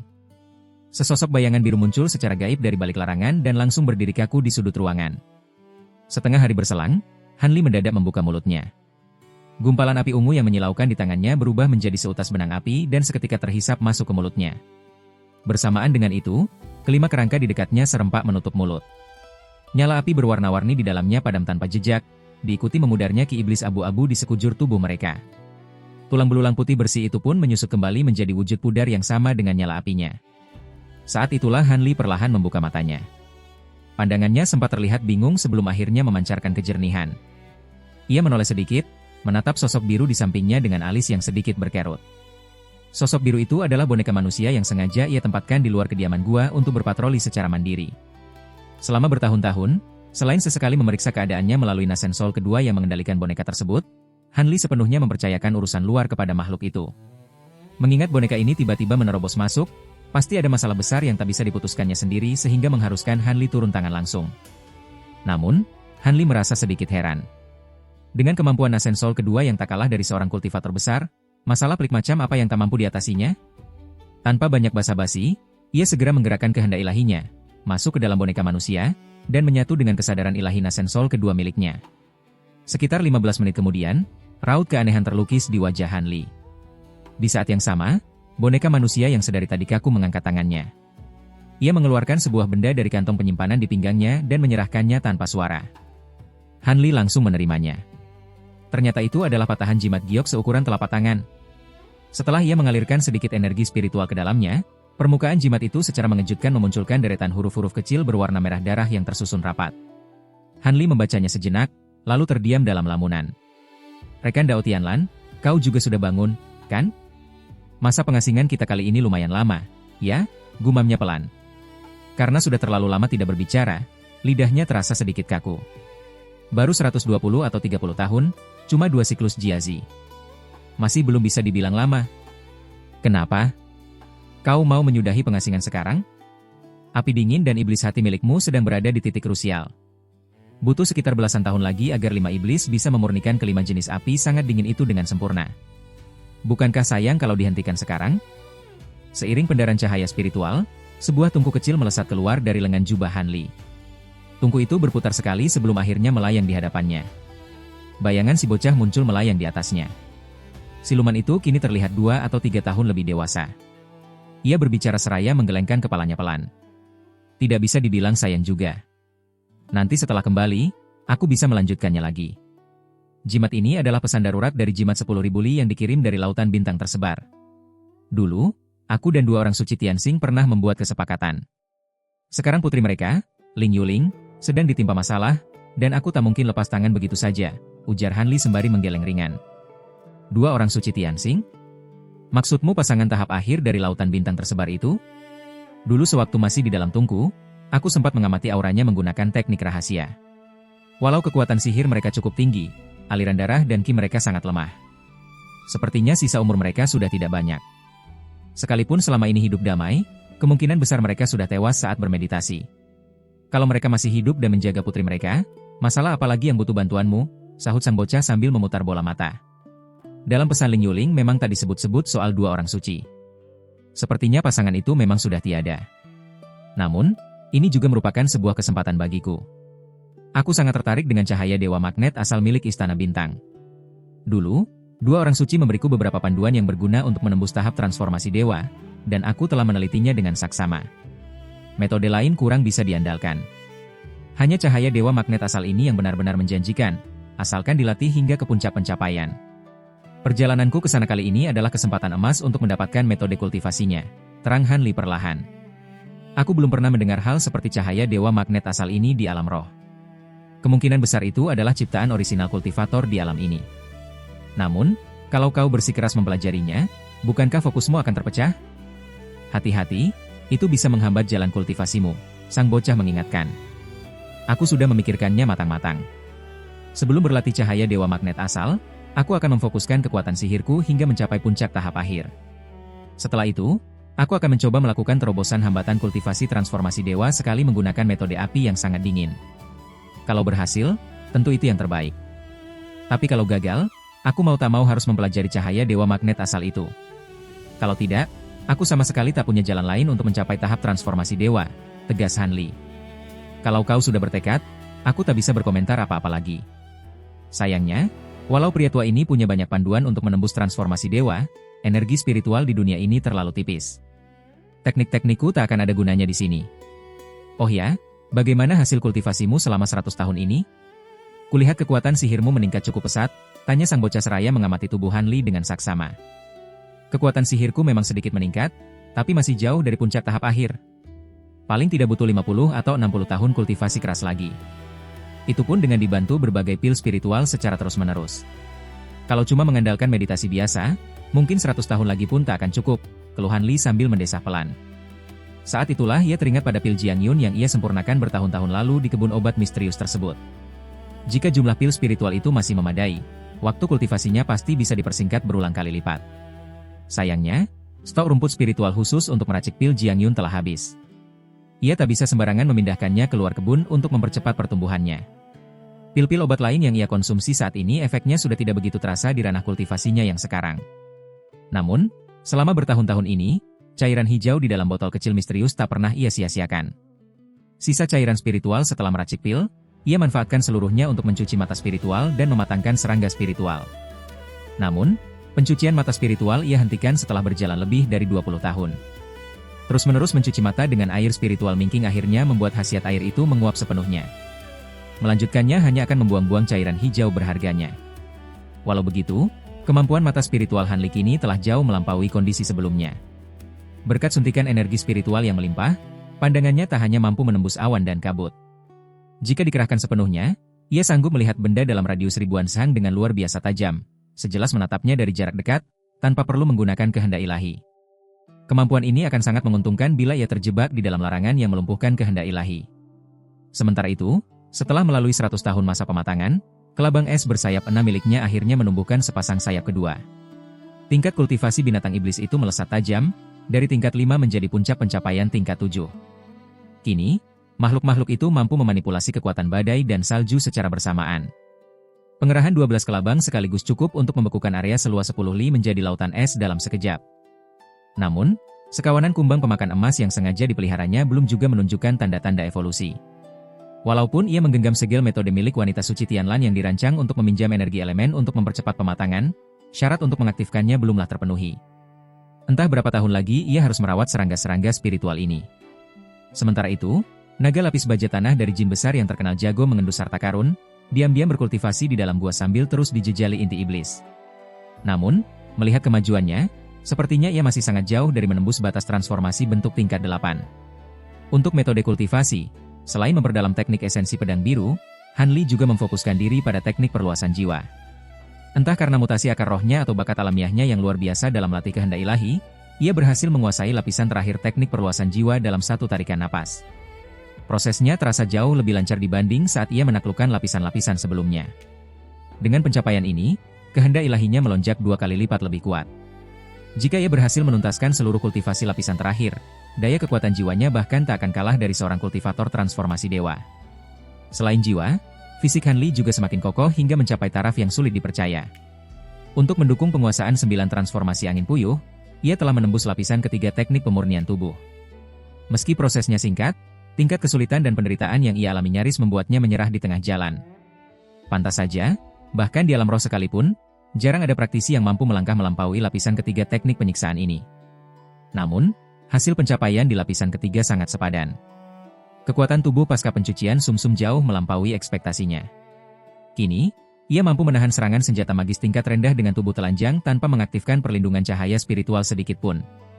Menguasai 9 transformasi angin puyuh itu sendiri cukup mudah. Ia hanya butuh waktu sekitar 1 tahun untuk memahaminya secara menyeluruh, lalu mampu mengerjakannya dengan sesuka hati. Selama masa pengasingan, Han Li juga menyempatkan diri untuk memurnikan beberapa harta pusaka. Salah satunya adalah mutiara kelahiran kayu, yang mampu memberikan perlindungan fisik tak tertembus. Benda ini tentu menjadi prioritas utamanya. Material utama yang dibutuhkannya adalah kayu pemelihara jiwa dan pohon mata spiritual, 2 spesies tumbuhan spiritual langka berunsur kayu. Bagi kultivator lain, mencari tumbuhan ini di alam manusia bak mencari jarum di tumpukan jerami. Namun, bagi Han Li, ini bukanlah masalah besar. Ia dengan mudah meracik mutiara kelahiran kayu tersebut dan memurnikannya langsung ke dalam tubuhnya. Selain mutiara pelindung, ia juga menyulap sepasang kail beracun kalajengking berwajah manusia berekor ganda dan pilar naga api rampasan dari Gunung Kunwu menjadi 2 set senjata magis tangguh yang lumayan berguna. Han Li merenungkan sejenak rentetan pencapaiannya selama pengasingan. Tiba-tiba ia mengibaskan lengannya. Sebuah botol giok hitam pekat melayang di udara. Ia menggumamkan beberapa patah mantra. Seketika, 5 kerangka di sekelilingnya bergetar hebat. Ki iblis abu-abu pekat menyembur dari dalamnya, lalu menggumpal membentuk 5 kepala hantu raksasa seukuran roda kereta yang menyemburkan api iblis dari mulut mereka yang menyeramkan. Percepat, titah Han Li seraya melemparkan sebuah segel tangan. Kelima kepala hantu itu mulai berputar liar lalu menyusut seketika menjadi sebesar kepalan tangan. Seberkas cahaya melesat dari botol giok hitam pekat, menyedot kelima makhluk gaib tersebut tanpa ampun. Han Li segera menyimpan kembali botolnya lalu bangkit berdiri. Dengan sebelah tangan, ia mengarahkan tangannya ke arah segel pelindung cahaya putih di dalam ruangan dan mengibas pelan. Pendar cahaya berkedip, disusul lenyapnya tabir larangan seketika. Sebuah pintu batu perlahan menampakkan diri. Han Li melangkah melewatinya tanpa ekspresi. Di belakangnya, boneka manusia berkedip sejenak dengan kilauan cahaya perak sebelum ikut raib di telan udara. Selama ratusan tahun, dunia kultivasi di negara Yu yang terletak di bagian tengah Tianan terus dilanda peperangan. Jarang sekali ada masa damai yang bertahan lama. Awalnya, 6 sekte negara Yu dikalahkan oleh sekte-sekte beraliran Dao Iblis. Setelah itu, faksi-faksi Dao Iblis saling bertarung secara terang-terangan maupun sembunyi-sembunyi untuk memperebutkan negara Yu, hingga akhirnya sekte roh hantu keluar sebagai pemenang. Namun 100 tahun yang lalu, sekte pengendali roh memanfaatkan melemahnya sekte roh hantu akibat pertempuran di lembah iblis jatuh. Mereka diam-diam bersekutu dengan beberapa sekte lain, melancarkan serangan mendadak, dan kembali mengusir sekte roh hantu dari negara Yu. Saat ini, negara Yu telah dibagi-bagi oleh beberapa sekte yang dipimpin oleh sekte pengendali roh.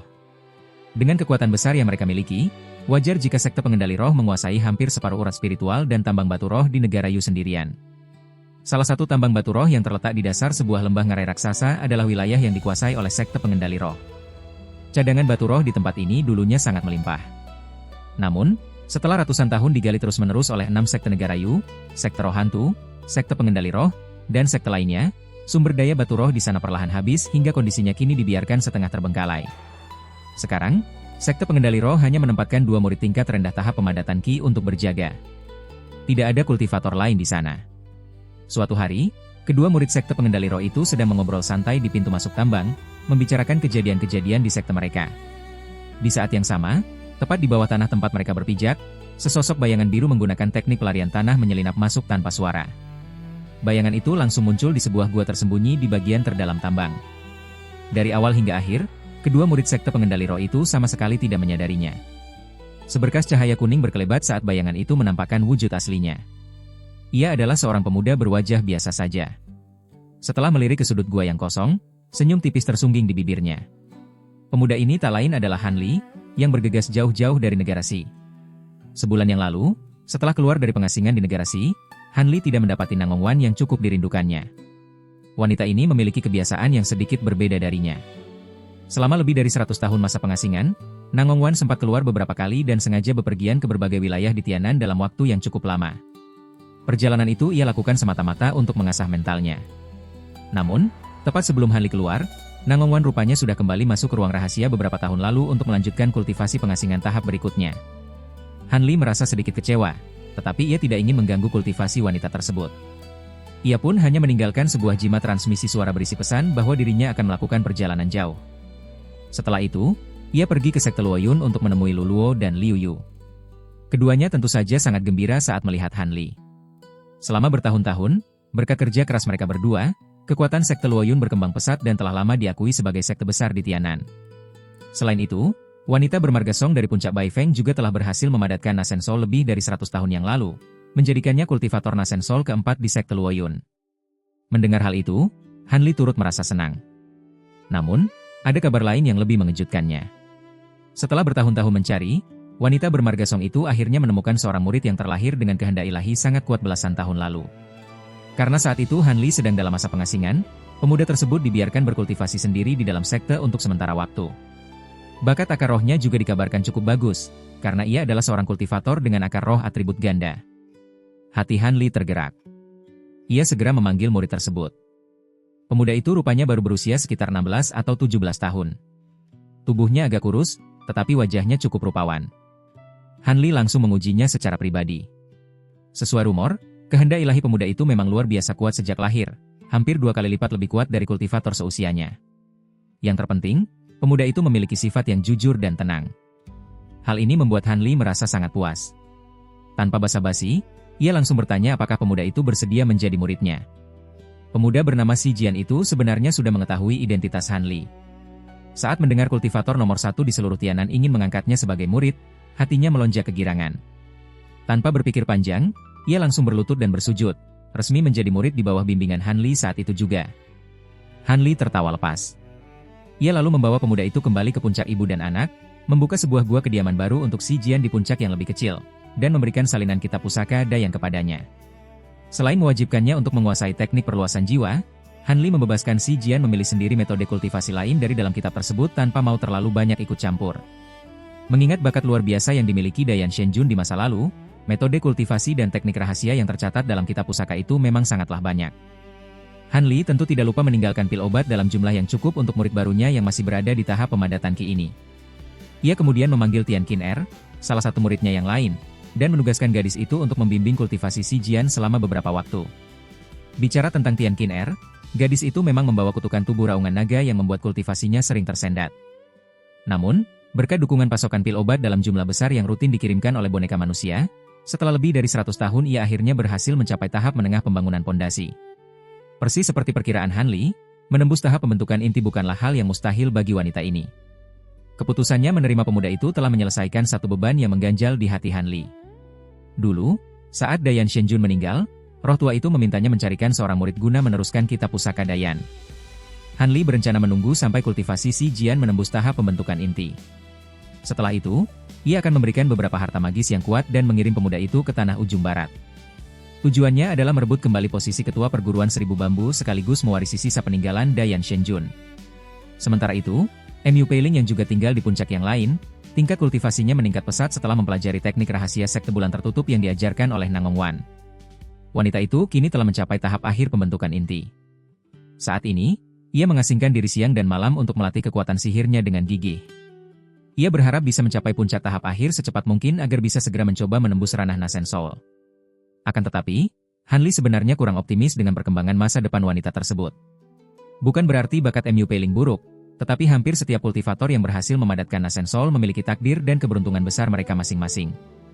Meskipun Mu Peiling berkultivasi dengan sangat rajin, tanpa adanya perjumpaan ajaib atau keberuntungan lain, harapannya untuk maju ke ranah Nasen Soul sangatlah tipis, sama seperti kultivator pada umumnya. Setelah membereskan semua urusan, baik urusan sekte maupun gua kediamannya sendiri, Han Li tidak menunda lebih lama lagi. Ia segera meninggalkan pegunungan awan mimpi dan langsung bertolak menuju negara Yu. Lagi pula, dari pesan yang dikirimkan Ling Yuling, situasi Istana Bintang saat ini sedang tidak baik. Mereka tampaknya benar-benar terdesak oleh aliansi penentang bintang. Jika situasinya tidak seburuk itu, wanita tersebut tidak mungkin menggunakan jimat 10.000 li hanya untuk meminta bantuan Han Li. Ia tentu tidak ingin melihat kejadian konyol di mana orang yang hendak diselamatkannya malah tewas duluan saat ia baru saja tiba di lautan bintang tersebar. Kini, ia telah tiba kembali di gua bawah tanah yang berada di dasar lembah ngarai raksasa. Gua inilah tempat bernaungnya formasi teleportasi kuno tersebut. Meski saat terakhir kali pulang ia sengaja menghancurkannya, Han Li telah lama menghafal seluruh tata letak formasi itu di luar kepala tanpa ada kesalahan sedikit pun. Selama ia menyusun ulang komponennya di posisi semula, ia pasti bisa berteleportasi kembali ke lautan bintang tersebar. Hal yang membuat Han Li merasa lebih lega adalah tempat ini hanya dijaga oleh 2 orang junior tahap pemadatan Qi. Cukup dengan mengerahkan sedikit ilusi, ia bisa menipu mata dan telinga mereka dengan mudah. Kedua penjaga itu tak akan pernah menyadari adanya keanehan. Sambil berpikir demikian, Han Li menggenggam kantong penyimpanan di pinggangnya, lalu melemparkannya ke udara. Kantong itu berputar cepat melayang rendah. Tiba-tiba lubangnya terbalik menghadap tanah dan memuntahkan seberkas kabut cahaya putih. Saat cahayanya meredup, setumpuk besar material bahan formasi setinggi hampir 1 meter tiba-tiba muncul di atas tanah. Tumpukan itu sebagian besar terdiri dari berbagai batu giok batu roh yang aneh. Han Li kembali melambaikan tangannya tanpa ekspresi, memicu kilatan cahaya putih lain dari dalam kantong penyimpanan. Kali ini, kantong itu memuntahkan lebih dari selusin panji sihir dan beberapa piringan sihir. Alat-alat itu mengapung di udara, berkedip memancarkan berbagai warna cahaya spiritual. Han Li menggumamkan sebuah mantra, lalu mengibaskan lengan jubahnya perlahan ke arah peralatan tersebut. Seketika, senjata-senjata magis itu berubah menjadi aneka warna cahaya dan melesat ke sekeliling gua. Dalam sekejap, semuanya menghilang tanpa jejak.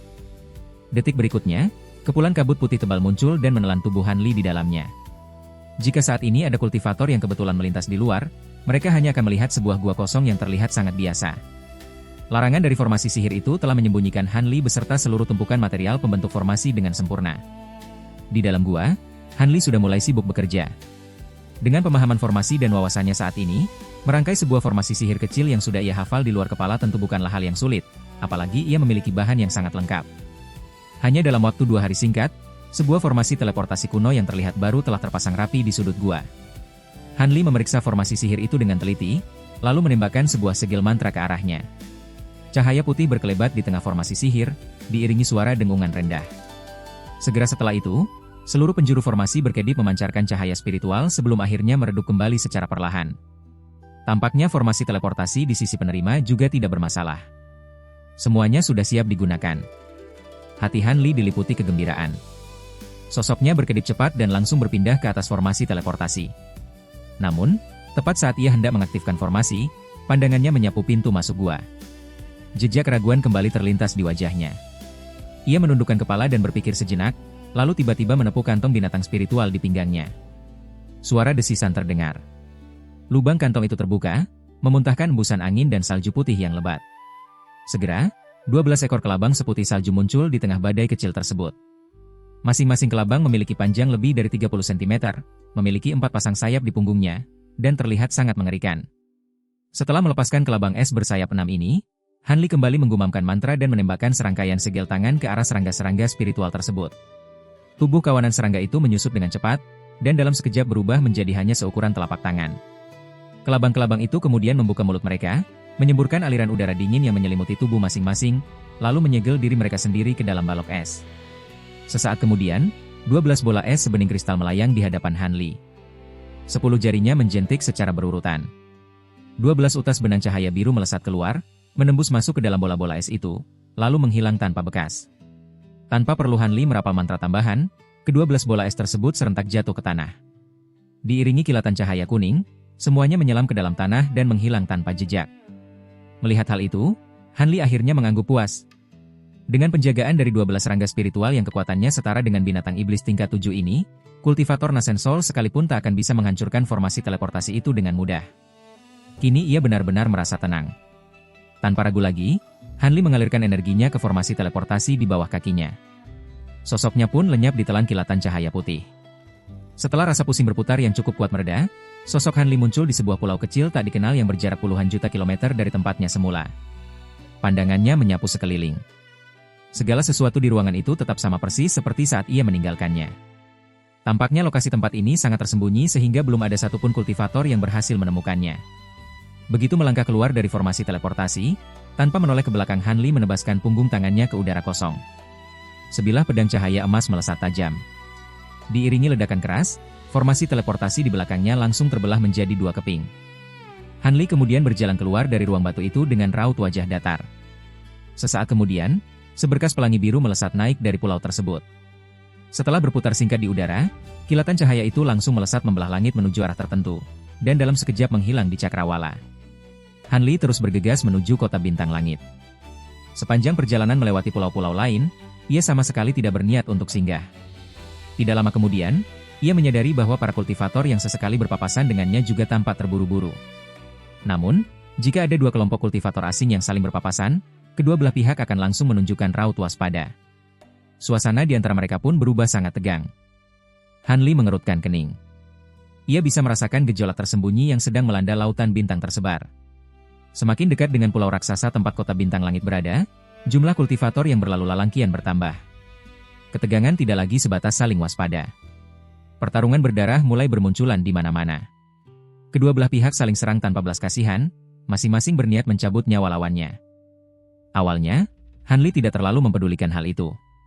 Akan tetapi, setelah melihat begitu banyak pertarungan di sepanjang jalan, ia akhirnya mengerti. Sebagian besar kultivator ini kemungkinan besar terlibat dalam perseteruan antara Istana Bintang dan Aliansi Penentang Bintang. Meskipun Aliansi Penentang Bintang saat ini tampak berada di atas angin, Istana Bintang telah menguasai lautan bintang tersebar sejak lama. Entah seberapa banyak sekte kuat yang memiliki ikatan mendalam dengan mereka. Hubungan itu mungkin tidak terlihat di saat damai, tetapi ketika Istana Bintang menghadapi ancaman kehancuran, kekuatan-kekuatan tersembunyi tersebut pasti akan bermunculan. Kenyataan ini membuktikan bahwa Istana Bintang benar-benar berada di ujung tanduk. Lagi pula, sekte kuno manapun tidak akan sembarangan memanggil kekuatan cadangan mereka jika situasinya belum benar-benar mendesak. Tentu saja, Han Li tidak akan gegabah mencampuri urusan Istana Bintang dan Aliansi Penentang Bintang tanpa mencari tahu situasi lautan bintang tersebar saat ini. Sayangnya, kultivator tingkat rendah memiliki kedudukan yang terbatas sehingga sulit dimintai informasi akurat. Oleh karena itu, meskipun sempat berpapasan dengan banyak kultivator tahap pembangunan pondasi, ia sama sekali tidak berhenti untuk bertanya. Hari itu, wujudnya yang telah berubah menjadi seberkas cahaya biru samar sedang melesat di langit tinggi. Tiba-tiba, ekspresinya berubah. Ia menoleh dan menatap ke kejauhan. Arah cahaya biru itu mendadak berbelok, melesat lurus menuju titik yang memancing perhatiannya. Dengan tingkat kultivasi Han Li saat ini, pancaran cahayanya hanya perlu berkedip beberapa kali sebelum ia muncul di udara sejauh beberapa kilometer. Ia menatap ke bawah, lalu menyunggingkan senyum tipis. Di udara yang lebih rendah, tampak seorang lelaki tua berjubah hitam dan seorang pria bertubuh besar dengan wajah garang. Mereka tengah bertarung sengit. Sang lelaki tua mengendalikan sebuah pedang terbang bercahaya kuning, sementara lawannya menggunakan pusaka berupa cincin bundar berwarna biru. Kebetulan sekali, keduanya berada di sekitar tahap menengah pembentukan inti. Kekuatan pusaka mereka pun seimbang. Pertarungan itu berjalan sengit tanpa ada yang mau mengalah. Dalam pandangan Han Li, jika tak ada satupun dari mereka yang menyimpan pusaka mematikan atau teknik rahasia penentu kemenangan, pertarungan ini setidaknya akan memakan waktu setengah hari lagi. Keduanya tidak memiliki kemampuan yang cukup untuk benar-benar membunuh satu sama lain. Pada akhirnya, salah satu dari mereka kemungkinan besar hanya akan kabur karena kehabisan tenaga. Kemunculan Han Li yang tiba-tiba di atas area pertarungan tentu saja membuat lelaki tua dan pria bertubuh besar itu terkejut. Tangan mereka refleks memperlambat pembentukan segel tangan, lalu serentak mendongak ke arahnya. Begitu indera kesadaran spiritual mereka mencoba mengukur sosok Han Li, raut wajah keduanya langsung berubah pucat pasi.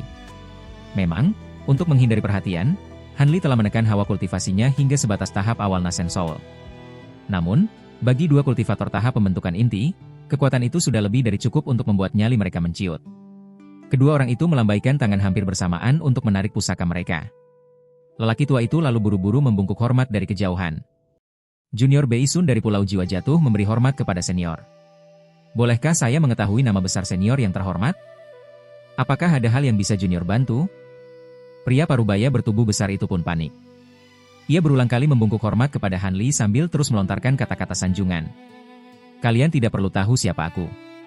Aku sudah lama tidak berkelana, ada beberapa hal yang ingin kutanyakan pada kalian, ucap Han Li datar sambil menyilangkan tangan di dada. Senior silakan bertanya. Junior pasti akan membeberkan semua yang kami ketahui. Mengetahui bahwa Han Li hanya mampir untuk bertanya, kedua orang itu diam-diam bernapas lega. Sang lelaki tua yang lebih sigap segera menimpali dengan patuh. Han Li mengangguk pelan. Tanpa sungkan, ia mulai menanyakan berbagai peristiwa yang telah terjadi di Lautan Bintang tersebar selama 100 tahun terakhir. Sang lelaki tua dan pria besar parubaya itu dengan sendirinya menganggap Han Li sebagai salah satu monster tua dari jajaran kultivator Nasen Soul yang baru saja keluar dari pertapaan panjang. Mereka pun buru-buru membuka mulut dan bergantian memberi penjelasan. Pertama-tama, kekacauan di mana kawanan binatang iblis merebut pulau-pulau manusia di Laut Bintang Luar dan mengusir para kultivator di sana, rupanya meledak tidak lama setelah Han Li meninggalkan wilayah tersebut. Pertempuran berdarah antara umat manusia dan binatang iblis pecah di belasan pulau di wilayah itu. Anehnya, dalam pertempuran besar ini, Istana Bintang dan Aliansi Penentang Bintang tidak mengirim banyak pasukan. Sebaliknya, justru para kultivator lepas serta berbagai sekte kecil dan menengah yang turun tangan. Karena menyangkut kepentingan dan wilayah mereka sendiri, mereka menghimpun kekuatan dalam jumlah besar. Di pulau-pulau besar yang memiliki formasi teleportasi, mereka bertarung mati-matian melawan gelombang binatang iblis. Namun, apa yang disebut sebagai pertempuran besar itu sejatinya tak lebih dari upaya para kultivator yang terjebak untuk mempertahankan pulau. Mereka hanya bisa mengandalkan larangan pelindung pulau untuk menahan serangan. Tentu saja, para kultivator yang berani ikut bertempur setidaknya memiliki tingkat kultivasi di atas tahap pembangunan pondasi. Kabarnya, total kultivator yang berkumpul mencapai puluhan ribu orang. Namun, karena tersebar ke berbagai pulau, masing-masing pulau hanya dijaga oleh sekitar 5 hingga 6 ribu orang. Begitu perang dimulai, semua pulau langsung dikepung rapat oleh lautan binatang iblis tingkat rendah yang jumlahnya menutupi langit dan bumi. Pihak manusia yang awalnya penuh percaya diri seolah disiram air es seketika. Pertahanan mereka runtuh dengan cepat. Hanya dalam waktu setengah bulan, belasan pulau jatuh berturut-turut ke cengkeraman binatang buas itu. Konon, sejak awal hingga akhir peperangan, para kultivator siluman tingkat tinggi dari tahap transformasi bentuk sama sekali tidak perlu turun tangan. Hanya dengan mengandalkan kawanan binatang iblis tingkat rendah yang seakan tak ada habisnya, mereka secara mengejutkan berhasil menggerogoti banyak larangan pelindung secara paksa dan menyerbu masuk ke dalam pulau-pulau manusia. Kekuatan para kultivator manusia pada akhirnya tak sebanding dengan kawanan binatang iblis. Manusia terpaksa mundur kembali ke laut dalam. Setelah itu, mereka menghancurkan setiap formasi teleportasi yang terhubung secara sepihak, lalu untuk sementara waktu melepaskan seluruh wilayah kekuasaan mereka. Kini, Laut Bintang Luar kembali menjadi wilayah mutlak milik binatang iblis. Kendati demikian, umat manusia tidak akan sudi merelakan lautan lepas itu begitu saja. Setelah ratusan atau mungkin ribuan tahun, mereka kemungkinan besar akan kembali menaklukkan wilayah tersebut. Bagaimanapun, inti monster dari binatang iblis yang tak terhitung jumlahnya terlalu berharga untuk dilepaskan oleh dunia kultivasi di lautan bintang tersebar. Namun, kabar lain yang lebih menyita perhatian Han Li adalah kenyataan bahwa dua orang suci Tianxing telah tewas puluhan tahun silam. Pasangan itu tidak gugur dalam pengasingan. Puluhan tahun yang lalu, mereka berdua mendadak menyerbu markas besar Aliansi Penentang Bintang. Dengan memanfaatkan ketangguhan cahaya Dewa Magnet asal, mereka membunuh beberapa kultivator jalur lurus maupun iblis dari tahap Nasen Soul secara berturut-turut. Serangan nekat itu memaksa Wan Sangu dan Liu Dao Jisheng, yang sedang membicarakan hal penting di ruang rahasia, untuk segera keluar menghadapinya dengan amarah yang meluap. Awalnya, kedua tokoh nomor satu dari jalur lurus dan iblis itu mengira bahwa dua orang suci Tianxing tidak akan bisa meninggalkan kota bintang langit karena belenggu gunung magnetik primordial. Itulah sebabnya mereka sangat lengah dan tersudut oleh serangan mendadak ini. Akan tetapi, sebuah tragedi tak terduga akhirnya terjadi. Begitu melihat target utama mereka muncul, dua orang suci Tianxing sama sekali tidak berniat untuk mengadu ilmu. Tanpa aba-aba, mereka menggunakan teknik rahasia mematikan untuk meledakkan cahaya dewa magnet asal di dalam tubuh mereka sendiri, kekuatan yang telah mereka asah dengan susah payah selama ratusan tahun. Daya ledaknya begitu dahsyat hingga menyapu lebih dari separuh markas besar aliansi penentang bintang menjadi abu. Lantaran posisinya berada tepat di pusat ledakan, Liu Dao Jisheng dan Wan Sangu terkena dampak paling parah. Bahkan Nasen Soul mereka pun gagal melarikan diri. Kedua tokoh puncak itu tewas mengenaskan seketika. Akibat peristiwa itu, aliansi penentang bintang maupun istana bintang sama-sama kehilangan sosok terkuat mereka di waktu bersamaan. Dibandingkan dengan musuhnya, pihak aliansi penentang bintang justru menderita kerugian yang jauh lebih telak. Sebab di antara puing-puing markas besar itu, ada pula beberapa tetua dan banyak kultivator tahap pembentukan inti dari aliansi penentang bintang yang ikut tewas terbakar. Perkembangan selanjutnya memang menguntungkan pihak istana bintang. Selama 20 hingga 30 tahun sejak insiden berdarah itu, istana bintang yang kini dipimpin oleh penguasa istana baru, Ling Yuling, menekan musuhnya habis-habisan. Aliansi penentang bintang dipaksa mundur selangkah demi selangkah dan kehilangan banyak sekali pulau serta wilayah kekuasaan. Seandainya sekte-sekte jalur lurus dan iblis di bawah panji aliansi penentang bintang tidak terlanjur masuk ke dalam daftar hitam pembantaian istana bintang, mereka tidak mungkin sudi bertahan mati-matian seperti itu. Tanpa keadaan yang mendesak, aliansi penentang bintang mungkin sudah lama hancur lebur. Namun, di saat aliansi penentang bintang nyaris tamat, keadaan kembali berbalik tajam karena peristiwa tak terduga. Ketua sekte dari sekte 10.000 hukum, Wan Tianming, secara ajaib berhasil menembus batasan dan naik ke tahap akhir Nasen Soul tepat di masa krisis tersebut. Ia lahir sebagai kultivator besar yang baru. Tak pelak lagi, peta kekuatan di lautan bintang tersebar kembali berguncang. Berbekal kekuatan di tahap akhir Nasen Soul, Wan Tianming leluasa menyatukan kekuatan jalur lurus maupun iblis di bawah komandonya. Ia menjadi ketua mutlak dari aliansi penentang bintang. Dalam bentrokan-bentrokan selanjutnya melawan istana bintang, pria itu menebas beberapa tetua lawan berturut-turut. Namanya pun melambung dan menggetarkan seluruh dunia persilatan. Dalam puluhan tahun berikutnya, karena tidak memiliki kultivator besar, istana bintang tak berdaya menahan serangan gencar Wan Tianming. Aliansi penentang bintang bangkit dari keterpurukan dan perlahan-lahan mencaplok kembali pulau-pulau pinggiran milik musuh. Tidak butuh waktu lama, situasi menjadi jauh lebih mencekam dibandingkan saat era Liu Dao Jisheng dan Wan Sangu. Bahkan belum lama ini, pihak aliansi sukses menjebol jalur pertahanan menuju kota bintang langit. Mereka pun merilis kembali perintah bintang terbalik. Setiap sekte yang menerima medali perintah tersebut diwajibkan untuk segera mengambil sikap. Jika tidak sudi tunduk dan bergabung menggempur istana bintang, sekte-sekte itu akan langsung dianggap musuh dan ditumpas habis. Gelagat ini jelas menunjukkan bahwa aliansi penentang bintang sedang bersiap melancarkan serangan resmi untuk menumbangkan istana bintang. Setelah beberapa sekte sekutu istana bintang benar-benar di bumi hanguskan oleh Wan Tianming, lautan bintang tersebar dilanda kekacauan total. Sekte-sekte yang dulunya setia pada istana bintang perlahan membelot ke pihak musuh.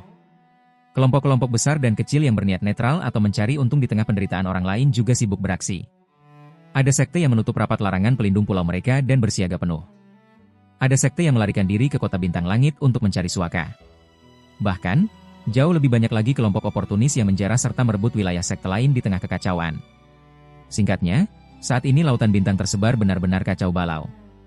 Mengambil kesempatan emas ini, pasukan besar kultivator dari aliansi penentang bintang berkumpul di sejumlah pulau yang mengelilingi kota bintang langit.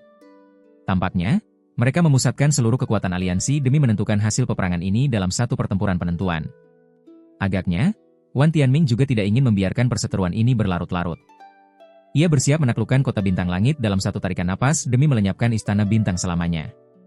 Namun, kapan pastinya pertempuran besar itu akan meletus? Dan seberapa banyak kultivator yang kini bersiaga di sekitar kota bintang langit? Sang lelaki tua dan pria bertubuh besar itu sama-sama tidak bisa memberikan jawaban yang jelas.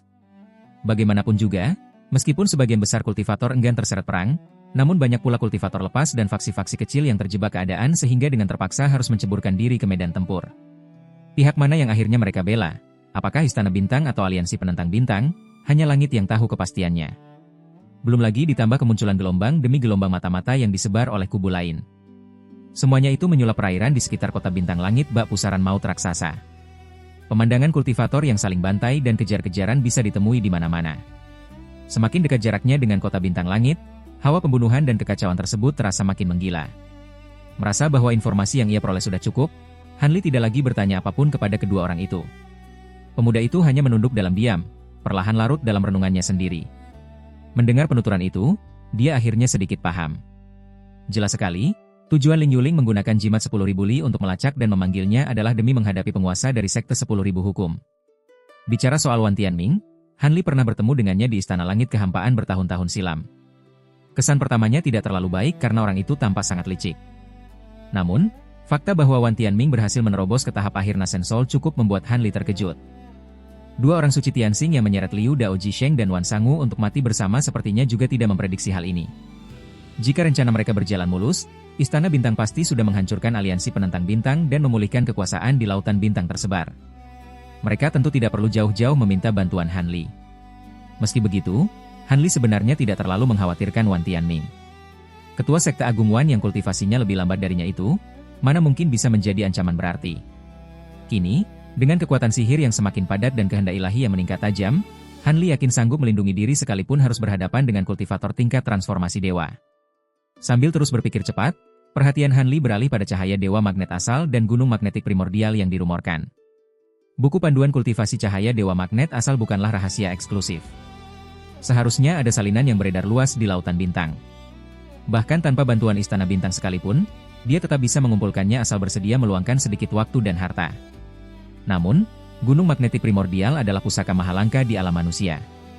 Apakah ada gunung kedua di dunia ini? Kemungkinannya sangat kecil. Meski tidak tahu pasti apakah gunung itu mutlak diperlukan untuk melatih cahaya dewa magnet asal, setiap kultivator tingkat tinggi di lautan bintang tersebar tahu rahasianya. Dua orang suci Tianxing baru mulai melatih ilmu tersebut setelah menemukan gunung ajaib itu. Setidaknya, keberadaan gunung tersebut sangat membantu proses kultivasi. Jika tidak, ilmu langka ini pasti sudah dipelajari banyak orang sejak sebelum era dua orang suci. Sambil merenung, Han Li mengangguk kecil kepada lelaki tua dan pria bertubuh besar itu. Ia mengucapkan terima kasih sekadarnya. Sesaat kemudian, cahaya spiritual berkedip membungkus tubuhnya, lalu ia berubah menjadi seberkas pelangi biru yang membelah udara dan pergi. Anehnya, ia sama sekali tidak bertanya kenapa kedua orang itu bertarung, atau dari faksi mana mereka berasal. Lelaki tua dan pria bertubuh besar itu tetap berdiri di tempat dengan penuh hormat. Baru setelah pelangi biru tersebut benar-benar lenyap di ujung langit, mereka menghela napas lega secara bersamaan. Keduanya lantas kembali saling menatap tajam. Namun, kedatangan Han Li rupanya telah merusak suasana tempur mereka. Usai melontarkan beberapa ancaman kosong, mereka pergi dari sana dengan kesal ke arah yang berbeda. Di sisi lain, Han Li sudah melesat sejauh 50 km. Di atas permukaan laut, ribuan kilometer di luar batas kota bintang langit, belasan cahaya pelarian melesat cepat menuju kota tersebut. Rombongan kultivator itu terdiri dari yang tua hingga yang muda, namun pakaian yang melekat di tubuh mereka seragam. Sekilas saja terlihat jelas bahwa mereka berasal dari sekte atau faksi yang sama. Karena sudah dekat dengan kota bintang langit, wajah mereka tampak santai. Beberapa orang bahkan mulai mengobrol lewat transmisi suara. Saat itulah, petaka tiba-tiba terjadi. Permukaan laut tepat di bawah mereka mendadak memancarkan pendar putih yang menyilaukan. Belasan pilar cahaya berkabut memuntah keluar dari dasar lautan. Diiringi gemuruh yang memekakan telinga, 3 kultivator tahap pembentukan inti dengan kultivasi tertinggi berhasil menghindar dengan cepat. Namun sisa rombongan itu, tertelan telak oleh pilar cahaya. Jeritan menyayat hati terdengar bersahutan. Tubuh mereka hancur terbakar menjadi ketiadaan di dalam cahaya putih tersebut. Ketiga kultivator pembentukan inti yang selamat terkejut bercampur murka. Mereka segera mengeluarkan pusaka magis masing-masing dan menatap awas ke bawah. Pemandangan mendadak hening, pilar cahaya berhenti menyembur. Sebagai gantinya, 8 cahaya pelarian melesat keluar dari dasar laut, berputar sejenak, lalu mengepung mereka bertiga dengan rapat. Anjing pesuruh aliansi penentang bintang, teriak seorang lelaki tua berjanggut putih dari kelompok yang selamat. Ia menatap penuh kebencian karena mengenali salah satu pengepung tersebut. Hehe, pantas saja ada yang datang jauh-jauh untuk menyetor nyawa demi Istana Bintang. Bukankah ini saudara lu dari sekte pedang air putih? Bukankah sekte Anda selalu mengaku netral dan tidak ikut campur perkelahian luar? Kenapa kalian tidak diam saja di pulau kepergian panjang? Apa maksud kedatangan kalian kemari? Salah satu pengepung menarik cahayanya, menampakkan sosok pria paruh baya bertampang bengis. Ia menilai lelaki tua itu sambil mencibir. HMPH, kalian sudah tahu niat kami, tak perlu berlagak bodoh. Sekte pedang air putih sedari awal memang bermula dari warisan Istana Bintang. Kini istana sedang dilanda bencana besar, sudah sewajarnya kami datang membela. Tak usah banyak omong, ayo pergi. Lelaki tua itu memelototi si pria bengis, namun kalimat terakhirnya ditujukan secara rahasia kepada 2 rekannya. Ketiga orang itu langsung bergerak serempak. Tubuh mereka berubah menjadi 3 cahaya pelarian yang melesat tajam ke satu arah. Di tengah jalan, Ketiga cahaya itu menyatu menjadi pelangi 3 warna, merah, kuning, putih, sepanjang belasan meter yang menerobos maju. Lelaki tua itu sadar betul, melawan musuh yang jumlahnya berkali-kali lipat adalah tindakan bunuh diri. Keputusan untuk kabur sangatlah tegas. Dua kultivator aliansi penentang bintang yang kebetulan menghalangi rute pelarian itu sama sekali tidak panik. Mereka saling pandang sambil tersenyum sinis, lalu mengangkat tangan bersamaan. Seberkas cahaya biru berkabut memancar dari telapak tangan mereka, menyelimuti pelangi 3 warna itu dengan jitu. Keduanya langsung merapal mantra. Begitu cahaya biru berkedip, wujud aslinya terlihat, sebuah jaring sutra biru raksasa. Ketiga kultivator malang itu tertangkap hidup-hidup. Meski mereka menyerang membabi buta dari dalam menggunakan pedang dan pusaka magis, jaring itu sama sekali tak goyah. Haha, saudara Lu, menyerah sajalah. Jaring semesta ini adalah pusaka sakti pemberian tetua sekte kami. Kultivasi sekelas pembentukan inti seperti kalian tidak akan bisa menggoresnya. Lagi pula, kalaupun kalian berhasil menembusnya, itu percuma saja. Kota Bintang Langit sudah lama dikurung rapat oleh aliansi penentang bintang. Kota itu runtuhannya menunggu waktu. Biar kukirim kalian bertiga ke alam baka lebih dulu. Pria bengis itu tertawa terbahak-bahak. Begitu mulutnya terbuka, ia meludahkan sebilah pedang putih kecil, bersiap memenggal mereka. Oh, mendengar nada bicaramu, sepertinya kota Bintang Langit memang sudah dikepung. Bisa ceritakan lebih jelas padaku? Terdengar suara pria asing yang tenang dan lambat. Suara itu menggema aneh di telinga semua orang. Siapa yang bersembunyi di sana? Pria bengis itu terkejut bukan main. Ia menoleh ke sekeliling dengan wajah tegang. Kultivator aliansi penentang bintang yang tersisa juga segera menyebarkan kehendak ilahi mereka, bersiaga seolah menghadapi ancaman besar. Namun, daerah sekitar mereka kosong melompong. Tak ada jejak kehidupan sedikit pun. Setelah pencarian yang nihil, mereka saling berpandangan dengan tegang. Apa yang kalian cari? Bukankah aku berdiri tepat di depan kalian? Suara pria asing itu mencibir. Di udara tepat di atas pertawanan sekte pedang air putih, seberkas cahaya biru berkedip. Sesosok manusia menampakkan diri dari ruang hampa. Ia adalah seorang pemuda berjubah biru yang tampak berusia 20-an. Tatapannya datar menghunus kerumunan. Gawat, dia kultivator tingkat Nasen Soul, seru dua orang yang posisinya paling dekat dengan pemuda itu. Wajah mereka pucat pasi usai memindai energi lawan. Meski mereka tak bisa melihat batas kultivasi pemuda itu secara pasti, aura menekan khas Nasen Soul sama sekali tak bisa dipalsukan. Mendengar peringatan itu, ekspresi si pria bengis langsung berubah drastis. Setelah menatap Han Li sejenak, ketakutan luar biasa tergambar jelas di wajahnya. Tanpa membuang waktu sedetik pun, kedua tangannya membentuk segel. Tubuhnya seketika menjelma menjadi pelangi putih, berputar arah, dan melesat kabur membelah udara. Hanya dalam satu tarikan napas, ia sudah terbang sejauh ratusan meter. Kejadian konyol ini tak ayal membuat Han Li sedikit tercengang. Para kultivator aliansi penentang bintang yang ditinggalkan pimpinannya pun ikut melongo. Padahal, dengan jumlah formasi seketat itu, mereka belum tentu kalah telak jika berpadu melawan kultivator Nasen Soul. Terlebih lagi, pria bengis itu sudah berada di puncak tahap akhir pembentukan inti. Bagaimana mungkin ia melarikan diri tanpa mempedulikan nasib anak buahnya? Kau mengenali wajahku? Pemuda ini tentu saja adalah Han Li, yang akhirnya tiba di wilayah tersebut setelah terbang tanpa henti selama lebih dari sebulan. Wajahnya berubah dingin.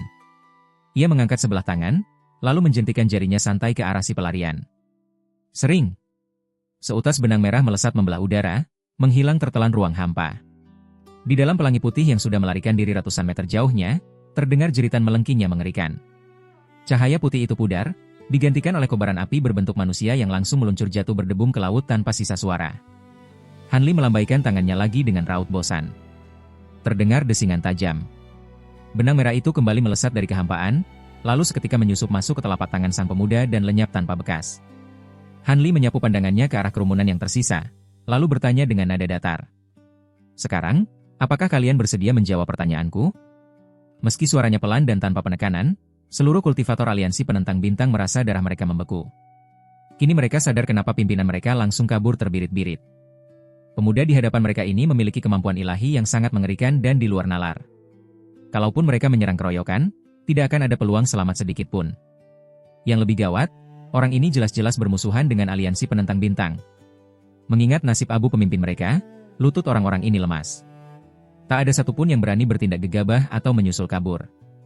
Kira-kira apa yang ingin senior tanyakan pada junior dan yang lainnya? Sesaat kemudian, seorang pria berbadan tegap dengan hidung bengkok baklang memberanikan diri. Ia terbatuk pelan lalu memaksakan seulas senyum penuh hormat. Masalah apa? Bukankah aku sudah mengatakannya tadi? Apa kau ingin aku mengulanginya untuk yang kedua kali? Cahaya sedingin es melintas di mata Han Li. Jantung pria hidung lang itu berdegup kencang. Senyumnya makin kaku, tetapi ia buru-buru menjawab patah-patah. Junior mengerti. Istana Bintang saat ini memang sudah dikepung rapat oleh aliansi kami. Kalau tidak, mana berani Junior dan yang lainnya berkeliaran mencegat orang di perairan sedekat ini. Oh, rupanya siasat aliansi penentang bintang sangat licik.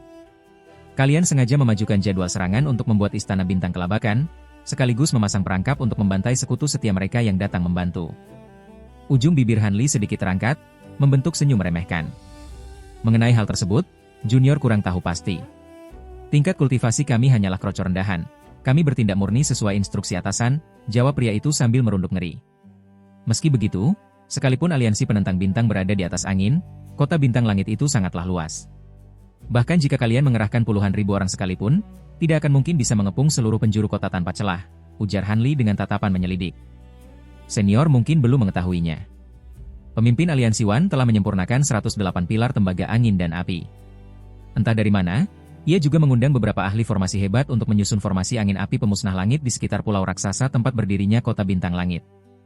Formasi itu dirancang untuk meminjam kekuatan angin dan api tak terbatas demi menggempur istana bintang. Pasukan kultivator aliansi hanya perlu memusatkan kekuatan mereka untuk menjaga pilar-pilar tersebut, itu sudah lebih dari cukup untuk menjebak seluruh kota hidup-hidup. Meski pria bertubuh besar itu tahu betul bahwa membocorkan rahasia ini akan membuatnya tamat jika ia kembali ke aliansi, tatapan dingin Han Li nyatanya jauh lebih mengerikan. Hatinya menciut, dan ia pun menceritakan semuanya tanpa sadar. Tentu saja, begitu kalimat itu terlontar, ia langsung menyesalinya. Namun setelah berpikir ulang, informasi ini sepertinya bukan lagi rahasia tingkat tinggi. Nyaris semua kultivator pembentukan inti di aliansi saat ini sudah mengetahuinya. Memikirkan hal itu membuatnya sedikit lebih tenang. Formasi angin api pemusnah langit. Ekspresi Han Li sedikit berubah. Meskipun ia belum pernah meneliti formasi sihir kuno ini secara langsung, ia seringkali membaca tentang kedahsyatannya di berbagai kitab formasi. Konon, ini adalah salah satu formasi pembatas raksasa paling legendaris di zaman kuno. Selain kemampuannya meminjam energi angin dan api dari alam, jangkauan cakupan formasi super besar ini juga sangat terkenal. Jika memang ada yang mampu menyusunnya, bukan tidak mungkin formasi itu bisa menjebak kota bintang langit begitu saja. Lagi pula, ada Wan Tianming yang mengawasi secara langsung. Selama mata formasinya tidak hancur, bahkan jika pihak Istana Bintang sesekali berhasil melancarkan serangan balik dan merusak beberapa pilar angin dan api, pihak aliansi penentang bintang bisa dengan mudah memperbaikinya. Menghancurkan formasi sihir itu secara menyeluruh akan menjadi tugas yang hampir mustahil. Memikirkan hal tersebut, wajah Han Li menyiratkan raut perenungan dalam. Di sisi lain, para kultivator aliansi penentang bintang di sekitarnya saling melempar pandang dengan perasaan campur aduk. Pada titik ini, bahkan orang paling bodoh pun bisa menyimpulkan bahwa pemuda kuat ini datang untuk membela Istana Bintang. Posisi mereka sekarang benar-benar berada di ujung tanduk. Sementara itu, 3 kultivator sekte pedang air putih yang sedari tadi terperangkap di dalam jaring sutra biru kontan bersorak kegirangan. Kultivator tua yang memimpin segera berteriak keras ke arah Han Li. Senior, Junior dan yang lainnya datang kemari untuk menyokong Istana Bintang.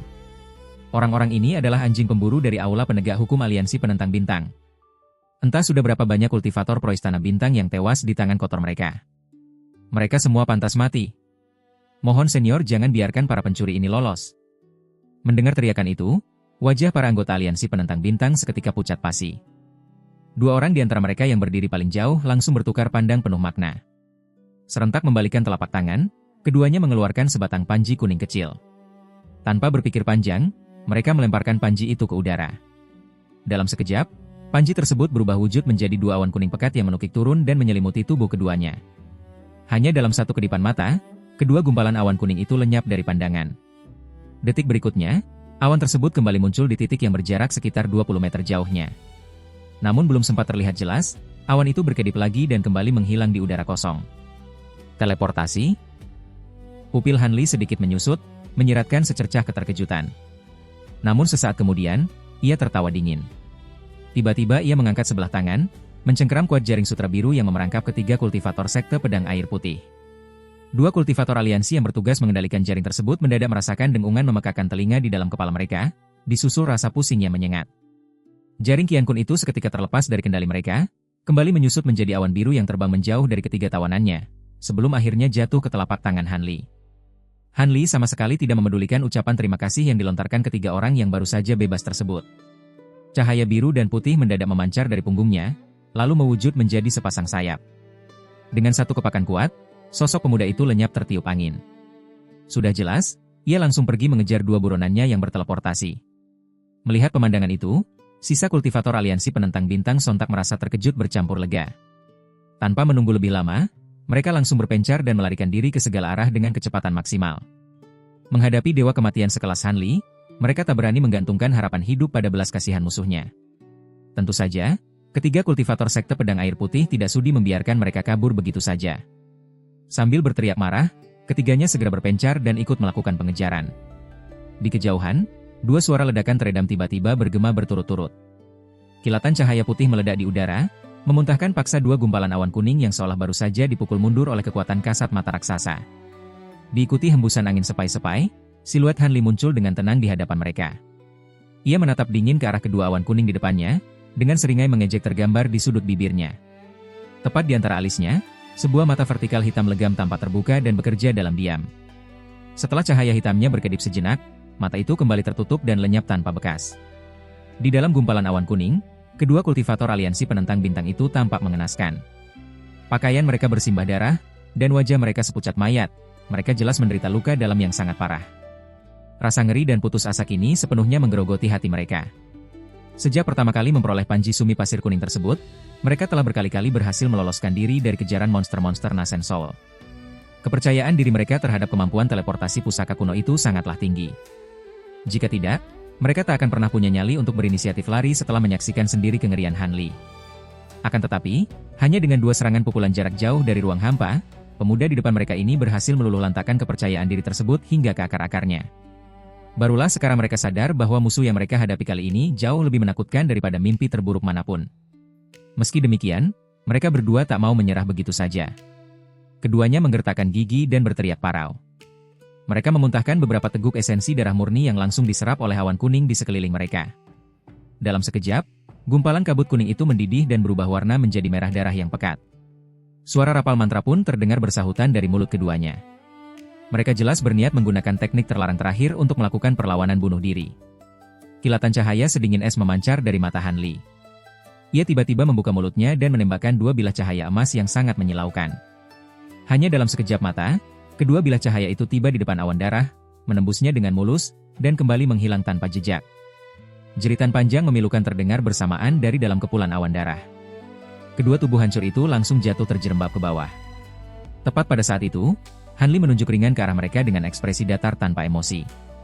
Dua pedang emas kecil berkelebat dari udara kosong, terbang berputar ringan mengelilingi kedua tubuh yang sedang jatuh. Cahaya emas menyilaukan pun meledak, menelan sosok mereka seutuhnya dalam sekilas, meninggalkan sepetak besar hujan darah segar yang mengguyur permukaan laut. Han Li benar-benar tak memberi mereka kesempatan sedikit pun untuk menuntaskan teknik bunuh diri mereka. Serangannya yang secepat kilat langsung mencekik habis nyawa keduanya tanpa ampun. Setelah kedua mangsanya musnah, ia kembali melambaikan tangannya ke arah dua gumpalan awan berdarah yang tersisa di udara. Warna merah pekat pada awan itu memudar dengan cepat, kembali ke bentuk aslinya sebagai sepasang awan kuning. Awan itu melesat mendekat ke arahnya. Han Li lalu menembakkan dua segel sihir biru tua yang tenggelam sempurna ke dalam awan. Terdengar suara desingan pelan saat kedua awan itu terbang mendekat, lalu seketika berubah wujud kembali menjadi dua bilah panji kuning kecil. Han Li mengibaskan ujung lengan jubahnya dan menyimpannya. Jika digunakan khusus untuk melarikan diri, dua pusaka kuno ini jelas merupakan peninggalan tingkat puncak yang luar biasa. Meski baginya nilai barang ini biasa-biasa saja, menyerahkannya sebagai pusaka pelindung nyawa kepada salah satu murid sektenya tentu akan sangat berharga. Setelah menarik kembali kedua pedang terbangnya, ia menyempatkan diri menyapu pandang ke arah sisa-sisa anggota aliansi yang melarikan diri. Hanya dalam waktu singkat, sebagian besar dari mereka telah berhasil melarikan diri hingga radius lebih dari 100 meter. Bahkan ada satu kultivator yang kecepatan lari terbirit-biritnya sukses mengubah siluet dirinya menjadi sebuah titik hitam kecil di ufuk langit. Han Li mendengus pelan, lalu mengambil kantong binatang spiritual di pinggangnya dan melemparkannya ke udara. Diiringi suara dengungan tajam yang keras, sekelompok besar kawanan serangga berwarna emas berhamburan keluar. Mengikuti perintah telepati dari indera spiritual Han Li, kawanan besar itu membelah diri menjadi 5 gumpalan awan emas yang lebih kecil, melesat gesit mengejar target mereka masing-masing bagai kilatan petir. Setelah itu, Han Li membalikkan telapak tangannya. Dua bilah panji kuning kembali muncul, dan ia mulai memain-mainkannya dengan santai. Hanya dalam sekejap mata, kawanan serangga dan buronan mereka itu langsung lenyap di telan cakrawala. Tentu saja, tak butuh waktu lama sebelum langit kejauhan kembali memancarkan kilatan cahaya keemasan. Kelima awan serangga terbang kembali secara berurutan dari segala penjuru. Tepat di belakang mereka, ketiga kultivator dari sekte pedang air putih itu menyusul dengan wajah pucat pasi. Tatapan mata mereka yang terarah pada kumpulan serangga emas tersebut seolah tengah menatap wujud monster iblis dari neraka jahanam. Tampaknya, pemandangan kumbang pemakan emas yang dengan buas menggerogoti tubuh manusia hidup-hidup sukses memberikan trauma mental yang cukup besar bagi mereka bertiga. Terima kasih banyak atas kemurahan hati senior yang telah menyelamatkan nyawa kami. Jika senior tidak turun tangan hari ini, nasib junior dan yang lainnya pasti sudah tamat, ujar pria tua yang menjadi pemimpin rombongan. Ia segera melangkah maju dan membungkuk hormat begitu Han Li selesai memasukkan semua kawanan serangga ke dalam kantongnya. Aku menyelamatkan kalian karena kebetulan saja lewat, tak perlu berlebihan. Kota Bintang Langit saat ini telah dikepung secara total. Dengan tingkat kultivasi rendah milik kalian bertiga, nekat menerobos ke sana sama saja dengan mencari mati. Kalian sama sekali tak akan bisa menembus masuk ke dalam pulau itu. Lebih baik kalian segera berbalik arah dan pulang. Aku kemari untuk merobohkan formasi angin api pemusnah langit itu, dan aku sedang tidak berminat direpotkan oleh beban tambahan, balas Han Li belak-belakan tanpa berniat menjaga perasaan mereka. Ia menyapu pandangannya dengan dingin ke arah tiga pria itu. Mendengar penolakan sarkastis itu, ketiganya hanya bisa tersenyum masam. Mereka tahu betul bahwa pria ini berbicara berdasarkan fakta telanjang. Tak berani mendebat lebih jauh, mereka mengucapkan terima kasih sekali lagi sebelum benar-benar berbalik dan kembali ke rute asal mereka. Han Li sedikit menyipitkan mata, menatap kepergian tiga cahaya pelarian itu hingga menjauh. Barulah setelah itu ia membalikkan tubuh, lalu memacu lajunya kembali lurus menuju pusat kota Bintang Langit. Jarak puluhan ribu kilometer, bagi sosok setingkat Han Li, tentu saja bukan perjalanan yang memakan waktu lama. Namun dengan pengawasan ketatnya sepanjang perjalanan, ia kembali menangkap keberadaan beberapa gelombang patroli kultivator aliansi penentang bintang yang sedang mengendap-endap di balik karang-karang tersembunyi maupun berpatroli tepat di bawah permukaan laut. Memang benar kelompok-kelompok patroli ini tidak sebesar gelombang pertama yang dipimpin oleh 7 atau 8 kultivator pembentukan inti. Meski begitu, setiap kelompok setidaknya tetap dipimpin oleh 2 hingga 3 petarung elit tingkat tinggi. Sudah sangat jelas bahwa mereka adalah pasukan pembersih yang sengaja disiagakan untuk menyapu habis setiap sisa-sisa korban yang mencoba lolos dari jaring pertahanan utama. Namun, Han Li sedang terlalu malas untuk meladeni tikus-tikus kecil itu. Di bawah dorongan cahaya pelarian, ia kembali mengubah wujudnya menjadi bayangan biru tipis tembus pandang, lalu melesat terbang tanpa suara di atas kepala mereka. Pasukan penjaga aliansi penentang bintang itu sama sekali tak menyadari bahwa sesosok dewa maut, yang sanggup meremukkan tengkorak mereka semudah membalik telapak tangan, baru saja lewat tepat di depan hidung mereka. Ketika Han Li terbang hingga jaraknya hanya tersisa sekitar 100 km dari batas luar kota Bintang Langit, dari kejauhan akhirnya ia bisa melihat kerlip cahaya merah yang berkedip samar di atas permukaan laut. Semakin dekat ia terbang, barulah ia menyadari bahwa seluruh daratan pulau raksasa yang seharusnya terlihat jelas kini dibungkus oleh lapisan selubung tipis berwarna biru dan merah menyala bak helaian kain kasar raksasa. Dan samar-samar, dari arah pusat pulau tersebut, dentuman suara gemuruh yang mirip raungan guru petir terdengar bersahut-sahutan. Han Li mengangkat kedua alisnya tinggi-tinggi. Jemarinya tiba-tiba merajut serangkaian segel sihir dengan sangat cepat. Aura cahaya pelariannya, yang awalnya memang sudah sangat transparan, seketika menghilang tanpa bekas. Di saat yang sama, kecepatan terbangnya melambat drastis lebih dari separuh. Kendati demikian, ia tetap melayang mendekati pulau raksasa itu tanpa terburu-buru. Setelah menempuh belasan kilometer tambahan, keseluruhan gambaran nyata di sekitar area kota Bintang Langit akhirnya tersaji jelas di depan mata Han Li. Jauh di ujung horizon permukaan laut di depannya, entah sejak kapan telah berkumpul lautan bintik hitam pekat yang luar biasa banyak. Begitu ia mengamati lebih cermat, ia baru menyadari bahwa bintik-bintik itu adalah armada-armada raksasa perahu spiritual dengan beragam model dan ukuran.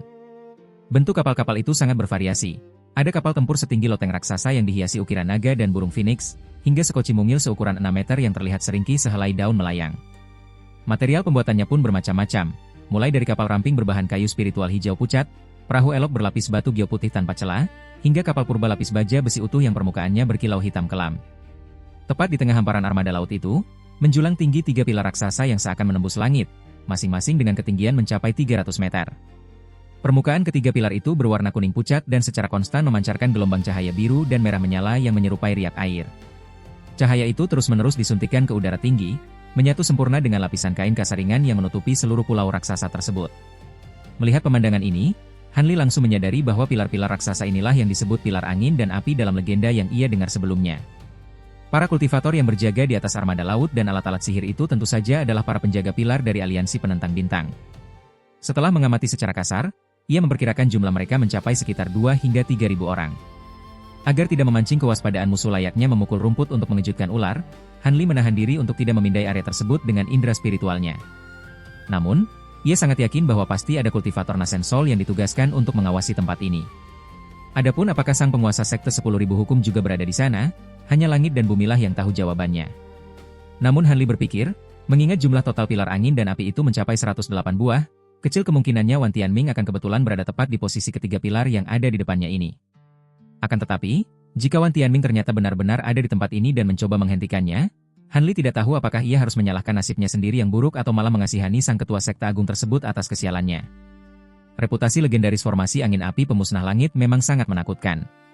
Namun, berdasarkan pemahaman Han Li, formasi sihir berskala raksasa ini awalnya diciptakan secara spesifik untuk mengepung dan menggempur basis pusat sekte besar. Formasi ini lebih difokuskan untuk membasmi kultivator tingkat rendah dan menengah, serta menembus perlindungan berskala besar. Sebaliknya, terhadap kultivator elit individu dengan kemampuan luar biasa, efek penekannya justru tidak terlalu signifikan. Dengan kemampuan Han Li saat ini, menerobos formasi ini paling banter hanya akan sedikit merepotkan. Mustahil formasi ini mampu mengikat dirinya sepenuhnya. Setelah mempertimbangkan berbagai hal, Han Li tidak ragu lagi. Ia memiringkan arah pelariannya, dengan sengaja menghindari konvoi besar dan 3 pilar tembaga di depannya, lalu melesat terbang menuju lapisan cahaya biru dan merah dari sudut yang lebih sepi. Sementara itu, di pangkal ketiga pilar pencakar langit yang tenggelam di bawah permukaan laut, terapung sebuah kapal menara megah setinggi 3 tingkat. Meski ukurannya sangat besar, seluruh tubuh kapal tersebut dipahat dari batu giok hijau muda yang menakjubkan. Tampilannya benar-benar sangat megah dan tiada tanding. Di lantai tertinggi kapal menara itu, beberapa kultivator tampak duduk santai mengelilingi sebuah meja giok berbentuk segi empat, berbincang penuh tawa. Beberapa piring berisi buah spiritual aneh yang langka terhidang di atas meja, menambah kesan santai dan rileks dari para petinggi tersebut. Senior Long, kudengar pemimpin aliansi Wan telah berjanji bahwa jika kita benar-benar berhasil menaklukkan Istana Bintang kali ini, beliau akan menyerahkan Pulau Surga Bertuah, salah satu dari 3 pulau spiritual agung milik Sekte 10.000 Hukum, kepada Sekte Teratai Emas milikmu. Apakah kabar itu benar? Tanya salah seorang pria terpelajar berjubah putih yang duduk tepat berhadapan dengan seorang pria tua berwajah agak kebiruan. Ia bertanya sambil tersenyum simpul. Rupanya informasi keponakan Ning cukup cepat. Rekan Dao Wan memang pernah menjanjikan hal itu padaku. Bagaimanapun juga, kualitas aura spiritual di Pulau Surga Bertuah memang sedikit lebih unggul dari kediamanku yang sekarang. Demi masa depan sekteku, aku akhirnya menerimanya karena menolak tawaran itu akan dianggap kurang sopan. Pria tua berwajah kebiruan itu melirik pria terpelajar di depannya dan menjawab dengan nada yang cukup angkuh. Saudara Long benar-benar pandai merendah. Kualitas urat spiritual Pulau Surga Bertuah itu sangatlah luar biasa. Reputasinya bahkan telah menggema di seluruh lautan bintang tersebar. Selain itu, pulau tersebut juga menghasilkan banyak bunga dan rumput spiritual langka yang sangat berharga. Jika Sekte Teratai Emas benar-benar berhasil menguasainya, sudah bisa dipastikan sekte tersebut akan mengalami lonjakan perkembangan yang sangat pesat di masa depan. Timpal seorang pendeta Tao Parubaya berjubah abu-abu sambil tertawa ringan. Rekan Dao Hua tak perlu menyindirku. Bukankah kau juga mendapatkan belasan jenis material langka yang tak ternilai harganya? Jika tidak, mana mungkin pria tua sepertimu yang selalu menyembunyikan diri dari dunia ini sudi jauh-jauh datang kemari hanya untuk membantu saudarawan bertarung? Pria tua bermargalong itu membalas acuh tak acuh sambil tertawa terkekeh-kekeh. Dari ketiga orang yang sedang duduk bersantai di lantai tertinggi kapal tersebut, 2 diantaranya ternyata merupakan kultivator tahap awal Nasen Soul. Meskipun pria terpelajar berjubah putih itu hanya berada di tahap akhir pembentukan inti, sikapnya saat menghadapi 2 rekannya tidak menunjukkan kesan rendah diri maupun kesombongan. Dari sorot matanya saja, jelas bahwa ia bukanlah orang sembarangan. Mendengar balasan tajam pria tua bermargalong itu, si pendeta Tao Parubaya hanya tersenyum simpul. Tepat saat ia hendak menimpali, pilar tembaga raksasa yang berdiri tepat di hadapan kapal menara mereka tiba-tiba mengeluarkan suara dengungan yang sangat rendah.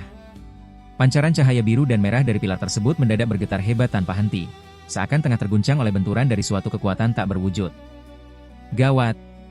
Seseorang telah menerobos formasi, seru si pendeta Tao dengan nada tertahan, lalu seketika bangkit dari duduknya. Wajah pria tua bermargalong dan si cendekiawan juga berubah muram. Keduanya langsung berdiri dan menatap tajam ke arah pilar raksasa tersebut. Ada di arah barat daya. Cih, sepertinya orang itu menerobos masuk dari luar. Penjaga di lapisan luar itu benar-benar kumpulan sampah, tak satu pun dari mereka bisa menahannya, gerutu pendeta Tao. Sebuah piringan sihir tiba-tiba muncul di tangannya. Ia merapal segel dengan kedua tangannya lalu menunjuk piringan tersebut beberapa kali secara berurutan, sebelum akhirnya mengumpat dengan sangat marah. Ayo pergi, rekan Dao Hua. Seseorang yang sanggup menembus pertahanan lapis luar dan masih bernyali untuk menerobos formasi angin api pemusnah langit pastilah bukan orang sembarangan. Lagi pula, titik terobosannya tidak terlalu jauh dari posisi kita saat ini. Hambatan kekuatan angin dan api di sana pastinya belum sempat teratasi sepenuhnya, jadi dia tidak mungkin bisa langsung menerobos masuk ke dalam kota bintang langit. Pria tua bermarga Long menyeringai sinis, wajahnya sekilas memancarkan cahaya biru kelam. Tolong repotkan dirimu sedikit kalau begitu, Saudara Long. Pendeta tahu parubaya itu tak sungkan sama sekali. Ia mengambil langkah besar dan segera melompat gesit menaiki sebuah kereta terbang. Menyusul setelahnya, pria tua bermarga Long menembakkan sebuah segel sihir ke arah kereta tersebut. Dalam sekejap, kereta terbang itu terbungkus oleh kepulan cahaya biru tua pekat. Dengan satu getaran kuat, kereta itu langsung menyelam ke lautan cahaya biru dan merah tak jauh dari sana. Setelah berkedip sejenak, kereta dan penumpangnya langsung menghilang tanpa jejak, seolah-olah telah melebur sempurna menjadi satu kesatuan utuh bersama formasi magis tersebut. Luar biasa. Pendeta miskin ini sudah sering mendengar kehebatan kereta angin surgawi, tetapi tak kusangka kemampuannya dalam menembus formasi besar angin dan api bisa sefantastis ini. Kelihatannya penempatan rekan Dao di sektor vital yang posisinya tepat di bawah mata formasi ini bukanlah tanpa alasan. Tampaknya saudarawan benar-benar mengincar kemampuan unik kereta ini, puji sang pendeta tahu sambil memelintir janggutnya. Ia menyaksikan sendiri bagaimana kereta giok itu melesat lincah bagai hantu menembus jalinan cahaya biru dan merah tanpa mengalami hambatan sedikit pun. Mungkin saja. Semenjak ia menembus tahap akhir Nasen Soul, jalan pikiran rekan Daowan kini sulit ditebak, bahkan oleh kita teman lamanya. Tawa pria tua itu, walau wajahnya memancarkan sorot keraguan. Mendengar hal itu, sang pendeta tahu hanya membalas dengan seulas senyum dan tak lagi berkomentar. Kecepatan terbang kereta angin surgawi ini memang beberapa tingkat lebih cepat ketimbang kecepatan lari seorang kultivator tahap menengah Nasen Soul pada umumnya. Berkat panduan alat pelacak dari piringan sihir pria tua itu, hanya dalam waktu singkat mereka berhasil mengejar sejauh puluhan kilometer. Hati-hati, buronan kita ada di depan. Orang ini tampaknya benar-benar bukan sosok sembarangan. Ia sukses menerobos lebih dari separuh lapisan larangan, dan dari lajunya, sepertinya sebentar lagi ia akan sepenuhnya berhasil memisahkan diri dari pusaran angin dan api. Pria tua bermarga Long itu memperingatkan dengan suara parau sembari terus mengawasi piringan giok di telapak tangannya. Raut wajahnya kini berubah serius untuk pertama kalinya. Sebelum pendeta tahu sempat membalas, ia langsung merapal segel dengan cepat sambil terus berkomat-kamit. Cahaya spiritual biru tua yang membungkus kereta giok itu seketika berkedip gila-gilaan, mengaburkan wujud kereta beserta kedua penumpangnya dari pandangan, sebelum akhirnya mereka benar-benar lenyap tertelan lautan cahaya biru dan merah. Sang pria tua ternyata menggunakan semacam teknik rahasia untuk menyembunyikan eksistensi mereka. Dengan begitu, baik untuk maju maupun mundur, mereka memiliki inisiatif penuh dalam mengontrol jalannya pertempuran. Pendeta tahu parubaya itu hanya mengangguk setuju melihat siasat cerdik rekannya. Mereka berdua juga dengan hati-hati menahan diri untuk tidak melepaskan pantauan indera spiritual. Sebagai gantinya, mereka mengarahkan kereta terbang mereka agar melayang lebih tinggi, yang menyebabkan kecepatan terbang mereka berkurang hingga lebih dari separuhnya. Setelah melaju beberapa kilometer ke depan, pandangan mereka akhirnya menangkap sesosok orang yang sedari tadi mereka kejar. Pemandangan di kejauhan itu seketika membuat wajah keduanya terkesiap. Kultivator yang sedang berusaha menerobos pertahanan formasi itu ternyata terlihat luar biasa muda, bahkan bisa dibilang masih seumur jagung, usianya baru di kisaran pertengahan 20-an. Yang lebih gila lagi, pemuda itu sama sekali belum mengeluarkan satupun pusaka pelindungnya. Ia hanya mengandalkan lapisan tipis aura pelindung tubuh biru tua untuk membelah ombak cahaya biru dan merah yang terus-menerus menyergapnya dari segala arah. Ia terbang perlahan tanpa memperlihatkan raut wajah kepanikan sedikit pun. Siapa sebenarnya bocah ini? Mungkinkah ia seorang kultivator tahap menengah Nasen Soul? Batin pria tua dan sang pendeta tahu serentak bergidik ngeri, memikirkan kemungkinan terburuk yang tak terduga. Tentu saja ini adalah sebuah kebetulan yang sangat krusial. Jika yang mereka hadapi saat ini adalah kultivator aliansi penentang bintang yang lain, kemungkinan besar orang tersebut sudah langsung mengenali wajah Han Li. Setelah insiden pencurian kuali pusaka Sutian, wajah Han Li sudah tersebar luas ke seluruh pelosok lautan. Sekalipun insiden itu sudah berlalu cukup lama, ingatan fotografis para kultivator pastilah masih sanggup mengenali paras pemuda itu hanya dengan pandangan sekilas. Namun sayang sekali, dua penjaga formasi ini tak lain adalah monster tua sekelas Nasen Soul yang baru saja direkrut oleh Wan Tianming. Sekte yang mereka pimpin memang kuat, namun keduanya selama ini hanya sibuk bertapa di kedalaman ruang rahasia dan jarang menampakkan diri untuk mencampuri urusan lautan. Kalau bukan karena godaan hadiah besar yang dijanjikan oleh Wan Tianming, mereka mungkin masih mengurung diri hingga sekarang. Itulah sebabnya sosok Han Li terlihat sangat asing di mata mereka. Namun, kendati diliputi rasa tak yakin, pria tua dan sang pendeta tahu pantang merasa ciut. Berbekal perpaduan kekuatan mereka, mereka sangat percaya diri mampu menandingi seorang kultivator tahap menengah sekalipun. Terlebih lagi, Mereka belum tentu sedang berhadapan dengan kultivator tahap menengah Nascent Soul. Seluruh figur monster tua yang setara atau melebihi tahap menengah di Lautan Bintang pasti sudah familiar bagi mereka, dan pemuda ini sama sekali tak mirip dengan satupun dari para sesepuh tersebut. Berkat selubung larangan penyembunyi yang terpasang pada kereta angin surgawi, pria tua bermarga Long hanya ragu sepersekian detik sebelum akhirnya ia memutuskan untuk terus maju.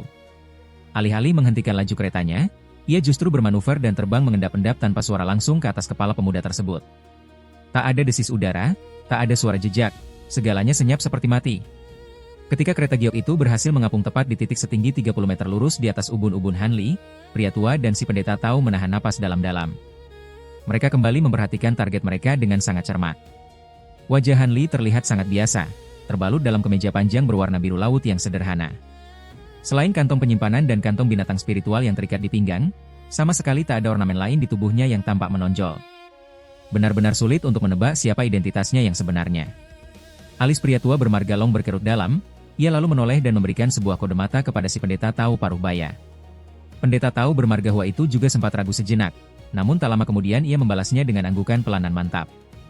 Mereka pun serentak meletakkan salah satu tangan mereka ke atas kantong penyimpanan masing-masing. Keduanya menarik napas dalam, siap melancarkan kombinasi serangan kilat yang mematikan ke arah pemuda di bawah sana. Namun di detik yang sama, Hanli tiba-tiba mendongakkan kepalanya dan melemparkan seulas senyum simpul ke udara kosong tepat di atasnya. Sepasang sayap secara ajaib merekah dari punggungnya. Dengan satu kepakan tunggal, pemuda itu langsung menghilang di tempat seakan tertiup angin kencang. Sialan! Bisa mencapai tahap kultivasi setinggi Nascent Soul tentu saja membuktikan bahwa kedua orang tua itu bukan petarung sembarangan. Reaksi mereka luar biasa cepat. Begitu menyadari keanehan ini, pria tua bermarga Long tak lagi mempedulikan senjata magisnya. Ia buru-buru menghentakkan kaki kanannya kuat-kuat ke lantai kereta giok, memompa seluruh tenaga sihirnya secara liar ke dalam pusaka terbang itu. Seketika, selubung tak kasat mata kereta giok itu meledak pudar. Sebagai gantinya, pendar cahaya biru memancar membutakan mata, menyelimuti wujud kereta dan kedua penghuninya secara absolut. Sementara itu, si pendeta tahu langsung mengambil inisiatif.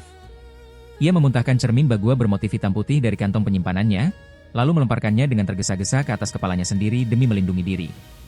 Hampir pada saat yang sama, busur petir biru tua berkedip di udara tepat di atas kereta giok. Hanli muncul secara tiba-tiba. Tanpa banyak bicara, ia mengibaskan lengan bajunya. Puluhan pedang kecil berwarna emas meluncur keluar bagaikan ikan. Pedang-pedang itu berubah menjadi untayan cahaya emas yang melesat turun seperti rintik hujan, menyelimuti seluruh kereta giok di bawahnya. Hancur! Wajah pendeta tahu parubaya itu berubah drastis. Ia langsung berteriak keras sambil menunjuk dan mengaktifkan cermin bagua di atas kepalanya. Seketika, seberkas pilar cahaya dua warna hitam dan putih menyembur dari permukaan cermin tersebut. Hanya dalam sekejap, cahaya itu terurai menjadi sekumpulan benang halus yang langsung melilit kumpulan cahaya emas. Saat kedua kekuatan itu saling bertabrakan di luar perisai cahaya biru tua, suara ledakan terdengar bertubi-tubi. Kilatan cahaya emas dari pedang-pedang kecil Hanli memotong putus semua benang cahaya itu dengan mudah, layaknya menghancurkan ranting kering. Pendeta tahu itu sangat terkejut. Belum sempat ia bereaksi, pedang-pedang terbang itu sudah kembali menyerang gumpalan cahaya biru tua dalam sekejap. Kejadian serupa pun terulang. Cahaya biru tua tersebut hanya mampu menahan serangan sesaat sebelum akhirnya tertembus berturut-turut. Kumpulan cahaya emas langsung melesat ke arah mereka berdua di dalam. Kejadian itu membuat pria tua bermarga Long dan sang pendeta tahu ketakutan setengah mati. Mereka berdua serentak mengaktifkan teknik pelarian dan langsung melesat meninggalkan kereta giok. Tubuh mereka berubah menjadi dua pancaran cahaya biru tua dan putih yang melarikan diri ke arah berbeda. Dalam sekejap mata, keduanya sudah berada lebih dari 30 meter, nyaris tak sempat menghindari tebasan pedang emas tersebut. Saat melesat pergi, pendeta tahu parubaya itu sempat menepuk kantong binatang spiritual di pinggangnya. Terdengar suara kicauan jernih dari dalam, lalu seekor burung spiritual seputih salju berukuran sekitar 30 cm terbang berputar keluar dari mulut kantong. Burung ini memiliki sepasang mata hijau zamrud, paruh runcing merah darah, dan cakar hitam pekat. Kehadiran burung tersebut membuat sang pendeta sedikit lega. Ia kembali merogoh lengan bajunya dan mengeluarkan sebuah medali perintah merah darah. Cahaya merah berkedip di atasnya, menampilkan deretan rune padat yang terlihat samar. Namun, sebelum ia sempat mengaktifkan medali itu, ruang di atas kepalanya berfluktuasi. Disertai kilatan busur petir biru tua, Hanli muncul seketika.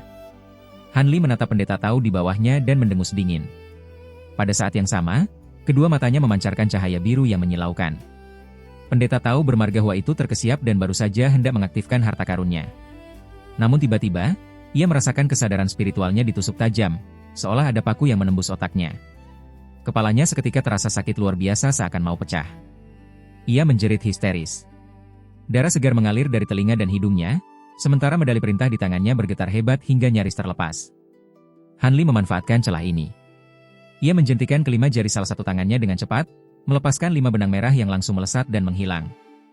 Di saat bersamaan, cahaya hijau berkedip di tangan kirinya, memunculkan sebuah penggaris kayu hijau. Ia lalu mengayunkan penggaris itu dengan ringan ke arah burung spiritual tersebut. Kelima benang merah tadi langsung menembus tubuh sihir sang pendeta Tao yang sedang lumpuh kesakitan. Benang-benang itu melilitnya dengan cepat, lalu secara mengejutkan berubah menjadi 5 tali api tebal berwarna merah darah yang mengikat tubuhnya dengan sangat kuat. Sambil menahan rasa sakit di otaknya, pendeta Tao itu baru bisa mendapatkan kembali sedikit kesadarannya. Melihat dirinya yang sudah terikat dan tidak bisa bergerak, wajahnya seketika pucat pasi. Dengan panik, ia mengerahkan indera spiritualnya untuk mengendalikan si burung spiritual agar datang menyelamatkannya. Namun, tidak ada reaksi sama sekali. Pendeta Tao bermarga Hua itu semakin cemas. Ia segera melirik ke samping dan baru menyadari bahwa entah sejak kapan, sebuah teratai cahaya berwarna perak telah muncul di atas burung spiritualnya. Teratai perak tersebut memancarkan cahaya Buddha 7 warna yang mengurung burung spiritual itu. Akibatnya, burung seputih salju tersebut kaku tak bergerak di udara, sama-sama terperangkap. Sang pendeta Tao merasa terkejut sekaligus marah. Belum sempat ia memikirkan langkah selanjutnya, hembusan angin sepau-sepai menyapu tepat di atas kepalanya, disusul oleh sekelebat cahaya emas yang menebas secepat kilat dari dalam hembusan angin tersebut. Pendeta Tao itu berteriak keras sebelum kepalanya tertebas oleh cahaya emas dan menggelinding jatuh. Sosok Han Li kembali muncul bersamaan dengan angin tadi. Tanpa bicara, ia mengangkat kedua tangannya. Suara guntur bergemuruh keras, dan rentetan busur petir emas menyambar bersilangan. Busur petir itu langsung berubah menjadi sebuah jaring emas yang mengurung mayat tanpa kepala tersebut dengan momentum yang mengejutkan. Mulut Han Li lalu menggumamkan mantra. Tali api yang melilit sisa mayat itu tiba-tiba berkobar hebat. Kobaran api merah menyembur, mengubah mayat pendeta Tao menjadi abu dalam sekejap. Tepat pada saat yang sama, segumpal cahaya putih membungkus Nasen Sol sang pendeta Tao. Sambil mengayunkan sebuah rui putih di tangannya, Nasen Sol itu melesat keluar dari lautan api, berusaha mencari celah untuk kabur. Namun, usahanya sia-sia karena ia langsung menabrak jaring emas. Rentetan suara guntur terdengar. Jaring petir tersebut memantulkan Nasen Sol itu kembali. Cahaya emas kemudian memancar terang benderang, busur petir menyambar, dan jaring emas itu meledak sepenuhnya. Di tengah kilatan petir yang menyilaukan, Nasen Sol sang pendeta hancur berkeping-keping dan lenyap bagaikan asap. Han Li menghela napas pelan, lalu menoleh dan menatap dingin ke arah lain. Pria tua bermargalong itu kini telah berada lebih dari 100 meter jauhnya. Ia baru saja mengeluarkan sepasang simbal biru tua dari pinggangnya. Namun, tepat saat ia masih ragu-ragu apakah harus kembali maju dan menyerang Han Li dari dua sisi, pendeta Tao itu ternyata sudah lebih dulu mati terbunuh. Hati pria tua itu langsung mencelos. Sekujur tubuhnya terasa dingin merinding. Saat pandangan dingin Han Li menyapunya, pria tua itu secara mengejutkan mengayunkan tangannya dan menggunakan tepi tajam simbal tersebut untuk memotong lengannya sendiri. Potongan lengan itu pun meledak dengan suara keras. Kabut darah seketika menutupi tubuh si pria tua, disusul jeritan melengking yang mengerikan. Kabut darah itu membungkus tubuh pria tua bermargalong dan mengubahnya menjadi bayangan darah yang memudar sebelum melesat pergi. Hanya dalam beberapa kedipan mata, bayangan darah itu sudah melarikan diri sejauh lebih dari 300 meter. Kecepatannya yang luar biasa itu membuat Han Li cukup terkejut. Han Li menyipitkan mata, sedikit ragu apakah harus mengejar atau tidak. Namun, bayangan darah tersebut sudah terlanjur menghilang di balik cahaya langit, tak menyisakan jejak sedikit pun. Ia mengusap dagu dan menggeleng pelan dengan ekspresi sedikit menyayangkan. Rupanya pria tua itu memiliki kemampuan suci yang lumayan tangguh, bahkan menguasai teknik pelarian aneh yang mirip dengan teknik pelarian bayangan darah. Karena lawan sudah kabur begitu jauh, Han Li enggan membuang tenaga untuk mengejar lebih jauh. Pergi ke kota bintang langit jauh lebih penting sekarang. Setelah memutuskan hal itu, Han Li menoleh ke arah burung spiritual yang masih terpenjara oleh penggaris 8 roh. Ia menjentikan jari dan melepaskan sebilah cahaya pedang emas yang mengelilingi burung itu satu putaran, lalu membelahnya menjadi 2 hingga mati seketika. Burung spiritual yang telah dibesarkan menggunakan darah pemiliknya sejak kecil tidak akan pernah bisa dijinakkan oleh orang lain. Tentu saja, Han Li tidak akan membiarkannya hidup. Setelah membereskan sisa pertarungan, tubuhnya berubah menjadi pancaran pelangi biru tua yang langsung melesat menuju kota bintang langit. Kali ini ia terbang dengan kekuatan penuh. Sekitar 10 menit kemudian, cahaya pelariannya berhasil menembus larangan formasi angin api pemusnah langit dan masuk ke atas pulau raksasa tersebut. Sosok Han Li berhenti sejenak. Ia terdiam mengamati kota bintang langit dari kejauhan. Tembok kota yang sangat tinggi itu kini ditutupi oleh tirai cahaya biru muda yang tebal. Di udara, Gelombang cahaya biru tua dan merah terlihat terus-menerus menabrak tirai pelindung tersebut. Suara gemuruh guntur yang menggelegar dan mengguncang bumi terdengar tiada henti dari benturan itu. Ekspresi Han Li berubah serius, ia tidak lagi ragu dan langsung melesat mendekat ke arah kota bintang langit. Hanya dalam beberapa kedipan mata, pelangi biru tua itu sudah tiba di depan gerbang kota, namun terhalang oleh tirai cahaya biru.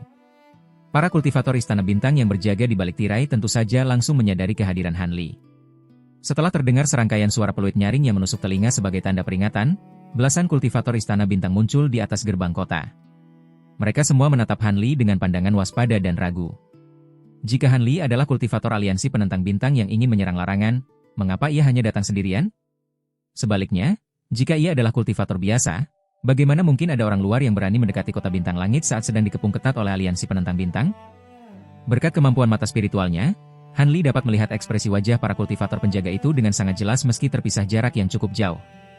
Ia tetap diam tanpa sepatah kata pun. Ia hanya membalikan telapak tangan dan mengeluarkan medali perintah tetamu agung Istana Bintang yang didapatkannya bertahun-tahun lalu. Dengan ayunan tangannya, medali perintah itu terbang perlahan menuju tirai cahaya pelindung kota, lalu berhenti dan melayang tepat di depannya. Para penjaga di atas gerbang seketika heboh. Beberapa kultivator tingkat tinggi menatap tajam ke arah medali perintah tersebut.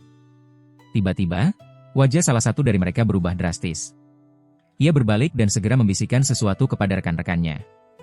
Raut wajah mereka semua langsung berubah terkejut. Salah seorang kultivator dengan panik mengeluarkan sebatang bendera formasi dari balik bajunya dan mengayunkannya beberapa kali ke arah tirai cahaya biru di luar. Tirai cahaya tersebut berkedip pelan. Medali perintah di luar melesat masuk dengan suara us dan berubah menjadi seberkas cahaya kuning. Medali itu menembus tirai cahaya pelindung dengan mulus, seolah-olah lapisan energi tebal itu hanyalah udara kosong. Han Li melihat proses ini dengan tenang. Ia tetap melayang di udara tanpa bergerak sedikit pun. Di atas gerbang, medali perintah tetamu tersebut telah diedarkan dan diperiksa dengan cermat oleh para penjaga. Raut wajah mereka sontak berubah gembira. Salah satu dari mereka menunjuk ke arah Han Li seraya memberi perintah. Ia lalu mengeluarkan selembar jimat transmisi suara, mengangkat tangannya, dan mengirim jimat itu sebagai seberkas cahaya api yang melesat cepat ke dalam kota. Setelah itu, orang yang sama mengeluarkan sebuah alat sihir berbentuk piringan formasi. Ia membentuk segel tangan, menunjuk piringan itu beberapa kali, lalu angkat bicara. Apakah yang di luar adalah Senior Han? Kami mohon maaf yang sebesar-besarnya. Saat ini keadaan sedang genting, dan karena kami belum pernah melihat wajah asli senior sebelumnya, kami tidak berani membuka gerbang begitu saja. Namun, kami sudah mengirimkan jimat transmisi suara kepada Tuan Istana. Beliau akan tiba di sini sebentar lagi. Suara tersebut dipancarkan melalui piringan formasi, menembus tirai cahaya, dan terdengar jelas di telinga Han Li. Han Li mengangkat sebelah alisnya dan hanya mengangguk datar. Ia lalu menyilangkan kedua tangannya di belakang punggung, menunggu dengan tenang. Ia tak perlu menunggu terlalu lama. Sekitar 15 menit kemudian, 3 pancaran cahaya yang menyilaukan melesat cepat dari dalam kota dan mendarat mulus di atas gerbang. 3 sosok itu terdiri dari 2 pria dan 1 wanita yang berdiri tepat di tengah, menandakan bahwa sang wanitalah yang memimpin. Wajah wanita itu sangat cantik dan menawan. Fitur wajahnya pun terasa sangat familiar bagi Han Li. Sosok itu tidak lain adalah Ling Yuling, yang kini kembali mengenakan pakaian wanita. Sementara itu, 2 pria pendampingnya adalah seorang kultivator berjubah kuning yang tampak berusia 30-an, serta seorang pria tua dengan rambut dan janggut yang sudah memutih. Ketiga orang itu langsung menatap lurus ke arah Han Li. Para kultivator penjaga gerbang lainnya hanya bisa berdiri menunduk hormat dengan tangan terlipat di depan dada, bahkan tak berani bernapas terlalu keras di hadapan petinggi mereka. Ternyata benar-benar rekan Daohan, baguslah. Kupikir kau tidak akan sempat datang. Cepat buka larangan, biarkan saudara Han masuk. Tatapan mata Ling Yuling berbinar gembira saat ia langsung memberikan perintah kepada bawahannya. Tuan Istana, apakah ini tidak apa-apa? Bisakah orang ini benar-benar diandalkan? Bagaimana jika ia adalah mata-mata dari aliansi penentang bintang yang sedang menyamar? Masalahnya bisa jadi sangat fatal, tegur si kultivator berjubah kuning dengan ragu. Tampaknya ia belum mengetahui identitas asli Han Li. Tenang saja, tidak mungkin dia palsu. Medali perintah tetamu ini dibuat secara khusus dan hanya ada satu di dunia ini. Terlebih lagi, dengan kemampuan luar biasa yang dimilikinya, tidak ada seorang pun di lautan bintang yang sanggup merampas barang miliknya dalam pertarungan 1 lawan 1, ucap Ling Yuling sambil menggelengkan kepala. Mendengar keyakinan mutlak dari tuan istana mereka, kultivator berjubah kuning itu tak berani membantah lagi dan hanya mengangguk pelan. Melihat hal itu, para penjaga tak ragu lagi. Mereka segera mengeluarkan bendera maupun piringan formasi dari pinggang masing-masing dan serentak melempar alat sihir tersebut. Berbagai pancaran warna cahaya muncul dan tenggelam ke dalam tirai pelindung di depan gerbang kota. Tirai cahaya biru memancarkan cahaya spiritual yang menyilaukan. Secara mengejutkan, sebuah saluran melingkar berdiameter sekitar 3 meter muncul tepat di tengahnya. Han Li melirik datar, lalu wujudnya berubah menjadi seberkas pelangi biru tua dan langsung melesat masuk ke saluran tersebut. Dalam beberapa kedipan mata, ia sudah berada di dalam larangan. Tirai cahaya kembali bergetar, dan saluran itu pun menghilang. Rekan Daohan, kau akhirnya datang. Begitu pelangi biru tua berkedip dan sosok Han Li muncul di atas gerbang kota, Ling Yuling yang kini mengenakan pakaian wanita tersenyum gembira. Karena Priling sudah mengundang menggunakan jimat 10.000 li, mana mungkin aku melanggar janji dan tidak datang, balas Han Li sambil tersenyum. Saya sangat berterima kasih atas bantuan besar Saudara Han. Dengan kehadiranmu, kurasa kroco dari aliansi penentang bintang tidak perlu ditakuti lagi. Namun, ini bukan tempat yang tepat untuk mengobrol. Lebih baik rekan Dao ikut denganku ke Gunung Suci. Setelah menyambut Han Li, Ling Yuling menoleh dan memberi perintah kepada kultivator berjubah kuning di sebelahnya. Tetua San, kumpulkan semua tetua istana yang sedang tidak bertugas di kuil suci. Aku ada hal penting yang ingin didiskusikan. Baik, penguasa istana. Kultivator berjubah kuning itu berada di ranah Nasen Sol tahap awal. Sejak Han Li muncul, ia diam-diam terus mengamatinya. Namun, saat menyapukan indera spiritualnya, ia hanya merasakan bahwa kekuatan sihir pria di depannya sangat dalam dan tak terduga. Ia sama sekali tidak bisa membaca tingkat kultivasi Han Li. Hal ini membuatnya terkejut sekaligus memunculkan rasa hormat dan takut. Mendengar perintah Ling Yuling, ia segera menangkupkan tangan, mengeluarkan setumpuk jimat transmisi suara, dan mulai mengirimkan pesan kepada para tetua Istana Bintang. Pandangan Han Li kemudian beralih ke pria tua berambut putih di dekat mereka. Ia menyapanya dengan nada datar. Tak disangka kita bertemu lagi setelah sekian lama. Penampilan rekan Dao Zhao masih sama seperti dulu, tapi kultivasimu meningkat pesat. Ini benar-benar hal yang patut dirayakan. Pria itu rupanya adalah tetua bermarga Zhao yang dulu pernah menawarkan kultivasi ganda kepadanya di Pulau Hiu Perak. Setelah lebih dari 100 tahun tidak bertemu, pria tua ini ternyata sama seperti Ling Yuling, telah berhasil menerobos ke ranah Nasen Sol tahap menengah. Hehe, mana mungkin aku punya bakat sehebat itu untuk menembus ranah ini. Semua ini berkat bantuan besar dari dua penguasa istana terdahulu, sehingga kultivasi Pak Tua ini bisa melangkah lebih jauh, jawab tetua Zhao dengan tawa pahit. Sepertinya ada rahasia tersembunyi di balik ucapannya. Oh, ternyata begitu. Sorot mata Han Li berkedip pelan, wajahnya tampak sedang memikirkan sesuatu. Ternyata tetua Zhao dan saudara Han sudah saling kenal. Ini malah lebih baik.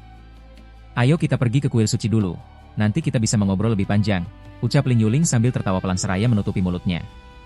Han Li tentu saja tidak keberatan dan mengangguk setuju. Setelah itu, mereka mengendarai cahaya pelarian dan melesat menuju Gunung Suci yang terletak di pusat kota bintang langit. Di bawah panduan Ling Yuling, Han Li terbang hingga ke puncak tertinggi Gunung Suci. Mereka mendarat di depan sebuah aula batu biru tua yang terlihat sangat sederhana. Han Li mengamati aula batu itu sejenak dengan raut wajah sedikit heran. Kenapa? Apa saudara Han merasa kuil suci kami ini terlalu biasa? Ling Yuling menoleh ke arah Han Li dan tersenyum manis. Sejujurnya ini sangat di luar dugaanku.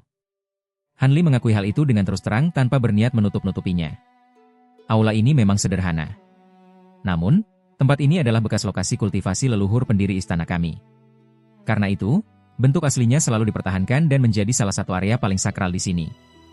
Biasanya, orang luar dilarang keras masuk. Tapi karena saudara Han sudah datang jauh-jauh dari jarak ribuan kilometer untuk membantu, tentu saja ada pengecualian untukmu, jelas Ling Yuling ramah. Meskipun bangunannya biasa saja, energi spiritual di tempat ini sangat pekat. Ini benar-benar lokasi suci yang luar biasa untuk berlatih. Di seluruh lautan bintang dalam, mungkin sulit mencari pulau dengan tempat kultivasi sebaik ini. Han Li mengangguk pelan, mulai memahami alasannya. Mendengar pujian itu, senyum Ling Yuling semakin merekah. Ia pun memandu Han Li melangkah menuju pintu utama aula batu. Belasan murid istana bintang yang berjaga di depan pintu buru-buru membungkuk hormat kepada rombongan itu. Saat pandangan para murid itu menyapu sosok Han Li, terpancar rasa penasaran di mata mereka. Ling Yuling tidak menjelaskan apapun kepada para penjaga itu. Ia langsung membawa Han Li masuk melewati koridor kecil, lalu tiba di sebuah aula utama yang bergaya kuno dan lapang. Mereka kemudian duduk di kursi yang telah disediakan, terpisah layaknya tuan rumah dan tamu kehormatan. Dalam perjalanan kemari, saudara Han pasti sudah mendengar sedikit tentang situasi istana kami saat ini, kan? Tanya Ling Yuling lugas tanpa basa-basi begitu ia duduk. Tentu saja, aku sudah tahu gambarannya. Situasi pihak kalian tampaknya sedang kurang bagus, jawab Han Li tenang. Kalau begitu, Kau pasti tahu bahwa awalnya kami sangat berada di atas angin. Situasi ini berbalik drastis murni karena Wan Tianming tiba-tiba berhasil menerobos ke Nasen Sol tahap akhir dan menjadi seorang kultivator besar. Sejak saat itu, wilayah kekuasaan kami digerogoti perlahan oleh aliansi penentang bintang hingga kota bintang langit pun terkepung. Asalkan saudara Han bisa menahan orang itu, kami masih yakin bisa membalikan keadaan dan membasmi aliansi penentang bintang. Wajah Ling Yuling terlihat serius, sebersit niat membunuh terpancar samar di antara alisnya. Jadi, rekan Daoling ingin memintaku bertarung menghadapi ketua sekte Wan yang agung itu? Han Li membalas tenang sambil menatapnya lurus. Benar. Apa saudara Han merasa keberatan? Ling Yuling sedikit terkejut dan bertanya ragu. Bukan soal keberatan, tapi sepertinya Periling telah salah paham akan satu hal, ucap Han Li lugas dengan alis sedikit terangkat. Salah paham? Mungkinkah kedatangan saudara Han kali ini bukan untuk membantu saya? Raut wajah Ling Yuling sedikit berubah. Tentu saja aku datang untuk membantu, tapi... Ucapan Han Li terhenti. Ia tiba-tiba menoleh dan menatap ke arah pintu masuk aula. Melihat reaksi itu, Ling Yuling pun ikut menoleh. Sesaat kemudian, 3 orang kultivator berjalan masuk dengan santai dari luar. Mereka terdiri dari seorang kultivator Nasen Sol tahap menengah dan 2 orang Nasen Sol tahap awal. Kultivator Nasen Sol tahap menengah itu adalah seorang pria bertubuh besar berjubah ungu dengan wajah penuh bopeng. Begitu masuk, ia tidak memberi hormat kepada Ling Yuling. Sebaliknya, ia langsung menatap Han Li dengan wajah sinis. Sikapnya memancarkan aura arogan dan tak kenal aturan. Namun, begitu pria besar itu menyapukan indera spiritualnya ke tubuh Han Li, pupil matanya langsung menyusut dan raut wajahnya seketika menjadi tegang. Di saat yang sama, Ling Yuling tersenyum dan menyapa mereka. Tetua MA, kalian datang cepat sekali. Silakan duduk. Nanti setelah para tetua lain berkumpul, aku akan memperkenalkan seorang tamu kehormatan Istana Bintang kepada kalian. Heh, kultivasi rekan Dao ini sangat dalam dan tak terduga. Wajar saja jika penguasa istana menyambutnya dengan perlakuan agung. Pria besar itu segera menetralkan ekspresinya. Setelah memaksakan senyum ke arah Han Li, ia duduk di kursi samping. Aura arogan yang sempat dipancarkannya kini menciut drastis. 2 tetua lainnya tentu saja juga tidak bisa membaca tingkat kultivasi Han Li. Namun, melihat pria sebesar dan searogan tetua MA tiba-tiba bersikap jinak, mereka pun saling berpandangan terkejut. Keduanya segera menangkupkan tangan hormat kepada Ling Yuling sebelum ikut duduk. Melihat pemandangan ini, Ling Yuling mengangkat tangannya. Jari jemarinya yang lentik dengan santai menggulung ujung rambut hitam di bahunya, tetapi sebersit kilatan dingin melintas di mata indahnya.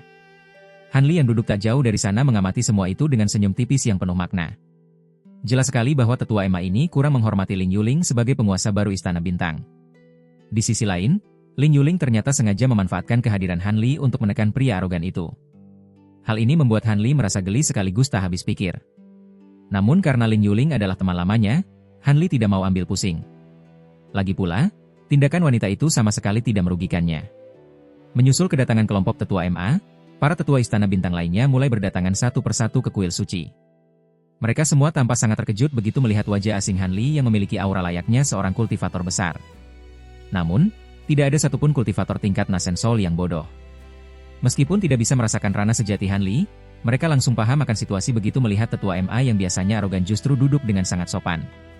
Para tetua itu menyembunyikan rasa terkejut mereka dan bersikap sangat hormat.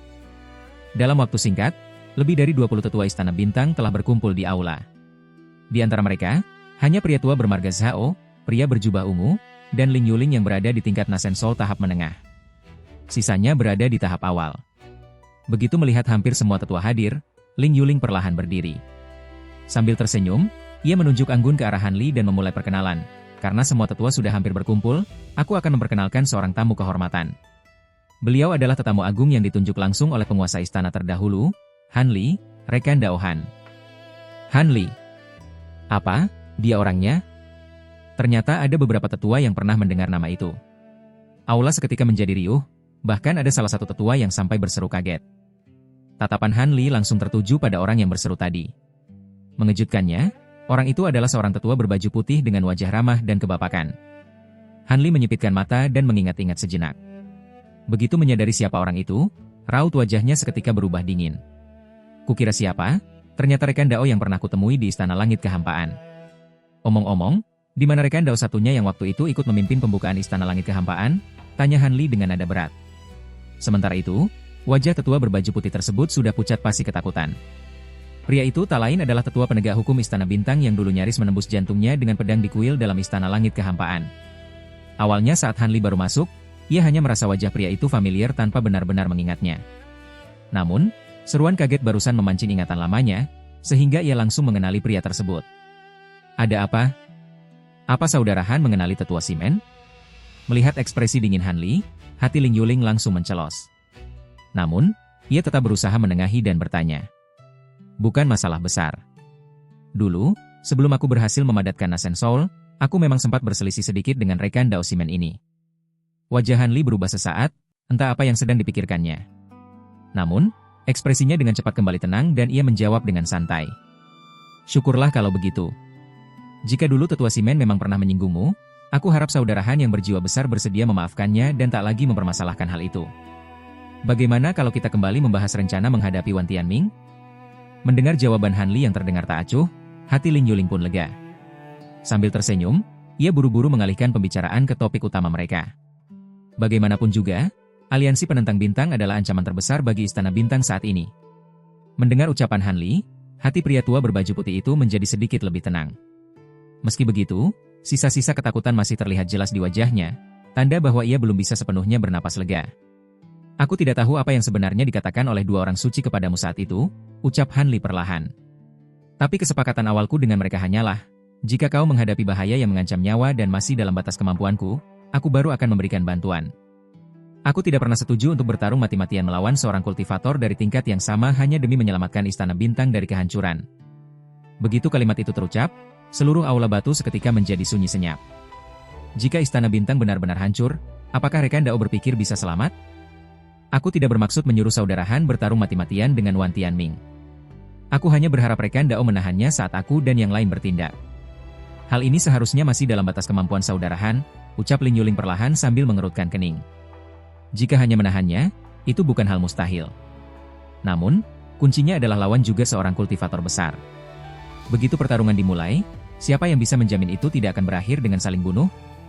Jika rekan Dao Ling setuju bahwa aku bisa mundur kalau lawan mengeluarkan jurus mematikan, maka aku akan mempertimbangkannya. Lagi pula, keselamatan rekan Dao Ling dan kelangsungan hidup Istana Bintang adalah dua hal yang berbeda. Sekalipun Istana Bintang runtuh, aku masih bisa turun tangan untuk menyelamatkan nyawamu. Itu sudah cukup untuk memenuhi janjiku pada ayahmu di masa lalu. Jika tidak, kesepakatanku dengan dua orang suci kala itu sama sekali tidak sebanding dengan risiko sebesar ini. Han Li berbicara dengan tenang.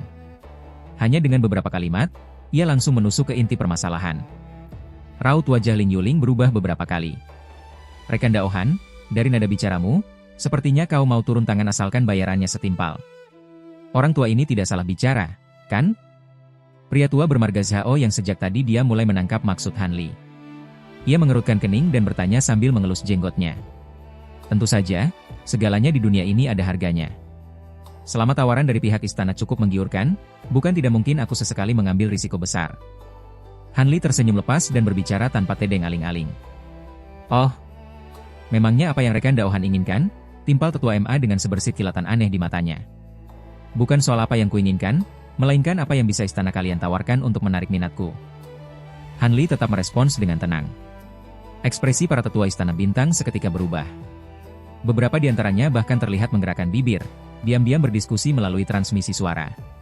Para monster tua yang telah hidup ratusan tahun itu sama sekali tidak marah dengan penolakan belak-belakan Han Li barusan. Jika mereka sendiri yang diminta bertarung mati-matian melawan musuh setara tanpa imbalan apapun, tak akan ada yang sudi melakukan kebodohan semacam itu. Terlebih lagi, pertarungan antar kultivator besar di puncak alam manusia memiliki risiko yang sangat fatal. Namun, tidak mudah membujuk orang sekelas Han Li. Mana mungkin seorang kultivator besar tertarik pada harta magis, material, atau manual kultivasi biasa. Ling Yuling duduk di kursi utama sambil mengamati para tetua yang berbisik-bisik. Raut wajahnya berubah-ubah. Sesaat kemudian, ia tiba-tiba angkat bicara. Ucapan saudara Han ada benarnya. Tentu saja kau tidak akan sudi melirik barang biasa. Aku akan menawarkan metode kultivasi cahaya Dewa Magnet asal beserta gunung magnetik primordial sebagai imbalan. Bagaimana menurutmu, rekan Dao? Mengingat betapa rumit dan ajaibnya metode ini, hanya orang berbakat sepertimu yang pantas menguasainya. Begitu wanita ini buka suara, ia langsung menyebutkan tujuan utama kedatangan Han Li. Hal itu sontak membuat Han Li tertegun. Ia menatap Ling Yuling lekat-lekat, lalu menyipitkan mata dan berpikir sejenak. Para tetua Istana Bintang lainnya ikut terkesiap mendengar tawaran tersebut. Mereka saling melempar pandang dengan ekspresi aneh, namun tak satupun yang berani melayangkan protes. Cahaya Dewa Magnet asal memang memiliki reputasi mentereng dan pernah dikultivasikan oleh dua orang suci Tianxing di masa lalu. Namun, tingkat kesulitan sekaligus kelemahan metode ini sudah menjadi rahasia umum. Bagi kultivator Nasen Soul biasa, metode itu tak lebih dari pajangan belaka. Oleh karena itu, tak ada alasan bagi mereka untuk menolak pertukaran ini demi mendapatkan kekuatan tambahan. Sebaliknya, mereka justru cemas apakah Han Li bersedia menyetujuinya. Di luar dugaan, Han Li tidak memikirkan tawaran itu terlalu lama. Ia mengangguk dengan senyum penuh arti. Sepertinya Priuling sudah lama tahu apa yang kuinginkan. Aku bukan orang yang serakah, jadi mari kita sepakati pertukaran ini. Pada saatnya tiba, aku akan turun tangan menahan Wan Tianming. Meski tidak bisa menjamin akan membunuhnya, aku tak akan membiarkannya menyerang kalian begitu saja. Baguslah. Aku percaya saudara Han tidak akan mengingkari janji. Aku akan segera mengutus seseorang untuk mengirimkan formula kultivasi cahaya Dewa Magnet asal padamu. Begitu pertempuran besar berakhir, gunung magnetik primordial akan kuserahkan langsung dengan kedua tanganku. Senyum manis kembali menghiasi wajah cantik Ling Yuling. Kalau begitu, aku akan menunggu kabarmu, rekan Daoling. Aku baru saja menempuh perjalanan jauh dan merasa sedikit lelah, jadi izinkan aku pamit untuk beristirahat. Setelah kesepakatan tercapai, Han Li tidak berniat berlama-lama. Ia langsung berdiri dan undur diri. Tentu saja. Tetua Zhao, tolong siapkan ruangan yang tenang agar rekan Dao Han bisa beristirahat total selama 2 hari ini. Beliau adalah tamu kehormatan kita. Selama beliau di sini, tolong luangkan waktumu untuk lebih sering menemaninya. Ling Yuling menyetujui dengan senang hati. Ia menoleh dan memberi perintah kepada pria tua bermarga Zhao dengan nada ramah. Pria tua berambut putih itu mengerti dan langsung menyanggupi. Ia berdiri, membungkuk hormat kepada Ling Yuling, lalu memandu Han Li berjalan keluar. Setelah membalas anggukan Ling Yuling, Han Li tidak langsung beranjak. Ia mengalihkan pandangannya dan tiba-tiba menatap tajam ke arah tetua Simen yang duduk di antara para tetua. Sebersih cahaya biru berkedip di kedalaman pupil matanya. Setelah itu, barulah ia melangkah keluar aula dengan santai. Ditatap sedemikian rupa oleh Han Li, jantung tetua Simen berdegup kencang. Hawa dingin merayap naik di punggungnya. Pada saat bersamaan, ia merasakan sedikit rasa sakit menusuk di kesadaran spiritualnya hingga membuatnya nyaris terlompat dari kursi. Namun, saat Han Li berbalik dan pergi, rasa sakit misterius itu mendadak sirna tanpa jejak, seolah tak pernah terjadi apa-apa. Insiden singkat itu membuatnya sangat ketakutan. Ia buru-buru memeriksa seluruh tubuh dan kesadaran spiritualnya dengan saksama. Hasilnya normal, tak ada kelainan sedikit pun. Pria tua itu pun bisa bernapas lega dan mulai menertawakan kepanikannya sendiri. Lagi pula, saat ini ia sedang berada di markas utama Istana Bintang. Sekalipun Han Li adalah seorang kultivator besar, pria itu tak mungkin berani menyerangnya secara terang-terangan di tempat ini. Meski begitu, tetua Simen sudah membulatkan tekad. Begitu pertemuan ini selesai, ia akan segera bersembunyi di tempat rahasia hingga pertempuran besar dimulai. Selama masa itu, ia tak akan membiarkan dirinya berpapasan dengan Han Li demi menghindari nasib nahas. Bagaimanapun juga, serangan pedang terbangnya di masa lalu nyaris menamatkan riwayat pemuda tersebut. Kini kekuatan Han Li telah jauh melampauinya. Sangat mustahil pemuda pendendam itu melepaskannya begitu saja. Seandainya ia tahu kultivator rendahan itu punya potensi sebesar ini, ia tak akan berani memprovokasinya dulu, atau setidaknya, ia pasti sudah membunuhnya hingga ke akar agar tak ada sisa masalah. Tetua Simen menghela napas panjang dalam hati. Ia dilanda rasa kesal dan penyesalan yang tiada tara. Penguasa istana, apakah kultivator bermargahan itu benar-benar mampu menahan Wan Tianming? Siapa dia sebenarnya? Apakah dia bisa dipercaya? Jangan-jangan dia cuma bermulut manis, tapi aslinya bersekongkol dengan aliansi penentang bintang. Kalau dia tiba-tiba berkhianat atau lari di tengah pertarungan, kita bisa hancur lebur. Lebih baik kita mengandalkan larangan dan bertahan mati-matian di sini, usul pria besar berjubah ungu dengan suara berat begitu Han Li dan tetua Zhao tak lagi terlihat di ambang pintu. Raut keraguan tercetak jelas di wajahnya. Tetua MA, tenanglah. Aku sudah mengenal rekan Dao Han jauh sebelum ayahku membuat kesepakatan dengannya. Meski kami tidak begitu akrab, tapi di masa lalu ia punya permusuhan besar dengan para monster tua dari faksi benar maupun iblis di aliansi penentang bintang gara-gara urusan kuali pusaka sutian. Mustahil dia bersekongkol dengan mereka. Soal kemampuannya menahan Wan Tianming, kurasa itu bukan masalah. Rekan Dao Han berhasil menerobos ke tingkat yang sekarang lebih dulu dibanding Wan Tianming.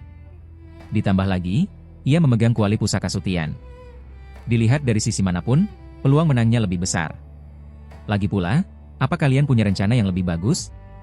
Formasi pertahanan kota kita memang kuat, tapi tidak akan bertahan lama jika terus-menerus dibombardir kekuatan angin dan api musuh siang dan malam. Cepat atau lambat kita harus bertempur hidup dan mati melawan mereka. Di saat itulah penentuannya, aliansi penentang bintang yang hancur berkeping-keping, atau istana bintang yang rata dengan tanah, tegas Ling Yuling. Karena penguasa istana sudah berkata demikian, kita tak punya pilihan selain mengandalkannya, gumam pria besar berjubah ungu itu setengah enggan. Ia sadar mereka memang sudah kehabisan jalan keluar. Melihat bahwa tetua yang paling keras kepala pun sudah tak bisa mendebat, seulas senyum tipis merkah di wajah cantik Ling Yuling. Ia kembali bersuara, kalau begitu, mari kita diskusikan hari penentuan dan susun strategi untuk menembus formasi besar musuh. Sementara itu, di sebuah ruang rahasia yang amat sunyi, Han Li duduk bersila dengan mata terpejam. Kedua tangannya sibuk membentuk segel spiritual yang aneh. Entah sudah berapa lama ia berdiam diri seperti itu. Tiba-tiba raut wajahnya berubah, dan matanya pun perlahan terbuka. Wah, apa rekan Dao Han sudah bersiap mengambil tindakan? Terdengar sebuah tawa kecil di telinga Han Li. Itu adalah suara sang bocah, wujud lain dari binatang Tianxie. Kau tahu apa yang sedang kulakukan? Sahut Han Li datar, namun nadanya berubah berat. Aku memang tak tahu teknik rahasia apa yang kau pakai.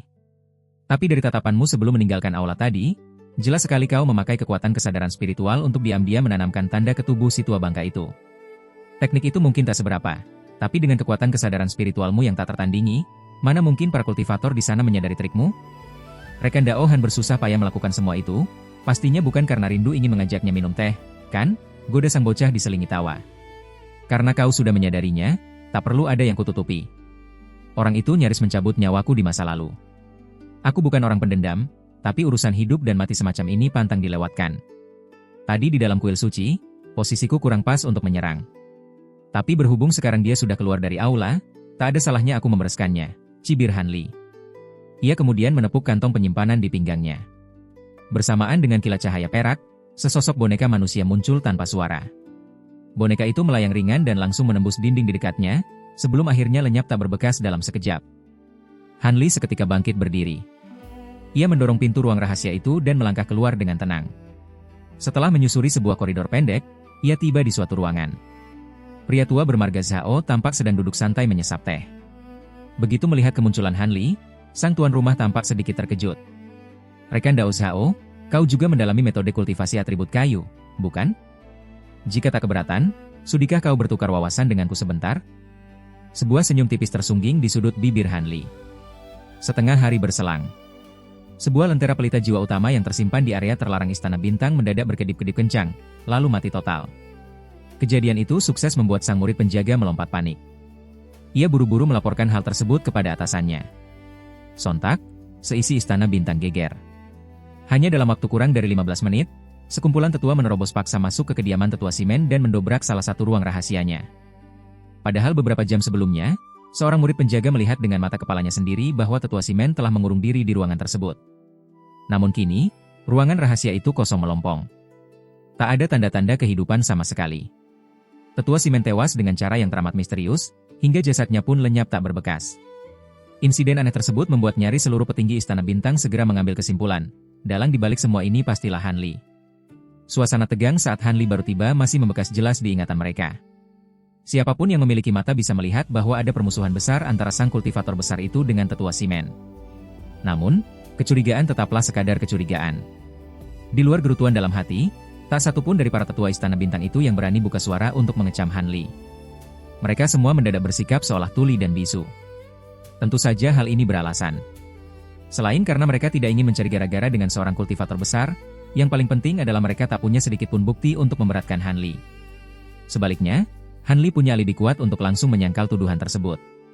Sebab, di sekitar waktu kematian tetua Simen, Han Li dan tetua Zhao sedang bersama-sama melakukan pertukaran wawasan kultivasi. Mereka berdua tak pernah berpisah selama periode itu. Tentu saja, siapapun yang sedikit punya otak bisa menebak bahwa trik alibi murahan ini sengaja dibuat oleh Han Li untuk membungkam mulut mereka.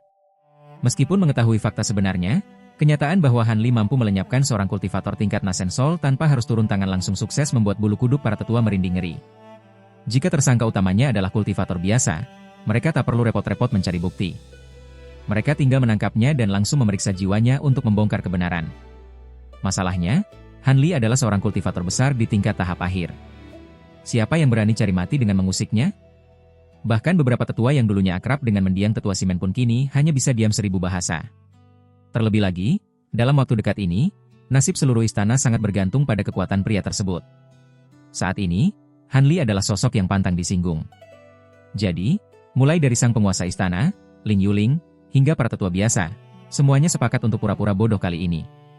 Sementara itu, setelah menghabiskan setengah hari bertukar wawasan dengan pria tua bermarga Zhao, Han Li dengan tenang kembali ke ruang rahasianya untuk melanjutkan kultivasi tertutup. Di sisi lain, tetua Zhao yang baru saja menerima kabar kematian tetua Simen hanya bisa tertegun kaku. Setelah cukup lama terdiam, ia akhirnya menghela napas panjang dan tersenyum pahit dengan raut wajah pasrah. Sejak saat itu, ia tak mau lagi berjaga di depan ruang kultivasi Han Li. Ia lebih memilih memanggil 2 murid tingkat pembentukan inti untuk menggantikannya, lalu bergegas pergi menjauh dari sana. Alasannya sederhana, jika pria itu bisa asyik minum teh bersamanya sambil membunuh seorang kultivator tingkat Nasen Sol di tempat lain, maka mengawasinya secara langsung tak lebih dari tindakan sia-sia. Lebih baik ia sadar diri dan menyingkir secepat mungkin. Tentu saja, hal ini dilakukannya demi menghindari nasib nahas seandainya niat membunuh sang kultivator besar mendadak tertuju padanya. Maka, terjadilah sebuah fenomena ganjil di Istana Bintang.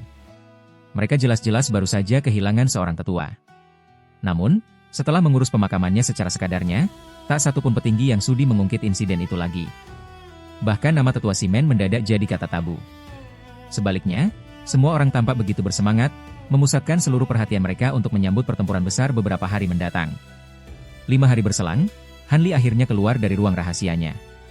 Saat ia kembali menjejakkan kaki di aula suci, ruangan itu tak hanya diisi oleh para tetua, tetapi juga tambahan lebih dari 30 kultivator tingkat pembentukan inti. Sebagian besar dari mereka telah mencapai tingkat tahap akhir. Sekali lirik, Han Li langsung tahu bahwa mereka adalah tulang punggung Istana Bintang, dengan posisi tepat di bawah para tetua. Begitu Han Li berjalan perlahan memasuki aula, tatapan seluruh kultivator di sana seketika tertuju padanya. Mayoritas menatapnya dengan penuh kekaguman, meski ada segelintir yang masih menyiratkan kecurigaan. Namun, ada satu kesamaan, kemanapun pandangan Han Li mengarah, kultivator yang ditatapnya pasti akan langsung menundukkan kepala tak berani menatap balik, menunjukkan rasa hormat yang mendalam. Bagi Han Li, menggunakan boneka manusia untuk menghabisi kroco tingkat Nasen Sol tahap awal tak lebih dari perkara sepele yang tak pantas dibanggakan. Namun tanpa ia duga, tindakan itu justru berhasil memberikan kejutan mental luar biasa bagi para petinggi Istana Bintang. Sebelumnya, meski mereka percaya bahwa Han Li adalah seorang kultivator besar, tak ada satupun yang pernah melihat langsung kemampuannya. Banyak yang diam-diam meragukan apakah pemuda ini sungguh sanggup menahan gempuran Wan Tianming. Bagaimanapun juga, selama puluhan tahun berperang melawan Istana Bintang, Wan Tianming telah membantai banyak tetua mereka. Reputasinya di Lautan Bintang nyaris tak tertandingi pada masanya. Namun kini, setelah Han Li memamerkan kemampuan anehnya, mengirim klon untuk membunuh seorang tetua tingkat Nasen Sol secara gaib, para anggota Istana Bintang mendadak punya suntikan kepercayaan diri yang luar biasa terhadapnya. Ini adalah efek tak terduga yang sama sekali tak direncanakan, baik oleh Ling Yuling maupun Han Li. Melihat moral pasukannya meroket, Ling Yuling tentu saja senang bukan kepalang. Sebaliknya, Han Li sama sekali tak peduli dengan urusan itu. Rekan Daohan, silakan duduk. Saya akan mulai membagi tugas penyerangan terhadap aliansi penentang bintang, ucap Ling Yuling dengan nada sangat sopan begitu melihat Han Li muncul. Han Li mengangguk lalu duduk di kursi batu di samping sang penguasa istana. Sambil mengibaskan lengan baju, ia memunculkan sebuah lempengan giok berwarna putih pucat di tangannya. Ia menundukkan kepala dan mulai membaca isinya, seolah-olah menganggap semua orang di ruangan itu tidak ada. Ling Yuling hanya tersenyum tipis melihat tingkahnya. Namun, begitu pandangannya beralih ke para kultivator di aula, raut wajahnya berubah serius dan berwibawa. Rangkaian instruksi tegas mulai meluncur dari bibirnya. Meski sebagian besar perhatian Han Li tersita oleh isi lempengan giok, ia tak sepenuhnya mengabaikan keadaan sekitar. Ia tetap membagi sebagian kesadaran spiritualnya untuk menyimak taktik sang wanita. Rencana Istana Bintang sebenarnya cukup sederhana. Meskipun formasi angin api pemusnah langit didukung oleh 108 pilar, mereka hanya akan menyerang 36 pilar yang mengepung kota bintang langit. Menurut perhitungan ahli formasi mereka, 36 pilar tersebut adalah titik vital formasi. Jika sebagian besar titik itu berhasil dihancurkan, formasi utama akan runtuh dengan sendirinya. Tentu saja, untuk memastikan skenario itu berjalan lancar, Istana Bintang harus lebih dulu merebut mata formasi yang dijaga langsung oleh Wan Tianming. Di bawah instruksi tegas Ling Yuling, para tetua tingkat Nasen Sol dan kultivator pembentukan inti berdiri satu persatu untuk menerima tugas. Wajah mereka tegang dan serius. Aula itu pun perlahan diselimuti aura membunuh yang kental. Dalam sekejap, tiap pilar angin dan api telah memiliki tim penyerang khusus. Jumlah pasukan yang dikerahkan pun bervariasi. Beberapa titik dijaga ketat oleh 2 atau 3 kultivator Nasen Soul, sementara titik lainnya malah tak dijaga satupun kultivator tingkat itu, hanya beberapa orang dari tingkat pembentukan inti. Perbedaan alokasi pasukan ini sempat membuat Han Li heran. Namun, setelah dipikir ulang, ia segera paham. Kemungkinan besar, mata-mata Istana Bintang di dalam aliansi penentang bintang telah berhasil memetakan kekuatan penjaga di masing-masing pilar angin dan api. Itulah sebabnya pembagian pasukan bisa dibuat sedemikian terperinci. Meski kepalanya tetap tertunduk, seulas senyum tipis melengkung di sudut bibir Han Li. Ling Yuling membagi tugas dengan sangat efisien.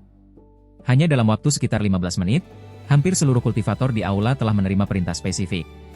Setelah semua instruksi selesai diberikan, Ling Yuling menoleh dan tersenyum ke arah Han Li. "Rekan Dao Han, bagaimana kalau kita bersama Tetua MA dan Tetua Zhao memimpin tim utama untuk menyerang mata formasi? Wan Tianming sedang berjaga di sana." "Boleh saja. Tapi ingat, tugasku nanti hanya mengurus Wan Tianming. Selama kroco-kroco yang lain tidak mencari gara-gara denganku, aku tak akan sudi turun tangan." Han Li mengangkat kepalanya. Ia menatap lurus ke arah wanita itu dan menjawab santai. Melihat betapa tenangnya Han Li, kilat keterkejutan melintas di mata cerah Ling Yuling. Ia sedikit ragu dalam hati, namun akhirnya mengiyakan permintaan pria itu. Meskipun Ling Yuling telah banyak mendengar tentang Han Li dari 2 orang suci Tianxing, ia belum pernah melihat sendiri seberapa besar kekuatan gaib yang dimiliki pria itu. Khawatir Han Li akan meremehkan musuh, ia mulai menjabarkan berbagai kemampuan sakti yang dikuasai Wan Tianming setelah mencapai kesempurnaan di tingkat tahap akhir. Ia juga membocorkan informasi mengenai beberapa harta pusaka mematikan yang baru saja didapatkan musuh bebuyutan mereka itu. Hal ini dilakukan semata-mata agar Han Li tak lengah dan mengenali kekuatan lawannya dengan baik.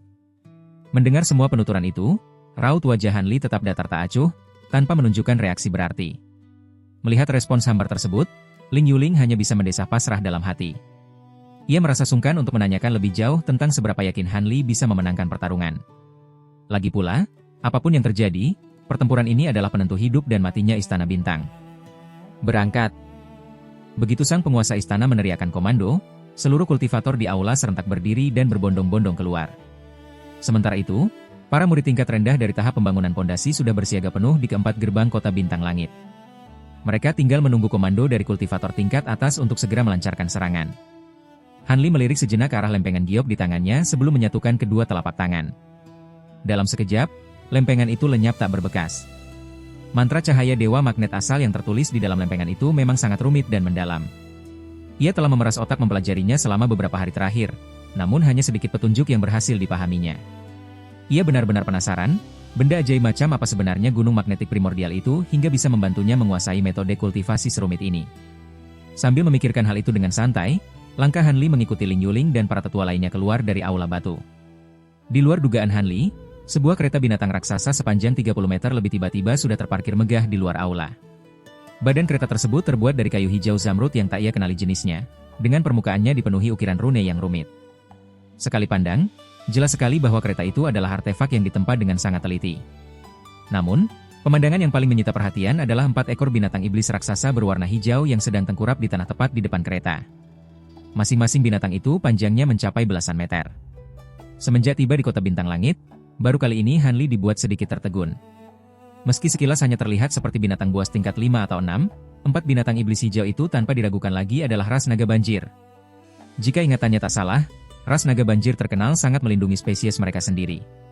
Sekalipun Istana Bintang memang pernah berjaya di masa lalu, dari mana mereka punya nyali mengendalikan naga banjir asli sebagai penarik kereta? Apa mereka tak takut memicu kemurkaan besar ras binatang roh tersebut dan malah mengundang musuh mematikan? Kenapa? Apa rekan Dao Han juga terkejut melihat beberapa binatang iblis tingkat rendah ini? Goda Ling Yuling sambil menyunggingkan senyum manis saat menyadari ekspresi terkejut di wajah Han Li. Tidak. Tubuh mereka memang ras naga banjir, tapi esensi jiwa di dalamnya sepertinya janggal. Han Li menyipitkan mata. Setelah cahaya biru berkedip sesaat di pupil matanya, ia langsung menyuarakan analisanya. Saudara Han benar-benar punya mata yang tajam seperti obor. Esensi jiwa di dalam tubuh mereka memang bukan milik naga banjir. Dulu, ayahku berhasil memenangkan beberapa mayat naga banjir hijau tingkat rendah setelah bertaruh dengan Raja Jin Jiao saat bepergian ke lautan luar. Ayah kemudian memurnikan mayat-mayat itu menggunakan teknik rahasia dan mengisinya dengan esensi jiwa ular spiritual laut dalam. Hasilnya adalah binatang iblis penarik kereta ini, jelas Ling Yuling dengan nada kagum. Oh, begitu rupanya. Tapi, untuk apa rekan Dao Ling membawa kereta ini ke sini? Apa kau berniat menggunakannya untuk serangan nanti? Han Li menautkan alis, masih sedikit bingung. Hehe, kau tidak tahu ya, saudara Han. Kereta ini ditempa sendiri oleh ayahku di masa lalu. Selain binatang penariknya yang punya kekuatan magis lumayan, kereta ini menyimpan rahasia mematikan yang sangat efektif untuk menghancurkan musuh. Jika pertempuran ini tidak sepenting ini, aku tak akan rela menggunakan harta sepenting ini. Ling Yuling mengangkat alisnya sedikit, menunjukkan ekspresi misterius di wajah cantiknya. Mendengar kata-kata Ling Yuling, Han Li menggunakan kesadaran spiritualnya untuk kembali memindai kereta binatang itu. Ia mengangguk mengerti tanpa mengatakan apa-apa lagi. Rombongan pun segera naik ke atas kereta. Bertindak sebagai kusir adalah seorang pria raksasa botak dengan tinggi mencapai 6 meter. Walaupun pria itu terlihat hanya berada di tingkat pembangunan pondasi, ia memiliki aura membunuh yang mengerikan. Tubuh bagian atasnya telanjang, memamerkan otot-otot kekar yang seolah-olah dipahat dari baja murni. Sang kusir mengayunkan cambuk putih di tangannya ke udara. Suara lecutan nyaring seketika memecah keheningan. Keempat naga banjir hijau yang sedari tadi tengkurap malas di depan aula batu langsung tersentak waspada. Dengan kepala terangkat dan ekor mengibas, kereta binatang itu melolong membelah udara. Kereta tersebut seketika berubah menjadi bola cahaya putih dan melesat terbang. Kecepatannya sungguh luar biasa, tak kalah dari kecepatan terbang seorang kultivator tingkat Nasen Soul tahap awal. 15 menit kemudian, kelompok Han Li tiba di salah satu gerbang kota bintang langit. Saat itu, kekuatan angin dan api di atas pulau raksasa tersebut terus-menerus membombardir tirai pelindung biru muda tanpa henti dari segala penjuru. Meskipun masih aman di bawah lindungan tirai cahaya, suara gemuruh guntur yang menggelegar dari benturan itu masih cukup untuk membuat rakyat jelata dan para kultivator lepas tingkat rendah di dalam kota gemetar ketakutan. Lagi pula, semua orang sadar bahwa meski tirai pelindung itu masih terlihat tebal, kehancurannya hanyalah masalah waktu jika terus-menerus dihantam oleh kekuatan angin dan api dari formasi mematikan di langit. Di tengah situasi genting itu, Han Li berdiri di salah satu sudut sepi gerbang kota, menatap lurus ke arah luar pulau. Tak banyak yang bisa dilihat di luar tirai pelindung.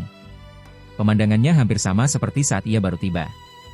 Sejauh mata memandang, hanya ada badai energi berwarna hijau dan merah. Bahkan dengan kekuatan mata spiritualnya, ia tak sanggup melihat terlalu dalam menembus badai tersebut. Han Li mengalihkan pandangannya dengan tenang ke bagian bawah kota. Di area tersembunyi dekat gerbang kota, lebih dari 2.000 kultivator tingkat rendah telah berkumpul.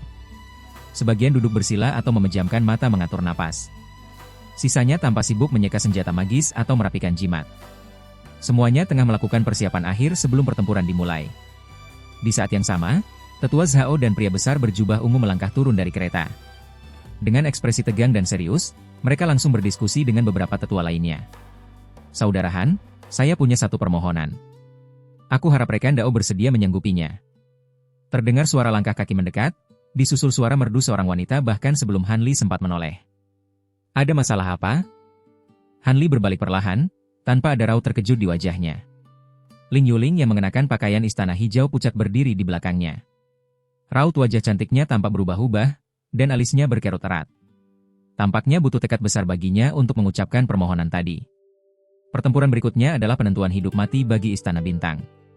Tapi sejujurnya, Aliansi Penentang Bintang berhasil merekrut beberapa kultivator pertapa kuat yang selama ini mengasingkan diri. Sekalipun saudara Han turun tangan, peluang kita untuk menang hanya 50-50. Jika kita menang, tentu tak akan ada masalah, dan aku tak perlu merepotkanmu. Namun jika kita kalah telak, aku memohon agar rekan Dao bersedia membawa pergi orang-orang yang namanya tercantum dalam lempengan giok ini. Tolong bawa mereka keluar dari Lautan Bintang dan jaga mereka dengan baik sebelum rekan Dao sendiri melarikan diri. Ling Yuling menggigit bibir bawahnya pelan. Dengan membalikkan telapak tangan, sebuah lempengan giok biru muda muncul di tangannya. Ia menatap Han Li dengan penuh harap. Apa maksud ucapanmu? Han Li menautkan alisnya. Bukan apa-apa. Mereka hanyalah kerabat terdekatku. Memang, hampir tak ada yang tahu bahwa mereka memiliki hubungan darah denganku. Tapi jika kita kalah dan Aliansi Penentang Bintang berniat menumpas kita hingga ke akar-akarnya, nasib mereka pasti akan terancam. Jauh lebih aman jika rekan Dao yang membawa mereka pergi. Karena rekan Dao bukan kultivator asli Lautan Bintang, kau pasti punya cara untuk melakukannya. Nada bicara Ling Yuling terdengar layaknya orang yang sedang menitipkan wasiat terakhir. Han Li menatap wanita itu dan terdiam sesaat. Namun, kebisuan Han Li rupanya membuat Ling Yuling salah paham. Ia pun memaksakan senyum kecil lalu menambahkan, tentu saja, aku tak akan menyuruhmu melakukannya secara cuma-cuma. Aku masih ingat janji yang pernah dibuat oleh ayahku, bahwa ia akan meminta bantuan rekan Dao turun tangan di saat genting, dengan batas maksimal 3 kali. Dengan kesediaanmu membantu menghadapi Wan Tianming, berarti kau sudah memenuhi 1 dari 3 janji itu. Jika rekan Dao bersedia menyanggupi permohonanku ini, apapun hasil pertempuran nanti, Bahkan jika kau akhirnya tak perlu membawa mereka pergi, aku akan tetap menganggap rekan Dao sudah memenuhi janji yang kedua. Bagaimana? Apakah syarat ini cukup adil? Rekan Daoling, kau sudah memikirkan ini matang-matang? Aku berjanji pada ayahmu untuk menyelamatkanmu 3 kali di saat nyawamu berada dalam bahaya. Jika kau menghamburkan kesempatan berharga itu dengan sembrono, bukankah kau melanggar niat awal dari 2 orang suci? Han Li terdiam sejenak sebelum menatap Ling Yuling dengan pandangan yang sulit diartikan. Tentu saja aku sadar betul akan hal itu. Tapi posisiku saat ini adalah penguasa Istana Bintang. Jika pertempuran ini berujung kekalahan, maka hancur pula warisan puluhan ribu tahun dari istana kami. Lantas, apa gunanya 2 sisa janji keselamatan itu bagiku? Jauh lebih baik aku melindungi kerabat dekatku. Lagi pula, dengan basis kultivasi Nasen Soul tahap menengah yang kumiliki, dalam situasi normal, aku masih sanggup melindungi diri sendiri. Ling Yuling menghela napas tipis. Melihat raut pilu di wajah wanita tersebut, Han Li terdiam cukup lama. Akhirnya, ia menjawab dengan nada datar, baiklah. Karena rekan Daoling sendiri yang memintanya, aku menerima tawaran ini. Jika pihak kalian kalah, aku akan membawa mereka keluar dari lautan bintang. Mendengar kepastian dari saudara Han, Yuling kini bisa bernapas lega. Dengan kekuatan kultivator besar milik rekan Dao, bahkan jika keadaan memburuk, menyelamatkan diri dan melarikan diri dari sini tak akan jadi masalah besar bagimu, ucap Ling Yuling seraya tersenyum manis, memancarkan pesona paripurna di wajahnya. Han Li membalas dengan senyum tipis, lalu mengalihkan pandangannya kembali ke arah luar kota. Menyadari sikap Han Li, Ling Yuling cukup peka untuk tidak mengganggunya lebih jauh. Setelah mendapatkan jaminan yang ia inginkan, wanita itu perlahan undur diri dalam diam. Beberapa jam kemudian, tepat setelah jimat transmisi suara mengonfirmasi bahwa semua persiapan telah tuntas, gerbang kota bintang langit dibuka serentak. Puluhan ribu kultivator bagaikan air bah berhamburan keluar kota secara bersamaan. Mereka menembus tirai cahaya pelindung biru, menerjang pusaran angin dan api berwarna merah dan hijau, lalu lenyap tanpa jejak. Tentu saja, pergerakan masif dari Istana Bintang ini langsung terendus oleh para kultivator aliansi penentang bintang yang berjaga di dalam formasi angin api pemusnah langit. Aliansi penentang bintang seketika merespons dengan mengirimkan gelombang kultivator mereka untuk mencegat. Sementara itu, pasukan yang tetap berada di pos masing-masing langsung memompa energi ke seluruh jaringan formasi raksasa tersebut, membangkitkan kekuatan penuh dari formasi sihir. Meskipun formasi sihir ini tidak terlalu mematikan bagi kultivator tingkat pembentukan inti ke atas, efeknya terhadap kultivator tingkat pembangunan pondasi sangatlah fatal. Segera setelah formasi itu aktif sepenuhnya, pilar-pilar raksasa angin dan api di sekelilingnya langsung memancarkan badai energi merah dan hijau yang bergulung hebat. Bola-bola energi tersebut terbentuk dengan cepat, lalu meledak satu persatu, menciptakan kilatan cahaya spiritual yang menyilaukan mata dan rentetan ledakan menggelegar bak guntur yang tak ada habisnya di dalam area formasi. Bagi seorang kultivator tahap pembangunan pondasi biasa yang masuk tanpa persiapan, nyawa mereka pasti akan langsung tertelan dan hancur berkeping-keping oleh amukan angin dan api tersebut dalam sekejap. Beruntung, Istana Bintang telah mempersiapkan diri dengan sangat matang untuk menghadapi skenario ini. Segera setelah kekuatan mematikan formasi sihir menyapu, hampir setiap kultivator Istana Bintang mengaktifkan jimat perlindungan khusus yang memancarkan perisai cahaya beraneka warna dari tubuh mereka. Berkat persiapan itu, mereka sukses menahan hantaman badai energi tersebut, sehingga tak banyak korban jiwa yang jatuh di pihak kultivator tingkat rendah Istana Bintang. Pada saat yang sama, pasukan aliansi penentang bintang yang ditugaskan untuk menyergap dari titik-titik pilar angin dan api mulai bentrok dengan barisan kultivator Istana Bintang. Di tengah amukan formasi besar, pertarungan brutal pun meletus, diiringi teriakan membunuh yang membahana ke segala penjuru. Di waktu yang nyaris bersamaan, di salah satu titik tepi formasi, tampak beberapa kultivator berdiri di atas sebuah pilar angin dan api setebal bukit yang menjulang setinggi sekitar 900 meter. Mereka menyipitkan mata, menatap jalannya pertempuran di kejauhan. Sosok pemimpin kelompok itu adalah seorang pria parubaya yang mengenakan jubah ungu bersabuk giok. Ia memiliki wajah tegas berbentuk persegi dengan sepasang alis lebat, dan berdiri santai dengan kedua tangan ditautkan di belakang punggung. Pria itu tak lain adalah Wan Tianming sang penguasa sekte Pasir Kuning, orang yang pernah beberapa kali ditemui Han Li semasa di Istana Langit Kehampaan. Hanya saja, raut wajahnya saat ini jauh lebih tenang dan berwibawa dibanding dulu. Tepat di belakangnya, berdiri seorang pria tua berwajah sedikit kehijauan dan seorang wanita tua yang mengenakan pakaian dengan paduan warna merah dan hijau. Keduanya juga tengah mengawasi amukan formasi sihir dengan raut wajah tegang. Sepertinya kali ini seluruh kekuatan Istana Bintang benar-benar diturunkan. Mereka bahkan nekat membagikan jimat perlindungan tingkat menengah sebanyak itu ke para kroco. Dana yang dihabiskan untuk jimat-jimat itu saja pasti sanggup membuat sekte biasa langsung bangkrut, gumam pria berwajah kehijauan tersebut.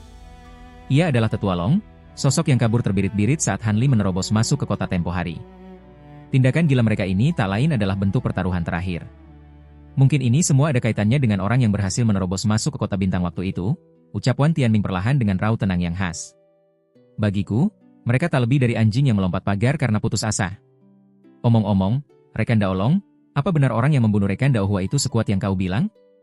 Kalian berdua menghadapinya bersama, tapi ia masih bisa membunuh salah satu dari kalian dalam hitungan detik? Tiba-tiba wanita tua itu angkat bicara dengan kilatan hijau samar di matanya. Di luar dugaan, nenek tersebut ternyata adalah seorang kultivator tingkat Nasen Soul tahap menengah.